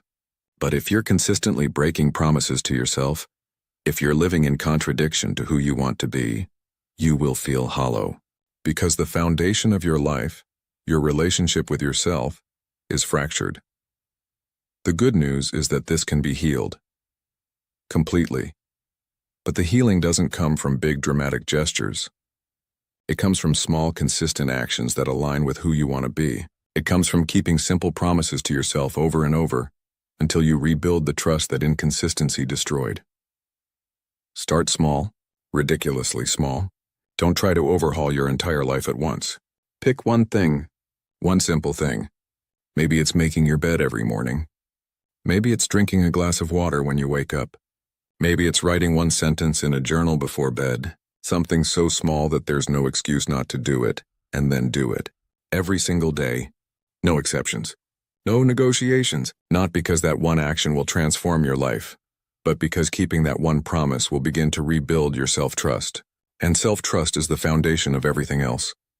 As you keep this small promise day after day, something shifts. You begin to see yourself as someone who follows through, someone who keeps commitments, someone who can be relied upon. And from that foundation, you can add another small promise, and another. And slowly, gradually, you rebuild the integrity that inconsistency destroyed. This is the path out from under the weight, not through perfection, but through persistent small actions. Not through never failing, but through always returning. Not through dramatic change, but through quiet consistency. Let me share something about momentum, because understanding momentum is crucial to understanding why inconsistency is so costly and why consistency is so powerful. Momentum is both physical and psychological. Physically, it's easier to keep moving than to start moving. Psychologically, it's easier to continue a pattern than to restart it. When you're consistent, you're riding the wave of momentum. Action feels natural. The next step is obvious. The resistance is minimal. But when you break the pattern, you lose the momentum. And starting again requires enormous energy, not because the action itself is harder, but because you're starting from zero. You have to overcome inertia again. You have to fight through resistance again. You have to rebuild the neural pathway again. This is why missing one day is never just about that one day. It's about the momentum you lose. It's about the energy required to start again. It's about the compounding cost of repeated stops and starts. Imagine pushing a heavy cart. When it's rolling, keeping it moving takes relatively little effort. You just maintain the momentum. But if you let it stop, getting it moving again is exhausting. You have to push with all your strength just to overcome the initial resistance. This is exactly what happens with your habits and routines. When you're consistent, maintaining the pattern is relatively easy. But when you break the pattern, restarting is hard. And if you break it repeatedly, you spend all your energy trying to restart and none of it actually moving forward. This is why people feel stuck. They're not stuck because they lack potential or ability. They're stuck because they're constantly stopping and starting. They build a little momentum, then lose it. Start again, then quit again. Over and over. All their energy goes into overcoming inertia, and none of it goes into actual progress. The solution is to protect your momentum fiercely, to recognize that consistency isn't just about achieving goals. It's about preserving the psychological and neurological momentum that makes achievement possible. It's about keeping the cart rolling so you're not constantly exhausting yourself trying to get it moving again. And if you do lose momentum, if you do break the pattern, the solution is to restart immediately. Not tomorrow, not next week, now. Before the cart comes to a complete stop, before all the momentum is lost. Catch yourself quickly, return fast. The faster you return, the less energy you'll need to rebuild. Now let me speak to the emotional dimension of inconsistency, because this is where much of the weight actually resides. When you're inconsistent, you don't just lose momentum and trust. You accumulate shame. And shame is one of the heaviest emotions a human can carry. Shame says, there's something wrong with me. Not I made a mistake, but I am a mistake. Not I failed at this, but I am a failure.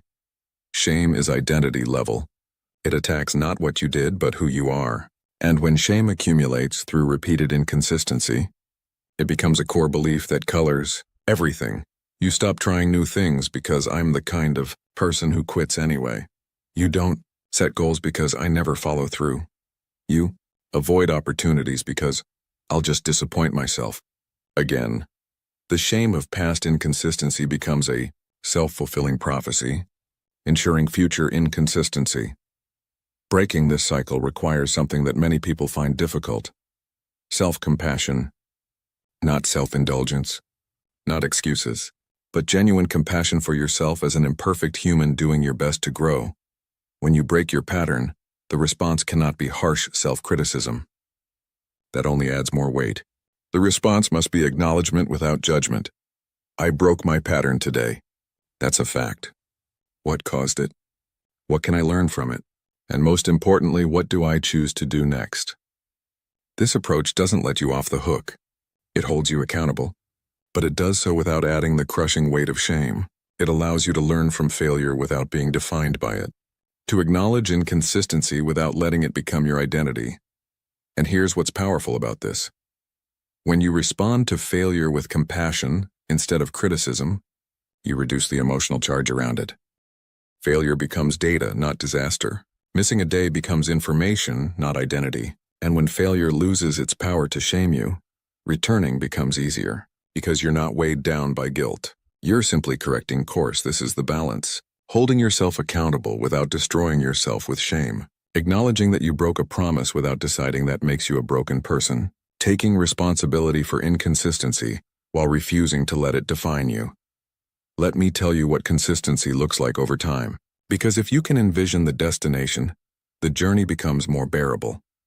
Imagine 6 months from now. You've been consistent with your practice. Not perfect.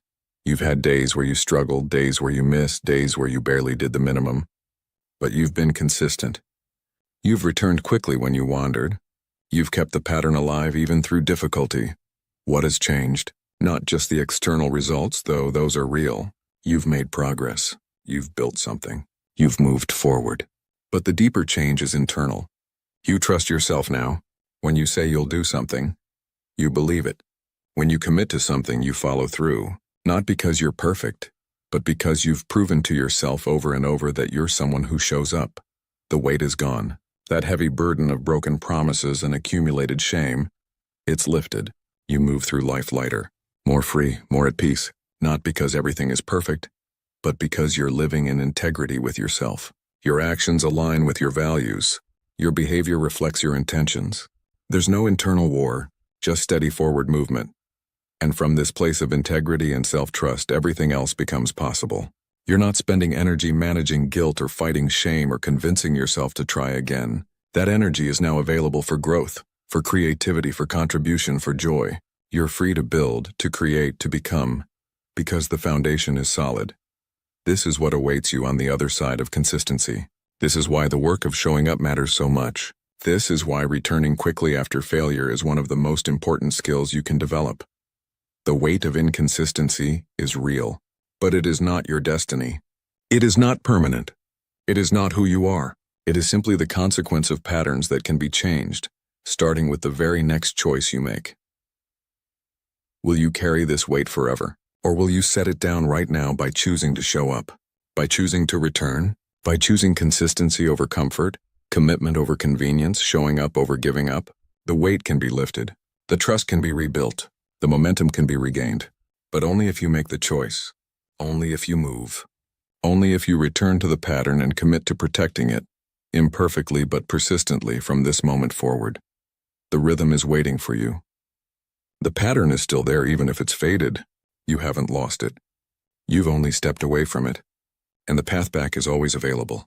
Always. Right now. In this moment, all you have to do is return, and then return again, and again, until returning becomes your pattern, until consistency becomes your identity, until the weight of broken promises is replaced by the lightness of integrity. That's the way forward. Not through perfection, but through persistence. Not through never failing, but through always returning. Not through avoiding inconsistency entirely, but through shortening the gap between failure and restoration until it becomes negligible. The weight of inconsistency is heavy, but the lightness of momentum is worth every ounce of effort required to reclaim it. And that reclaiming begins now, with this choice, with this moment, with one small action that honors who you want to be. Return to the pattern, and let the healing begin. Chapter 4. Strength on the hard days. There will be days when everything in you says no. Days when your body feels like lead. Days when your mind is fog. Days when the alarm goes off and you feel nothing but exhaustion, nothing but resistance, nothing but the overwhelming desire to stop, to quit, to give yourself permission to rest just this once. These are the days that define you, not the easy days, not the days when energy flows naturally and motivation is high. Those days don't test you. They don't reveal who you are. They're simply momentum carrying you forward. But the hard days, the days when you least want to act, those are the days that build the foundation of who you're becoming. Those are the days when discipline transforms from a behavior into an identity. Those are the days when you discover what you're truly made of. The days when you least want to act are the days that define you. Most people live their lives bouncing between the highs and lows. When they feel good, they act. When energy is high, they're productive. When motivation strikes, they're unstoppable. But the moment conditions shift, the moment they feel tired or uninspired or overwhelmed, they fold. They wait. They tell themselves they'll try again tomorrow when they feel better, when circumstances are more favorable, and they spend their entire lives waiting for the right moment, for the right feeling, for the right circumstances. And that moment never comes, because there is no perfect moment. There are only moments and the choice you make within them. Energy will fade. This is not a possibility. This is a certainty. You will have days when you didn't sleep well. Days when life drained you. Days when your reserves are empty and you have nothing left to give. This is part of being human. This is part of living in a body that needs rest, that experiences stress, that is subject to the fluctuations of biology and circumstance. The question is not whether you will have low-energy days. The question is what you do on those days. Do you use them as an excuse to break your pattern? Or do you honor your commitment anyway, even in a diminished form, even if all you can offer is the bare minimum? Doubt will whisper. There will be days when your mind becomes your enemy, when every thought is designed to convince you that today is the day you should quit. You've done enough already. You deserve a break. One day won't matter. You can start again tomorrow. The voice sounds reasonable. It sounds like wisdom. It sounds like self-care, but it's not. It's fear. It's resistance. It's the part of you that wants to stay small, stay safe, stay comfortable. And if you listen to it, if you give it power, it will always win, because comfort will always feel more appealing than growth. Ease will always feel more attractive than effort. The path of least resistance will always seem more logical than the path of discipline. Your body will resist. On the hard days, your physical form will feel heavy. Every movement will require conscious effort. Getting out of bed will feel like lifting a weight. Taking the first step will feel impossible. Your muscles will ache. Your mind will plead. Every cell in your body will lobby for rest, for comfort, for staying still. This is not weakness. This is biology. Your body is designed to conserve energy, to avoid unnecessary effort, to seek comfort and safety. This served our ancestors well when resources were scarce and survival was uncertain. But in the modern world, where survival is mostly assured but growth requires intentional effort, this biological imperative becomes an obstacle. Your body wants to keep you safe, but safety and growth exist in different territories. And if you want to grow, you must be willing to override the signals telling you to stay small. But if you keep the promise to yourself, to move, to work, to show up, you grow stronger in silence. This is the secret that those who achieve lasting transformation understand. Strength is not built on the days when everything is easy. It is built on the days when everything is hard and you do it anyway. Every hard day you push through becomes a deposit in your account of self-trust. Every time you act, despite not wanting to, you prove to yourself that you are someone who follows through, that you are not controlled by your feelings, that you are not a slave to your circumstances, that you are someone who can be counted on, especially when it's difficult. And these deposits compound. They accumulate. They build a foundation of resilience that cannot be shaken by temporary discomfort or fleeting doubt. They create an unshakable knowing. I can do hard things. I have done hard things. When it matters, I show up. Real discipline isn't loud. It's quiet. This is something that people misunderstand about discipline. They think it's about dramatic displays of willpower, about pushing yourself to exhaustion, about proving something to the world. But that's performance. That's ego. That's not real discipline. Real discipline is quiet. It happens in the silence of early mornings when no one else is awake. It happens in the moments between stimulus and response when you choose the harder path and no one witnesses it. It happens in the privacy of your own life, in the small choices no one else sees, in the promises you keep when there's no audience to applaud. Real discipline is built when no one's watching. When there's no applause, when there's no external validation or recognition or reward, when it's just you versus your excuses and you win again, and again, and again, this is where true strength is forged. Not in front of crowds, not for likes or comments or external validation, but in the solitary struggle between who you are and who you're becoming, in the quiet battlefield of your own mind where you fight the daily war between comfort and commitment. And when you win these quiet battles, when you follow through despite the absence of witnesses, something profound happens. You become a witness to yourself. You see yourself clearly. You see what you're capable of. You see that you are not defined by your feelings or your circumstances. You see that you have agency, power, choice. This self-witnessing is more valuable than any external recognition could ever be. Because external validation is fleeting. It comes and goes. It depends on others' attention and approval. But self-respect, self-trust, self-knowledge, these are permanent. These are yours, and they are built exclusively through action on the hard days. Let me tell you what a hard day actually looks like, because it's easy to speak in abstractions, but discipline lives in the concrete, in the specific, in the moment-by-moment choice between moving forward and staying still. You wake up. It's still dark. The alarm pierces the silence, and for a moment you're disoriented. Then awareness floods in, and with it the heaviness. You're tired. Deeply tired. Not the kind of tired that one more hour of sleep would fix. The kind that lives in your bones, that colors everything gray, that makes even small movements feel like monumental effort. This is the moment. The choice point. The fork in the road where most people turn back. Your mind immediately begins negotiating. I'm too tired. I need rest. My body is telling me to sleep, and I should listen to my body. That's self-care. That's wisdom. I'll work out tomorrow when I'm rested. That makes more sense. That's the smarter choice. And it sounds so reasonable, so logical, so justified. But beneath the reasonable-sounding arguments is simply this. Fear of discomfort, desire for ease, the gravitational pull toward the path of least resistance. But you've made a commitment. You've built a system. And the system says get up and move. Not because you feel like it. Not because it will be easy. But because you said you would. Because the system is non-negotiable. Because who you're becoming requires you to act even when action feels impossible. So you move, not enthusiastically, not with energy or joy or motivation. You move mechanically. You swing your legs over the side of the bed. You sit up. You stand. Each action requires conscious intention. Each movement feels like pushing through molasses. But you move anyway. You put on your workout clothes. You drink water. You step outside or onto your mat or into your space. And you begin. Not with intensity, not with perfection, but you begin. You do the first rep, then the second, then the third. Not because they feel good. They don't. Everything feels hard. Everything feels heavy. But you do them anyway. And somewhere in the middle of it something shifts.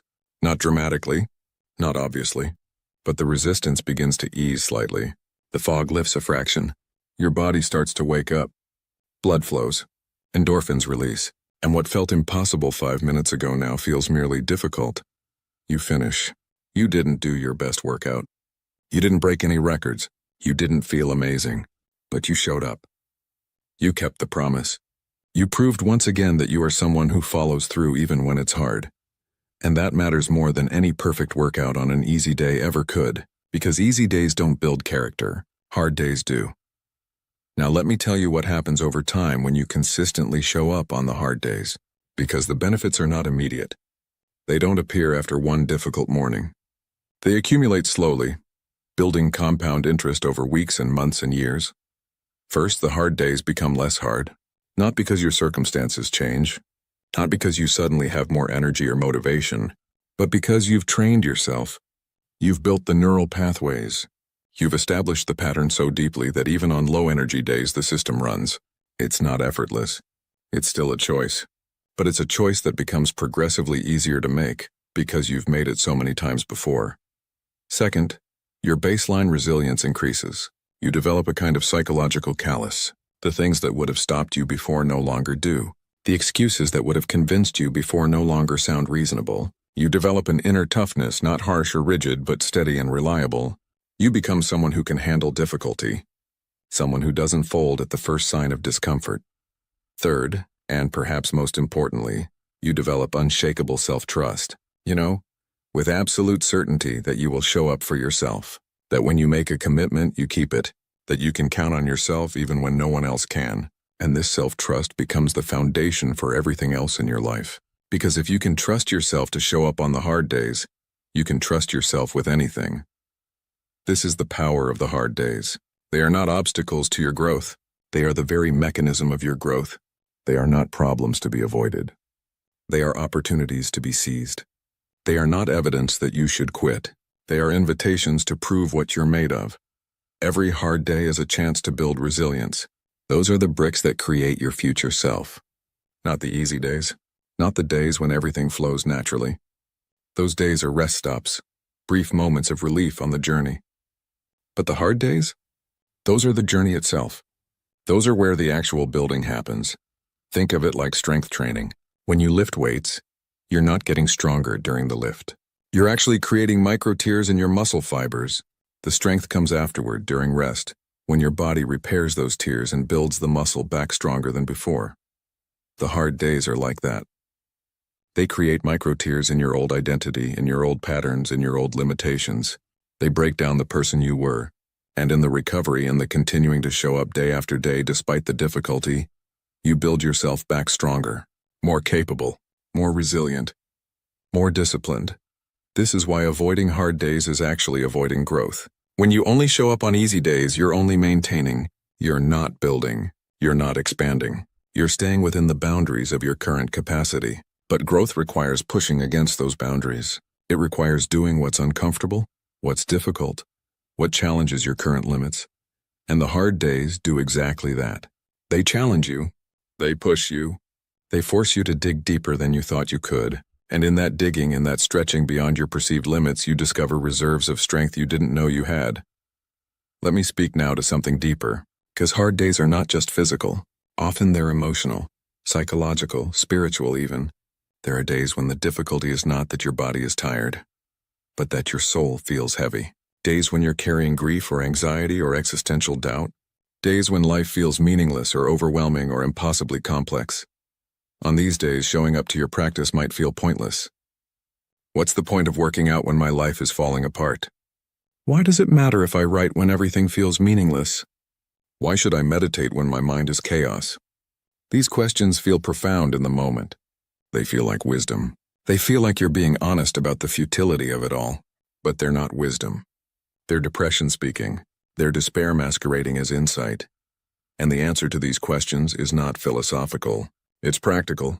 You show up to your practice precisely because everything else feels like chaos. You maintain your system precisely because your internal world is unstable. You do the thing you committed to doing precisely because it's one of the few things you have control over in a world that often feels uncontrollable.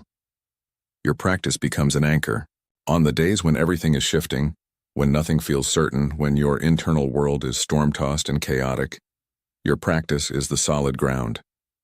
It's the one thing that remains consistent, the one thing you can count on, the one thing that doesn't change just because your feelings changed. And by showing up to it, by honoring it, even through emotional difficulty, you're sending a powerful message to yourself. I am not at the mercy of my feelings. I am not controlled by my circumstances. I have agency. I have choice. I have the power to act intentionally even when I don't feel like it. This is profoundly therapeutic. More therapeutic than any amount of thinking or analyzing or understanding could be. Because you're not just thinking about resilience, you're embodying it. You're not just believing you can overcome difficulty, you're proving it through action. And every time you prove it, the belief becomes stronger, not as an abstract concept but as lived experience. I felt terrible and did it anyway. I was overwhelmed and showed up anyway. I wanted to quit and continued anyway. These become data points, concrete evidence that you are capable, that you are strong, that you can handle difficulty. This evidence accumulates. It builds a case for your own resilience that no negative thought can fully dismantle, because it's not based on feeling or opinion. It's based on fact, on what you've actually done, On the track record you've built, one hard day at a time. Now let me address something important. The hard days are not punishment. They're not evidence that you're doing something wrong. They're not signs that you should quit or change direction. They're simply part of the process. Part of being human. Part of growth. Too many people interpret difficulty as failure. They think, if this were right for me, it wouldn't be this hard. If I were meant to do this, it would feel easier. But that's a fundamental misunderstanding of how growth works. Things don't become easy because they're right for you. They become easy because you've practiced them consistently, especially through the difficulty. The path doesn't get easier. You get stronger. The challenges don't disappear. You become more capable of facing them. The hard days don't stop coming.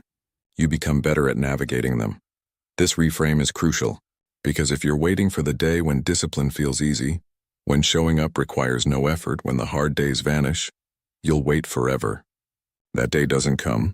What comes instead is a version of you who can handle the hard days with less drama, less resistance, less internal conflict. The hard days become part of your rhythm. They're no longer catastrophes. They're no longer reasons to quit. They're just days. Days when you show up anyway. Days when you do what you said you'd do even though it's difficult. Days when you prove once again that you're someone who keeps promises to themselves. And there's a strange peace in this. Once you accept that hard days are inevitable, once you stop resisting their existence, once you stop interpreting them as problems to be solved or avoided, they lose their power over you. They become simply part of the landscape of a disciplined life. Sometimes it's sunny, sometimes it's raining. You show up either way. This acceptance doesn't mean you don't feel the difficulty. You do. You're not trying to become a machine unfazed by challenge. You're human. You feel tired. You feel resistant. You feel the weight of it. But you don't let those feelings dictate your actions. You feel them and act anyway. You acknowledge them and move forward anyway. This is emotional maturity. This is psychological strength. Not the absence of difficult feelings, but the ability to experience them without being controlled by them. To feel resistance and choose action. To feel tired and choose movement. To feel doubt and choose commitment. Let me tell you about the compounding effect of hard days. Because this is where the magic really happens. This is where ordinary people become extraordinary through nothing more than consistent action on difficult days. Imagine two people with similar goals. Both want to build a business, write a book, transform their health, master a skill. Both start with similar enthusiasm and motivation. Both have access to the same information and resources. But person A only shows up on the days when they feel motivated. When energy is high, when inspiration strikes, they do great work on those days. Intensive work. Impressive work. But those days are inconsistent. Some weeks they have several. Other weeks they have none. Person B shows up every single day. On the good days they do great work. On the hard days they do minimal work. They don't produce as much on those days. They don't feel as good about it. But they show up. They maintain the pattern. They honor the commitment. After 1 month, person A might have produced more total output. They had some amazing high-energy days that resulted in significant progress. Person B's daily minimum feels small by comparison. But after 6 months, the picture changes. Person A's inconsistency has caught up with them. They've lost momentum. They've had to restart multiple times. They've spent enormous energy overcoming inertia. Their total progress is fragmented, incomplete. Person B has been building steadily. Small daily actions have compounded. The system has taken over. They're no longer fighting resistance every day because the pattern is established. And their total progress, accumulated consistently over time, far exceeds person A's spurts of intensive effort. After a year, it's not even close. Person B has transformed. They've built something substantial. They've become someone different. Not because they had more motivation or more talent or better circumstances, but because they showed up on the hard days. Because they protected the pattern. Because they understood that consistency beats intensity every single time. This is not theoretical. This is observable reality. Look at anyone who has achieved lasting transformation in any area. They are not the most motivated people. They are not the most talented. They are simply the most consistent, especially on the hard days. The hard days are where average people become exceptional, where ordinary discipline becomes extraordinary results, where the path that anyone could walk is walked by so few that those who walk it separate themselves entirely from the crowd. So when you face a hard day, and you will again and again, recognize it for what it is. Not an obstacle, not a problem, not evidence that you should quit, but an opportunity, an invitation, a chance to build the kind of strength that only comes from choosing action when everything in you wants to choose comfort. Energy will fade, doubt will whisper, your body will resist, but if you keep the promise to yourself, to move, to work, to show up, you grow stronger in silence, stronger in ways that no one sees but you feel, stronger in your core, in your foundation, in the unshakable knowing that you are someone who follows through. Real discipline isn't loud, it's quiet. It's built when no one's watching, when there's no applause, when it's just you versus your excuses and you win again. Every hard day is a chance to build resilience. Those are the bricks that create your future self, not the easy days when everything flows, but the hard days when everything resists. Those are the days that matter most. Because anyone can show up when it's easy. Anyone can act when they're motivated. Anyone can follow through when they feel good. That requires nothing exceptional. That's simply riding the wave of favorable conditions. But showing up when it's hard, acting when you're unmotivated, following through when you feel terrible, that requires something different. That requires character. That requires discipline. That requires the kind of strength that most people never develop, because they never do the thing that develops it. Showing up anyway. So on the next hard day, and there will be one soon, remember this. This is your opportunity. This is where you build yourself. This is where you become the person you're meant to be. Not on the easy days, here now, in this moment of difficulty and choice, choose to show up. Choose to honor your commitment.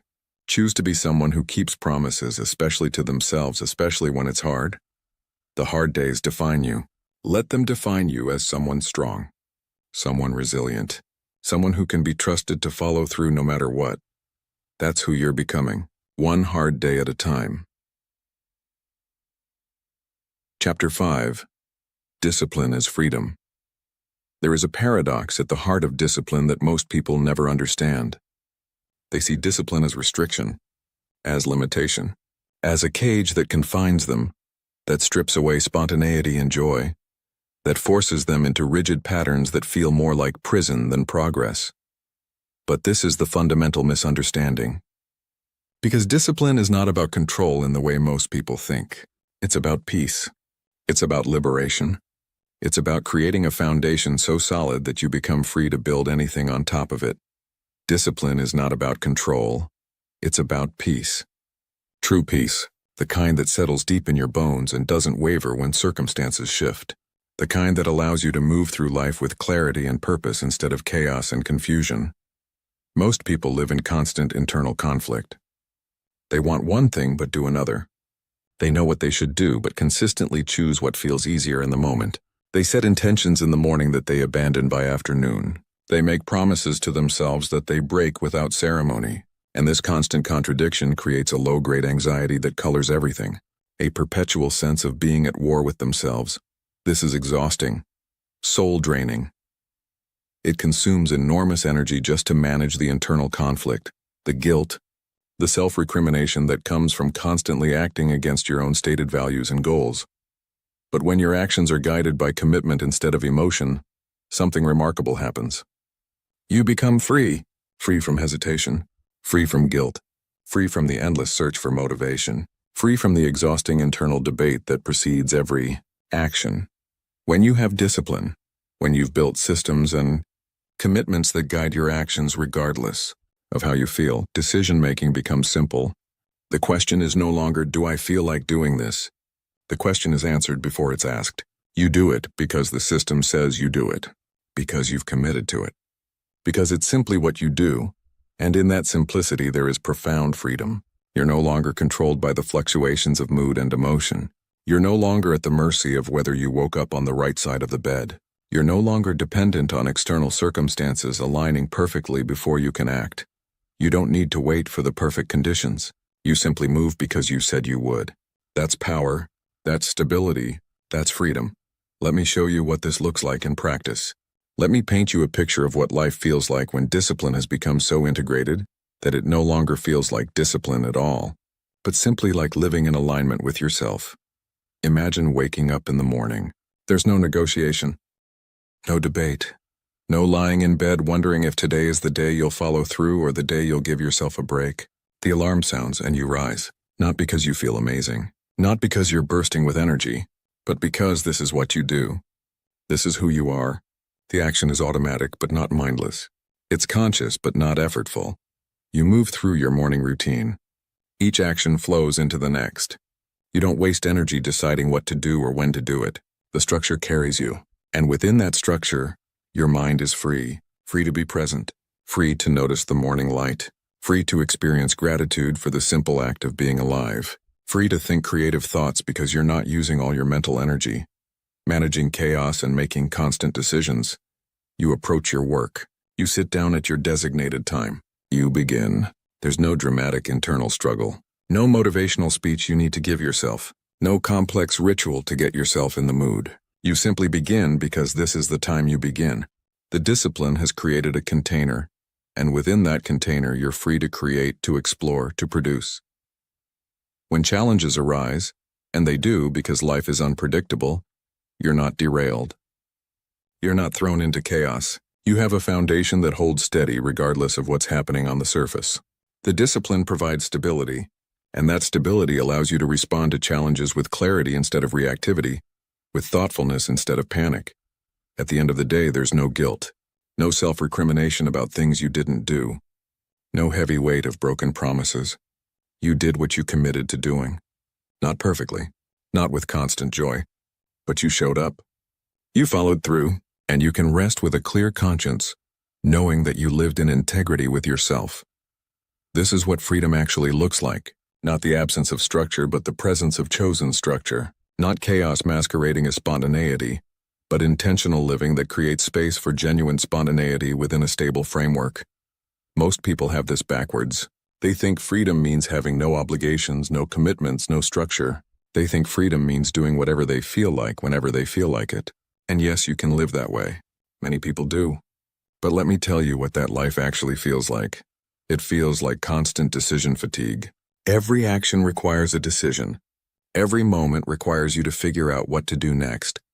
There's no rhythm, no flow, just constant choice, constant negotiation with yourself, constant expenditure of willpower. It feels like guilt, because you're constantly not doing things you know you should be doing. You're constantly breaking informal promises to yourself. You're constantly aware of the gap between your intentions and your actions. It feels like stagnation, because without structure, without consistency, you're not building anything. You're not progressing. You're just existing day after day, waiting for motivation to strike, waiting for the perfect moment, waiting for inspiration that rarely comes and never lasts. This is not freedom. This is bondage. Bondage to your emotions, bondage to your circumstances, bondage to your ever-changing moods. You're not free to build the life you want because you're too busy managing the chaos of having no structure to guide you. But discipline, real discipline, that creates actual freedom. Because when the fundamentals are handled automatically, when your core commitments are maintained regardless of how you feel, you're free to focus on higher things, on creativity, on growth, on connection, on meaning, on presence. The structure doesn't limit you. It liberates you by removing the need for constant decision-making and constant self-management at the basic level. It's like how learning to drive a car becomes automatic. At first, you're consciously thinking about every action. Foot on clutch, shift gear, check mirror, signal, turn. It's overwhelming. It requires all your attention. But once it becomes automatic, once muscle memory takes over, you're free while driving. Free to think, free to converse, free to appreciate the scenery. The structure of knowing how to drive doesn't limit you. It liberates you to do other things while the basics are handled automatically. Discipline works the same way. Once your core routines and commitments become automatic, you're free. Free to live fully, free to be present, free to explore and grow and create within the stable container that discipline provides. Let me go deeper into this concept of freedom through commitment, because it seems counterintuitive. How can committing to something create freedom? How can saying, "I will do this every day no matter what," make you more free rather than less? The answer lies in understanding what freedom actually is. Real freedom is not the absence of constraints. It's the presence of agency. It's the ability to direct your life intentionally instead of being tossed around by circumstance and emotion. When you commit to a discipline, you're not giving up freedom. You're exercising it. You're using your agency to declare, this is important to me. This is who I want to be, and I'm going to act in alignment with that regardless of temporary feelings or inconvenient circumstances. That's not loss of freedom.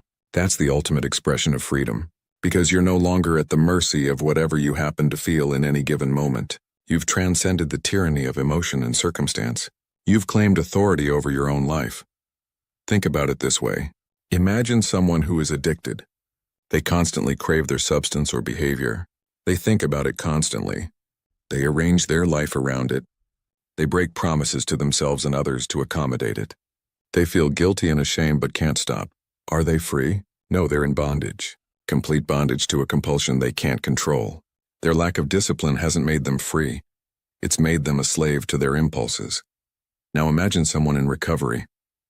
Someone who is committed to sobriety, who follows a program, who maintains routines and structure, who has disciplines they follow daily. Are they less free than the addict? Or more free? They're more free. Profoundly more free. The discipline, the structure, the commitment. These things have liberated them from bondage. They're no longer controlled by their craving. They're no longer slaves to their impulses. They've reclaimed agency over their own life. This is an extreme example, but the principle applies universally. Discipline doesn't enslave you. It liberates you from the things that actually enslave you. Impulse, emotion, circumstance, chaos, the tyranny of the present moment. When you're disciplined about your health, you're not restricted. You're free from the limitations that poor health imposes. When you're disciplined about your finances, you're not deprived. You're free from financial anxiety and instability. When you're disciplined about your work, you're not overburdened. You're free from the chaos of procrastination and last-minute panic. Discipline in one area creates freedom in that same area, and often in other areas too. Because discipline builds capacity, it builds strength. It builds the ability to direct your life instead of just reacting to it. Now let me address something important, because there is a difference between healthy discipline and rigid control, between structure that serves you and structure that suffocates you. And this distinction matters. Healthy discipline is flexible within a firm framework. It has core non-negotiables, but it adapts to circumstances. It's consistent but not inflexible. It provides structure without becoming a tyrant. For example, healthy discipline says, I work out every morning. But when you're genuinely sick, when your body truly needs rest, healthy discipline allows for that. It doesn't insist on following the rule at the expense of wisdom. It maintains the pattern while allowing for genuine exceptions. Unhealthy control, on the other hand, is rigid. It can't adapt. It follows rules for rule's sake. Even when the rule no longer serves you, it becomes an end in itself rather than a means to an end. And paradoxically, this rigidity often leads to eventual collapse, because nothing rigid can withstand the unpredictable pressures of real life indefinitely. So the discipline we're talking about here is not rigid control. It's intelligent structure. It's knowing what your core commitments are and honoring them consistently, while also being wise enough to recognize genuine exceptions and adapt accordingly. This balance between consistency and flexibility, between commitment and adaptation, this is where true freedom lives. You're not enslaved to a rigid system, but you're also not adrift in chaos. You have a structure that serves you, that bends without breaking, that guides without dictating. And within this structure, genuine spontaneity becomes possible. This is another paradox of discipline.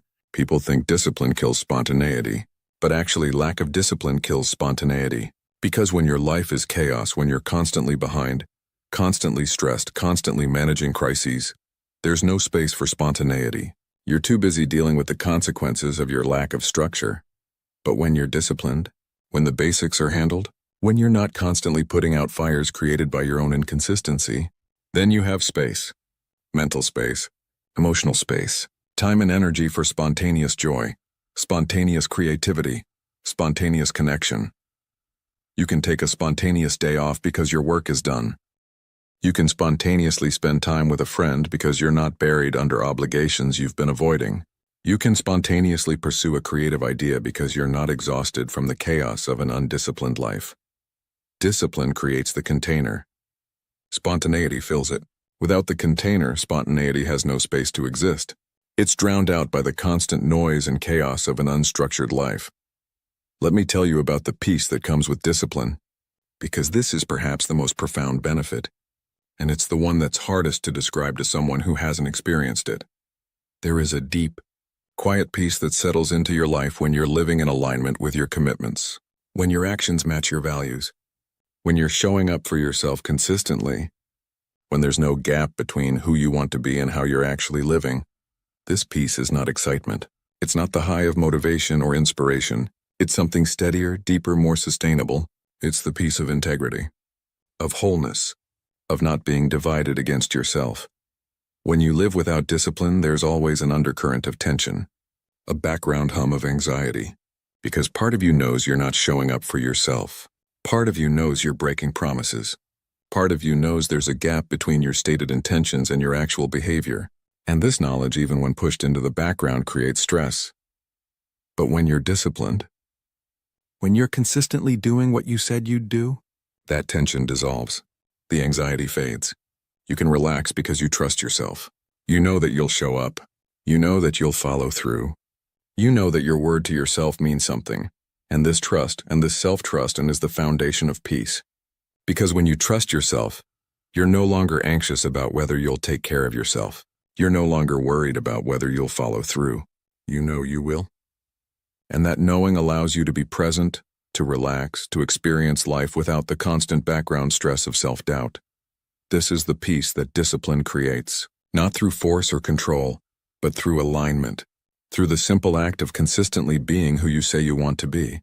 Now let me speak to something that might seem contradictory but is actually essential.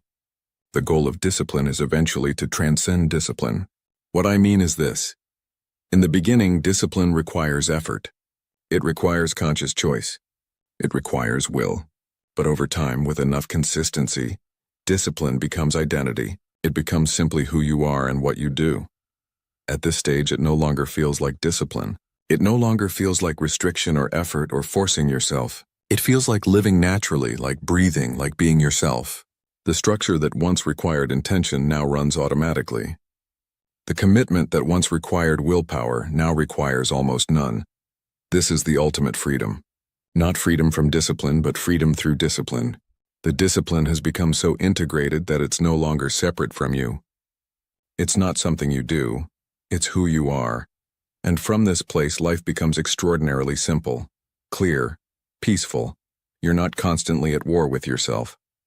You're not constantly negotiating and debating and wondering if today is the day you'll follow through. You simply live.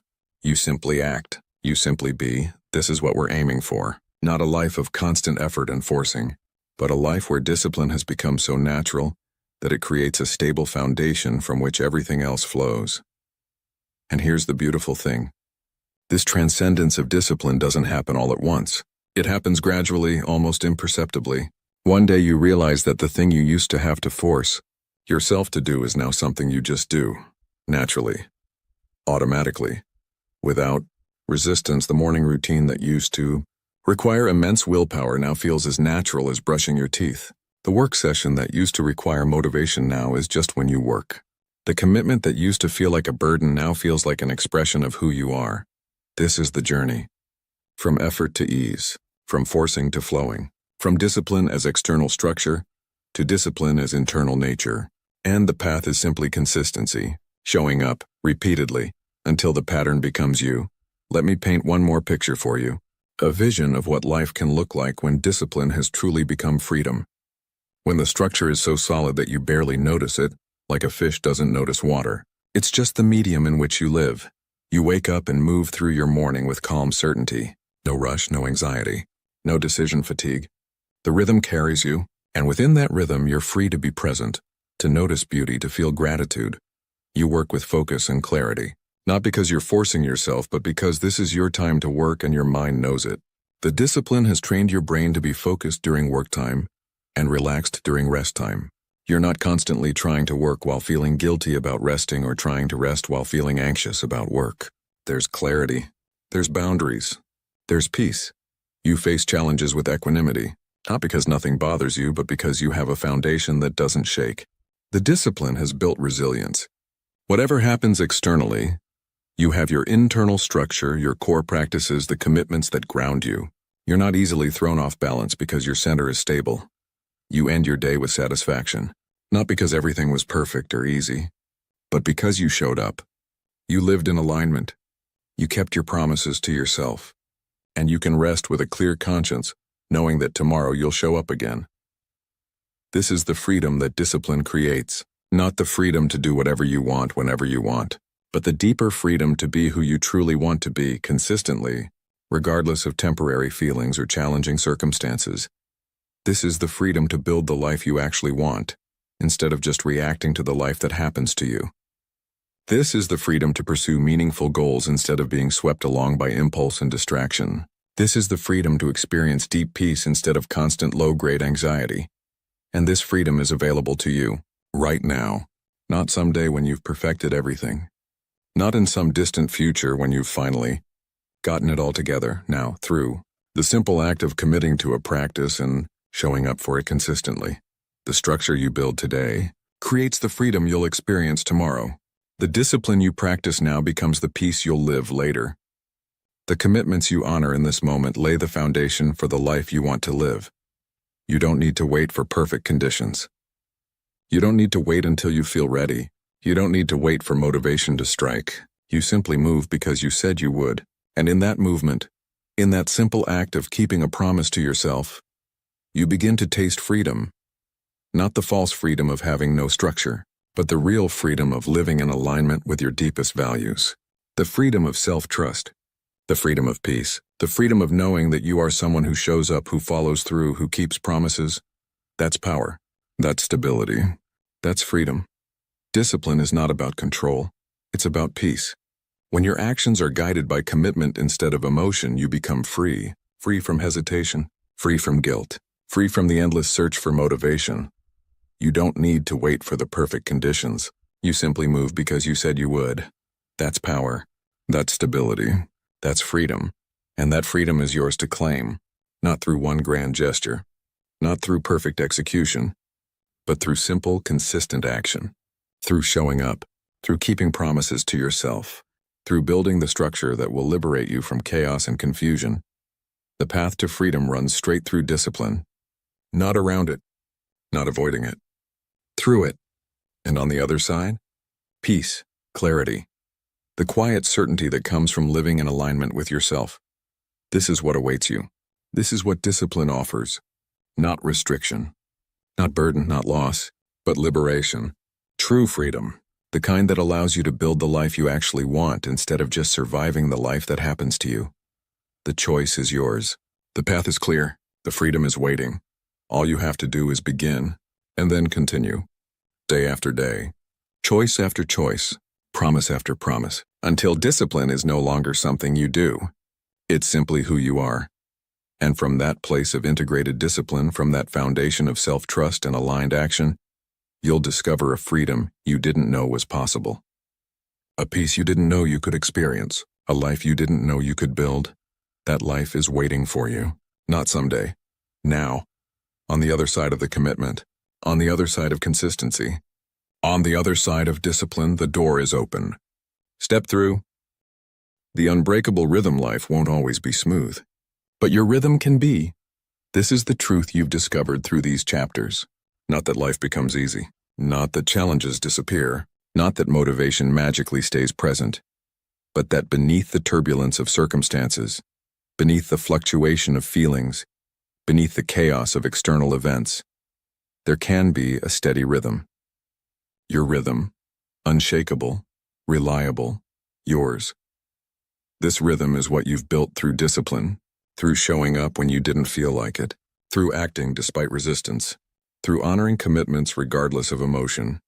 Each small action repeated daily becomes a quiet victory. Think about what you've accomplished, not through dramatic transformations or perfect days, but through simple consistency, through the accumulation of small choices made day after day.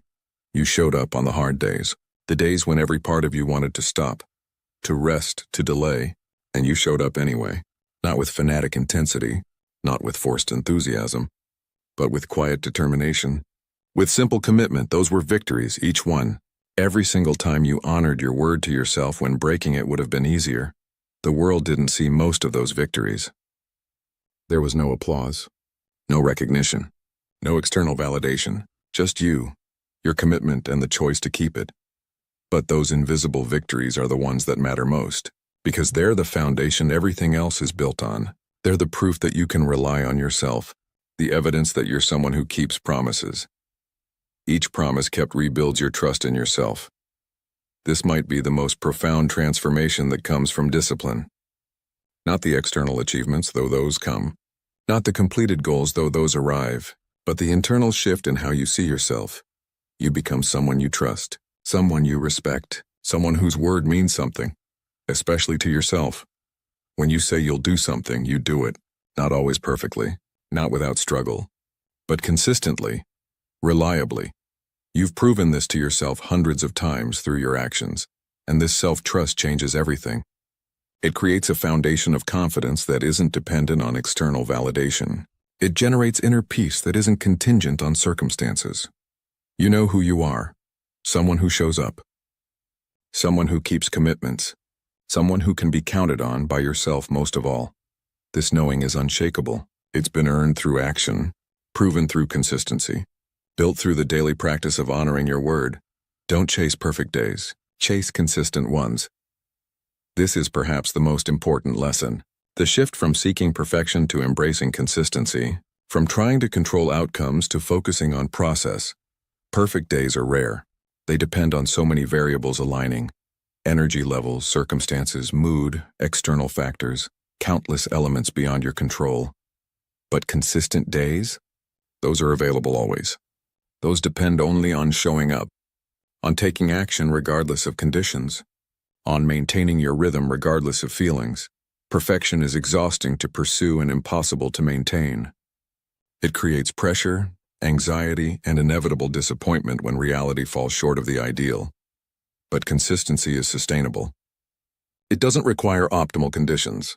It doesn't demand peak performance. It simply asks, will you show up? Will you do something? Will you honor your commitment in whatever form is possible today? Some days consistency looks like your full routine executed excellently. Other days it looks like barely managing the minimum. Both count.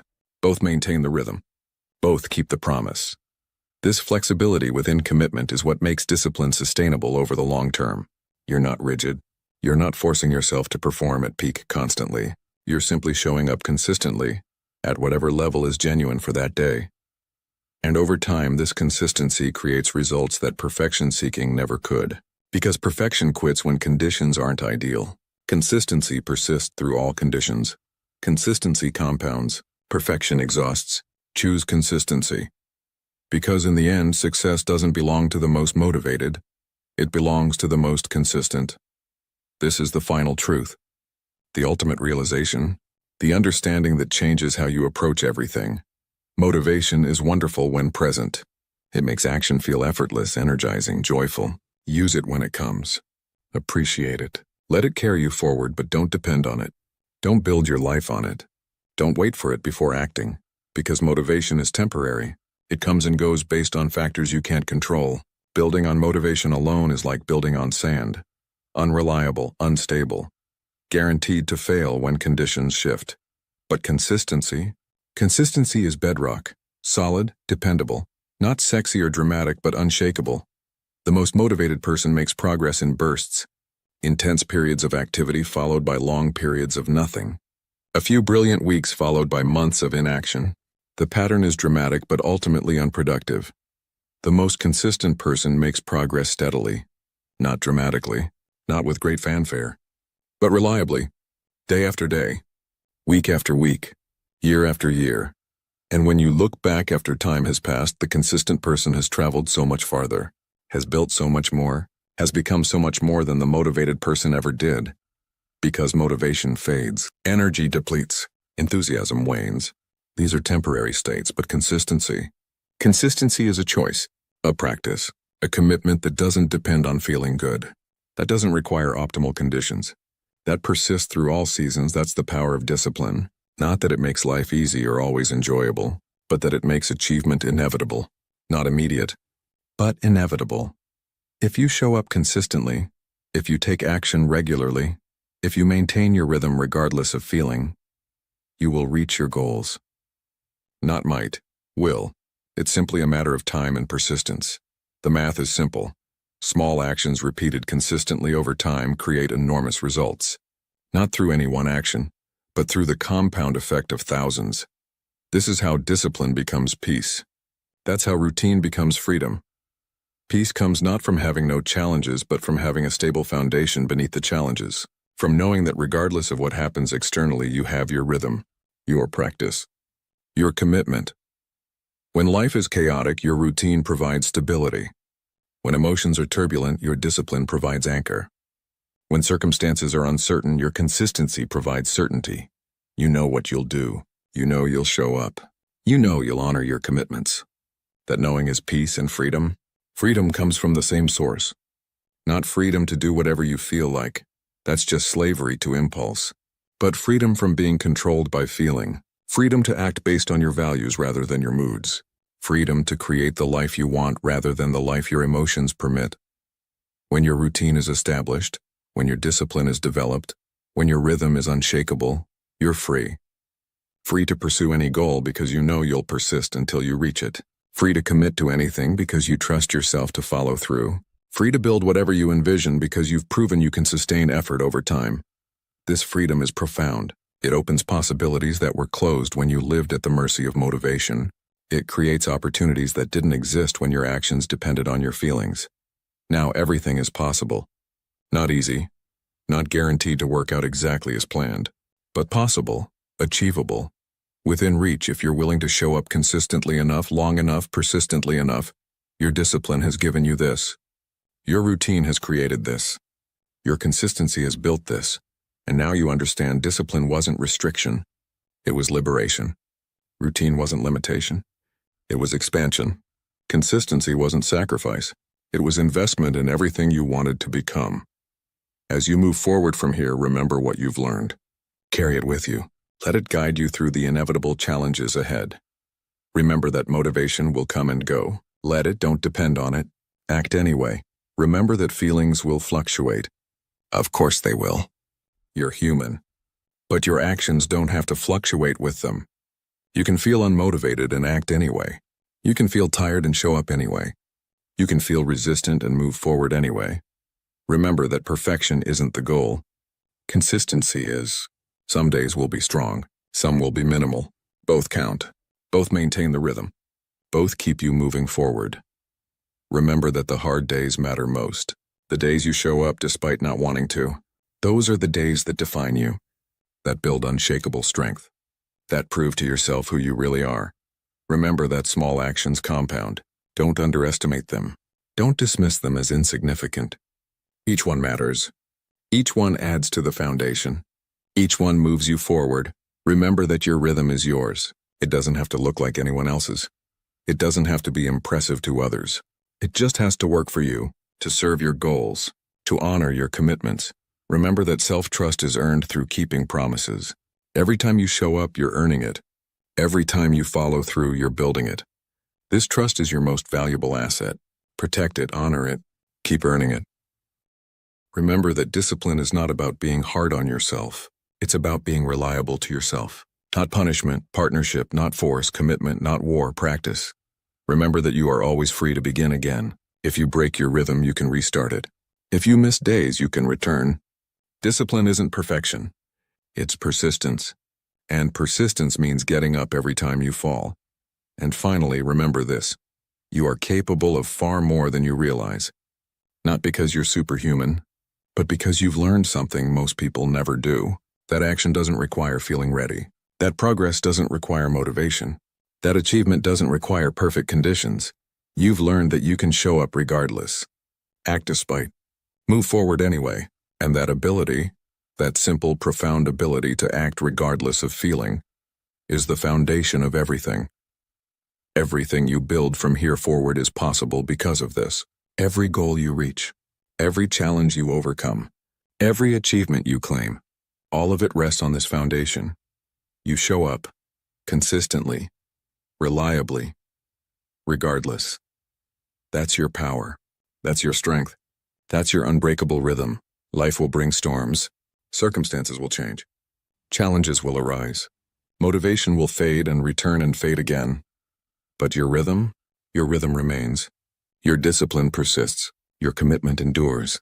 Your consistency carries you forward, through all seasons, through all conditions, through all feelings. You show up, you act. You keep moving, not perfectly, not always with joy, not without struggle, but consistently, reliably, unshakably. That's the rhythm of discipline. That's the power of routine. That's the freedom of consistency.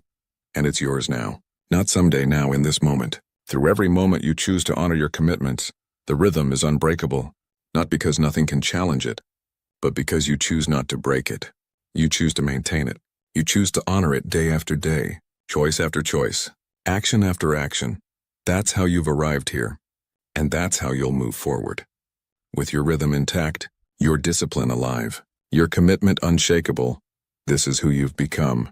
Someone who shows up, someone who keeps promises, someone who acts regardless of feeling, someone who builds through consistency what motivation could never sustain. Carry this forward.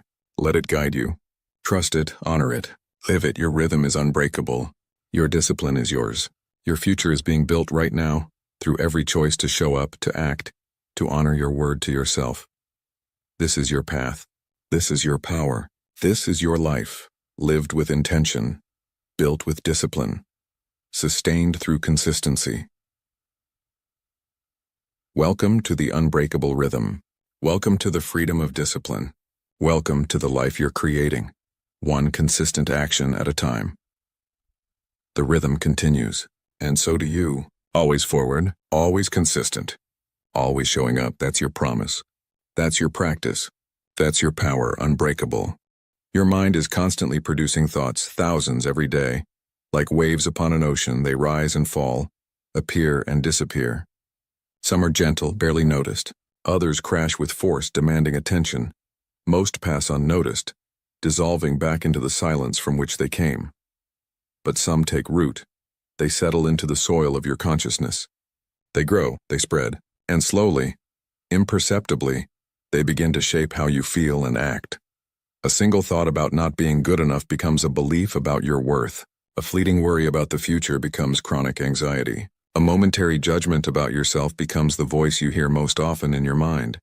This is how thoughts gain power, not through their content but through your relationship with them. The greatest challenge isn't that we have negative thoughts. It's that we believe them. We treat them as facts rather than mental events. We mistake them for reality rather than interpretation. We identify with them so completely that we forget where the thought ends and we begin. I'm not good enough stops being a thought and becomes who you are. Something bad will happen stops being a fear and becomes your future. I always fail stops being a story and becomes your destiny. But here is the truth that changes everything. Thoughts are not facts. They are mental phenomena. Events in consciousness. Patterns of neural activity that arise and pass away. They feel true. They feel important. They feel like you, but they are not. You are the awareness in which thoughts appear, the space that holds them, the sky in which these clouds of thought drift and dissolve. And when you recognize this, or I truly recognize it, not just intellectually but experientially, everything shifts. True mental freedom begins the moment you recognize a thought as just that, a thought, not a fact. Not your identity, not a command you must obey, not a truth you must accept, just mental noise passing through the sky of your consciousness. This recognition is simple, but not easy. Because your thoughts have been running the show for so long, you've forgotten you have a choice. You've been so identified with the voice in your head that you've forgotten you are not the voice. You are the one listening to it. But you can remember. You can wake up from the trance of thought. You can reclaim your mind. This is what this audiobook is about. Not positive thinking, not affirmations, not replacing negative thoughts with positive ones, but something deeper, more fundamental, more liberating, the mastery of thought, the ability to see thoughts clearly without being swept away by them, to recognize patterns before they take control, to sense the stirrings of negativity before they become storms. This mastery doesn't come from fighting your thoughts. Fighting only makes them stronger. What you resist persists. It comes from awareness, from observation, from a gentle, persistent practice of noticing what arises in your mind without judgment, without identification, without becoming lost in the content. Like watching clouds pass across the sky. You see them, you notice their shapes, but you don't climb into them. You don't become them. You simply watch as they drift by. This is the art we'll explore together, not through willpower or control, but through understanding and awareness. You'll learn to recognize negative thinking as it emerges, to see the patterns that have been running unconsciously, to sense the early signs of mental turbulence before it becomes overwhelming. And gradually, with practice, you'll discover something remarkable. You have far more space in your mind than you realized. Space between stimulus and response. Space between thought and belief. Space between mental activity and your essential nature. In that space, there is freedom, peace, clarity. Not because you've eliminated negative thoughts. You haven't and you won't. They're part of being human, part of having a brain that evolved to scan for threats and solve problems. But because you've changed your relationship with them, you've stopped believing every thought that crosses your mind. You've stopped identifying with every story your mind tells. You've become the observer, not the observed. The sky, not the weather. The awareness, not the thought. This is mastery, and it's available to you right now in this moment. Not someday when you're more evolved or more healed or more enlightened, but now. Because the awareness you need is already present. It's what's reading these words. It's what's aware of your thoughts even as they arise. You already have everything you need. You're simply learning to recognize what's always been here. So take a breath, settle into this moment. Notice what it feels like to be here right now, aware of your own awareness. This simple act of noticing is the beginning of mastery, and every moment of noticing strengthens your capacity to remain free from the tyranny of thought. The journey begins here, not somewhere else, not at some other time, right here, right now with this breath, this awareness, this choice. Let's explore together how to recognize negative thinking before it takes control, how to observe your mind without becoming its victim, how to live with thoughts without being defined by them. This is the path to mental freedom, and it starts with a simple recognition. You are not your thoughts. You are the space in which thoughts appear.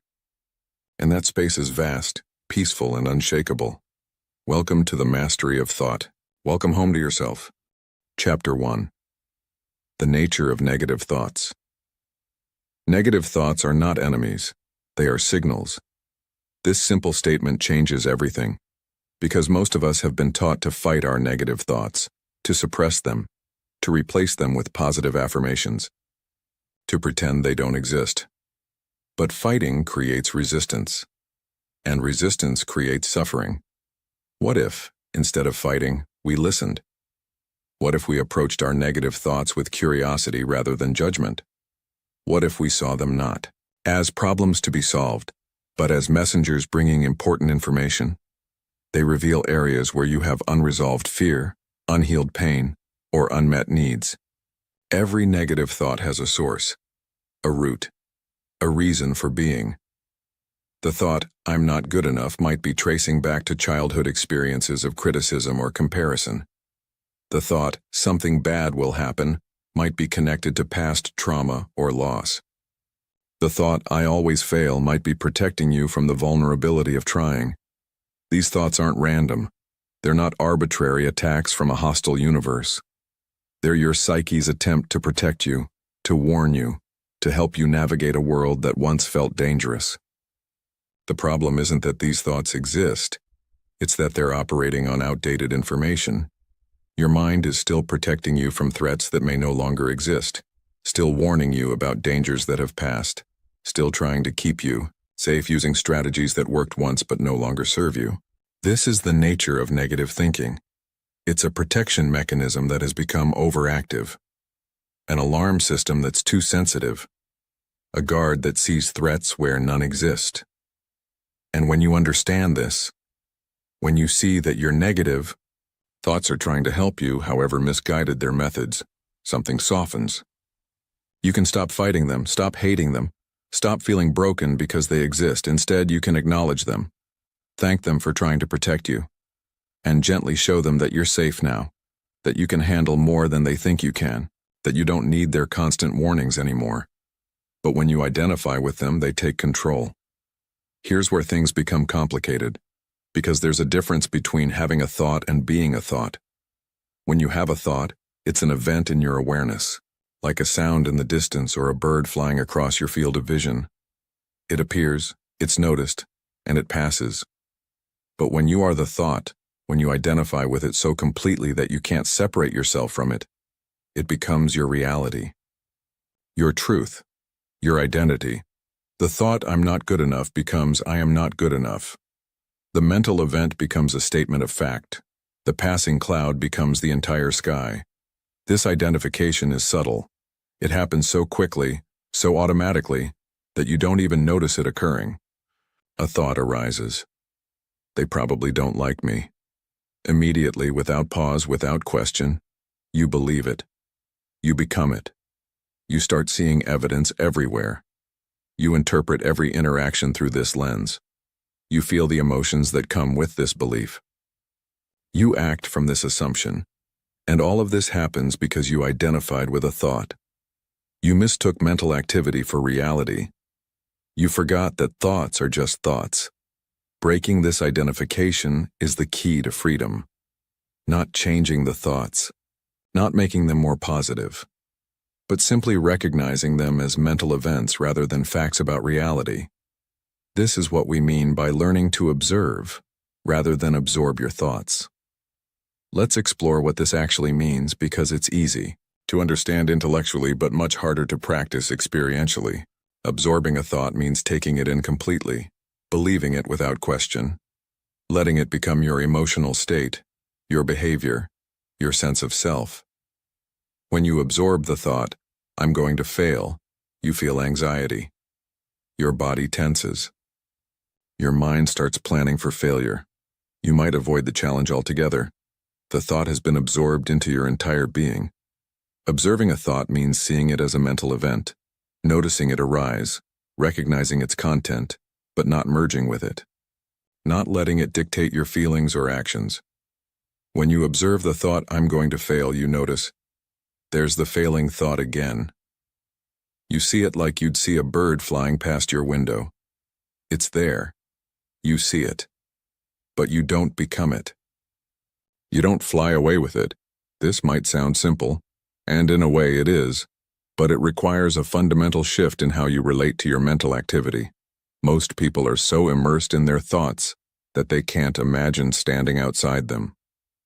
They are the narrator and the story and the audience all at once, unable to separate these roles.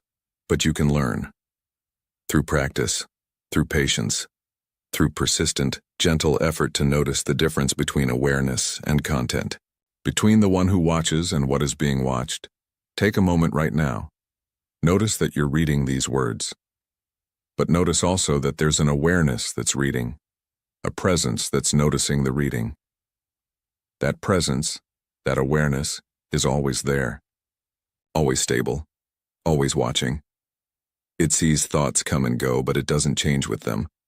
You are that awareness, not the thoughts, not the emotions, not the stories your mind tells. You are the unchanging presence in which all of these arise and pass away. Learning to observe rather than absorb your thoughts is the first step to reclaiming your mind. Let's go deeper into how this works practically, because understanding is one thing, application is another. When a negative thought arises, most people immediately react. They either believe the thought and feel bad, or they fight the thought and create internal conflict. Both reactions are forms of absorption. Both give the thought power. Both treat it as something real and important that must be dealt with. But observation offers a third way, a way that neither believes nor fights, a way that simply sees. Here's what it looks like. A thought arises. "I'm such a failure." Instead of immediately feeling terrible, absorption, or immediately countering with, "No, I'm not," resistance, you pause. You notice. There's a thought about being a failure. Just that simple recognition creates space. A gap between the thought and your reaction to it. A moment of freedom. In that gap, you can ask, is this thought true, or is it just a thought? You can observe. This is the failure thought pattern. It shows up when I'm stressed. It's familiar. It's just doing what it always does. You can recognize, this thought is trying to protect me from disappointment. It's trying to lower my expectations so I won't be hurt. Thank you, thought. I see you. But I don't need your protection right now. This is observation. This is the practice of witnessing your mental activity without getting swept away by it. And the more you practice this, the more natural it becomes. The gap between thought and reaction widens. The space in your mind expands. The identification loosens. You begin to realize something profound. You've been living in a prison of thought, and the door has always been open. Now let's acknowledge something important. Negative thoughts serve a purpose. This is why trying to eliminate them entirely is misguided. Your brain evolved to scan for threats, to anticipate problems, to remember past dangers so you could avoid them in the future. This negativity bias kept your ancestors alive. It's wired into your neurology. Negative thoughts alert you to potential issues. They help you prepare. They encourage caution in genuinely risky situations. They protect you from making the same mistakes repeatedly. The problem isn't that negative thoughts exist. It's that they operate without wisdom, without discernment, without knowing when they're helpful and when they're just noise. Your ancient brain can't tell the difference between a physical threat and a social embarrassment, between actual danger and anticipated discomfort, between a life-threatening situation and a challenging conversation, so it treats everything like a threat. It sends out warning signals constantly. It keeps you in a state of vigilance that was necessary for survival thousands of years ago, but is exhausting and counterproductive now. Understanding this helps you relate to your negative thoughts with more compassion. They're not evidence that you're broken or weak. They're evidence that you have a brain that's trying to keep you safe, even when safety isn't the issue. This compassionate understanding is crucial, because if you approach your negative thoughts with judgment, if you hate yourself for having them, if you see them as flaws or failures, you create more negativity. You're having negative thoughts about having negative thoughts. Instead, approach with curiosity, with kindness, with the recognition that these thoughts are part of being human. Everyone has them. Even the calmest, most enlightened people experience negative thinking. The difference is in how they relate to it. They don't identify. They don't absorb. They observe with awareness and compassion. Let's explore a powerful practice. Welcoming your negative thoughts. This might sound counterintuitive. Why would you welcome something you're trying to be free from? But this is the paradox of transformation. What you resist persists, but what you welcome transforms. When a negative thought arises and you welcome it, when you say, "Hello fear, hello self-doubt, hello worry, I see you, you're welcome here," something magical happens. The thought loses its power, because power comes from resistance, from the energy you put into fighting it, suppressing it, pretending it's not there. When you welcome it instead, there's nothing to fight against. The thought arises, is seen, is acknowledged, and naturally passes. Like a wave that rises and falls. This doesn't mean you believe the thought. It doesn't mean you act on it. It just means you stop adding resistance to its presence. Try this now if you're willing. Think of a recurring negative thought you have, something that shows up regularly. Now, instead of pushing it away or feeling bad about it, welcome it. Say internally, "Welcome. I see you. It's okay that you're here." Notice what happens. Often just this simple act of welcoming dissolves the intensity. The thought is still there, but it's less charged, less urgent, less believable. This is because you've stopped feeding it with resistance. You've stopped giving it the attention and energy that makes it grow. Welcoming doesn't mean indulging. It doesn't mean wallowing in negativity. It means acknowledging what's present without judgment, without identification, without getting lost in it. It means seeing thoughts as weather patterns in your mind, sometimes sunny, sometimes stormy, always changing, never permanent. And just as you don't identify with the weather outside, "I am this rainstorm," you don't need to identify with the weather. Inside, "I am this anxious thought." You are the sky that holds all weather, vast, spacious, unchanging, beneath the changes. Understanding the nature of negative thoughts changes your entire relationship with your mind. You Stop seeing your thoughts as the enemy. You stop fighting a war against your own mental activity. You stop believing that having negative thoughts means something is wrong with you. Instead, you see them as they are: automatic patterns, outdated protections, neural habits that can be observed and gradually changed through awareness. This seeing, this clear, compassionate observation is the foundation of mastery. Not control, not suppression, not forced positivity, but awareness. Observation. Recognition of what is, without judgment, without identification, without being swept away. From this foundation, everything else becomes possible. The patterns can be seen, the triggers can be identified, the early warning signs can be recognized, and gradually, imperceptibly at first but undeniably over time, your mind becomes clearer, quieter, more spacious. Not because you've eliminated negative thoughts, but because you've changed how you relate to them. You've learned to observe rather than absorb, to witness rather than identify, to hold thoughts lightly rather than gripping them tightly. This is the nature of negative thoughts. They're signals, not truths. Messengers, not masters. Mental events, not reality.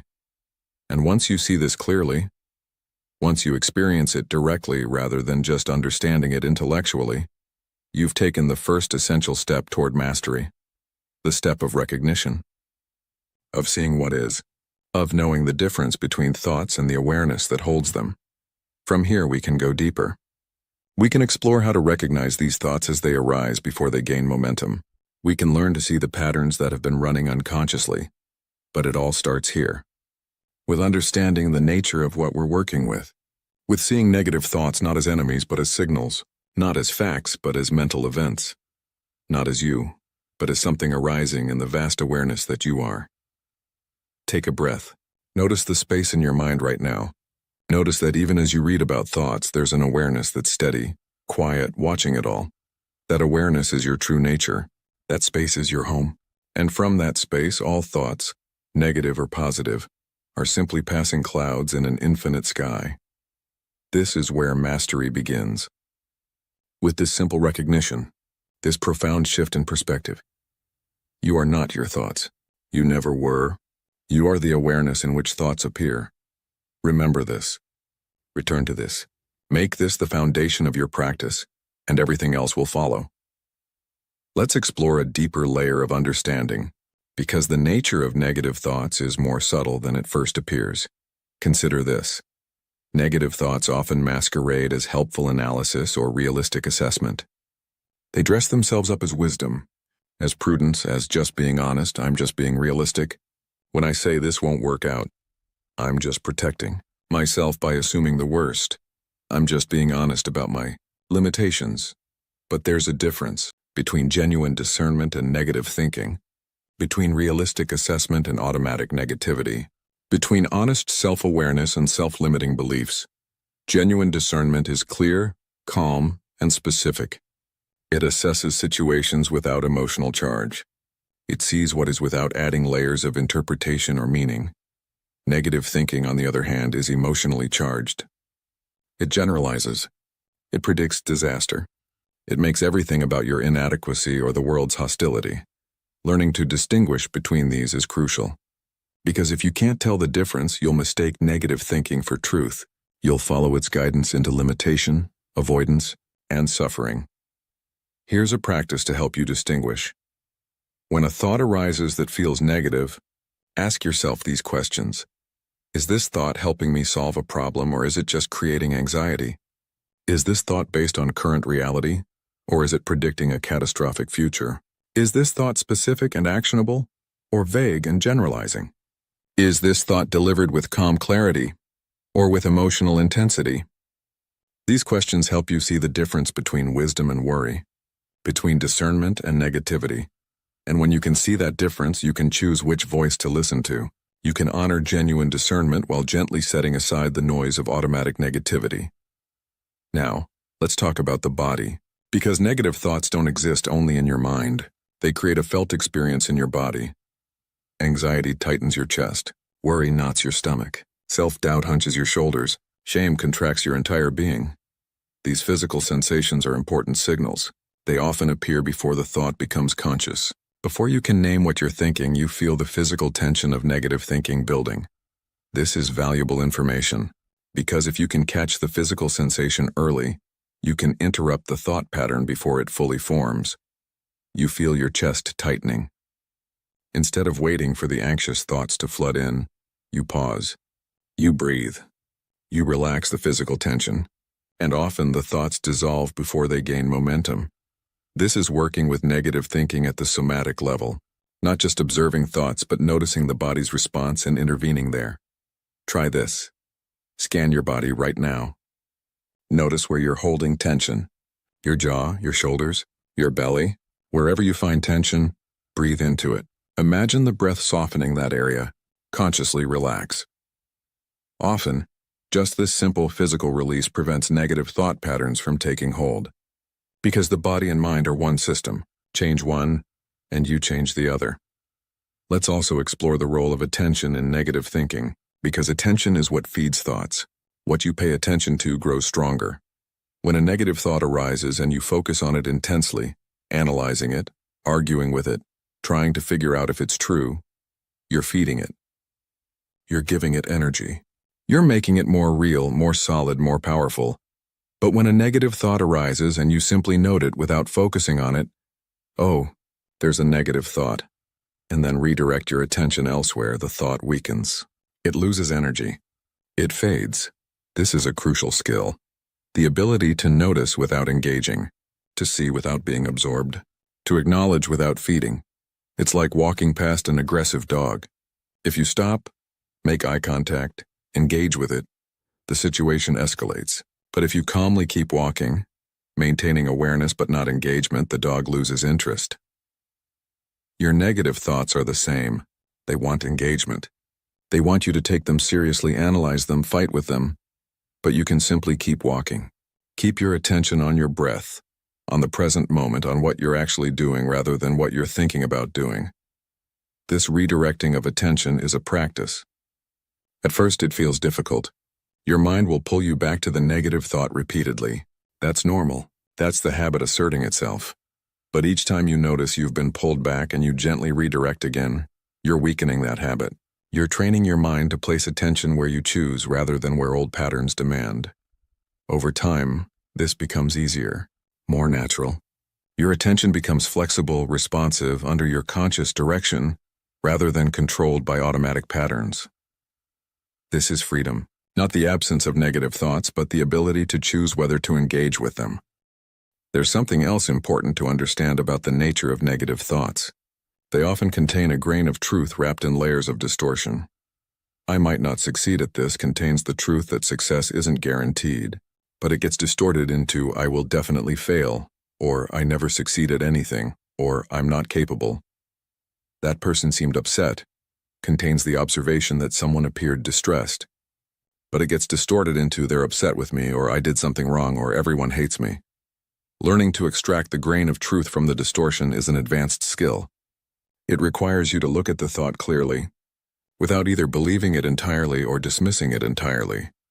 You look for what's actually true, what's actually being signaled, and you set aside the catastrophizing, generalizing, and personalizing that your mind has added. This extraction of truth is like panning for gold. You sift through the sediment of distortion to find the valuable information underneath.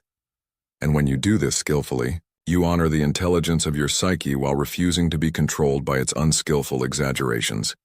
Let's practice this together. Think of a recent negative thought you've had, something that's been recurring lately. Now ask, what's the grain of truth here? What legitimate concern or observation is at the core of this thought?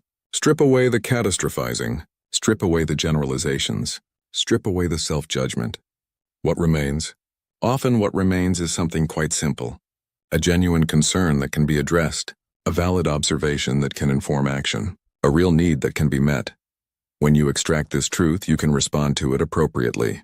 You can take action on the legitimate concern while releasing the distorted thinking that surrounded it. This is mastery in practice. Not denying negative thoughts, not believing them fully, but extracting what's useful and releasing what's not. Understanding the nature of negative thoughts also means recognizing their impermanence. Thoughts are temporary. They arise and they pass. But when you're caught in one, it feels permanent. It feels like this is how you'll feel forever. Like this thought defines your reality. But if you observe carefully, you'll notice. Thoughts change. Constantly.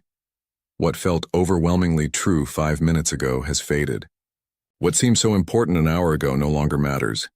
This impermanence is crucial to recognize, because when you're in the midst of negative thinking, if you can remember this will pass, you don't get so lost in it. You can wait it out, like waiting out a storm. You take shelter, you stay grounded, but you don't believe the storm is permanent. You know the sun will return. Your thoughts are the same. Negative thinking arises, sometimes intensely, but it always passes. Always. If you don't feed it, if you don't identify with it, it passes relatively quickly. But if you believe it's permanent, if you think I'm always like this or I'll never get past this, you create suffering that extends far beyond the thought itself. So remember, this too shall pass. This thought, this mood, this mental state, it's temporary. Like weather, always changing, never fixed. This remembrance is a form of wisdom, a perspective that allows you to ride out mental storms without being destroyed by them. Finally, let's talk about compassion. Because understanding the nature of negative thoughts includes understanding how hard you've been on yourself for having them. You've probably spent years judging yourself for negative thinking, feeling ashamed of your anxiety, angry at your self-doubt, frustrated with your worry. But this self-judgment is just more negative thinking. It's the same pattern, turned on itself. What if instead you could meet your negative thoughts with compassion, with the understanding that they're not your fault, they're not evidence of weakness, they're just part of having a human brain? What if you could say to yourself, "Of course I have negative thoughts. Everyone does. This is what minds do. There's nothing wrong with me for experiencing this." This self-compassion doesn't indulge the thoughts. It doesn't make them true. It simply removes the additional layer of suffering that comes from judging yourself for being human. And when you remove that layer, the original negative thought often loses much of its power. Because you're no longer fighting yourself. You're no longer divided against yourself. You're whole. Accepting. Present with what is, without adding judgment on top of it. This wholeness, this self-compassion, is part of mastery, perhaps the most important part. Because you can have all the techniques in the world, but if you use them to wage war on yourself, to prove you should be different than you are, they'll only create more suffering. But when you approach your mind with kindness, with curiosity, with the gentle persistence of a good friend, transformation becomes natural, effortless, organic. The nature of negative thoughts is this: they're part of being human. They arise from ancient protective mechanisms, from unhealed wounds, from the brain's bias towards seeing threats. They're signals, not truths, events, not identities, temporary, not permanent, and most importantly, they're not you. They arise in you, in the vast awareness that you are, but they don't define you. They don't limit you. They don't control you unless you give them that power through identification and belief. When you understand this deeply, when you see it not just intellectually but experientially, you've laid the foundation for all that follows. From here we can build. We can learn to recognize these thoughts earlier, to see patterns, to sense them before they fully form. But it all rests on this foundation, knowing the nature of what you're working with, seeing thoughts as thoughts, understanding that awareness is primary and thoughts are secondary. You are the awareness, vast, spacious, unchanging. And in that awareness, all thoughts, negative and positive, are simply passing phenomena, not problems, not enemies, not truths, just signals, just weather, just the natural activity of a human mind. When you see this clearly, you're free, not free from negative thoughts, but free in relation to them. And that freedom is what we're cultivating. That's the mastery we're developing. That's the peace that awaits you on the other side of this understanding. Breathe. Notice the space in your mind. Recognize the awareness that's been here all along, watching thoughts come and go. That awareness is home. That awareness is freedom. That awareness is you. Everything else is just weather, passing through an infinite sky. Chapter 2. Recognition. Seeing the invisible, most people live unaware of their mental weather. They move through their days, reacting to thoughts without knowing they're reacting, following mental impulses without recognizing they have a choice, believing internal narratives without questioning their validity. Their thoughts drift like clouds, unnoticed until they turn into storms. By the time they become aware of what's happening mentally, they're already caught in the storm, already overwhelmed by anxiety, consumed by worry, or trapped in negative spirals. The thoughts have gained momentum. They've triggered emotions. They've influenced behavior. They've created a reality that feels solid, unchangeable, true.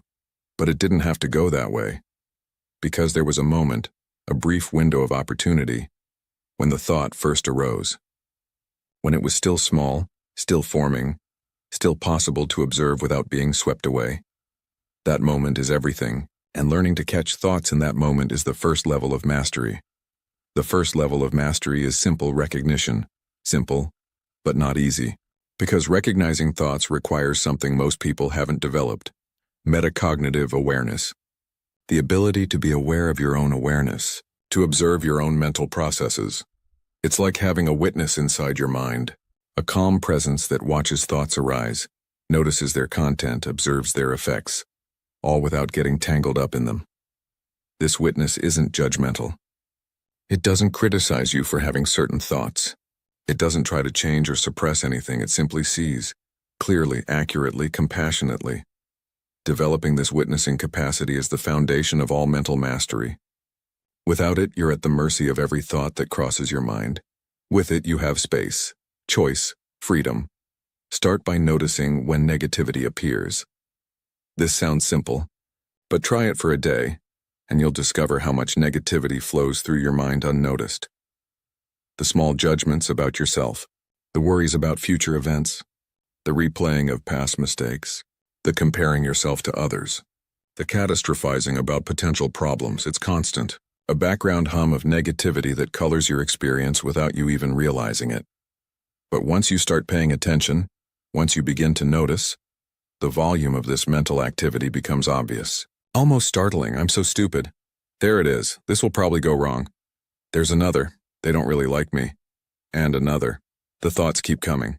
And for the first time, you're actually seeing them. Not lost in them, not believing them automatically, just seeing them. This seeing is powerful, because once you see something clearly, it loses some of its unconscious control over you. A thought that operates in darkness, unexamined, has tremendous power, but bring it into the light of awareness and it becomes just a thought, mental activity, not truth. So the practice begins here. Notice when negativity appears. Throughout your day, as you go about your activities, maintain a gentle awareness of your mental state, not constant vigilance, not exhausting self-monitoring.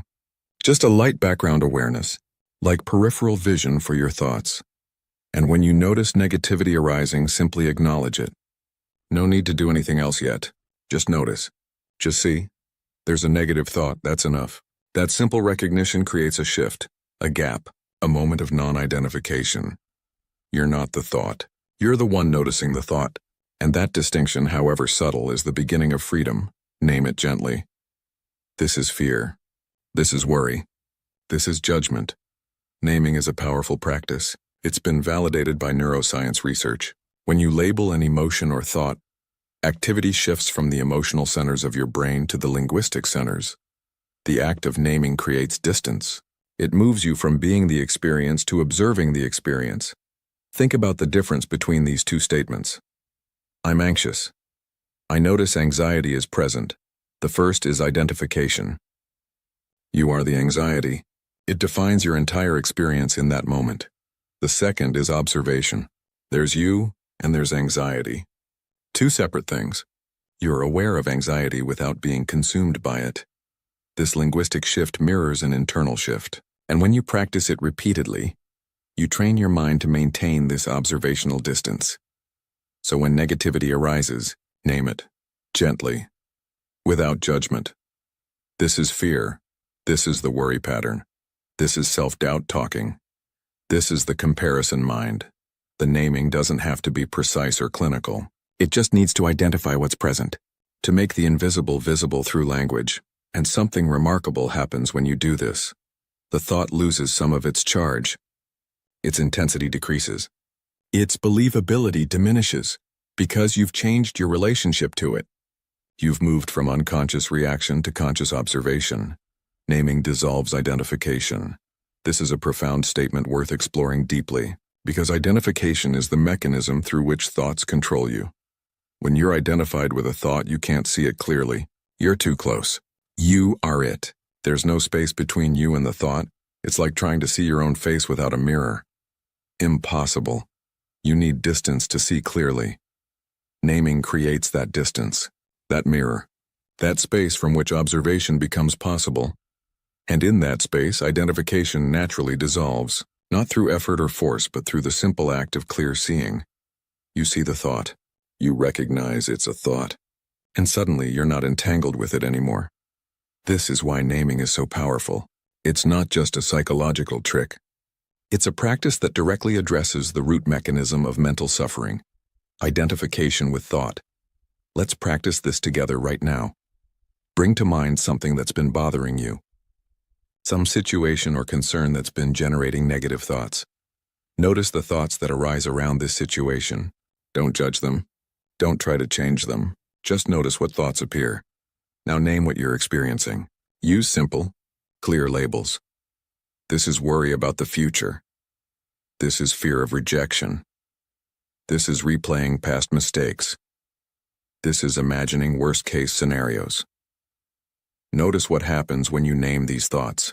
Do they feel different? Lighter, less solid?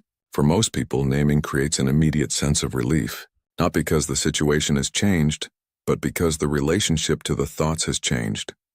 The thoughts are still there, but you're not lost in them. You're seeing them, and that makes all the difference. This practice of recognition and naming needs to become habitual, a reflex, something you do automatically throughout the day. At first, you'll catch thoughts long after they've taken hold. You'll realize hours later that you've been in a negative thought spiral all morning. That's normal. That's part of the learning process. Don't judge yourself for it. Just notice, oh, I was caught in negative thinking. Now I see it. With practice, you'll catch thoughts sooner, minutes after they start instead of hours, then moments after, then right as they arise. This progressive quickening of recognition is the development of mastery. Each time you catch a thought a little earlier, you're strengthening the neural pathways of awareness. You're training your brain to maintain that witnessing presence more consistently, to notice the arising of thoughts before they gain momentum. This training is like any other skill development. Awkward and difficult at first, gradually becoming smoother, eventually becoming natural, effortless, automatic. But it requires patience, repetition, gentle persistence. Let's talk about what happens in the moment of recognition. Because this moment holds tremendous power, when you recognize a negative thought, when you see it clearly and name it, you create what's called a state change. Your nervous system shifts. The emotional charge decreases. Stress hormones begin to decrease. The prefrontal cortex comes back online. You move from reactive mode to responsive mode, from automatic to conscious, from victim to observer. This state change is physical, not just mental. You can feel it. A softening, a loosening, a sense of space opening up. And in that space, choice becomes possible. You can decide how to respond rather than being carried away by automatic patterns. This is why recognition is so powerful. It's not just intellectual understanding. It's a tangible shift in your internal state that creates practical freedom. But here's what's important. Recognition alone is often enough. You don't always need to do something about the thought. Many people make the mistake of thinking they need to fix every negative thought. Challenge it. Replace it with a positive thought. Analyze why they're having it. But all of that is engagement. It's giving energy to the thought, making it more solid and real. Sometimes recognition is sufficient. You see the thought, you name it, and then you let it be. You return your attention to what you're actually doing. The thought might still be there in the background, but it's not controlling you. It's not dictating your emotional state or your behavior. It's just there, like background noise, noticed but not engaging. This is a subtle but crucial skill, the ability to let thoughts be present without needing to do anything about them, not suppressing them, not fighting them, not indulging them, just allowing them to be there while you maintain your center, your presence, your awareness. Think of it like this. You're in a room having a conversation with someone important. There's also a radio playing in the background. You can hear the radio, You're aware it's there, but you're not giving it your full attention.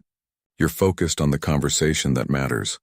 The radio doesn't have to be turned off for you to have a meaningful conversation. It just needs to stay in the background. Your negative thoughts are like that radio. They're present. You can hear them, but you don't have to give them your full attention. You can let them play in the background while you focus on what actually matters. The present moment, the task at hand, the person in front of you. This capacity to let thoughts exist without engagement is advanced mastery, and it develops through the practice of recognition. The more you practice recognizing thoughts without immediately trying to fix or change them, the more comfortable you become with the presence of mental activity that you don't particularly like. You develop equanimity, the ability to be okay with things not being okay, to remain centered even when your mental weather is turbulent. This equanimity is freedom. Not freedom from negative thoughts, but freedom in relation to them. Now let's explore some of the obstacles that arise in the practice of recognition. The first obstacle is judgment. When you start noticing your negative thoughts, you might be appalled by what you find. I can't believe I think such terrible things. I'm so negative. I should be more positive. But this judgment is just more negative thinking. You're judging yourself for having negative thoughts. You're creating a second layer of suffering on top of the first. The practice of recognition requires non-judgment, neutral observation, seeing what's there without making it mean something about you. Your thoughts are not you. They're not evidence of your character or worth. They're just mental activity, neural patterns firing, the weather of the mind. When you can see them this way, as impersonal phenomena rather than personal failings, judgment naturally falls away. And without judgment, recognition becomes much easier. You can look at your mental activity honestly because you're not making yourself wrong for what you find there. The second obstacle is the belief that recognition should immediately change things. You recognize a negative thought and expect it to disappear. When it doesn't, you feel frustrated. This isn't working. I'm still having the thought. But recognition doesn't make thoughts disappear. At least not immediately. What it does is change your relationship to them. The thought is still there, but you're not identified with it. You're not controlled by it. You're observing it rather than being it. This is the change, and it's significant, even if it doesn't feel dramatic. Over time, with consistent recognition, thoughts do begin to have less power. They arise less frequently. They pass more quickly. Their emotional charge decreases, but this is a gradual process. It requires patience and trust in the practice. The third obstacle is inconsistency. You practice recognition for a few days, notice some benefit, and then forget about it. The old patterns reassert themselves. You go back to being unconsciously identified with thoughts, and you wonder why nothing has changed. But mastery requires consistent practice, not perfect practice. You'll forget, you'll get caught in thoughts, you'll lose awareness. That's normal. What matters is returning to the practice, again and again, day after day. Each time you return, you strengthen the pathways of awareness. Each time you recognize a thought after being lost in it, you're building the skill. This is how change happens.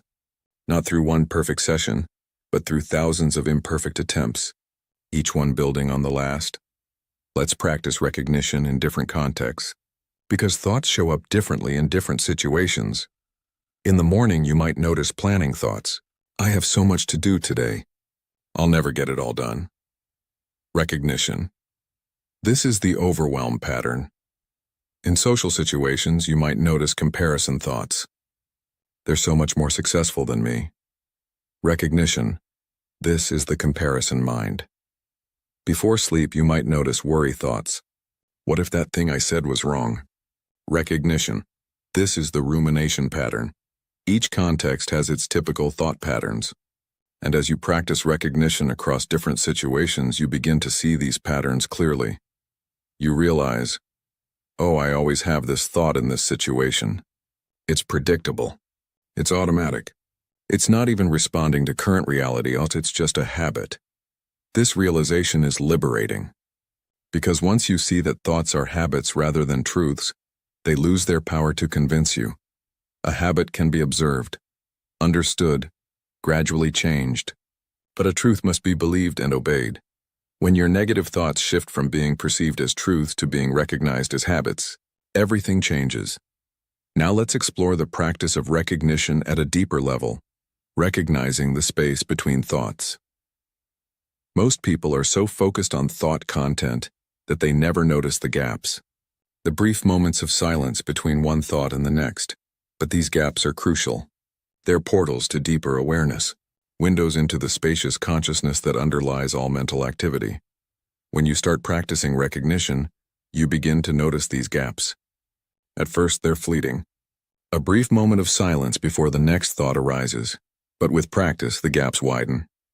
You rest in them longer, and you discover something profound. The silence is more you than the thoughts are. The awareness that's present in the gaps, that's your true nature. Thoughts come and go, but awareness remains. Constant, unchanging, peaceful. Recognizing thoughts is important, but recognizing the space between thoughts is transformative. Because in that space, there's no problem. No negativity, no suffering. Just pure awareness, just being. So as you practice recognition, pay attention not just to the thoughts but to the gaps, the moments of silence, the space that holds all thoughts. Rest there when you can. Let yourself sink into that silence. Feel the peace that's always present beneath the noise. This is the deepest level of recognition. Seeing not just thoughts, but seeing what's aware of thoughts. Recognizing the consciousness that underlies all mental activity. Let's also address what to do when you recognize a thought that's pointing to something important. Not all negative thoughts are just noise. Sometimes they're signaling something that needs attention. I'm not prepared for this presentation. Might be true and might require action. This relationship doesn't feel right anymore. Might be valid intuition worth exploring. I'm exhausted and need rest. Might be important self-care information. Recognition helps you distinguish between thoughts that need attention and thoughts that are just mental noise. When you recognize a thought clearly, without identification you can assess it more accurately. Is this thought pointing to something that needs action, or is it just creating needless suffering? Is this legitimate concern or catastrophizing? Is this intuition or fear? From the space of recognition, these distinctions become clearer. You can respond appropriately rather than reacting automatically. If the thought points to something real, you can take action. If it's just noise, you can let it pass. This discernment is one of the fruits of recognition practice. Not just seeing thoughts, but seeing them clearly enough to know what they mean and what they require. Recognition is also the foundation for all other practices. You can't work with what you can't see. Every technique, every method, every approach to mastering thought begins with recognition. With seeing what's actually happening in your mind. Without recognition, you're fighting blind. You're trying to change patterns you can't identify. You're reacting to thoughts you don't even realize you're having. But with recognition, everything becomes possible. You can see patterns. You can identify triggers. You can sense thoughts before they fully form. You can choose your response. You can redirect attention. You can rest in awareness.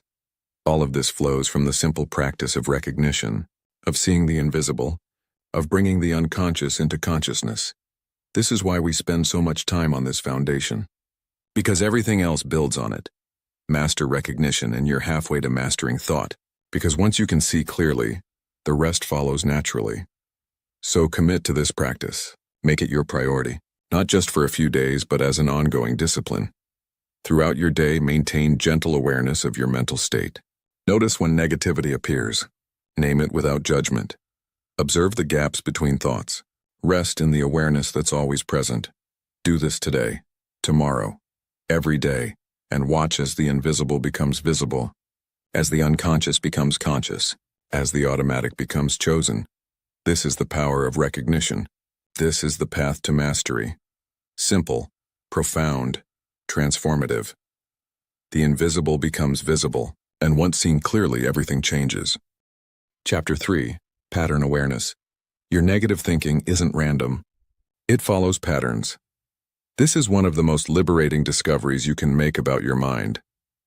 Because if negative thinking were truly random, appearing without cause or pattern, you'd be helpless against it. But it's not random. It's predictable, and what's predictable can be understood. What can be understood can be worked with. What can be worked with can be transformed. Your mind has developed habitual pathways, neural grooves worn deep through repetition, automatic sequences that trigger without your conscious participation. These are your thought patterns, And becoming aware of them is the next level of mastery. Because once you see the pattern, you're no longer at its mercy. You can anticipate it, Prepare for it. interrupt it before it gains momentum.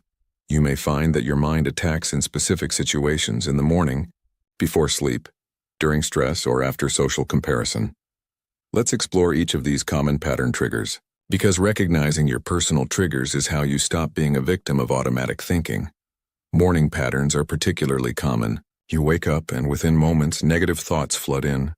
Worries about the day ahead, anxiety about tasks undone, dread about situations you must face. The mind, emerging from sleep, immediately scans for threats, for problems, for reasons to activate the stress response. This isn't personal. It's how the brain works. After hours of rest, it comes online by checking for danger. This was useful for survival, less useful for modern peace of mind. But recognizing this pattern changes your mornings. Instead of believing every thought that arises, you recognize, oh, this is the morning anxiety pattern. It happens every day. It's not telling me truth about my day. It's just my brain's waking up routine. This recognition creates space. You can observe the pattern without being swept into it. You can meet it with breath, with awareness, with conscious redirection of attention. You might establish a morning practice that interrupts the pattern. Meditation, gratitude, gentle movement, whatever helps you establish a different neural pathway for starting your day. Before sleep, patterns show up differently. The mind, given space without external stimulation, often fills that space with rumination. Replaying the day's conversations, analyzing interactions for signs of failure or judgment, worrying about tomorrow, planning obsessively. The thoughts spiral, making sleep difficult, creating anxiety that carries into rest. Recognizing this nighttime pattern allows you to prepare for it, to establish evening routines that calm the mind rather than activating it. Perhaps you stop screen time an hour before bed. Perhaps you practice gentle awareness, noticing thoughts without engaging them. Perhaps you read or listen to calming guidance, or write concerns down to be addressed tomorrow. Whatever the specific practice, the key is recognizing the pattern and meeting it with intention rather than being surprised by it night after night. During stress, negative thought patterns intensify. When you're overwhelmed, under pressure, or facing challenges, the mind's protective mechanisms go into overdrive. Everything feels threatening. Every possibility looks like disaster. Every choice seems fraught with danger. This amplification of negativity during stress is normal, expected. Your nervous system is activated, and the thinking mind reflects that activation.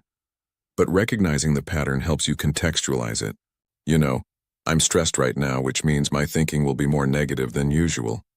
This doesn't mean my thoughts are more true. It means my nervous system is activated. This knowing prevents you from making major decisions or taking your thoughts too seriously during high-stress periods.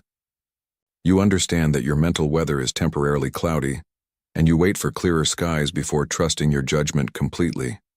After social comparison, many people experience a surge of negative self-talk. You scroll through social media, attend a gathering, hear about someone's achievements, and suddenly feel inadequate. They're so much better than me. I'm behind where I should be. I'll never achieve what they have. These thoughts arise automatically, triggered by the ancient human tendency to assess our place in the social hierarchy. But recognizing this pattern allows you to interrupt it. When you notice comparison thoughts arising, you can name them. This is the comparison mind. It shows up when I see others' success. It's not telling me truth. It's an automatic response. You can choose to step away from comparison situations when you're vulnerable. You can remind yourself that you're seeing others' highlight reels, not their full reality. You can redirect attention to your own path, your own growth, your own values. The pattern loses power when it's recognized. It becomes just another predictable response rather than a true assessment of your worth. Identify your personal triggers. Awareness is how you stop being a victim of automatic thinking. This requires honest self-observation. A willingness to look at when and where your negative patterns emerge. Keep a simple journal for a week. Note when negative thinking appears and what preceded it. Was it a particular time of day? A specific situation? Certain people? Particular activities? Physical states like hunger, tiredness, or pain? Patterns will emerge. you'll see that your negative thinking isn't constant. It has triggers, predictable situations that activate familiar thought sequences. This information is gold, because once you know your triggers, you can prepare for them. You can't always avoid triggers. Life will present challenging situations, stressful circumstances, comparison opportunities. But you can meet them with awareness instead of automatic reaction. You can recognize this is a trigger situation for me. My mind will likely produce negative thoughts. I'm prepared for that. I won't believe them automatically. This preparation is like emotional aikido. You're not fighting the pattern. You're recognizing it, expecting it, and meeting it with centered awareness rather than reactive identification. Let's go deeper into specific common patterns, because naming and understanding them increases your power over them. The catastrophizing pattern takes a small concern and amplifies it into disaster. One mistake becomes total failure. A slight worry becomes worst-case scenario. A minor problem becomes unsolvable crisis. This pattern often shows up around uncertainty. When you don't know how something will turn out, your mind fills the unknown with imagined catastrophe. Recognizing this pattern sounds like, "Oh, I'm catastrophizing." This is what my mind does with uncertainty. It's creating disaster scenarios, not predicting the future.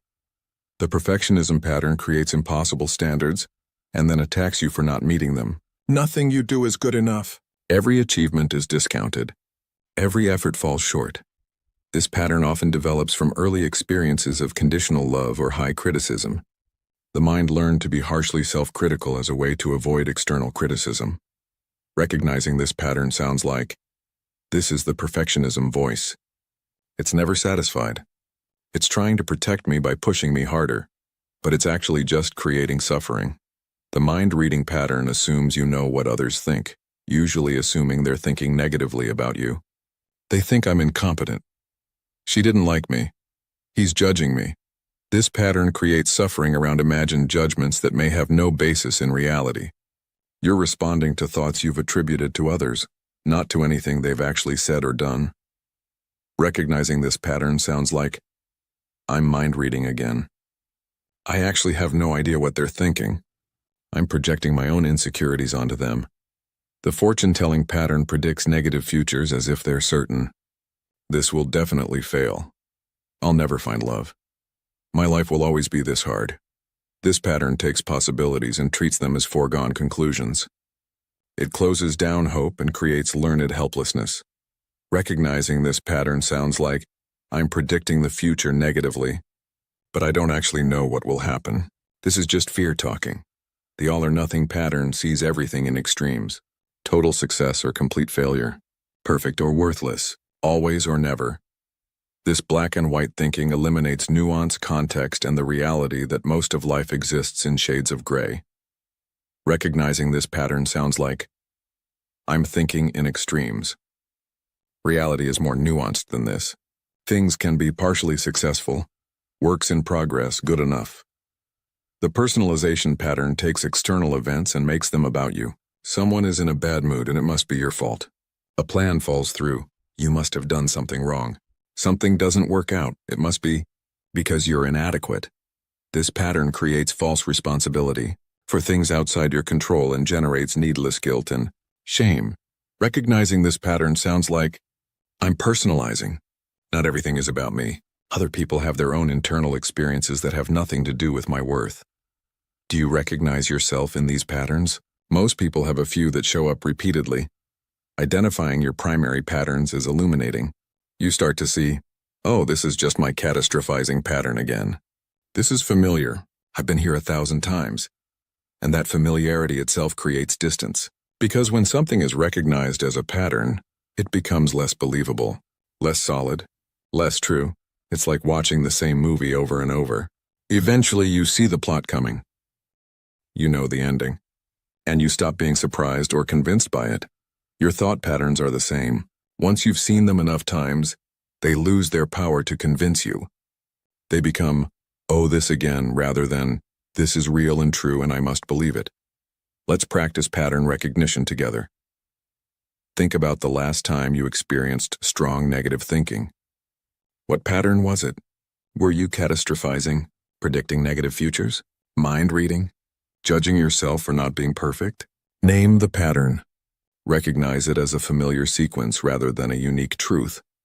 Now think back further. When else have you had this same pattern? Can you remember other times this familiar thought sequence appeared? What you're doing is connecting individual instances into a recognizable pattern. You're seeing that this isn't new information. It's an old recording playing again. This recognition diminishes the pattern's power, because new information demands attention, but old patterns, once recognized, can be observed without engagement. Now let's explore how patterns reinforce themselves and how awareness interrupts this reinforcement. Patterns strengthen through repetition. Every time you believe and react to a thought pattern, you're strengthening that neural pathway, making it more automatic, more likely to fire again. This is why some patterns feel so deeply ingrained. They've been repeated thousands of times. They've carved deep grooves in your neural landscape. But here's what's remarkable about neuroplasticity. Pathways can change. Grooves can be redirected. Patterns can be weakened through disuse, and new patterns can be strengthened through practice. Every time you recognize a pattern without believing it, you're weakening that pathway. You're interrupting the automatic sequence. Every time you notice the pattern and choose a different response, you're creating a new pathway, a new option, a new possibility. This doesn't happen instantly. Neural change takes time, but it happens, inevitably. If you persist in recognizing patterns without feeding them, the pattern fires.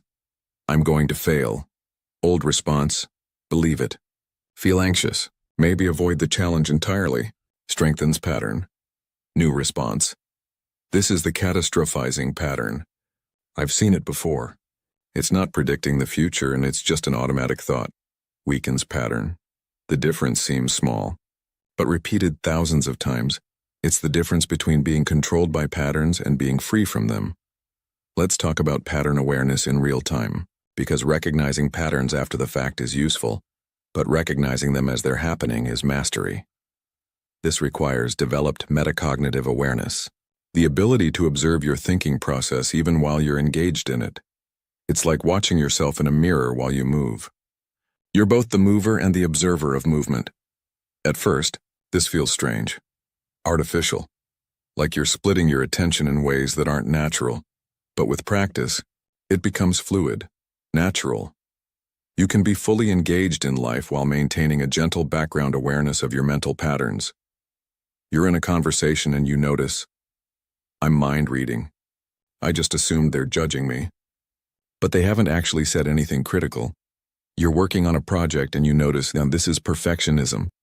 I'm making this harder than it needs to be. Good enough is actually good enough. You're planning your day and you notice, I'm catastrophizing about everything that could go wrong. But most of what I'm worried about probably won't happen. This real-time pattern recognition allows you to adjust course immediately. You don't have to wait until the pattern has run its full course. You catch it early and redirect.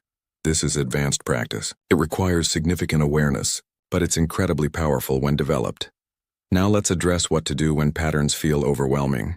When you recognize the pattern but feel unable to interrupt it. This happens.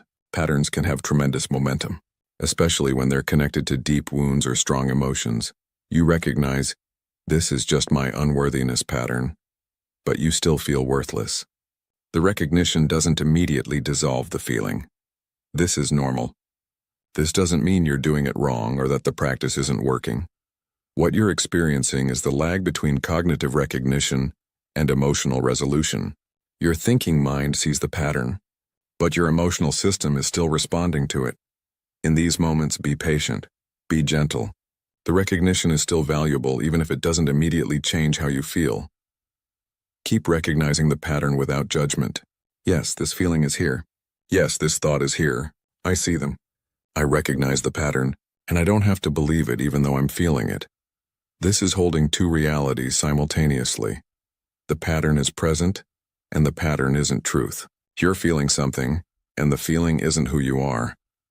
Over time, with repeated recognition, the emotional charge of patterns decreases. The lag between recognition and relief gets shorter, but even when the lag is long, recognition is still breaking the pattern's hold on you. You're just not yet seeing the results of that breaking. Trust the process. Trust that awareness applied consistently over time transforms even the deepest patterns. Let's explore the relationship between patterns and core beliefs. Because patterns often arise from underlying beliefs about yourself, others, or the world. The catastrophizing pattern might arise from a core belief that the world is dangerous. The perfectionism pattern might arise from I'm only worthy if I'm perfect. The mind reading pattern might arise from people are judging me. These core beliefs operate beneath conscious awareness, generating thought patterns that reinforce them. Recognizing the patterns can lead you to discover the beliefs.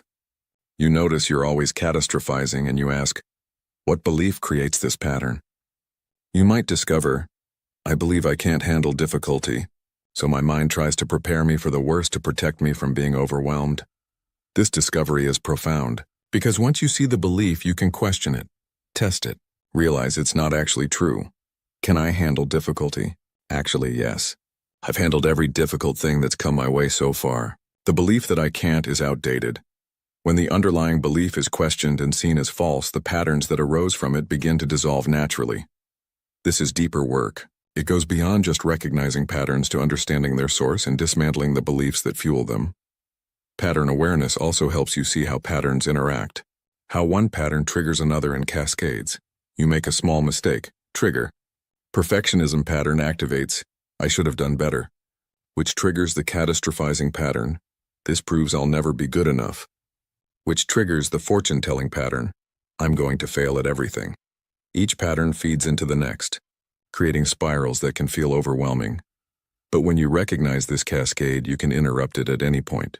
You don't have to stop the first thought to prevent the cascade. You can catch it at the second or third link in the chain. Wait, I'm cascading. Mistake, perfectionism, catastrophizing. I've seen this sequence before. It's not truth. It's just one pattern triggering another. I can step out of this cascade right now. This interruption prevents the full spiral. You've broken the automatic sequence, and each time you do this, the cascade becomes less likely to occur in the future. Finally, let's talk about celebrating recognition. Because every time you recognize a pattern, that's a victory. You're not failing when you notice negative thinking. You're succeeding. You're aware. You're conscious. You're breaking the pattern's automatic hold. Don't make the mistake of judging yourself for having patterns. Everyone has them. They're part of having a human brain with a human history. The question isn't whether you have patterns, it's whether you recognize them, whether you're conscious of them, whether you're actively working to not be controlled by them. And if you're reading this, if you're practicing this, you're doing that work. You're recognizing. You're aware. You're transforming. That deserves celebration, not self-criticism. That deserves acknowledgement, not judgment. So when you catch a pattern, try adding, good, I saw it. I'm aware. This is progress. This positive reinforcement supports the practice. It makes recognition something you're motivated to do, rather than something that creates more self-judgment. Pattern awareness is the bridge between simple recognition and predictive mastery. You're learning not just to see thoughts, but to see the structures that generate them. And once you see the structures, you can work with them, interrupt them, transform them. Your negative thinking isn't random. It's patterned. And what's patterned can be seen. What's seen can be understood. What's understood can be changed. This is your power. This is your path forward. See the patterns, name them. Recognize them as familiar rather than true. And watch as their power over you diminishes, thought by thought, pattern by pattern, day by day. You're not eliminating negative thinking entirely. You're learning to recognize its patterns so you're no longer at their mercy. And that recognition is freedom, not perfection, not elimination, but freedom. Freedom to see clearly, to choose consciously, to live awake rather than lost in automatic patterns. This is mastery. And it's developing in you right now, through every moment of pattern recognition. Keep practicing, keep recognizing, keep seeing. The patterns that have controlled you are becoming visible, and once visible, they can no longer control you in the same way. This is the power of pattern awareness. This is your path to freedom. Chapter 4. Predictive recognition. The highest level of mastery is sensing negative thoughts before they even form. This sounds almost mystical. How can you sense something that hasn't yet appeared? How can you recognize a thought before it becomes a thought? But this isn't mysticism. It's awareness refined to its highest degree. It's the culmination of all the practice you've been doing. Recognition and pattern awareness deepen to the point where you Sense the stirrings of thought before they crystallize into form. Just as you can feel a storm coming, you can sense mental tension building. Think about how you know a storm is approaching. The air changes. Pressure shifts. There's a quality to the atmosphere that signals what's coming before the first drops fall. Your mind works the same way. Before a negative thought fully forms, there are subtle shifts, tensions, changes in the quality of your awareness. Your body tightens slightly. Your breath becomes shallow. Your attention narrows. A vague unease appears. Nothing specific yet, just a sense that negativity is gathering. These are the early warning signs, the pre-thought signals, and learning to recognize them is the key to preventing negative spirals before they begin. When you detect that early shift, pause, breathe deeply, redirect your focus. You've just prevented a storm before it began. Let's explore what these early warning signs actually feel like, because learning to sense them requires refined attention. For most people, negative thinking doesn't appear suddenly. It builds. There's a progression from peace to agitation, from clarity to confusion, from presence to preoccupation. But this progression is so rapid, so habitual, that it seems instantaneous. One moment you're fine, the next you're caught in negative spirals. But slow down the process through careful observation, and you'll see. There were signs, signals, moments when intervention was still possible. Perhaps you notice your posture changing. You were sitting upright and open, and gradually you notice yourself hunching, contracting, protecting. Perhaps you notice your breathing shifting. It was deep and relaxed, and now it's shallow and held as if you're bracing for something. Perhaps you notice your jaw tightening, your shoulders rising, your stomach clenching. These physical tensions often precede conscious thought. Your body knows before your mind knows. Your nervous system detects threat before your thinking brain formulates thoughts about threat. This is the window of opportunity. When your body signals something is shifting, but thoughts haven't yet crystallized. In this window, intervention is remarkably effective, because you're not fighting against established thought patterns. You're catching the wave as it's forming before it gains momentum. The practice of sensing these early shifts requires developing what might be called somatic awareness, body consciousness. The ability to feel what's happening in your physical being moment to moment. Most people are so identified with mental activity that they're disconnected from bodily experience. They live in their heads unaware of the constant stream of physical information their bodies provide. But your body is always communicating, always signaling your internal state. You just have to learn its language. Start by establishing a baseline. What does your body feel like when you're calm, centered, at ease? Notice your breath rhythm, your muscle tone, your posture, the quality of sensation throughout your body. This calm baseline becomes your reference point, and when you drift away from it, you notice something has shifted. I'm no longer at baseline. What's happening? This noticing creates the opportunity for early intervention. Before thoughts have formed, before patterns have activated, you've already detected the shift toward negativity. And in that detection, you can respond. Consciously, skillfully, preventing the cascade before it begins. Let's practice this together right now. Close your eyes if you're able, or soften your gaze. Bring attention to your body. Start with your breath. Notice the rhythm, the depth, the ease or restriction. Don't change anything yet, just observe. Now scan through your body, face, jaw, neck, shoulders, chest, belly, hips, legs, feet. Where do you notice tension? Holding, tightness? Again, no need to change anything. Just notice this is your current state, your present baseline. If negativity were to begin building, this baseline would shift. Tension would increase. Breath would become more shallow. Body would contract. And if you maintain this level of awareness throughout your day, you'll catch those shifts early, before they become overwhelming, before thoughts take over. This is the practice of predictive recognition. Not trying to predict specific thoughts, but sensing the conditions that precede negative thinking. Now let's explore the mental qualities that signal approaching negativity. Just as your body tenses before negative thinking fully manifests, your mental state shifts. Attention becomes less spacious, more narrow. Awareness feels contracted rather than open. When you're present and at ease, your awareness has quality of spaciousness. You're aware of thoughts but also of silence between thoughts, aware of your environment. aware of awareness itself. But as negativity begins to build, this spaciousness contracts. Awareness narrows. You lose peripheral vision both literally and metaphorically. Focus becomes tight, rigid, forced. Noticing this shift, from spacious to contracted awareness, is another early warning sign. When you detect it, you can consciously re-establish spaciousness. Widen your attention. Notice sounds around you. Feel the space you're in. Recognize thoughts as objects in awareness rather than the totality of awareness. This deliberate widening of attention interrupts the narrowing that precedes negative spirals. You're catching the pattern at its earliest stage and redirecting before it develops. Another mental quality that shifts is your relationship to time. When you're present, you're here now. But as negativity builds, you drift into past or future. You start replaying past events, analyzing previous conversations, ruminating on mistakes, or you start projecting into future, worrying about outcomes, imagining problems, planning obsessively. The present moment becomes intolerable. Your mind seeks escape into then or when, and this temporal drift is often the first sign that negative patterns are activating. When you notice yourself leaving the present moment, you can gently return. I'm thinking about the past, but I'm here now. I'm thinking about the future, but I'm here now.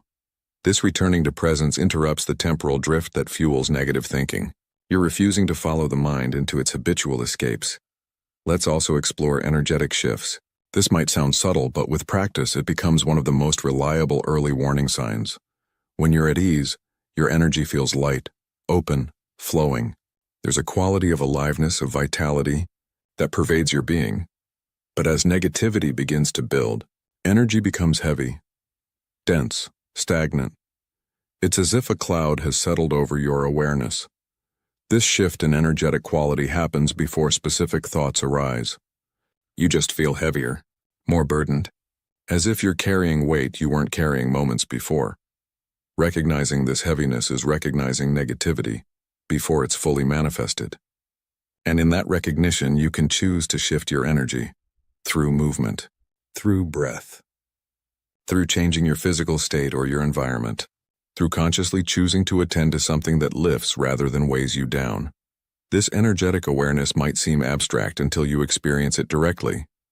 But pay attention for a few days to how your energy feels in different states, and you'll begin to recognize the shifts clearly. Now let's talk about situational predictability. Because certain situations reliably precede negative thinking, and recognizing these situations allows you to prepare. You know you tend to spiral into negative thinking after scrolling social media. So you can predict, if I scroll now, negativity will likely follow. This prediction gives you choice. You can scroll mindfully, maintaining awareness that comparison thoughts will arise, or you can choose not to scroll, recognizing you're in a vulnerable state. You know you tend to experience anxiety on Sunday evenings as you anticipate the week ahead. So Sunday evening is predictable trigger time. Instead of being surprised by anxiety every Sunday, you can prepare for it. Establish Sunday evening practices that support rather than activate you. Recognize the thoughts that arise as predictable patterns rather than accurate assessments. You know you tend to be self-critical after making mistakes. So when you make a mistake, you can predict the self-criticism pattern will likely activate now. This prediction allows you to meet the self-criticism with awareness rather than identification. Here it comes. Right on schedule. Hello, familiar pattern. I see you, but I'm not going to believe everything you say. Situational predictability is powerful because it removes the element of surprise. You're prepared, aware, ready to meet the pattern with consciousness rather than unconscious reaction. Take a moment to identify your predictable trigger situations. When does negative thinking most reliably appear for you? Certain times of day? Certain environments? After certain types of interactions? During certain activities? In certain physical states? Write these down if you can. Make them explicit. Because explicit knowledge gives you power over what was previously unconscious. Now let's explore the practice of creating space. Chapter 4. Predictive recognition. The highest level of mastery is sensing negative thoughts before they even form. This sounds almost mystical. How can you sense something that hasn't yet appeared? How can you recognize a thought before it becomes a thought? But this isn't mysticism. It's awareness refined to its highest degree. It's the culmination of all the practice you've been doing. Recognition and pattern awareness deepen to the point where you sense the stirrings of thought before they crystallize into form. Just as you can feel a storm coming, you can sense mental tension building. Think about how you know a storm is approaching. The air changes. Pressure shifts. There's a quality to the atmosphere that signals what's coming before the first drops fall. Your mind works the same way. Before a negative thought fully forms, there are subtle shifts, tensions, changes in the quality of your awareness. Your body tightens slightly. Your breath becomes shallow. Your attention narrows. A vague unease appears, nothing specific yet, just a sense that negativity is gathering. These are the early warning signs, the pre-thought signals, and learning to recognize them is the key to preventing negative spirals before they begin. When you detect that early shift, pause, breathe deeply, redirect your focus. You've just prevented a storm before it began. Let's explore what these early warning signs actually feel like, because learning to sense them requires refined attention. For most people, negative thinking doesn't appear suddenly, it builds. There's a progression from peace to agitation, from clarity to confusion, from presence to preoccupation. But this progression is so rapid, so habitual, that it seems instantaneous. One moment you're fine, the next you're caught in negative spirals. But slow down the process through careful observation, and you'll see. There were signs, signals, moments when intervention was still possible. Perhaps you notice your posture changing. You were sitting upright and open, and gradually you notice yourself hunching, contracting, protecting. Perhaps you notice your breathing shifting. It was deep and relaxed, and now it's shallow and held as if you're bracing for something.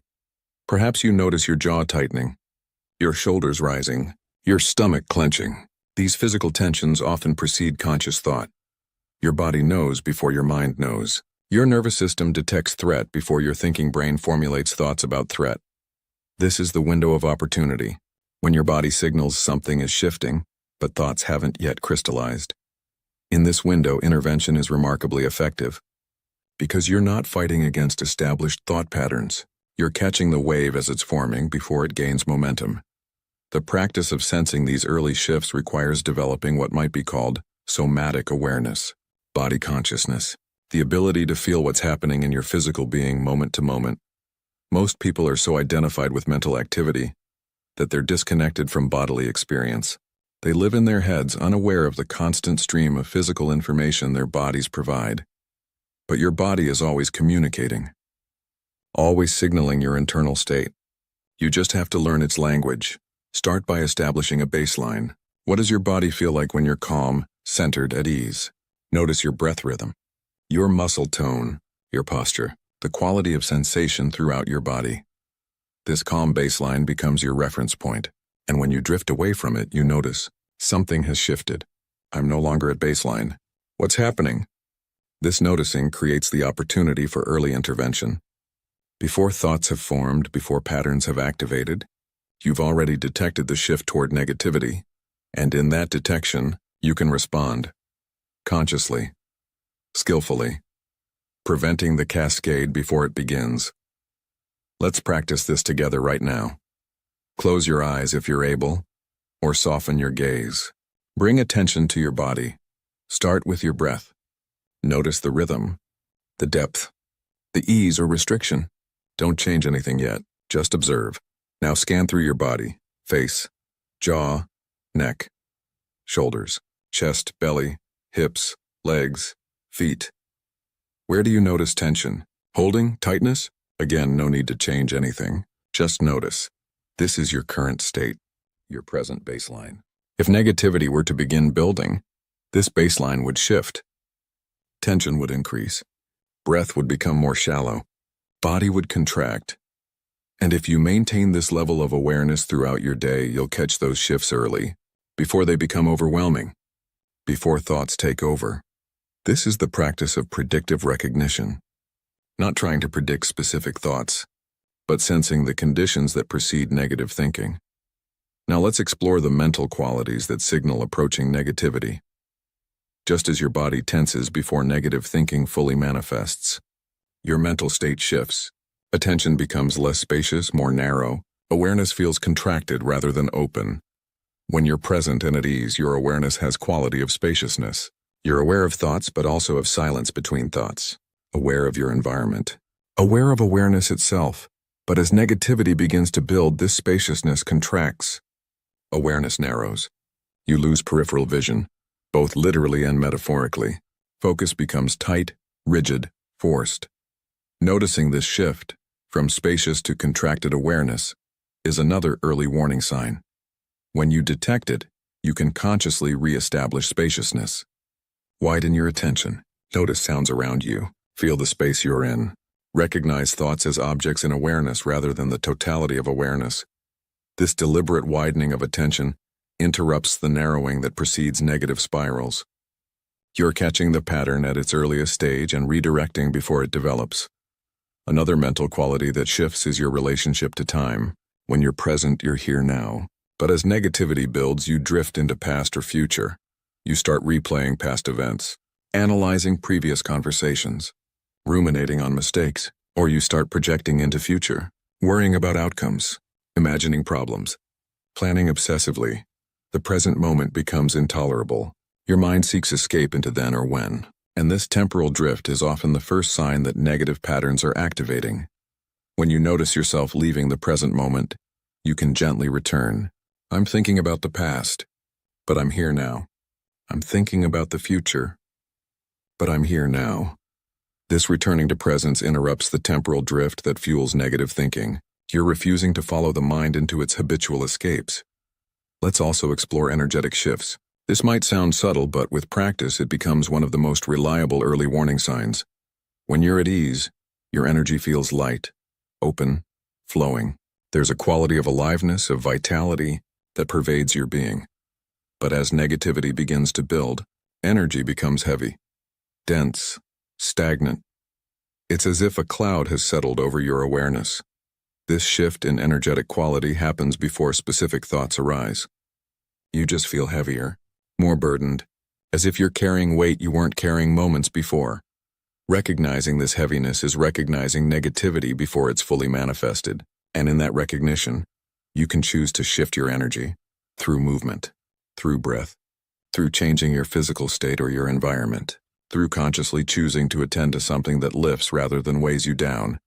This energetic awareness might seem abstract until you experience it directly, but pay attention for a few days to how your energy feels in different states, and you'll begin to recognize the shifts clearly. Now let's talk about situational predictability, because certain situations reliably precede negative thinking, and recognizing these situations allows you to prepare.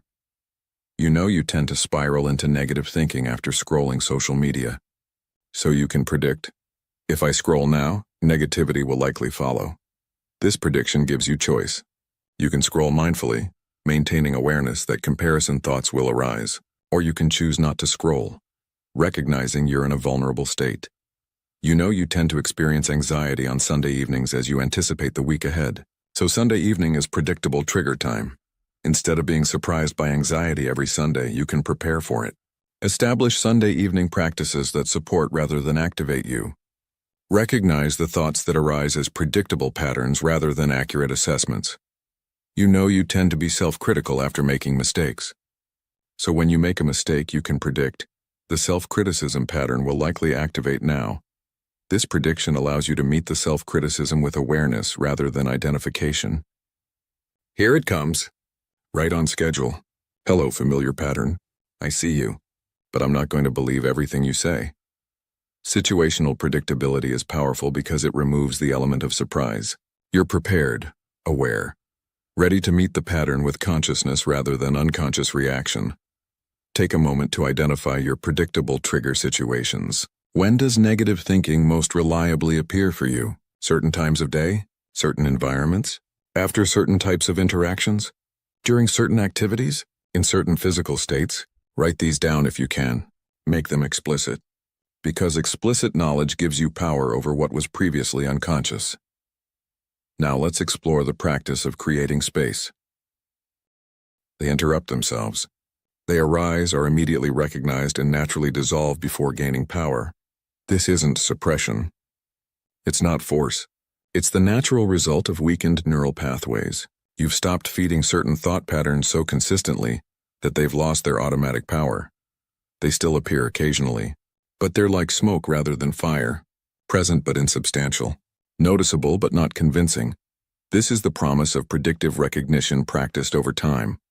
Not that you eliminate all negative thinking forever, but that it loses its grip, its believability, its power to create suffering. You sense it approaching, and often just that sensing is enough for it to dissipate. The pattern recognizes it's been seen and loses interest. This is freedom. Not freedom from thought, but freedom in relation to thought. The capacity to sense, recognize, and release without struggle. It develops gradually through committed practice. Through thousands of moments of recognition, of sensing, of early intervention. But it does develop. This is not fantasy. This is the documented experience of everyone who maintains this practice long enough. Your negative thinking can lose its power over you. You can become someone who senses mental turbulence before it develops and skillfully redirects before it overwhelms. This is mastery. This is predictive recognition developed to its fullest. This is what's possible for you, not immediately, not without practice, but inevitably, if you persist. So practice sensing the early signs. Notice the body's signals. Recognize the mental shifts. Pay attention to patterns and triggers, and respond early, gently, skillfully. Pause. Breathe. Redirect. Prevent storms before they form. Sense negativity before it crystallizes. Maintain the spaciousness that allows clear seeing. This is the path. This is the practice. This is how you develop the highest level of mastery. Not controlling thoughts, not suppressing negativity, but sensing its approach and meeting it with such clear awareness that it dissolves before it can take hold. Just as you can feel a storm coming, you can sense mental tension building, and when you detect that early shift, you pause, you breathe deeply, you redirect your focus. You've just prevented a storm before it began. This is predictive recognition. This is mastery. This is freedom. Chapter 5, Examination and Liberation. And now, we arrive at a threshold, a sacred place in this journey, a turning point where everything you have learned begins to crystallize into something transformative, something that will change not just how you think, but how you experience reality itself. You have walked a long path to reach this moment. You have learned to recognize negative thoughts as they emerge from the depths of your consciousness. You have traced their patterns through the landscape of your mind, mapping the terrain of your inner world with patience and care. You have begun to sense them forming before they fully arrive, like feeling the first drops of rain before the storm. But recognition alone, while profound and necessary, is not the final destination. It is the doorway. And now, we walk through it. Take a breath with me, a deep, slow breath. Feel the air entering your lungs. Feel your chest expanding. Feel the life force moving through your body. And as you exhale, feel yourself settling into this moment, into this teaching, into this practice that has the power to liberate you from years, perhaps decades of mental suffering. Because we are about to explore something extraordinary. Something simple, yet revolutionary. We are going to learn how to examine our thoughts, how to question them, how to hold them up to the light of awareness and see them for what they truly are. And in that seeing, in that clear, unflinching examination, we find freedom. Let me begin with a truth that may surprise you. The vast majority of your negative thoughts are not true. Pause with that for a moment. Let it sink in. Not true. Oh, they feel true. They sound true. They arrive in your mind with such conviction, such authority, that you accept them immediately as facts about reality. But they are not facts. They are interpretations, stories, mental constructs built from fragments of experience, colored by emotion, filtered through years of conditioning. Your mind is not a camera recording objective reality. It is a storyteller, constantly weaving narratives about what things mean, what might happen, what people think, who you are. And most of these stories are fiction, but you believe them. You live as if they are true. You make decisions based on them. You feel emotions because of them. You limit yourself because of them, until you learn to examine them.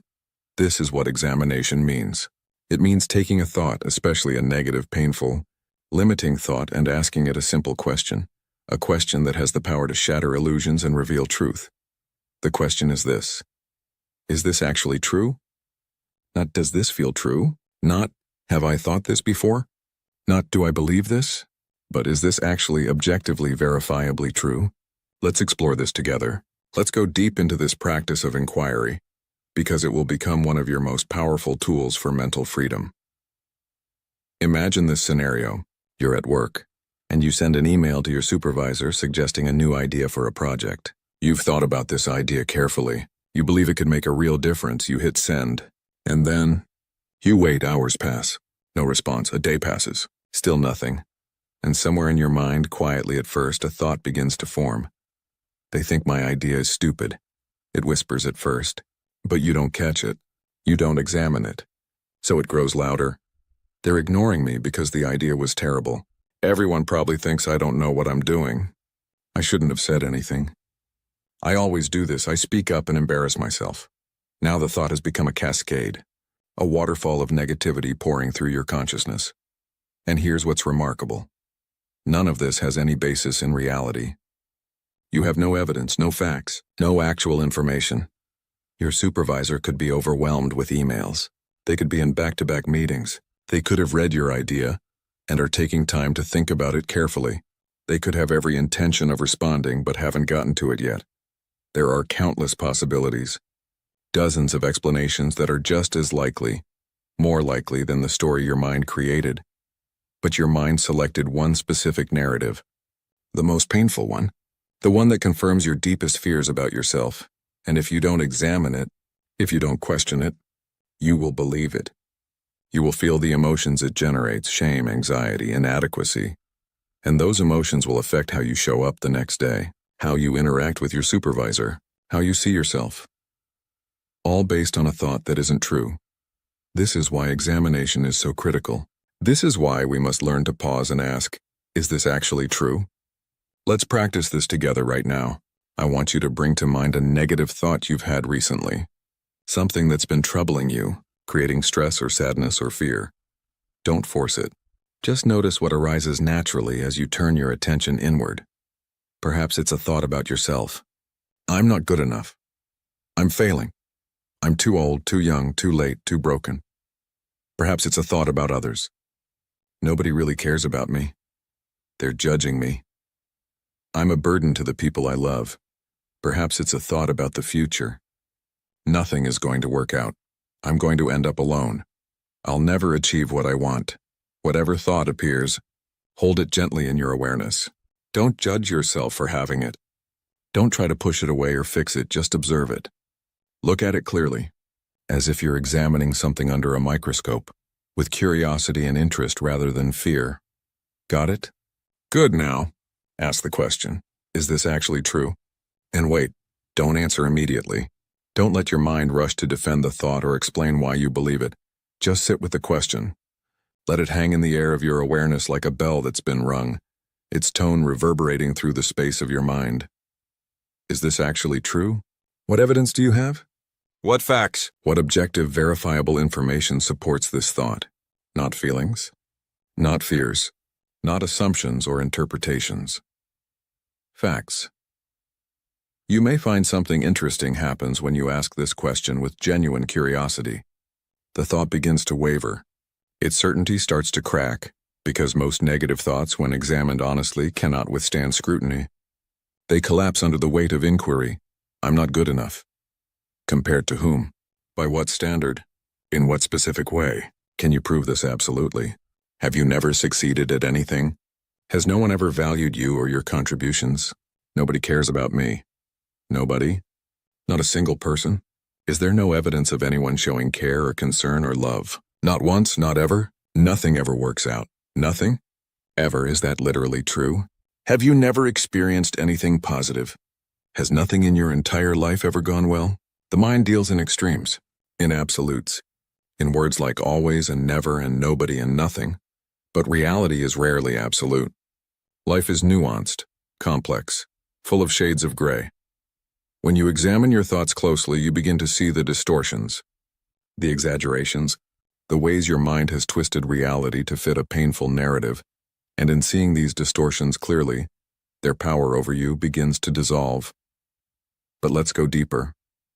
because there are layers to this practice of examination, multiple levels of inquiry, each one revealing something profound about the nature of your thoughts and your suffering. The first level, which we've just explored, is factual examination. You ask, is this objectively true? Can I verify this? What evidence supports this thought? This level alone can free you from tremendous suffering, because it reveals how many of your painful thoughts are based on nothing but assumption and imagination. But there's a second level, a deeper form of inquiry. Even if a thought has some basis in fact, you can ask, is this thought helpful? Let me give you an example. Perhaps you gave a presentation at work and it didn't go as well as you hoped. You stumbled over some words. You forgot a point you wanted to make. Someone in the audience looked bored. These things happened. They are facts. They are true in the sense that they occurred. But then your mind generates thoughts about these facts. I'm terrible at public speaking. Everyone thinks I'm incompetent. I'll never be good at this. I should just give up. Now, there may be a grain of truth in the observation that your presentation wasn't perfect. But these thoughts that follow, are they helpful? Do they make you better at public speaking? Do they motivate you to improve? Do they give you insight or clarity or strength? Or do they simply make you feel terrible? Do they reinforce limiting beliefs? Do they make it less likely you'll try again? This is crucial to understand. The mind often confuses self-criticism with self-improvement. It believes that if it beats you up enough, you'll somehow become better. But this is a lie, a destructive illusion. Real growth doesn't come from shame. It comes from honest assessment combined with compassion, from learning combined with encouragement, from awareness combined with self-love. Harsh self-criticism doesn't make you stronger. It makes you smaller, more afraid, less willing to take risks or try new things. So when a negative thought arises, even if it has some factual basis, ask yourself, is this thought helping me? Is it serving my growth and well-being? Or is it just creating suffering? If it's only creating suffering, if it's not genuinely helping you learn or improve or heal, then you can let it go. You don't need it. It's not serving you. It's just old conditioning, old patterns of self-attack that you inherited somewhere along the way, and you have the power to release them. There's a third level of examination, perhaps the most powerful one, the one that can shift your entire perspective on what matters in life. You ask, will this thought matter in a year? In 5 years? At the end of my life? This question has a way of cutting through the noise, of revealing what's truly important and what's merely the static of temporary stress and social conditioning. Take that embarrassing moment in the presentation. Will it matter in a year? Probably not. In 5 years? Almost certainly not. At the end of your life? Absolutely not. What will matter at the end of your life? The relationships you built, the love you gave and received, the courage you showed in facing your fears, the kindness you offered, the moments of genuine connection and joy, the ways you grew and evolved as a human being, not the small embarrassments, not the temporary setbacks, not what strangers thought of you in passing moments, but we give those temporary things so much power. We let them consume hours, days, weeks of our mental energy. We replay them endlessly. We build entire identities around them. And then years pass and we can't even remember what we were so worried about. This long view, this perspective from the end of life, is a profound gift. It shows you what's real and what's illusion, what deserves your attention and what deserves to be released. I want to share a story with you, a true story that illustrates this principle beautifully. There was a woman who spent 30 years of her life consumed by social anxiety. Every interaction was torture. Every party, every meeting, every casual conversation was filtered through the lens of, what do they think of me? Did I say something wrong? Do they think I'm stupid, awkward, boring? She replayed conversations in her mind for days. She agonized over tiny missteps. She avoided social situations whenever possible because the mental aftermath was so exhausting. And then, her mother died. Suddenly, sitting beside her mother's hospital bed, then planning the funeral, then sorting through her mother's belongings, she realized something that cracked her open. All those years she'd spent worrying about what people thought. All that mental energy consumed by imagined judgments and social performances. And now her mother was gone. The person she loved most in the world was gone. And not once, not a single time, had her mother cared whether she said something awkward at a party. Not once had her mother loved her less because she stumbled over words or forgot someone's name or looked uncomfortable. Her mother had loved her, simply, completely, without condition. And the woman realized, this is what matters. This love. This connection. Not the performance, not the image, not the endless self-consciousness. From that moment, something shifted. When she found herself spiraling into social anxiety, into worrying about what someone thought of her, she would ask, will this matter when I'm dying? Will I look back and wish I'd worried less about this person's opinion and lived more fully? And the answer was always no. This question became her liberation. Will this matter at the end? Try it with your own thoughts, the ones that plague you, the ones that steal your peace, that argument with a colleague, that mistake you made, that person who doesn't like you, that thing you said that came out wrong, that comparison you made between yourself and someone else. Will any of it matter at the end of your life? And if not, why give it power today? Now, I want to address something important, something subtle but crucial about this practice of examination. Examination is not the same as arguing with your thoughts. Many people, when they first learn about questioning their thoughts, turn it into a debate. They try to prove their negative thoughts wrong. They build cases against them. They marshal evidence. I'm not a failure because I succeeded at this thing and this thing and this thing. And sometimes this works. Sometimes it's helpful to remind yourself of your strengths and accomplishments. But often, this approach just creates more mental noise, more thinking about thinking, more effort and strain. True examination is quieter than that, more spacious, more gentle. You're not fighting with the thought. You're not trying to force it to go away. You're simply looking at it, observing it, holding it up to the light of awareness, and often, that's enough. When you truly see a thought clearly, when you recognize it as a mental construct rather than reality itself, it naturally loses its grip on you. It's like what happens when you're watching a scary movie. While you're absorbed in the story, your heart races, your muscles tense, the fear feels real. But then you remember, this is just a movie. None of this is actually happening, and immediately, the fear releases.